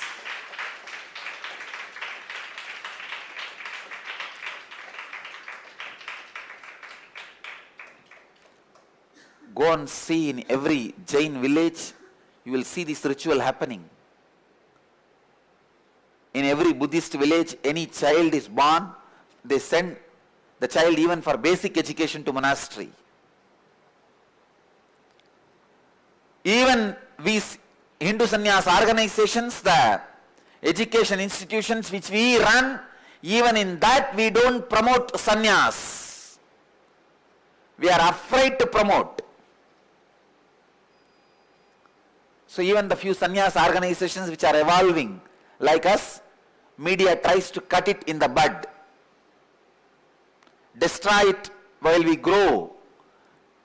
They think, why these youngsters are wasting their life? Why are they becoming sannyasis and wasting their life? They are getting brainwashed. All the donkeys which get married only is getting brainwashed.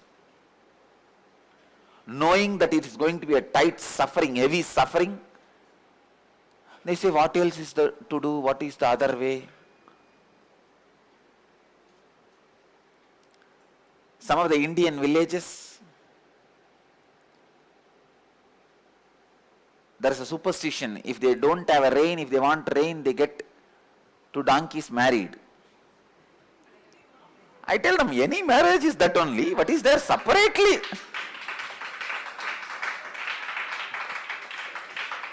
Why will you go and separately try to get some? Hey India, listen here. Hey, oh Hindus, listen here. If you want to get back to the glorious seat of Jagat Guru, world teacher, you have only one option. Make monastic lifestyle as a mainstream lifestyle. Let every village have its own monastery, like Tibetan Buddhists, Japanese Zen Buddhists, and Hindu Jains, Indian Jains. You are not going to get back to the seat of Jagat Guru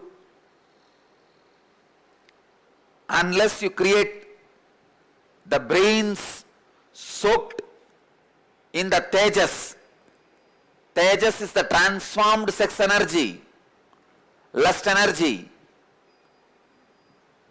Only when the brains are soaked into the Tejas, you create gurus, Jagat Gurus. It is time the next generation of Indians, Hindus think not just about your career, that foolish IT job, and a house and car and 2 kids. No. At least few crore people should think sannyas as a mainstream lifestyle. Let all the Hindu education institutions, schools, colleges, make the next generation kids understand about sannyas. Even after being so much abused, I don't feel shy because I know I am a sannyasi.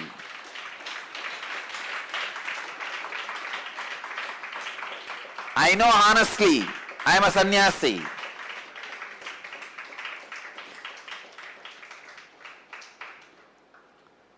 It is time next generation takes up this life intensely. It is very unfortunate that our middle class does not accept sannyas as a lifestyle. The poor class accepts sannyas only as a income source. The upper middle class and the upper class hates sannyas lifestyle. The rich communities and the rich group of peoples in Hindu tradition spend more money on the deities and the jewels on the deities and temples than building monasteries and supporting the life of monastics, monks. It is time the mainstream Hindus stop building temples and start building human beings. Stop building Tirumenis, start building Gurumenis.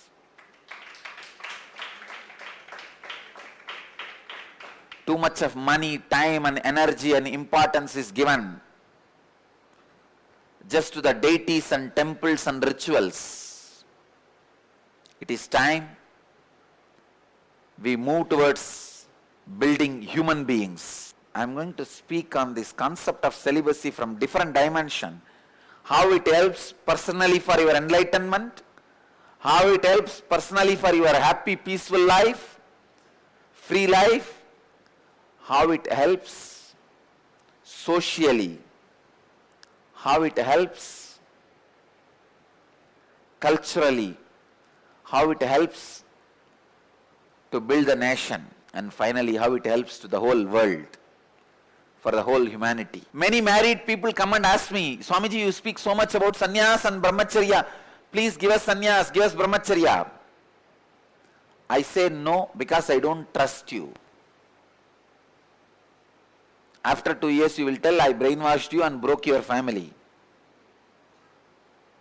That is why I don't give. Otherwise, nothing like sannyas, nothing like brahmacharya for spiritual seekers. O humanity,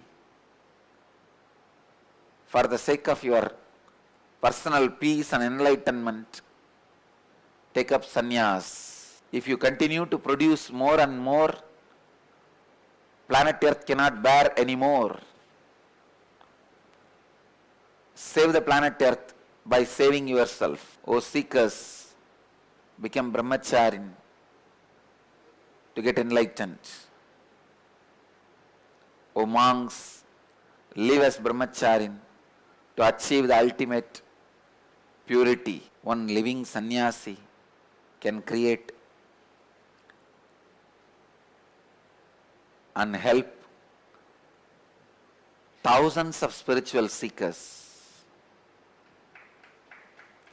Sannyasis are fruits of this country's spiritual aspiration. They are the fruits of this country's spiritual aspiration. O Hindu youngsters, take up sannyas to save your spiritual tradition and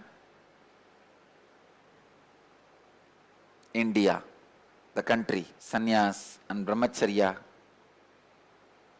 the one and the most important spiritual path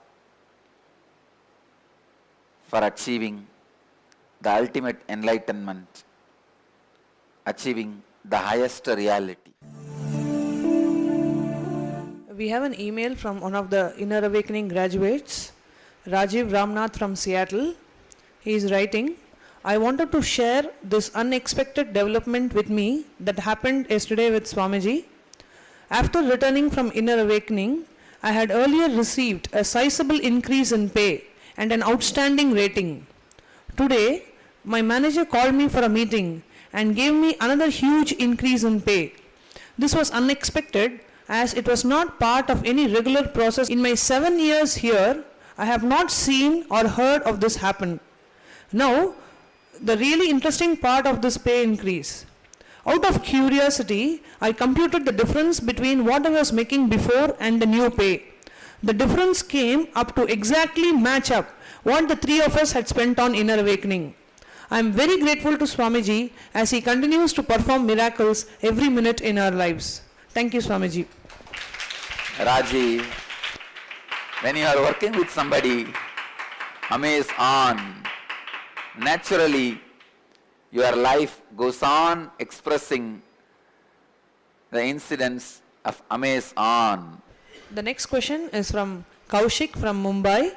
He is asking, Respected Swamiji, Hail Berry, who is draped in a bright red sari in her upcoming film Cloud Atlas, says she is fascinated with Indian culture and wants to know it better.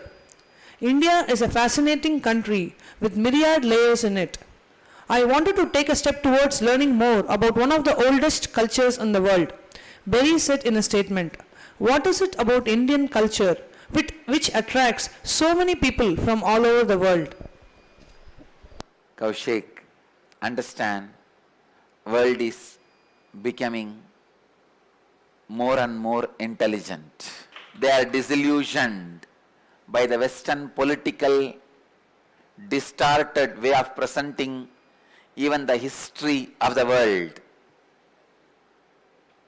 And they start realizing the depth and the heritage and cultural strength and antiquity of Indian culture. I am so happy that so many intelligent people are realizing and reaching out to learn the Indian culture.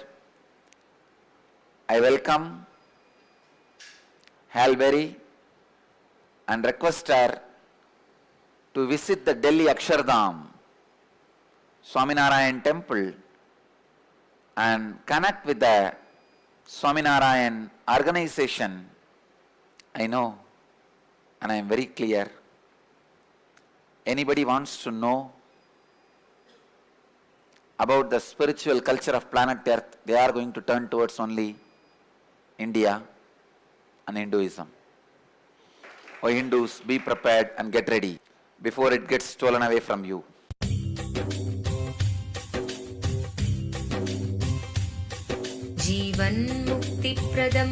Paramahamsa Nithyananda, a rare living incarnation, is named among the world's 100 most spiritually influential personalities today. Paramahamsa Nithyananda has been placed alongside Dalai Lama, Nelson Mandela, Oprah Winfrey, Paulo Coelho and others by Mind, Body, Spirit, the world's top esoteric magazine from Watkins, London's oldest and largest bookstore.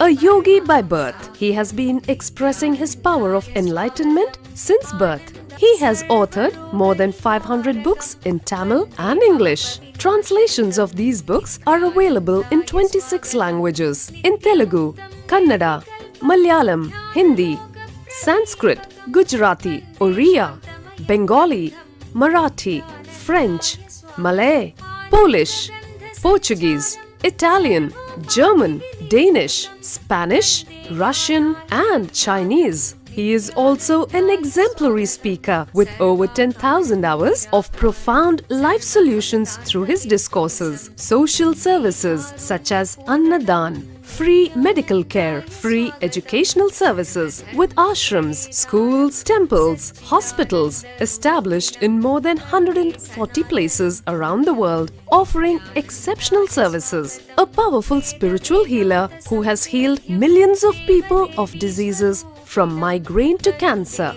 A Kriya Yogi who has formulated Kriyas for physical health and mental well-being, benefiting thousands. A living master who offers practical solutions for our everyday problems. He is the founder and spiritual head of Nithyananda Dhyanapitham, a spiritual powerhouse who has revived the sacred Vedic tradition by establishing Vedic temples in places like Los Angeles, San Jose, Seattle, Toronto, Ohio, Oklahoma, Phoenix, St. Louis, Malaysia, Brazil, Paris, Guadeloupe, Dallas, New York, New Jersey, Atlanta, Calgary, Vancouver, Singapore, and places in India like Bengaluru, Hyderabad, Tiruvannamalai. A spiritual guru for 10 million followers. An incarnation who transmits the highest spiritual energy through initiation. A contemporary yogi who has revived the Vedic science of yoga worldwide through thousands of yoga centers. An adept in Ashtamahasiddhis, mystical yogic powers, who has effortlessly awakened the Kundalini of thousands and graced them with spiritual powers. A dynamic young guru who is an inspiration for thousands of youngsters. India's most watched spiritual guru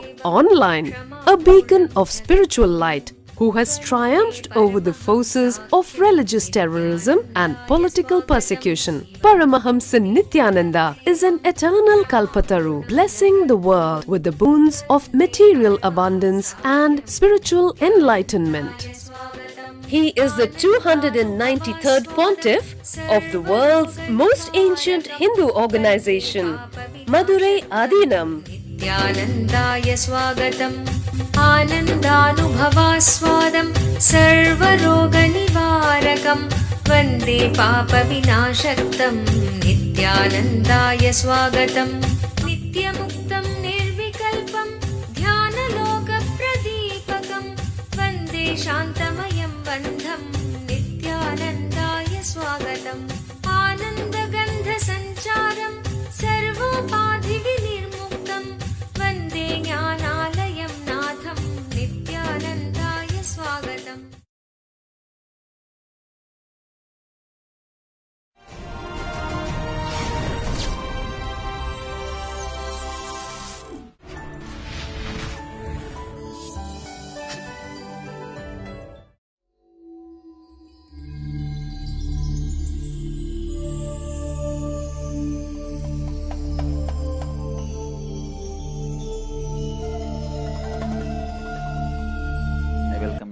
With my love and respects.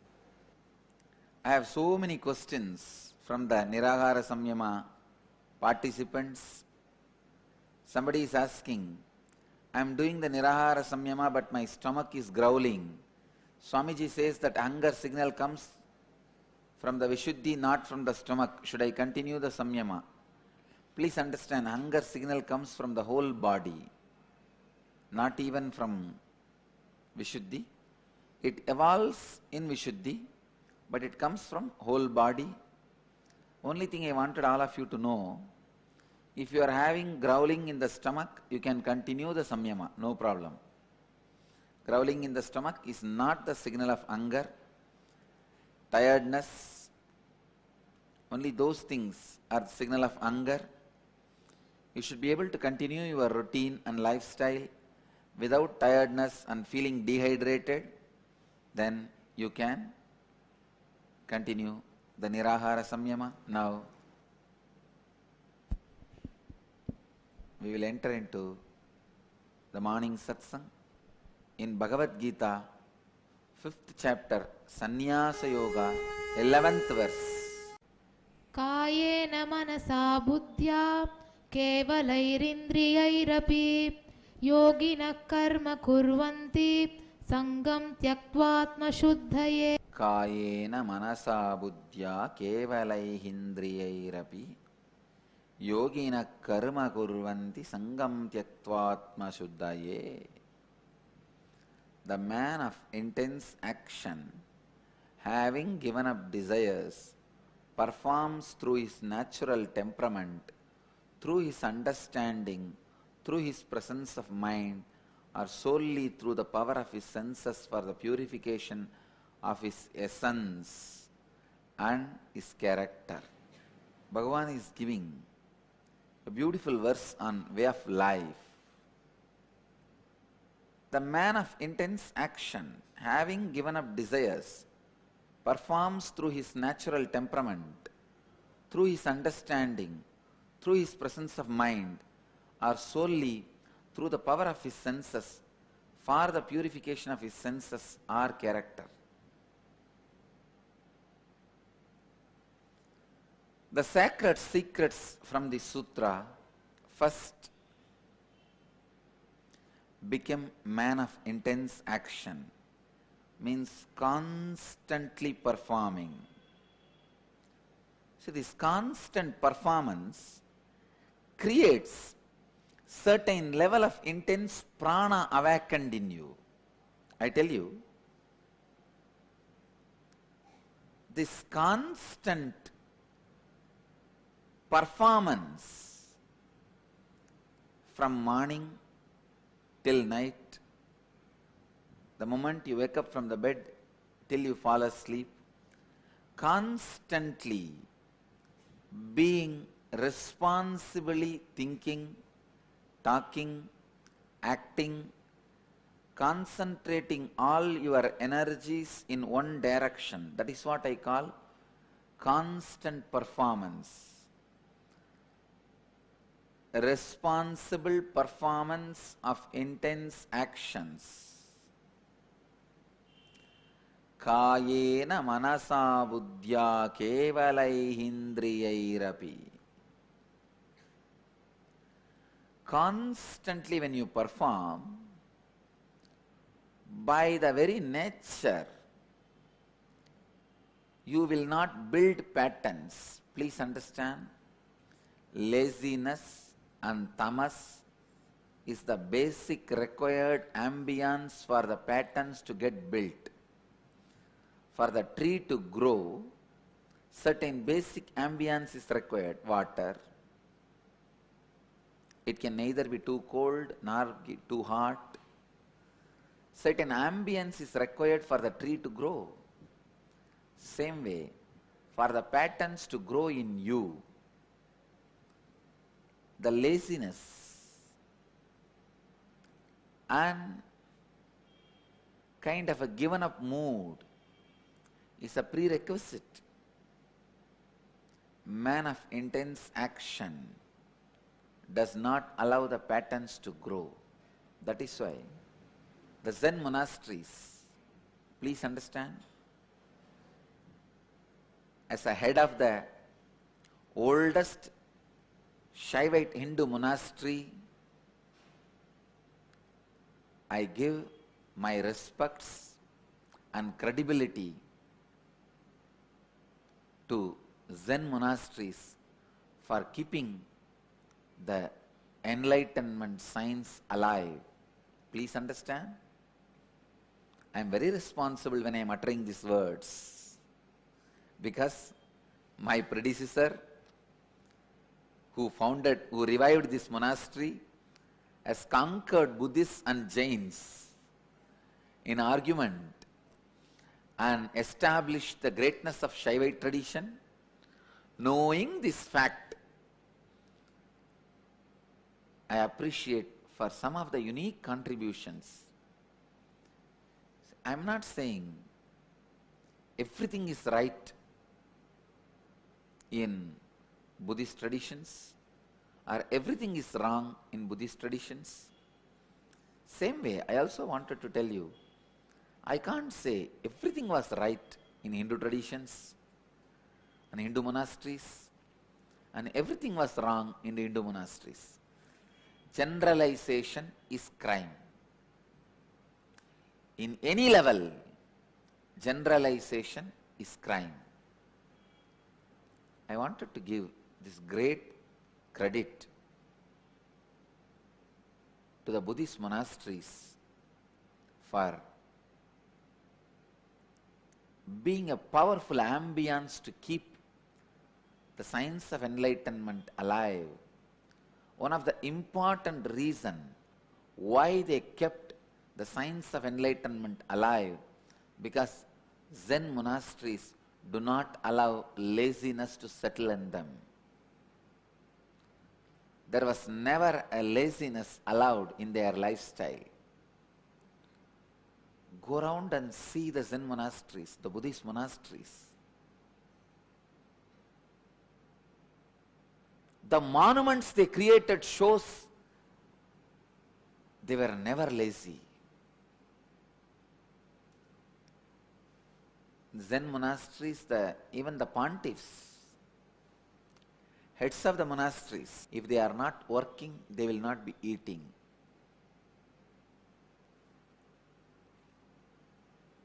I have read thousands of Zen master stories.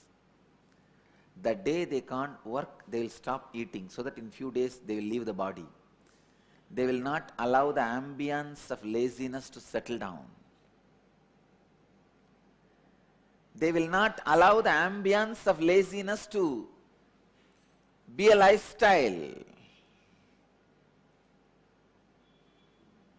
They will not allow the ambience of laziness to happen, because the ambience of laziness creates a space for cunning, highly cunning,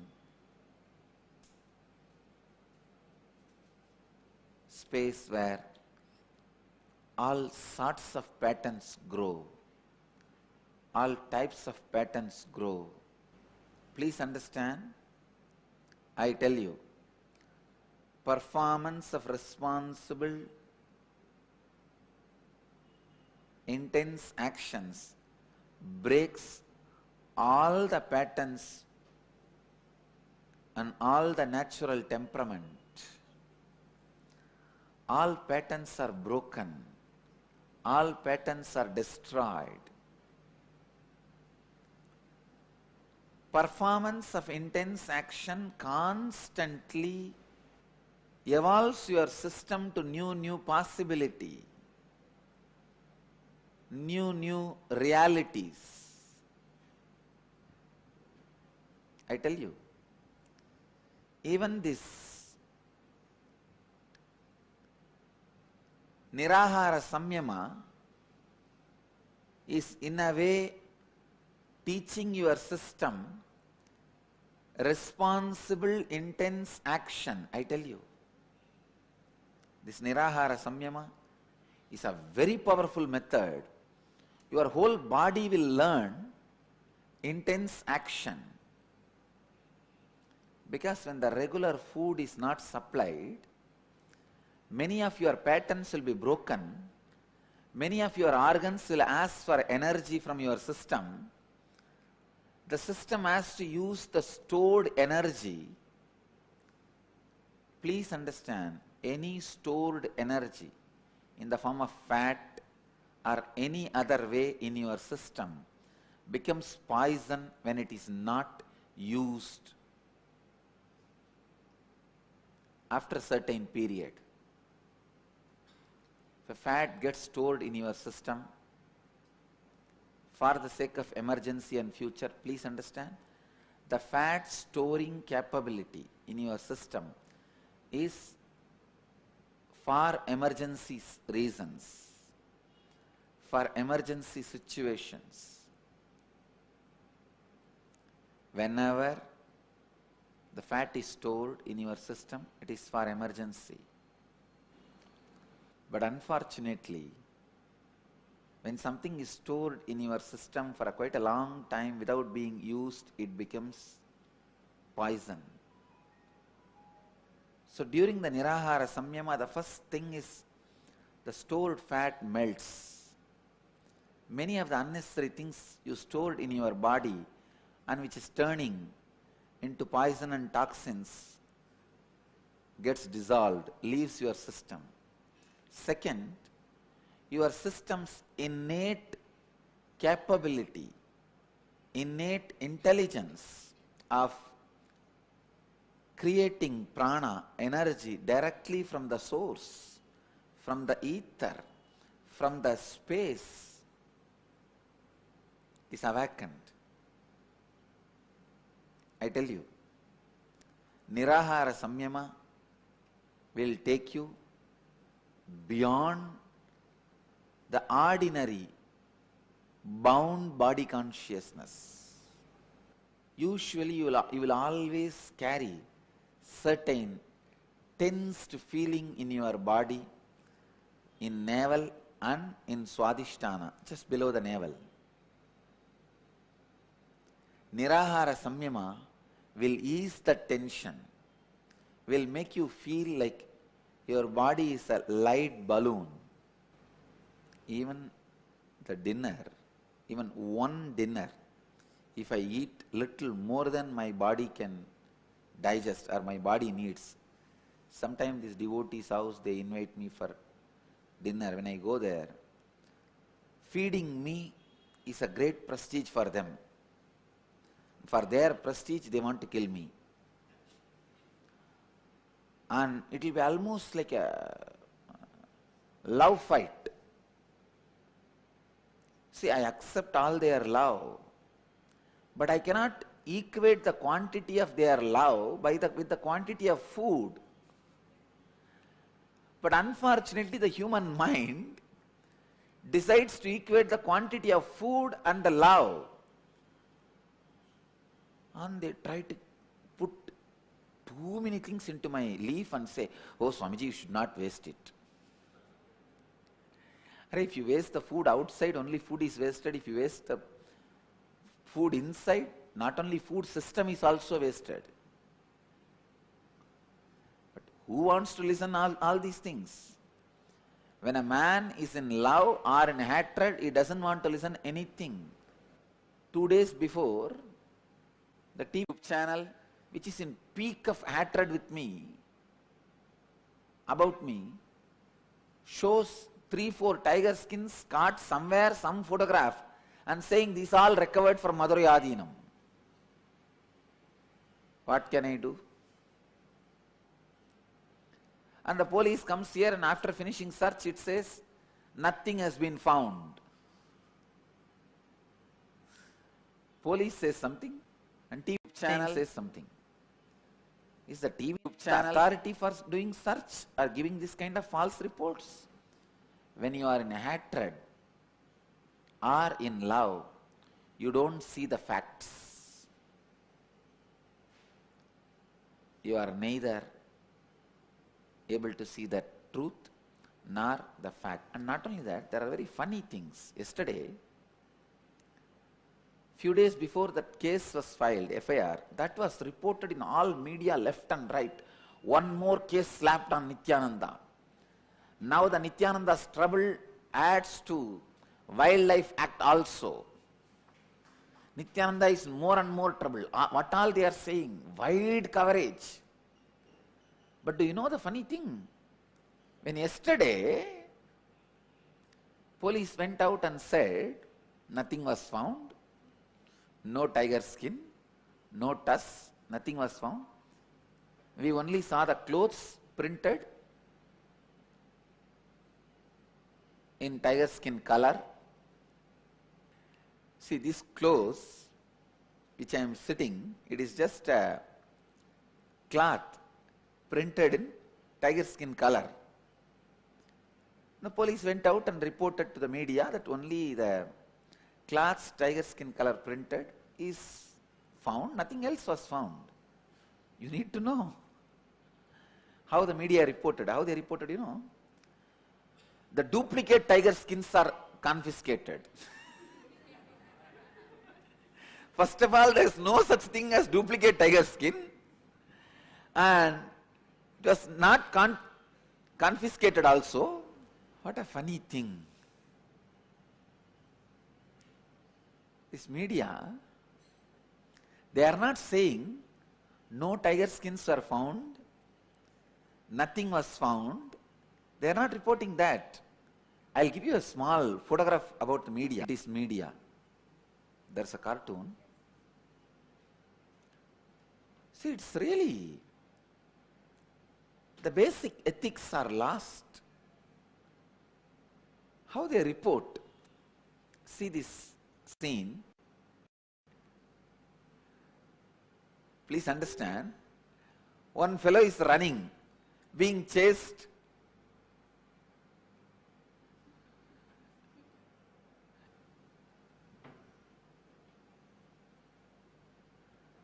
How media misrepresents. See, the fellow is running away, who is being chased, is shown as the murderer. Accused is the victim and victim is the accused. See the scene. Here, the fellow who is accused, who is holding the knife and trying to kill is shown as the victim, and who is victim, who is running, is shown as the accused.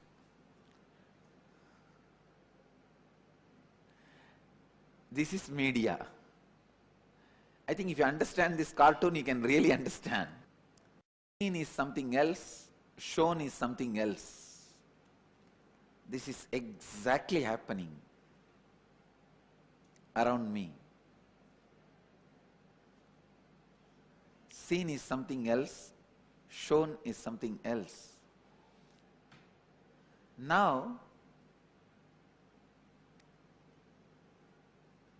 it has become a pattern, unconscious pattern in media.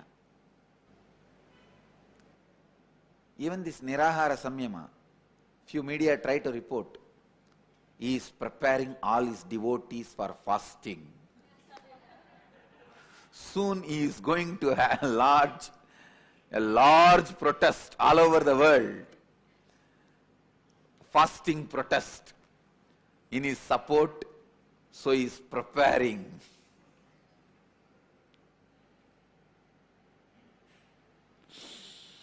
Anyhow, even in the Nirahara Samyama, when you are not supplying the regular food to your body, all your organs, including the non-mechanical parts of your brain, awakens itself to the truth, and purification of your essence starts happening. Krishna beautifully describes through his understanding, through his presence of mind, solely through the knowledge,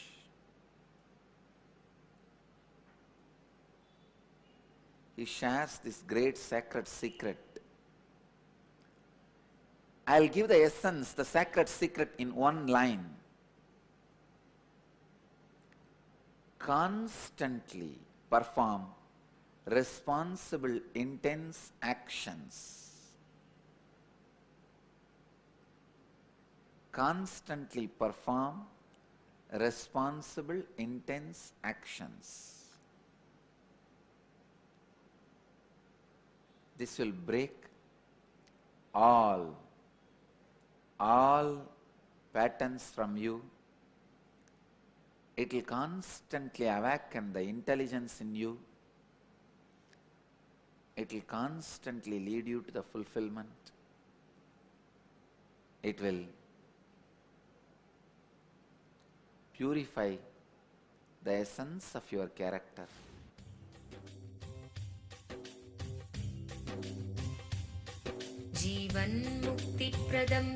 Paramahamsa Nithyananda, a rare living incarnation, is named among the world's 100 most spiritually influential personalities today.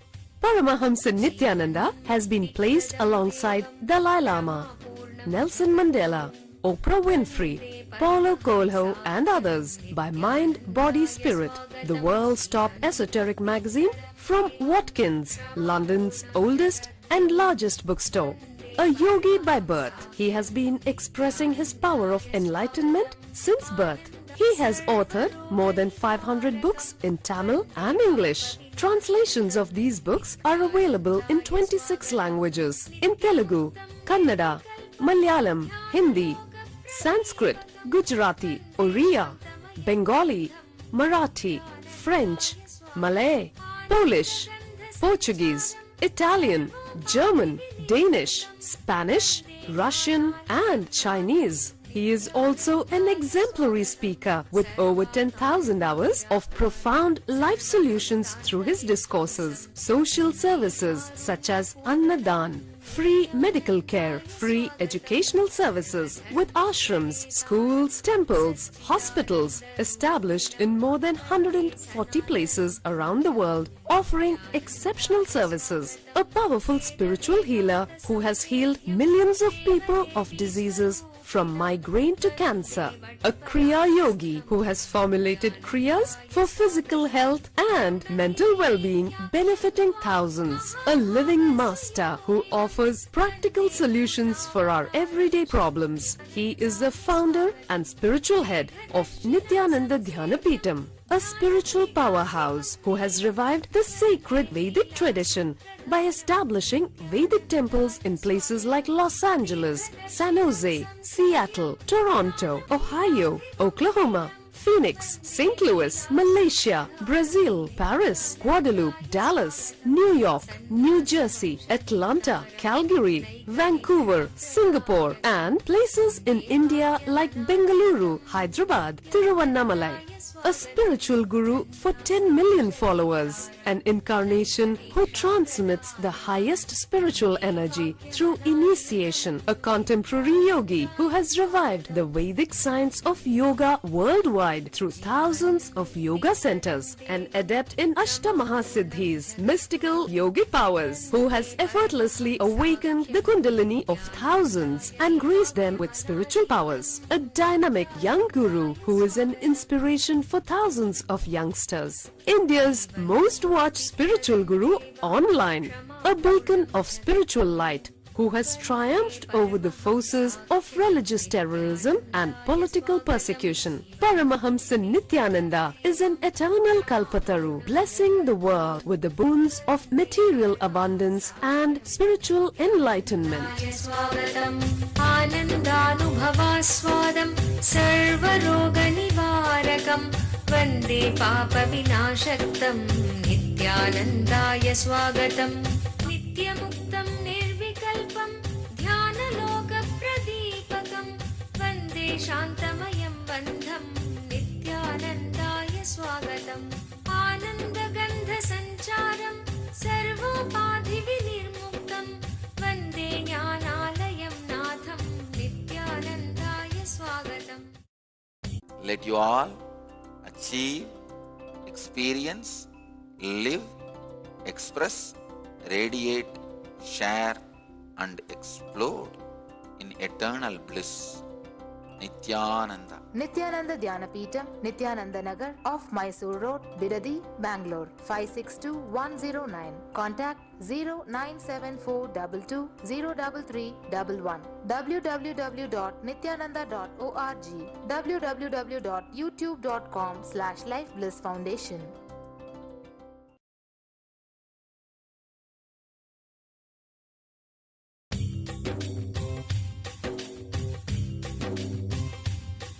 जीवन्मुक्तिप्रदं देवं क्षमापूर्णं. Paramahamsa Nithyananda is a rare living incarnation, a yogi by birth. He has been expressing his power of enlightenment since birth. He has authored more than 500 books in Tamil and English, books in Telugu, Kannada, Malayalam, Hindi, Sanskrit, Gujarati, Oriya, Bengali, Marathi, French, Malay, Polish, Portuguese, Italian, German, Danish, Spanish, Russian and Chinese, with translations in 26 languages are available. He is also an exemplary speaker with over 8,000 hours of profound life solutions through his discourses. Social services such as Annadan, free medical care, free educational services, ashrams, schools, temples, hospitals established in more than 140 places around the world offer exceptional services. A powerful spiritual healer who has healed millions of people of diseases from migraine to cancer. A Kriya Yogi who has formulated Kriyas for physical health and mental well-being, benefiting thousands. A living master who offers practical solutions for our everyday problems. Having meditation centers in 151 countries including Bidadi, Tiruvannamalai, Rajapalyam, Salem, Hyderabad, Varanasi, Los Angeles, Ohio, Seattle, San Jose and Phoenix. He is the founder and spiritual head of Nithyananda Dhanapeetham, a spiritual guru for 10 million followers, an incarnation who transmits the highest spiritual energy through initiation, a contemporary yogi who has revived the Vedic science of yoga worldwide through thousands of yoga centers. Adept in Ashtamahasiddhis, mystical yogic powers, he has effortlessly awakened the Kundalini of thousands, gracing them with spiritual powers. A spiritual powerhouse who has revived the sacred Vedic tradition by establishing Vedic temples worldwide in places like Los Angeles, San Jose, Seattle, Toronto, Ohio, Oklahoma, Phoenix, St. Louis, Malaysia, Brazil, Paris, Guadeloupe, Dallas, New York, New Jersey, Atlanta, Calgary, Vancouver, Singapore, and places like Bangalore, Hyderabad, and Tiruvannamalai in India. A dynamic young guru who is an inspiration to thousands of youngsters. India's most watched spiritual guru online. A beacon of spiritual light who has triumphed over the forces of religious terrorism and political persecution. Paramahamsa Nithyananda is an eternal Kalpataru, blessing the world with the boons of material abundance and spiritual enlightenment. आनन्दानुभवास्वादं सर्वरोगनिवारकं वन्दे पापविनाशक्तं नित्यानन्दाय स्वागतं नित्यमुक्तं निर्विकल्पं ध्यानलोकप्रदीपकं वन्दे शान्तमयं बन्धं नित्यानन्दाय स्वागतम् आनन्दगन्धसञ्चारं सर्वोपाधिविनिर्मुक्तं वन्दे ज्ञानालयं नाथं नित्यानन्दाय स्वागतम्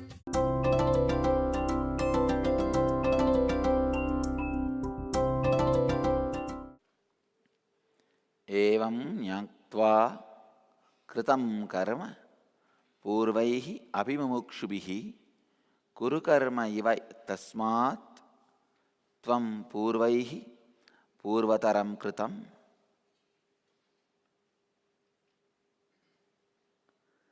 Thus, being aware of the services that were performed by the ancestors who were desirous of getting liberated from the worldly existence, and just like the services that were done by the forefathers earlier, you also do the actions, services.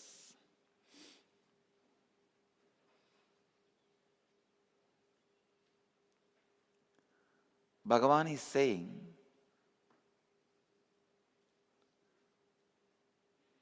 your ancestors worked with the same understandings, with the truths of inner awakening. They all got liberated, became enlightened. So it is time-tested method. Now, you also follow the same so you can achieve enlightenment. It's basically Bhagavan is giving encouragement to Arjuna by saying, the science of inner awakening is time-tested and foolproof. Science of living enlightenment is time-tested and foolproof. This science is very powerful and foolproof. It is practiced by thousands of people earlier. Many of them who have practiced this science became enlightened, liberated. Now you also practice this. You will become enlightened. You will become liberated. He is explaining the authenticity of the science, encouraging Arjuna to practice this science. Just today morning, I raised the flag for Devi Brahmotsavam, Nithyanandeshwari's Brahmotsavam. Of course, Biddi, Nityotsava, always there is some festival, some program going on. When I was raising the flag, I saw only few people were there, devotees and volunteers, few volunteers were there. But I thought,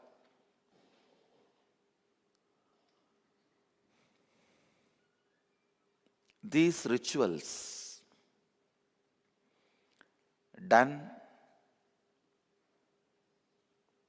continuously to keep the tradition alive for the ages, whether people are there or not.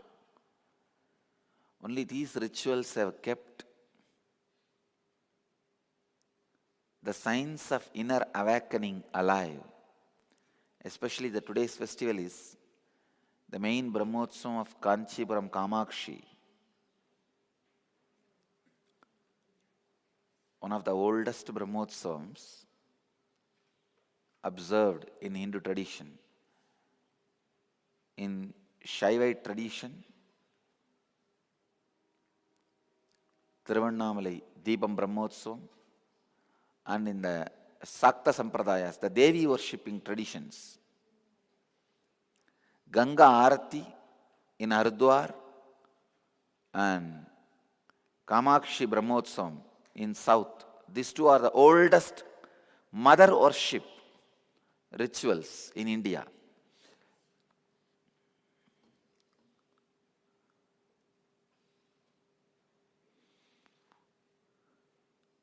Keeping the truths alive,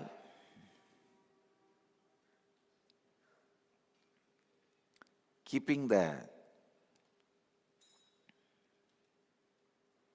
science alive is one of the greatest service.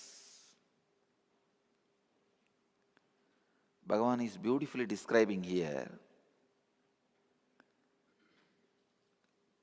This science was practiced by all the ancestors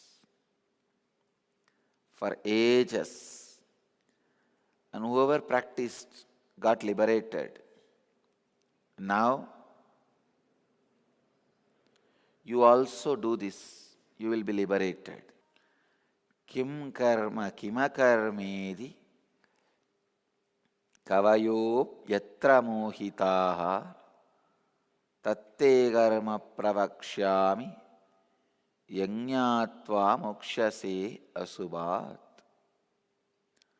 What is the translation? Even wise men are deluded with respect to what or which is action and what is inaction. Therefore, I shall state it clearly, so that being aware of it, you can release yourself from good and evil. Bhagavan is very clear. He says, even the so-called wise men are deluded with respect to what are, which is action and what is inaction. Therefore, I shall state it clearly, so that being aware of it, you can release yourself from good and evil. Even wise men are deluded with respect to what are, which is action and what is inaction. Therefore, I shall state it clearly, so that being aware of it, you can release yourself from good and evil. Even the so-called wise men get confused. What is right, what is wrong? Understand? Rich food can make you sick if you don't do workout, or if you don't work. If you are inactive, even the rich food, continuously eat rich food and lie down in the bed, you will become couch potato. And all diseases will follow. So without proper understanding, even rich food makes you sick. Bhagavan is very clear.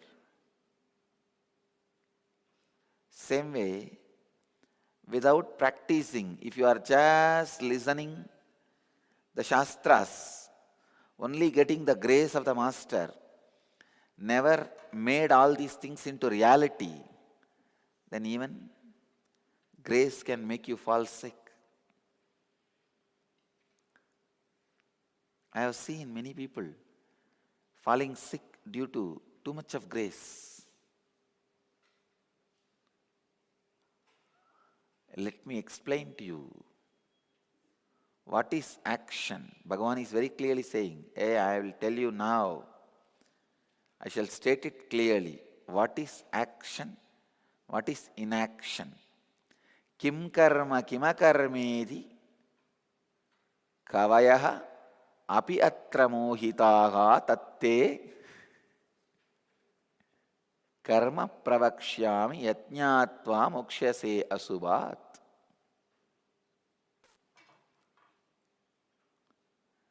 I shall state it clearly so that being aware of it, you can release yourself from good and evil. Again, Bhagavan is giving an introduction to what he is going to speak now. The last verse is, he was speaking about what he has spoken. Whatever he said, he says, the science is time-tested, foolproof practice. Now, he is coming back to the science which I am going to teach you now will make you understand very clearly what is action and inaction. Release yourself from good and evil. Even the so-called wise men sometimes tumble down and do not know what is right and what is wrong. Bhagavan is very clearly saying, I'll make you understand, I'll state it clearly, so that being aware of it, you can release yourself from good and evil. Bhagavan is teaching the science of releasing yourself from good and evil.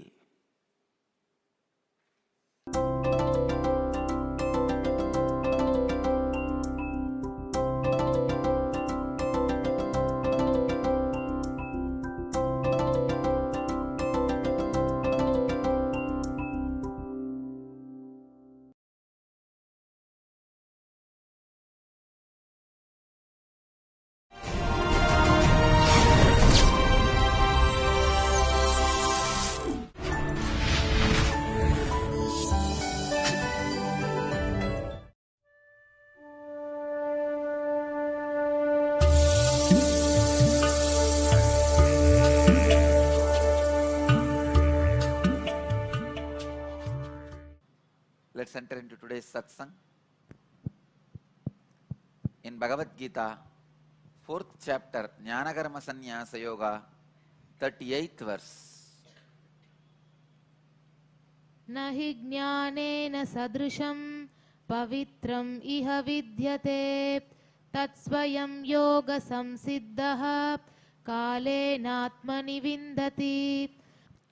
Nahi jnanena sadrusham pavitramiha vidyate tatsvayam yoga samsiddhaha kalenatmani vindati. Translation: surely in this world there is nothing like experience that is more cleansing. One who is spontaneously ready for intense action in due course of time finds his self. I can say these sutras, these verses are my favorites. So beautifully Bhagavan is describing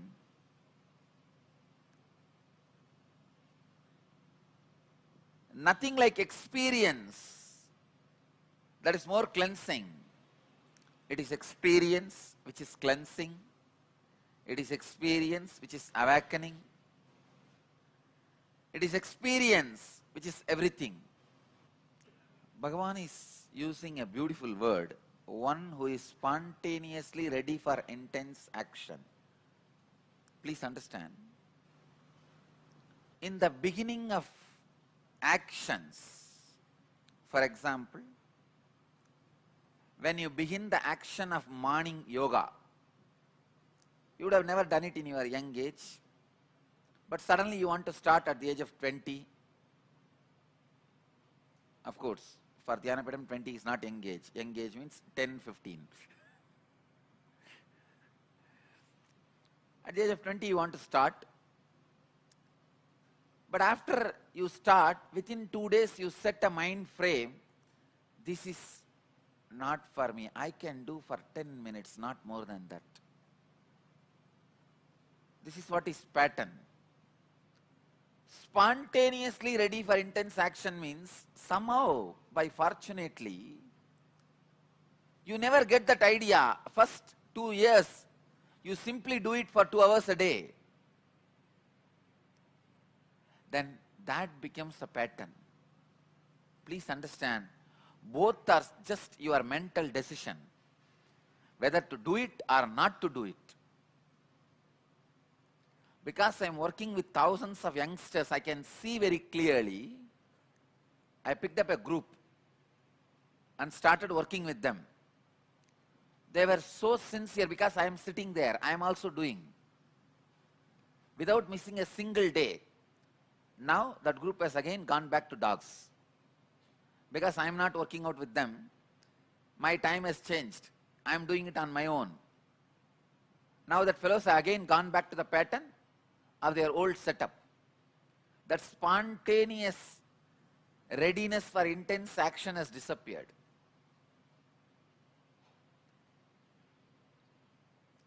The spontaneous readiness for intense action is one of the greatest gift you can have in your life. I tell you, these are all inner wealth. The wealth of the inner world. Spontaneous readiness for action. What a beautiful word. Bhagavan is using the word Tatsvayam yoga samsiddhaha.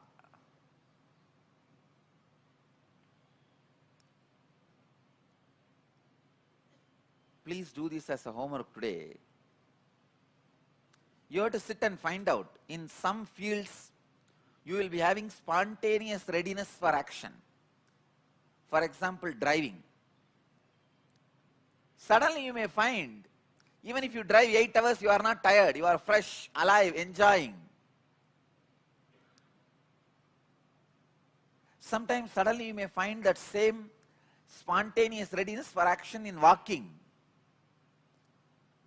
That is why sadhus are encouraged to do Parivrajaka Yatra, walking. I am planning to go for a walk from Madurai to all our 4 temples and come back. It's a 1,000-kilometer yatra. I was earlier planning for a yatra. Now I feel it's time. I really want to do. It's long time. I walked. Walking is a very beautiful way of discovering your readiness, spontaneous readiness for action. See, your mind is always afraid of action. If I tell you, do yoga heavily morning and evening, your mind will not be spontaneously ready. But if I tell you, walk as much as you can, try this, especially as a group, with a lot of entertainment, your mind discovers the readiness for spontaneous action. Spontaneous readiness for intense action is discovered by your mind by walking. If you walk for 10 days, you will suddenly discover spontaneously your readiness for intense action.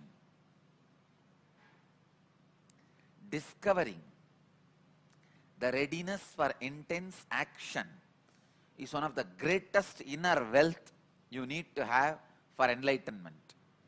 In Vedanta tradition, they have something called sadhana sadushtaya, means the basic 4 things you require for enlightenment. I want to tell you, if I have to describe sadhana sadushtaya, the basic things you require for enlightenment, I will describe this. The spontaneous readiness for intense action. Not just struggling and putting up. No. Spontaneous readiness for intense action. You discover that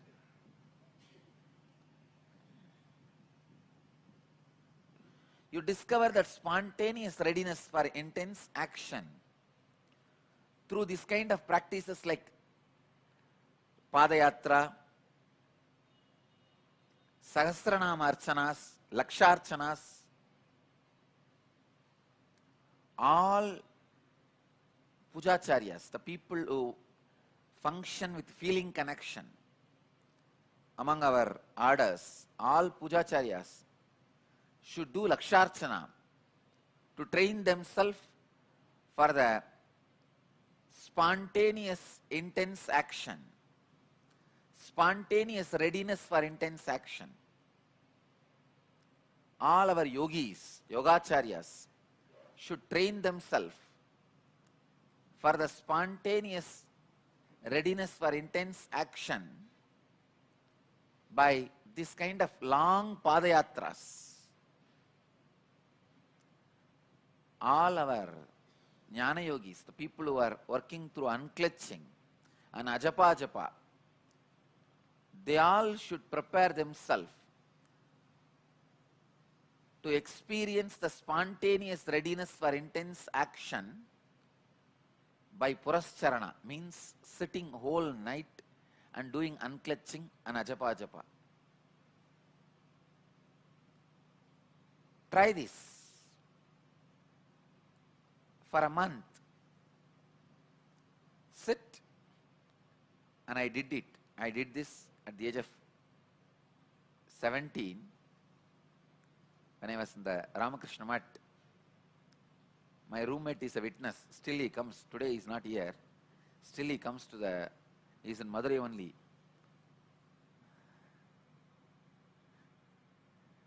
I'll sit on the cart with my japamala for hours, literally whole night. I'll be rolling that japamala. I'll have two japamalas, one in the one hand and the other in the other hand. If I finish one japamala completely, it's 108 times. Then the other mala, I'll move one bead. So by the time I finish moving this whole mala, I would have finished 108 into 108, means 10,000. Then I'll keep it and wash the hand and start again. That's the count. Then later on, when I moved with the Tibetan Buddhists only, I realized prayer wheel is 1,000 times more powerful than Japamala. That is why I recommend all our devotees to use prayer wheel. I had a prayer wheel in the young age, means when Kuppamal was training me, when Raghupati Yogi was training me, Raghupati Yogi is from Burma and Tibet. He was born and brought up in Burma and went to Tibet and stayed and came. Because of that, he taught me using only prayer wheel.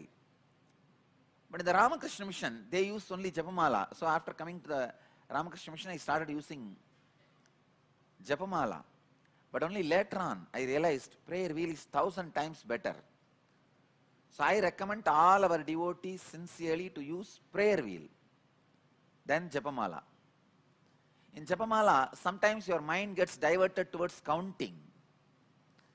God is not looking at your bank account. You count your beads 1 lakh time and put it in the bank account, he appears and gives you. No. Japa is done to make it as a pattern of consciousness in you, not for counting and showing the bank balance and passbook to you, passbook to God. So I recommend all our devotees to use prayer wheel. Try to sit whole night as much as you can. Sit in the bed itself. Use this prayer wheel for ajapa and sitting in a unclutched space, Ananda Gandha, with the smell of unclutching, flavor of unclutching, sitting with a prayer wheel. Just sit.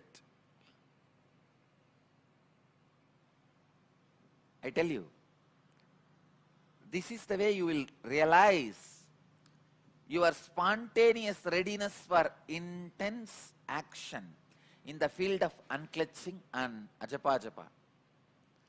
Many of our devotees do not have self-confidence that they can meditate for long hours, they can perform unclutching for long hours, they can sit in unclutched space for long hours. They don't trust. It's very unfortunate. People don't trust their ability to sit unclutched.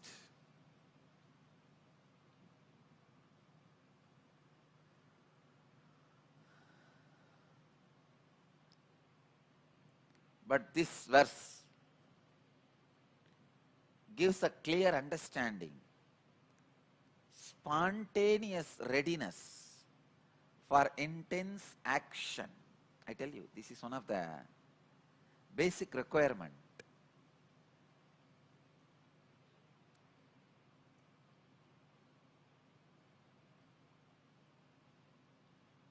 Basic requirement.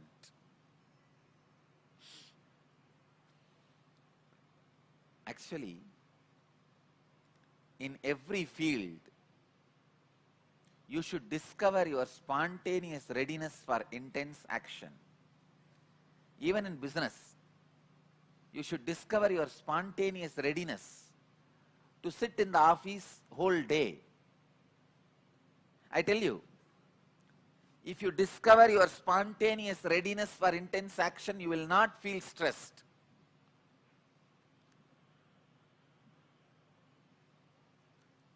I still remember once, in 2005 or 6, I went to Microsoft. A group of Microsoft staff were sitting, I was talking. I could see the whole group, whoever was inside the hall, had capacity of the spontaneous readiness for intense action. I was shocked, oh God. Of course, in the outer world, but all of them were discovered that capacity in them. Then I thought, Bill Gates is worthy of being a richest person because he is able to make people discover their spontaneous readiness for intense action. Of course, Bill Gates uses the money, the fear and greed. I cannot use money or fear and greed.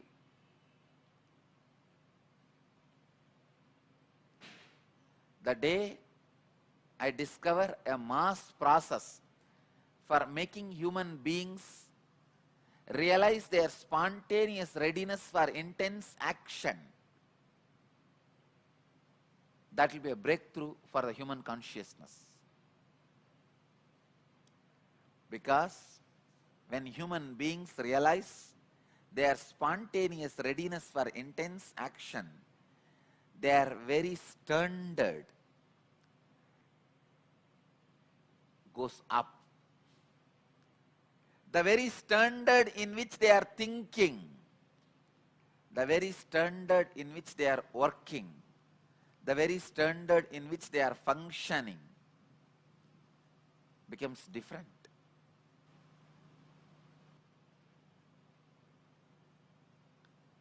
It is such an unfortunate thing. Human beings start having wrong patterns and do not get trained in the young age when they need to have right patterns. Please understand, this spontaneous readiness for intense action, you should have discovered it in the young age. This will be the backbone theme of our Gurukul. This spontaneous readiness for intense action should be the backbone of our Gurukul. Our kids should be made to discover their spontaneous readiness for intense action through yoga, long hours of ajapa japa, long hours of reading and studying, trying to internalize and grasp the highest and subtle concepts like a quantum physics, Big Bang theory, parallel universe. I wanted all these theories, parallel universe, Big Bang theory, quantum physics. The most subtle part of the Vedanta, Traya Vedas, means Avastatraya, Dehatraya, Kalatraya. I want all these to be syllabus in our 7th standard of Gurukul. Because 7th standard means around 12 years. That is the time the body starts experiencing the life which can create life. The physical maturity starts. See, when the body is experiencing its capacity to create another own body, that is the time the body has to discover its spontaneous readiness for intense action. Our 7th class Gurukul kids should have all this as a syllabus. Big Bang theory, quantum physics, parallel universe, Traya Vedas, means Avastatraya, Kalatraya, Dehatraya. These Traya Vedas, all these most subtle concepts should be taught to our Gurukul kids, and intense yoga should be done, because all these will make them realize their spontaneous readiness for intense action. Please understand, all of you have it. It's not that you don't have it. But your first belief, no, I don't have, I can't, either put by somebody or created by your own. That is what is the worst crime. I can see the only difference between me and all my classmates, colleagues, who are working for 2,000 rupees still now, searching for a job. I know many of my classmates in the school searching for a 5,000 rupee job, 2,000 rupee job, 10,000 rupee job.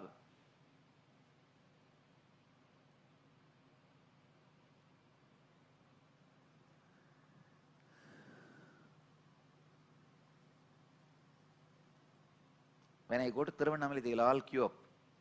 I used to wonder, what is the difference between these guys and me? It's not luck, understand. You can say maybe Madurai Adinam is the luck came to me. But Dhyanapidam is not luck. Blood and sweat.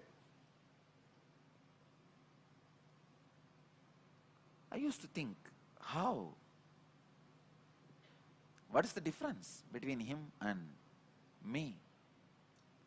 The only difference is, I discovered my spontaneous readiness for intense action by the grace of Raghupati Yogi and Kuppammal.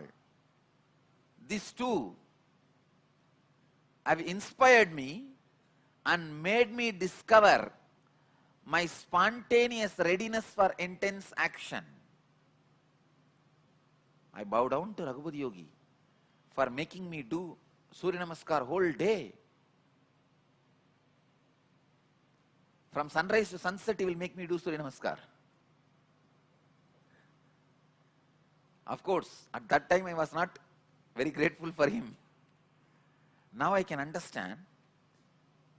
He made me discover my spontaneous readiness for intense action.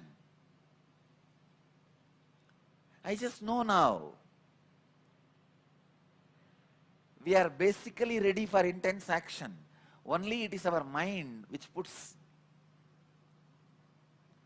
the bondage, restriction.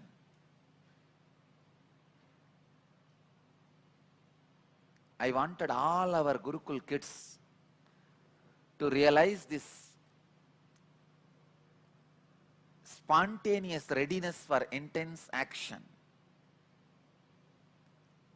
Once you realize this one truth, the readiness for spontaneous action, spontaneous readiness for intense action, you are liberated from all the curses of life. Whether it is a curse of the poverty, or curse of the internal laziness, or curse of the cunningness, curse of the perversion, anything,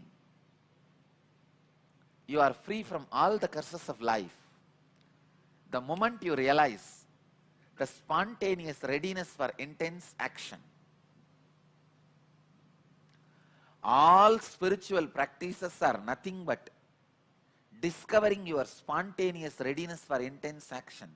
Why spiritual practice? Enlightenment itself is nothing but spontaneous readiness for intense action in any field.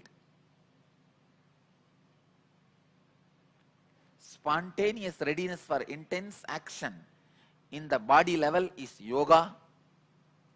Spontaneous readiness for intense action in the emotion level is bhakti.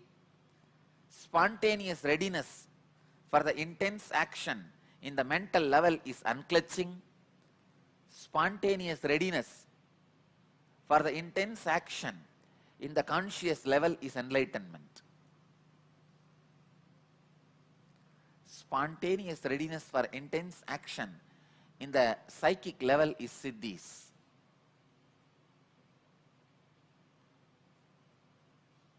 Spontaneous readiness for intense action means without even struggling. In the initial you may have to struggle to discover your original spontaneous readiness, but in few days you will discover it. Discovering the spontaneous readiness for the intense action is enlightenment itself.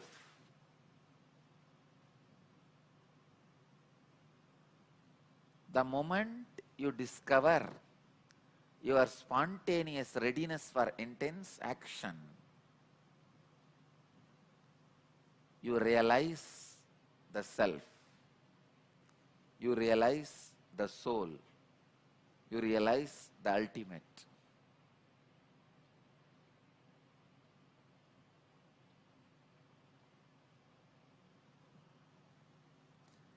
Nahinyanena sadrusham pavitram iha vidyate tatsvayam yoga samsiddhaha kalena atmani vindati. Surely in this world there is nothing like experience that is more cleansing. One who is spontaneously ready for intense action, in due course of time finds his self. Today sit and do this as a homework in your book of art. In how many fields you already discovered the spontaneous readiness for action? Please understand, every living human being would have discovered his spontaneous readiness for intense action at least in 5 to 10 fields. And same way, every unenlightened being would not have discovered his spontaneous readiness for intense action at least in 5 to 10 fields. It means you would have discovered your spontaneous readiness at least in 5 fields.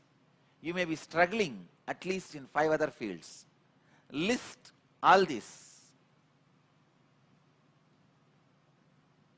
and strongly decide. You will discover, even in the fields where you are struggling, your spontaneous readiness for intense action.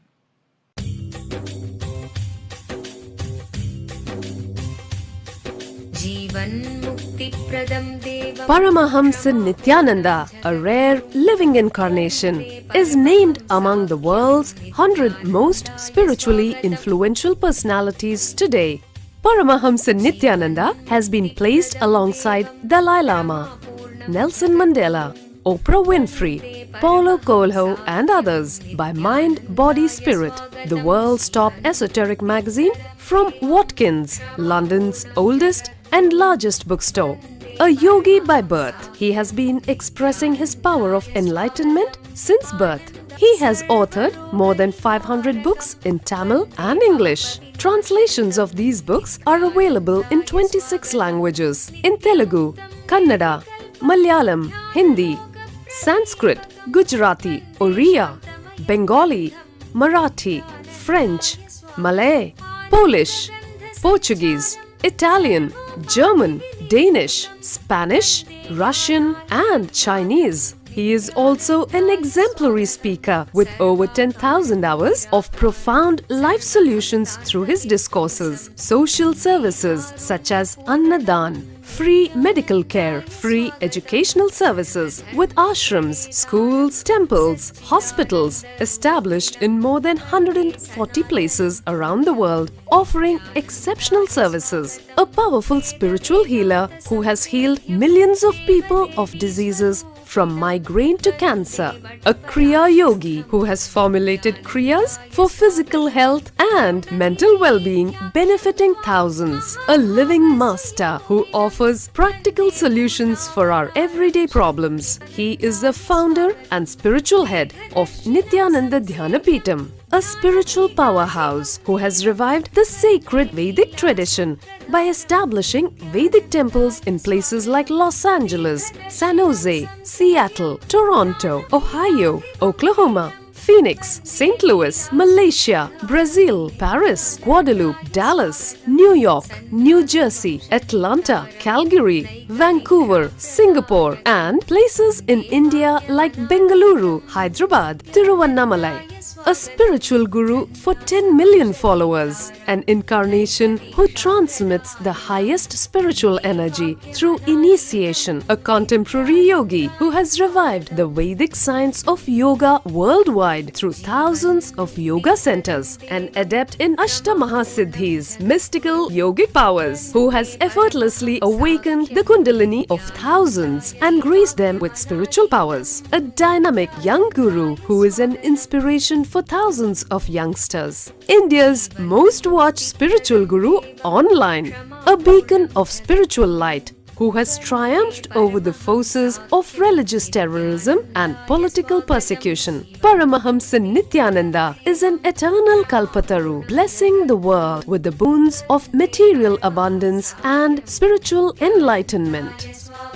He is the 293rd pontiff of the world's most ancient Hindu organization, Madurai Adinam. Nithyanandaya swagatam Anandanubhavaswadam Sarvaroganivarakam Vande Papa Vinashaktam Nithyanandaya swagatam Nityamuktam Nirvikalpam Dhyanaloka Pradipakam Vande Shantamayam Bandham Nithyanandaya swagatam Anandagandha Sancharam Sarvopadhi Vinirmuktam Vande Jnanalayam Natham Nithyanandaya swagatam.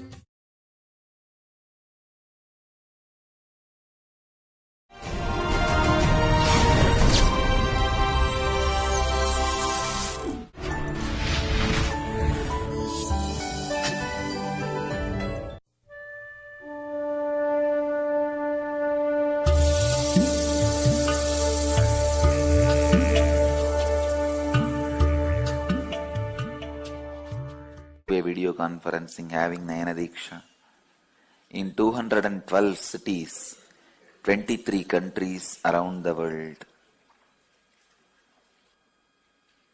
Let's enter into today's satsang. In Bhagavad Gita, 6th chapter, Dhyana Yoga, 5th verse. उद्धरेतात्मनात्मानं न आत्मानम् अवसादयेत् आत्मैव ह्यात्मनो बन्धुर् आत्मैव रिपुरात्मनः. Uttared atmanatmanam atmanam avasadayet atmaiva hyatmano bandhur atmaiva riburatmanaha. Before even giving the translation, I wanted to say a few words about this verse, this sloka. This is one of my most favorite verse. If I have to pick up just 10 verses from the 700 verses of Bhagavad Gita as the essence of Bhagavad Gita, I'll pick up this one verse in that 10. If I am asked to pick up, reduce the 10 to 5, just in 5, give the essence of Bhagavad Gita, even then I'll keep this verse. If I am asked to pick up only 2, even then I'll keep this verse. If I am asked to pick up only one verse as the essence of whole Bhagavad Gita, I'll say this is the verse. Whoever writes this verse 1008 times and sends it to me, I'll give one Bhagavad Gita copy with my autograph. Whoever, but of course, you need to collect it from Bidadi or Tiruvannamalai, wherever.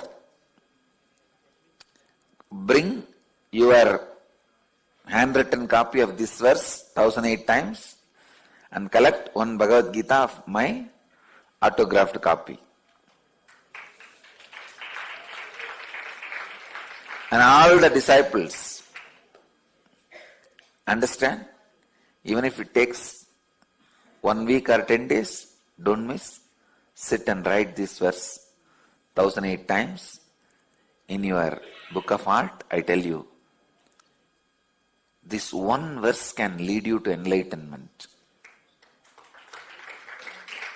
It can save you from all the sufferings, from all the troubles.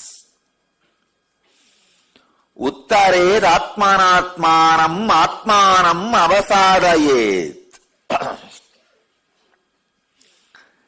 Atmaiva hyatmano bandhur atmaiva riburatmanaha.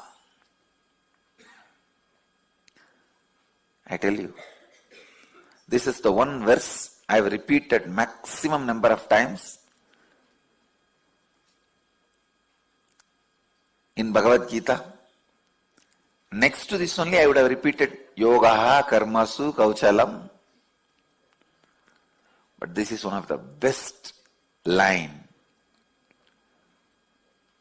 Uttared atmanatmanam natmanam avasadayet atmaiva hyatmano bandhur atmaiva riburatmanaha.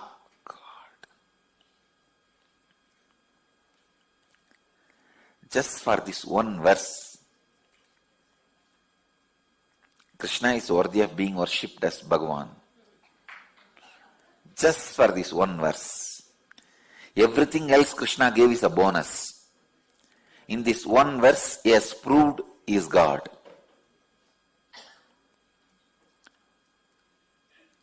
Now, never in this precise way such a powerful tool to enlightenment can be given. Listen. Listen to the translation.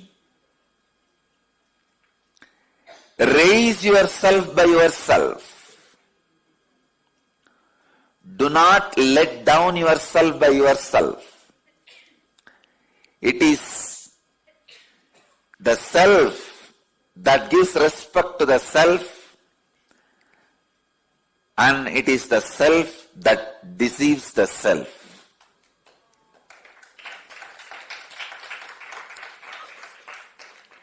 Uttared atmanatmanam natmanam avasadayet.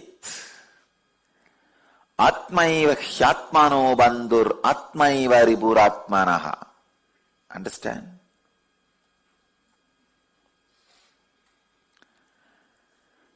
In all religions,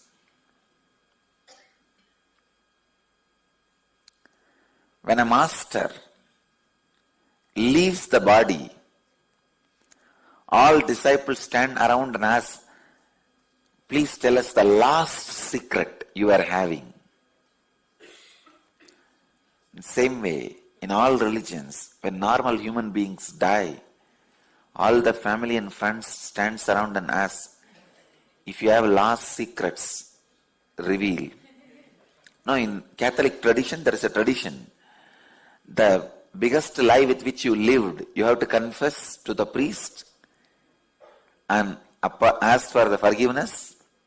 Only then you can peacefully die.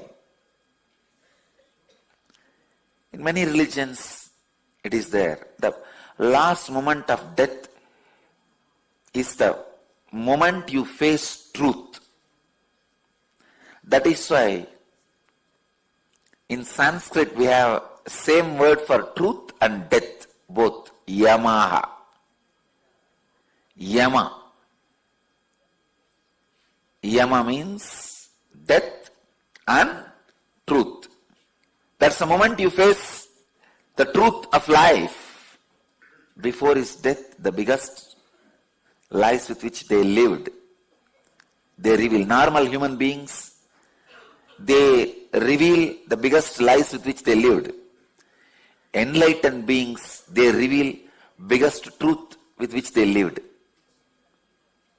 Understand? Enlightened beings sometimes do not reveal the truth when they are alive, because you may not be able to digest. The greatest truth sometimes may not be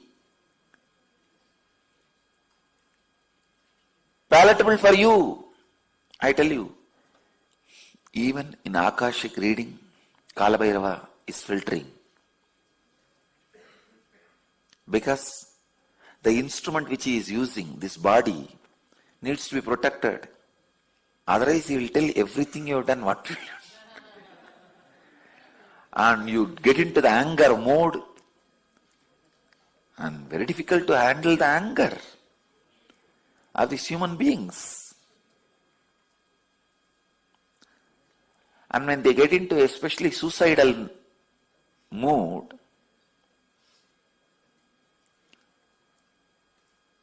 they can easily destroy. Understand? When one being gets into the mode of life, he can bring millions to life, an incarnation. When one fellow gets into the suicidal mode, he can kill thousands along with his death. I am very happy about one thing. The Western countries have realized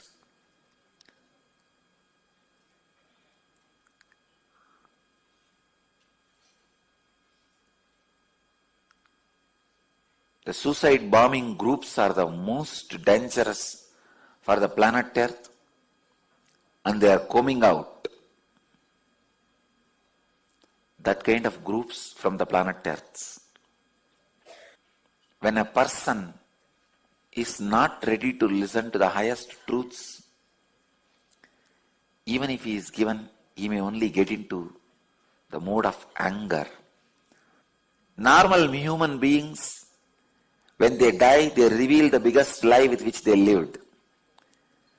Enlightened beings, when they leave the body, they reveal the biggest truth with which they lived, which they could not reveal, because the world is not ready to receive.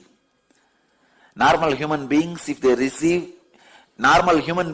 open up what they are hiding in the heart, they will lose their identity. If enlightened beings open up what they are hiding in their heart, world will lose its identity.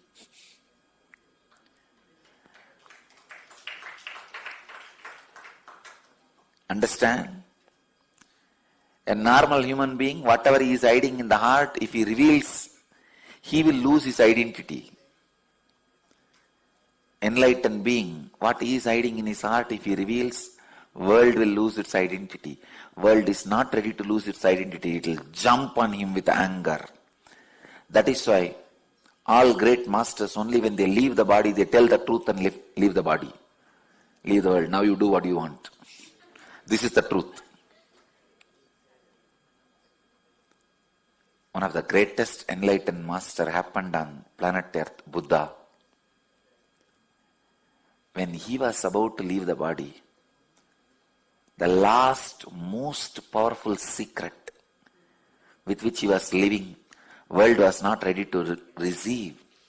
He revealed that secret is this verse. In Pali, he says, Appadipo Bhava, Atmadipo Bhava, light unto yourself. Be a light unto yourself. Uttared atmanatmanam natmanam avasadayet atmaiva hyatmano bandhur atmaiva ripuratmanaha. Every letter should be engraved in gold. Every letter should be engraved in the heart. Uttaret atmanatmanam natmanam avasadayet atmaiva hyatmano bandhur atmaiva ripuratmanaha. When I leave the body, if you ask me, the most powerful, important secret with which I lived, I tell you, I will not be able to use a better word than be a light unto yourself. I will not be able to use a better word. This is the secret with which even I am living. This is the secret with which all masters are living. Raise yourself by yourself. Do not defeat yourself by yourself. I can see so many thousands of my so-called ex-disciples. Just they are not able to raise themselves by themselves. Not able to does not mean they don't have ability or capability, just they do not want. They think this is enough. They even come to the conclusion, normal, what is wrong with normal life? That is okay. God. The last life solution I used on me before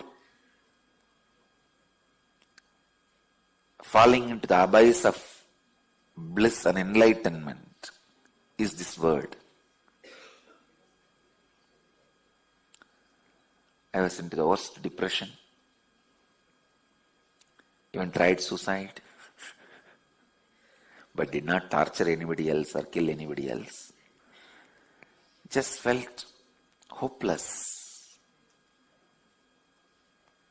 Felt all doors are shut. When my even suicide attempt failed, and even in that, I was a failure. Then it became almost like a heart is being squeezed. Literally, I could feel that squeezing.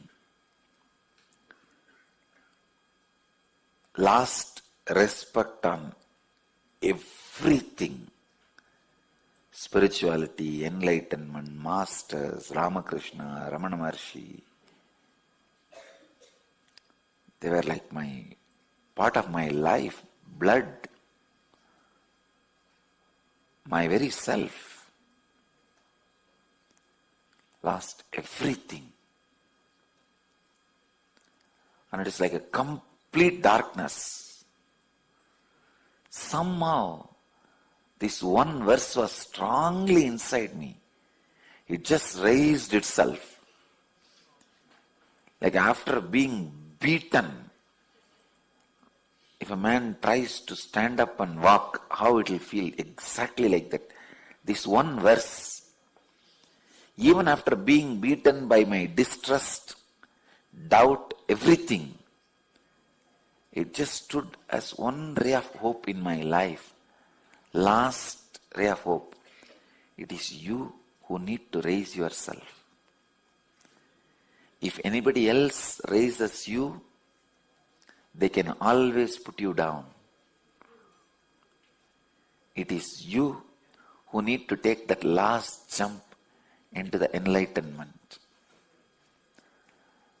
This was the last meal handed over to me by my master before I decided to start cooking on myself. This was the last strength with which the cosmos pushed me into my higher self. I can tell you,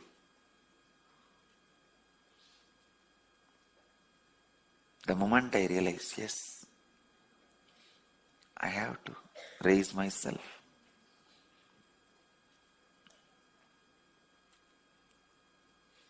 Immediately that one ray of hope becomes decision to become enlightened. When the decision opened up, there was no pattern stopping that decision in my inner space. When the decision expanded, and no pattern is there stopping the decision. Doubt or shame or guilt or attachment or fear or greed. Suddenly I could see my whole inner space is now filled with that one decision.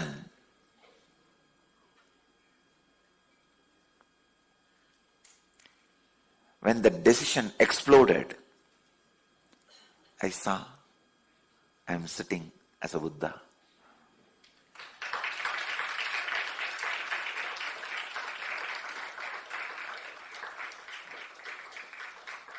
Suddenly, that explosion landed in some other plane. I thought, oh God, that's it. That's all. I tell you, whenever you have a low mood, whenever you deviate, it is you who need to raise yourself by yourself. Uttared atmanatmanam natmanam avasadayet. All of you can do when you wake up early morning, when you rise from the bed, tell yourself, Uttared atmanatmanam natmanam avasadayet. I have to raise myself by myself.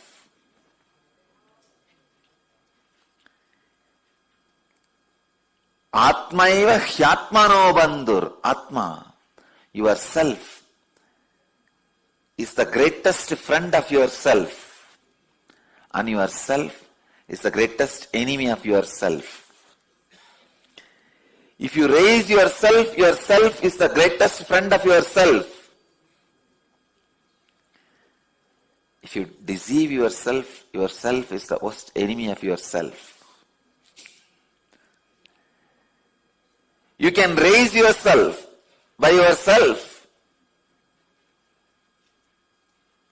So you will be your greatest friend. I have to remember Swami Ranganathananda at this moment, and I wanted this to be on record.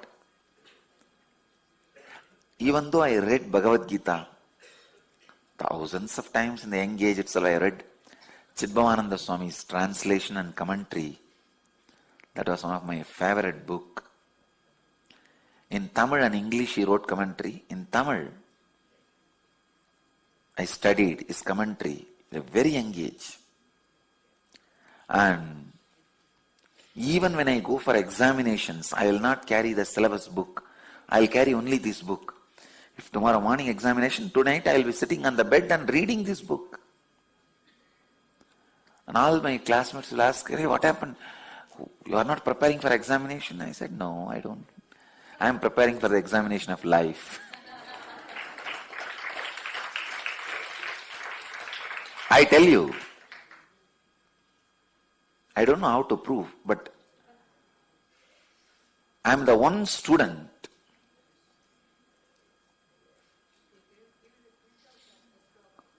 I'll provide, ma. We'll provide.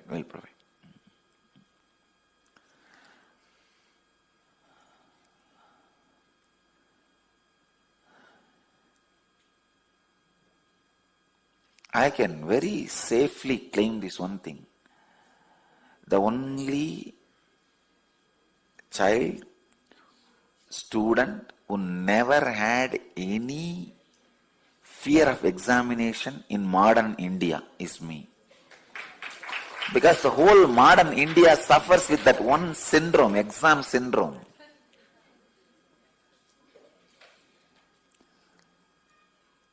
Let God land on India and take away this examination. So much of suffering and fear will be reduced, I tell you.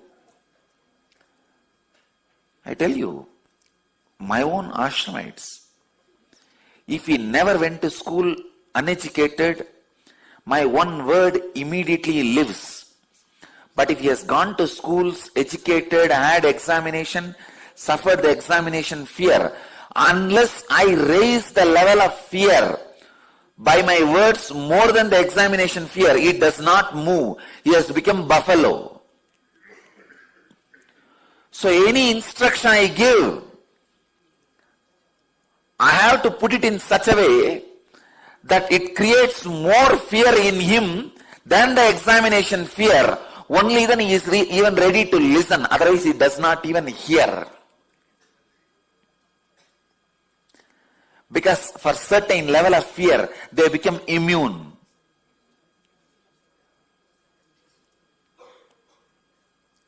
They become buffaloes. Bringing them out of that fear and making them again innocent beings where you talk, they listen, and things happen in their inner space is the most difficult task for me. So it is like a cotton. When it becomes cloth, to make the cloth again into cotton, how much you need to beat.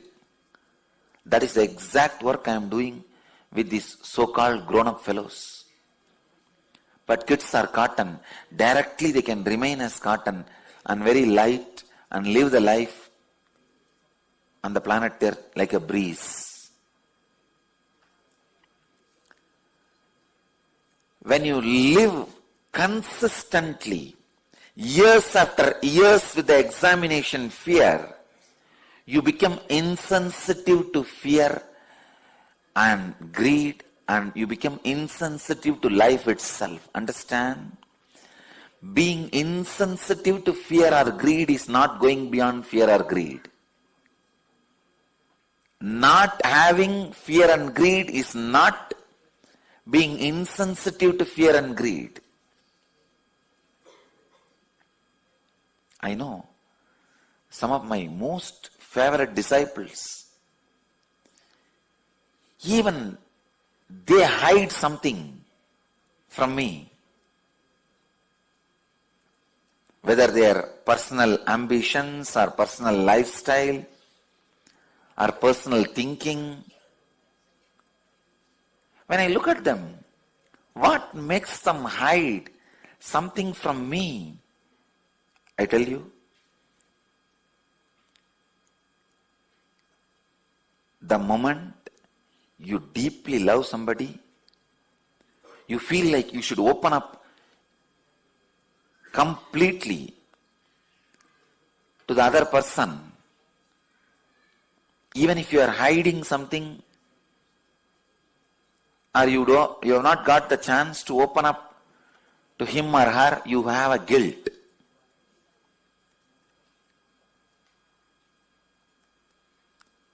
The definition of love is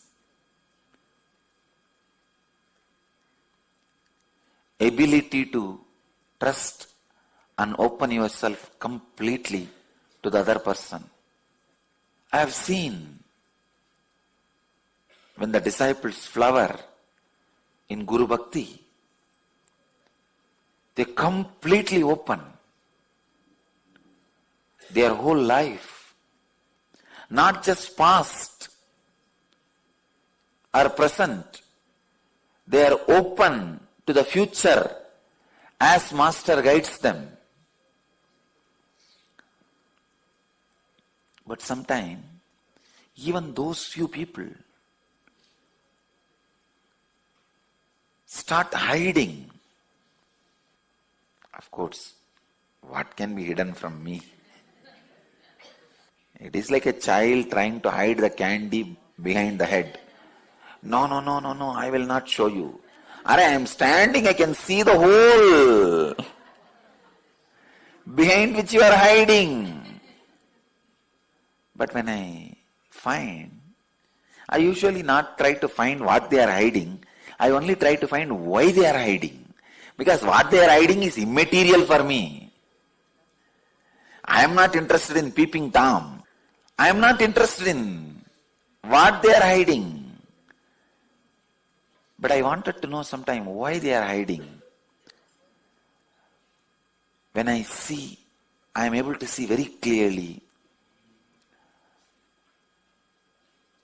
the pattern of fear makes hiding things as part of your life.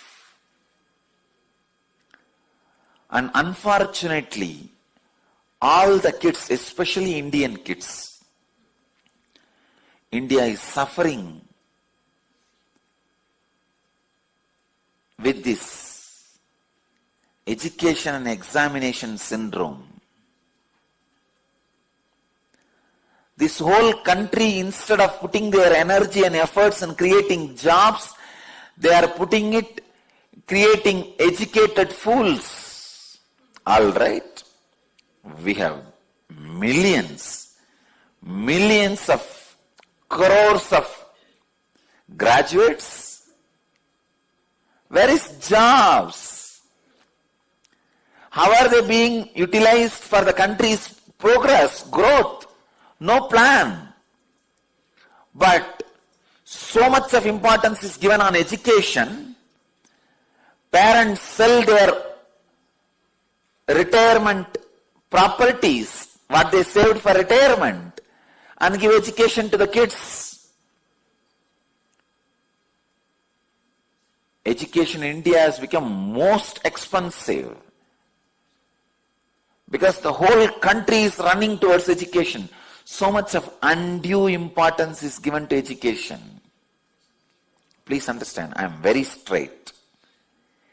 I don't know, Bharat, when will you wake up and come back to your own original, pure, inspiring education system instead of examination education system.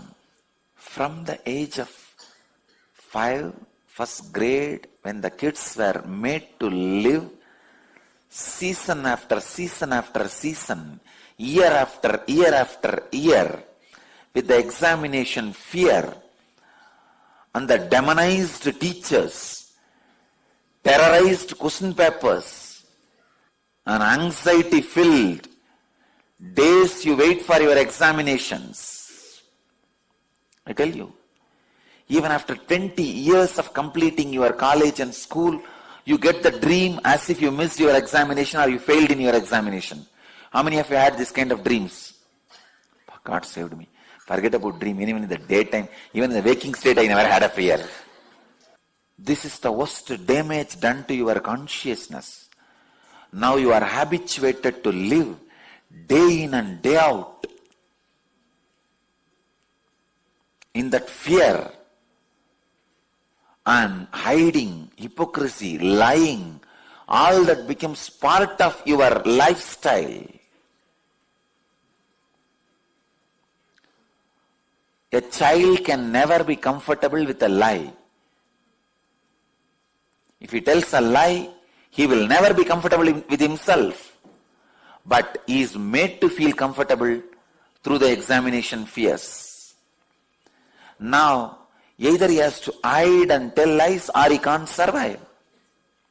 I tell you, never ever the vast, free-thinking human resource of India is going to be useful till you remove the examination. And I also give you one strong, clear guarantee. China is never going to be a superpower because the whole system is based on fear. There are only two possibilities for the future.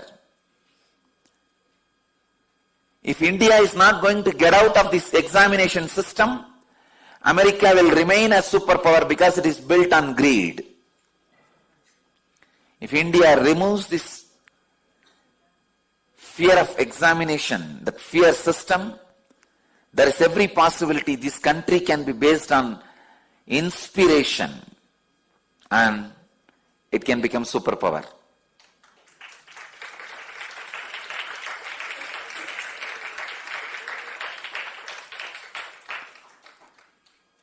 There are only three ways of living: based on fear, based on greed, based on inspiration. America is successful in living based on greed. And they suffered all the side effects of greed also. China is really successful in living based on fear. And they are successful in this living based on fear, but they are suffering the side effects also. India has a possibility to live on inspiration, but still it is only a possibility. If thinkers and decision makers of India can listen to this and get the next generation out of examination fear and examination pressure, bring new life into the thinking trend, thought trend, and liberate the children from the fear. See, when you don't liberate them, they become buffaloes. They are now habituated. See, the hypocrisy enters into a child the moment his examination, first his known examination result comes out. If he is not even aware, he is saved. The moment he becomes aware of his examinations and the result comes out, by the first grade or second grade, this starts happening. Sometimes in the third grade. By third grade, he is hypocrite. He is useless. He is useless for himself, for country, for humanity. Hypocritical human beings are only load. The suicide bombers waiting to explode. When hypocrisy enters into your system, you stop raising yourself by yourself. China can never be a superpower. China can never be a superpower because it is based on fear.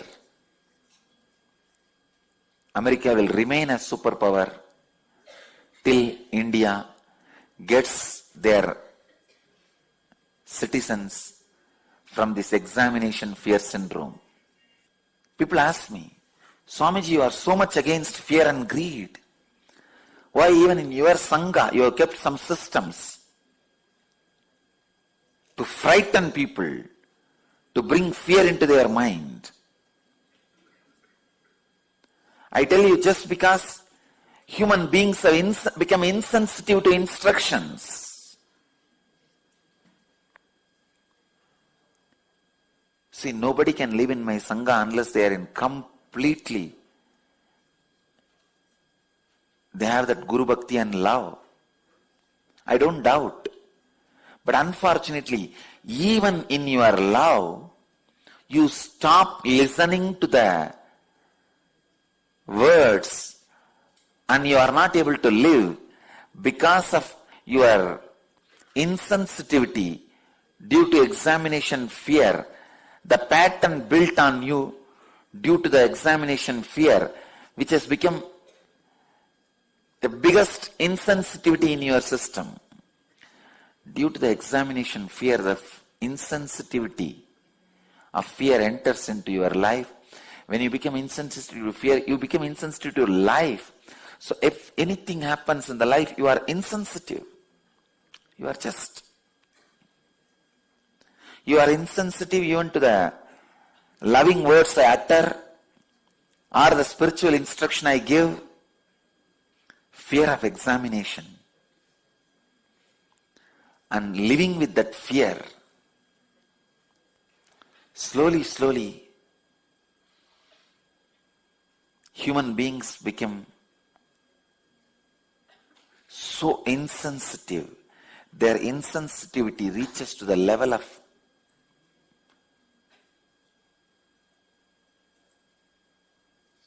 sometimes even being a criminal, even to do crimes. They don't have any problem even to commit crimes.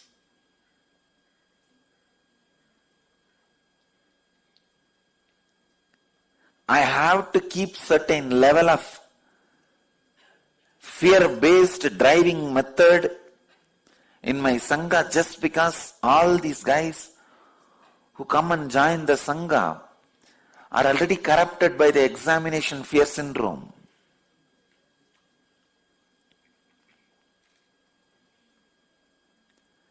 Otherwise, they become insensitive to their responsibilities. They stop remembering the responsibilities they have taken up, the lifestyle they have taken up. They constantly see somebody else's weak point and justify their weak points. The other person's weak point does not justify your weak point. Even what you think as weak point in me also does not justify your weak point. You don't have any weak point that is different. Even if you think there are some weak point, that does not justify that you can also have weak points. Getting inspired from what you think as the strong points of my life is Guru Bhakti. Getting liberated from what you think as weak points of me is Atma Bhakti. If you are inspired by the strong, what you think as strong points in my life, that is Guru Bhakti. If you are liberated from what you think as weak points in my life, means not being pulled down or justify your weak points in the name of your idea of my weak points, then, only then, you have Atma Bhakti. As Bhagavan says, raise yourself by yourself. Because at one point, even your ideas about me having some weak point can come as a justification for you to remain weak.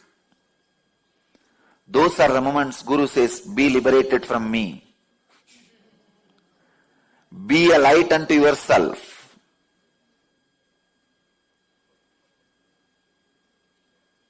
Don't justify your weaknesses based on your perceived weaknesses about me.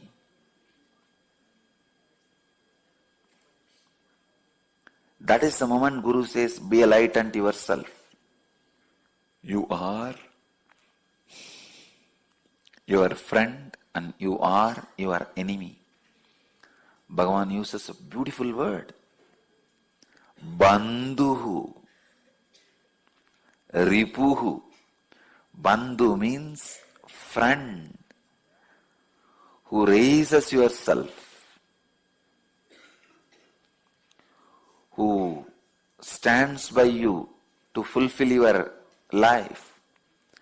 Ripuhu means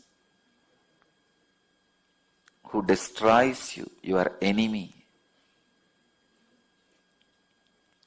Understand?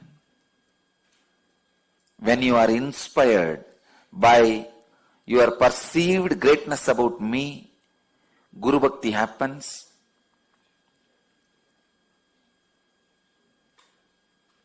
When you justify your weakness with your perceived weaknesses about me, it is Guru Droha. But both the time, it is only your perception with which you are playing, I am untouched. I am untouched neither by your Pada Puja nor by your abusal.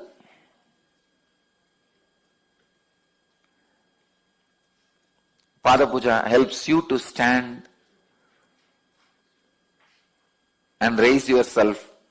Abusal makes you to destroy yourself by yourself. But in both, you are playing with your perception, not with me. I am untouched. Do not justify any of your weak points with your perceived weak points about me. Listen deeply into this truth and live. Elevate yourself by yourself. Get out of this being insensitive to life. Get out of that pattern. Be sensitive to every action you are doing, every action you are performing, every attitude you are building, every thought you are having is moving you either towards your mission or away from your mission. Don't think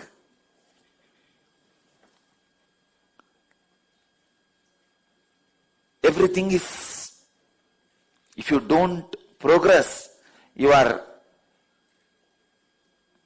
on the neutral gear. No. Either you clutch, go forward, or you clutch, go in the reverse,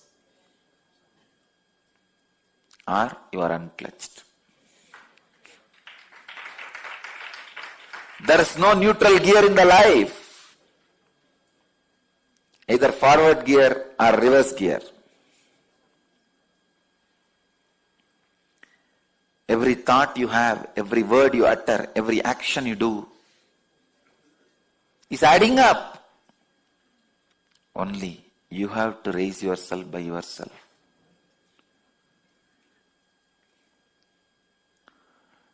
Don't depend on your friends, the so-called seniors, whom you think have more understanding than yourself.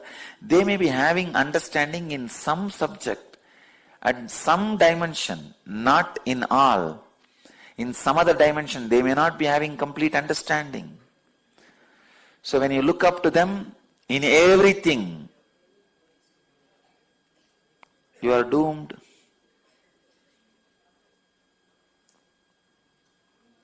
I have seen so many people who came to the ashram, juniors, misguided by these so-called seniors,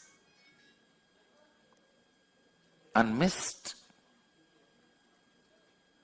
The only reason I started this morning satsang is just for the sake of let all the people directly listen to my teachings directly from my mouth.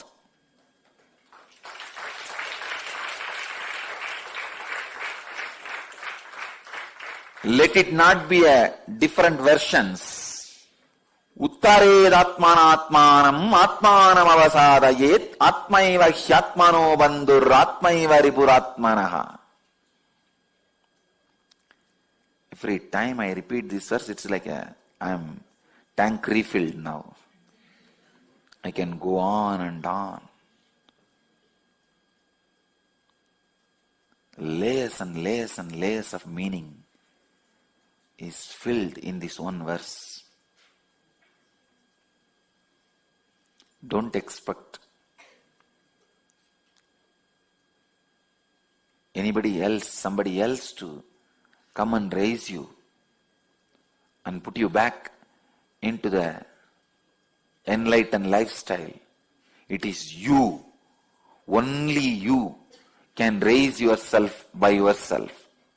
Only you have to raise yourself by yourself. Don't let yourself down by yourself.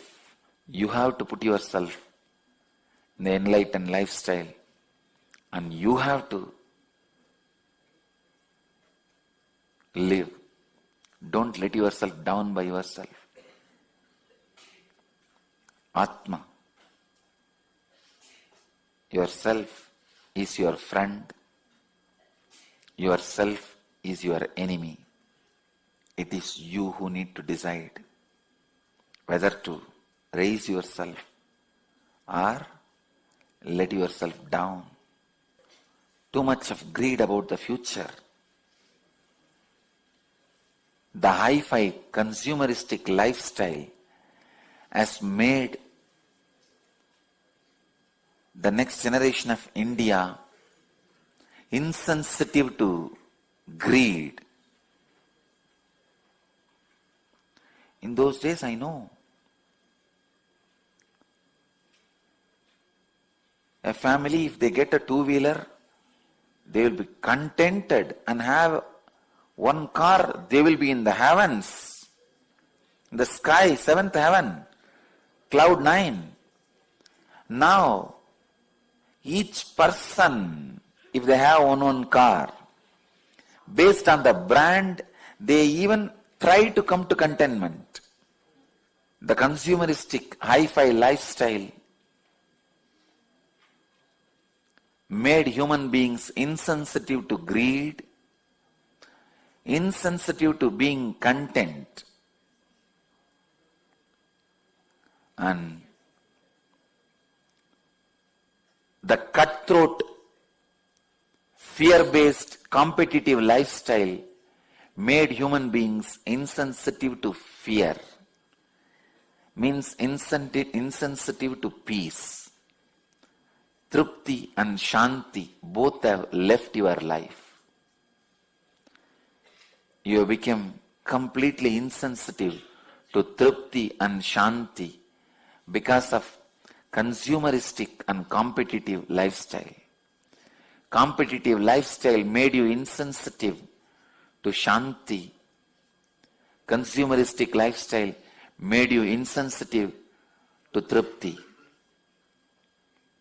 When the Trupti and Shanti stopped happening in your life, you have become insensitive to life itself. You have become insensitive to the Guru. I can see how sensitive my Gurukul kids are to my words. Now I know, even if the Gurukul teachers forget, the kids won't forget to repeat this verse from today every day. I challenge, tomorrow morning all my Gurukul kids would have by-hearted this verse. 100% of them would have by-hearted this verse. Maybe they would have even finished writing 1008 times. Being sensitive to the higher truths or the life or the master has disappeared into the next generation because of consumeristic and competitive lifestyle. Even in the consumeristic competitive lifestyle, if you retain your sensitivity to life by raising yourself by yourself, you are new gen. Understand? If you are letting yourself down by yourself, you are next gen. If you are raising yourself by yourself, you are new gen. I bless you all who are sitting with us around the world at this moment. 1,110 places through Nithyananda TV and 51 places two-way video conferencing having Nayana Diksha in 286 cities in 31 countries around the world. Let you all achieve, experience, live, express, radiate, share and explode in eternal bliss. Nithyananda. Thank you.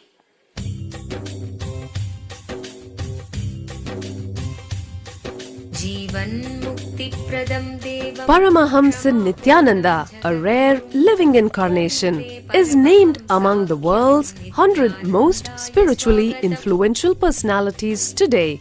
Paramahamsa Nithyananda has been placed alongside Dalai Lama, Nelson Mandela, Oprah Winfrey, Paulo Coelho and others by Mind, Body, Spirit, the world's top esoteric magazine from Watkins, London's oldest and largest bookstore.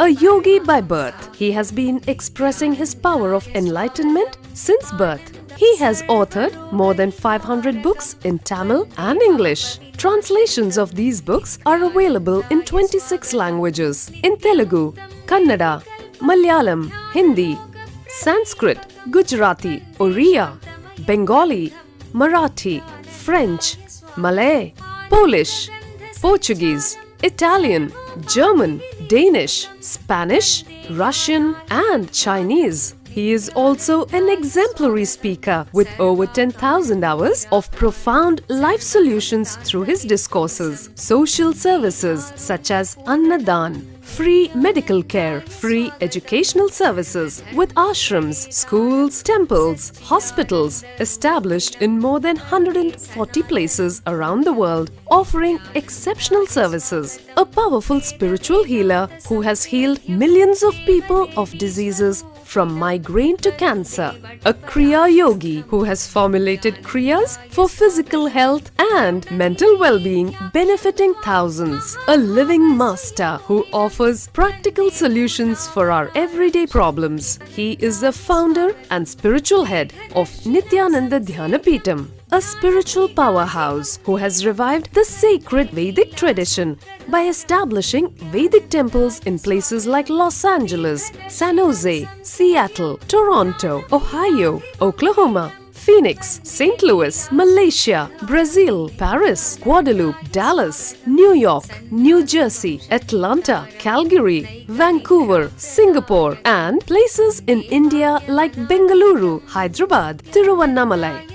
A spiritual guru for 10 million followers, an incarnation who transmits the highest spiritual energy through initiation, a contemporary yogi who has revived the Vedic science of yoga worldwide through thousands of yoga centers, an adept in Ashtamahasiddhis, mystical yogic powers, who has effortlessly awakened the Kundalini of thousands and graced them with spiritual powers, a dynamic young guru who is an inspiration for thousands of youngsters, India's most watched spiritual guru online, a beacon of spiritual light who has triumphed over the forces of religious terrorism and political persecution. Paramahamsa Nithyananda is an eternal Kalpataru, blessing the world with the boons of material abundance and spiritual enlightenment.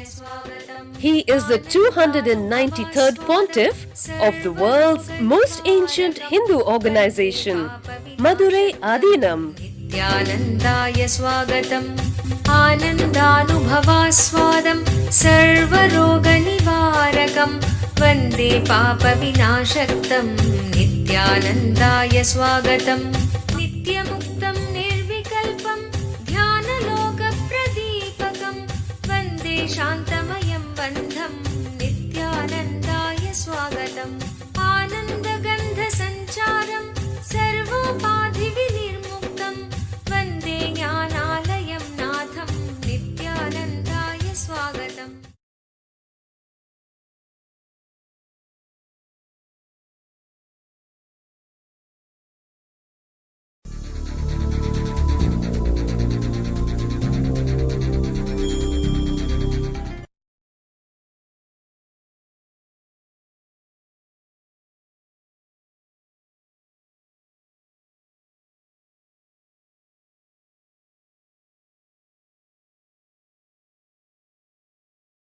if you can understand,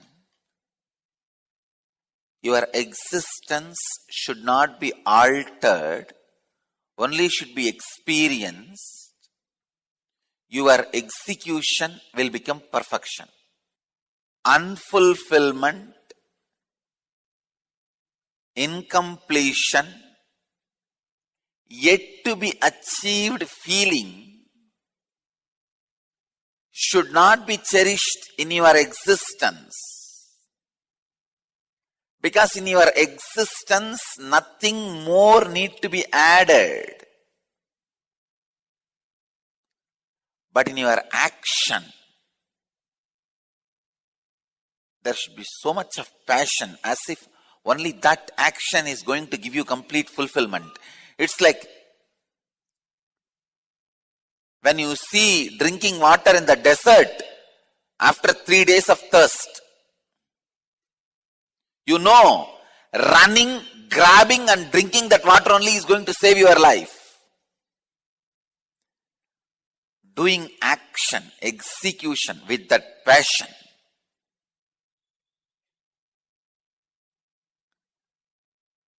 I tell you, execution with the passion postpones even your death.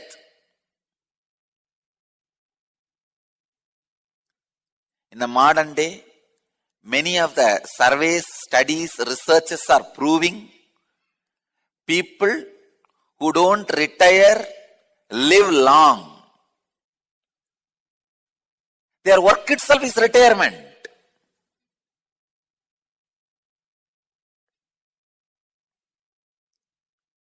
I tell you, do not get retired.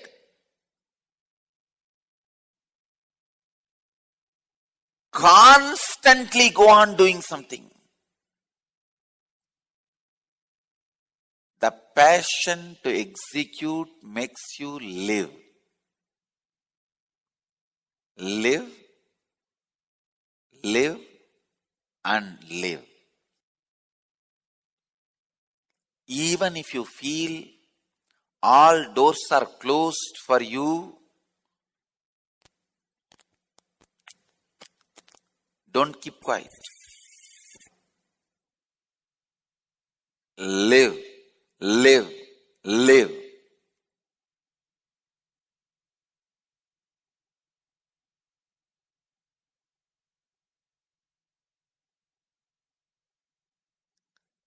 The moment you start feeling there is something wrong in your existence, whether you act or not, you will only be suffering, torturing yourself and others. The moment you feel your existence is more complete than any completion is possible, then whatever your execution, not only it radiates your fulfillment, it fulfills everybody around you.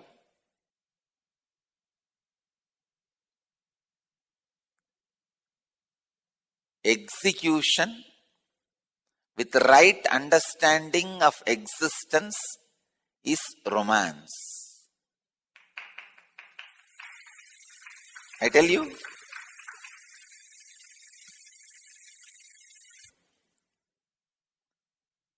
execution with the right understanding of existence is romance with life. Every breath is a romance. Every step is a romance. It's romancing with the whole life.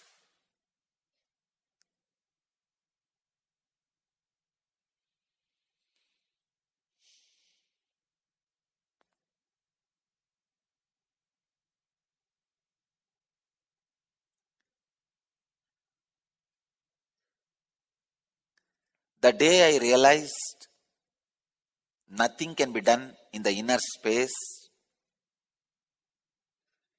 I became enlightened. Understand, your inner space is like a huge globe. But what you perceive as your inner space is the 2-acre patta land which you are having. Your document, registration document. That frog showing the 1 rupee coin to the elephant.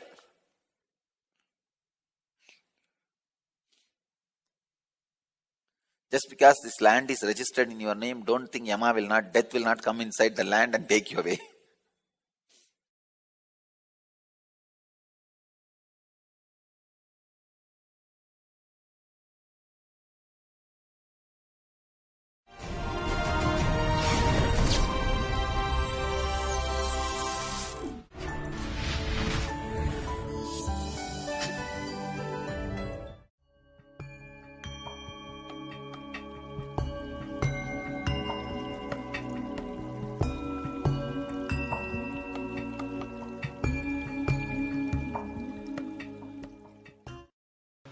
Let's enter into today's satsang. In Bhagavad Gita, 4th chapter, Jnanakarma Sannyasa Yoga, 41st verse. Yoga samyasta karmanam jnana samchinna samshayam atmavantam na karmani nibadhanti dhananjaya. Yoga Sanyasta Karmanam Jnana Sanchinna Samshayam Atmavantam Nakarmani Nibattanti Dhananjaya. Translation: O Dhananjaya, the vital air that nourishes the body,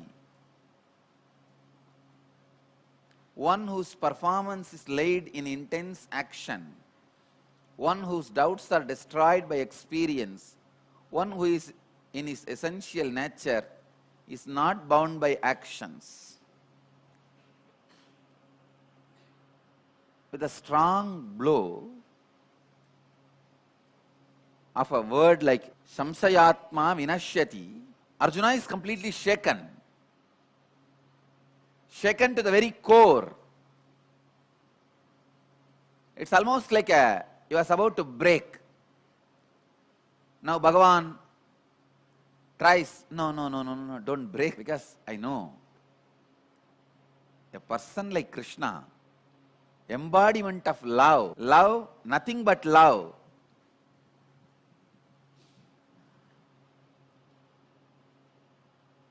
You can't expect a word like pranashyati, doomed, destroyed, from a person like Sri Krishna. Understand? Even his enemies, he gave them enough chance. Never killed them immediately using his powers or glory. Even the dirty fellow Shishubala, he gave 100 chance. Such a loving being. There is no history of any incarnation giving enlightenment to even his enemies other than Sri Krishna. There is no record when Jnana Sambandar killed all these Jain monks, they all have become enlightened. No. Please be very clear. I am very honest. Even though I represent Jnana Sambandar, I give you the direct history and without twisting it as it is. There is no history. Of course, he did not kill the Jain monks. They themselves have committed suicide because of the shyness. He actually forgave them. But whatever he said, and enemies, they died. They did not get enlightenment. But Sri Krishna, not a single enemy of Sri Krishna missed enlightenment. Every individual, the story, every time it very clearly records the life from that body enters into Sri Krishna's feet and disappears. There is no record. Rama liberated all his enemies. There is no record even Ravana was liberated. No. There is no record Tataka was liberated. Only Vali was liberated because Vali transformed in the deathbed. There is no other master, incarnation, like Sri Krishna, who is embodiment of love, who can liberate even his enemies. Not a single enemy of Sri Krishna was left without being liberated. Saguni, other than enlightenment, he had all qualities of Sri Krishna. Even Saguni was liberated, enlightened. Person like Sri Krishna, embodiment of compassion, love.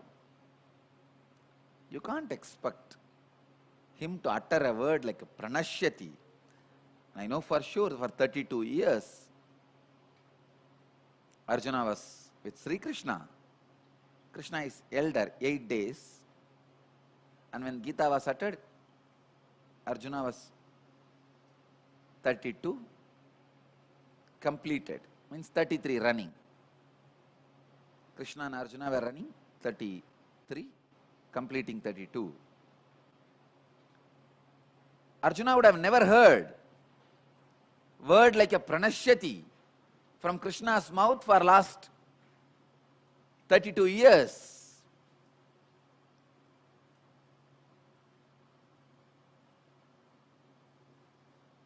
How can you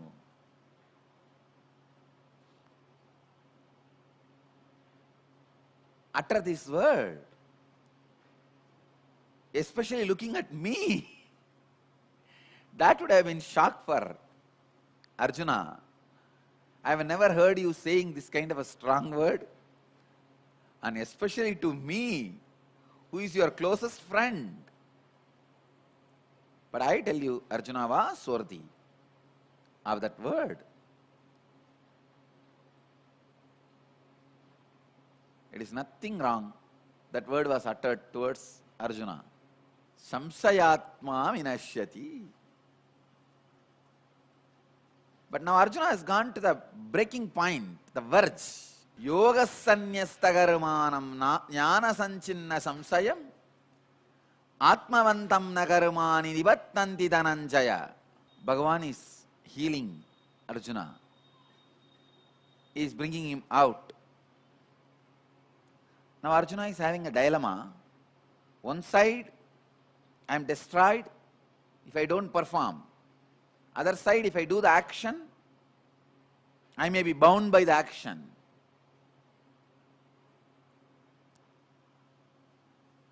That is why Bhagavan says, one whose performance is laid in intense action,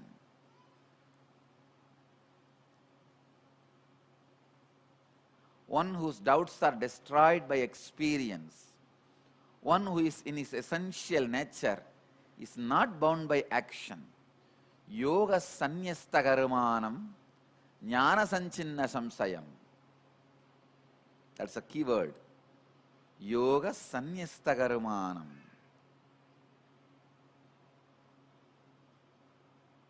Let all your actions be continuously happening without breaking the unclutched mood.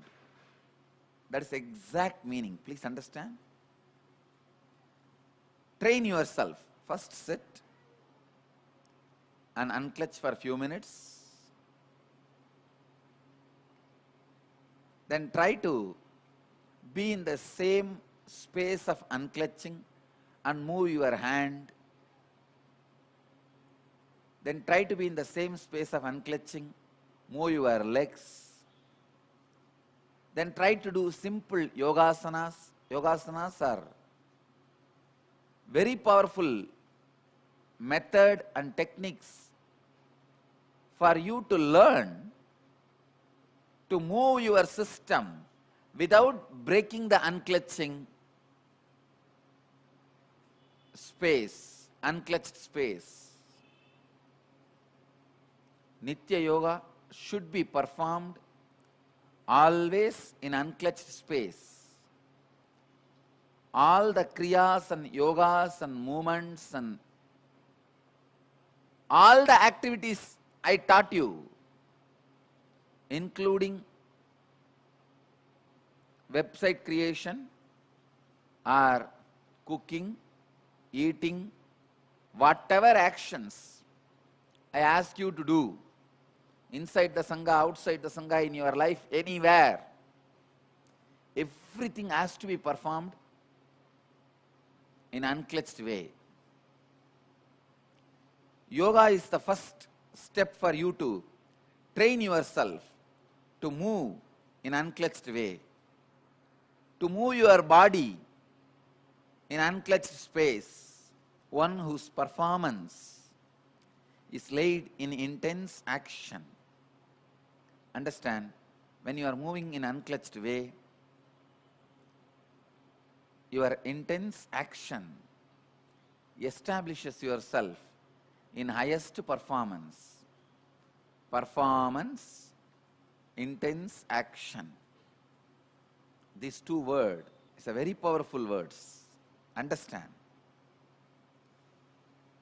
Action always does not need to lead you to performance, but intense action always leads you to performance.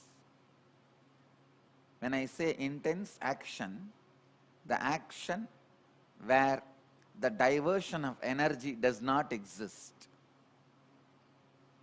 where you are centered on the higher self, the very centering is performance. Action without performance is karma. Action leading to performance is karma yoga. People ask me, if I unclutch and work, I may not plan properly, I may forget. I tell you, no. If you unclutch and function, you will only forget to waste your time. You will only forget the destroying your life. The constructive action, planning, nothing will be lost. It will happen beautifully. You are programmed, capable of without having mind. You are capable of living, performing, creating without mind. Human mind is the ultimate software.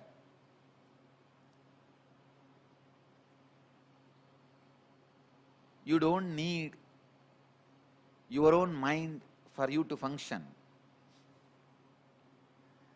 Your software is such, it's developed in your system so beautifully, it does not need to function for it to function. Understand? It's very paradoxical.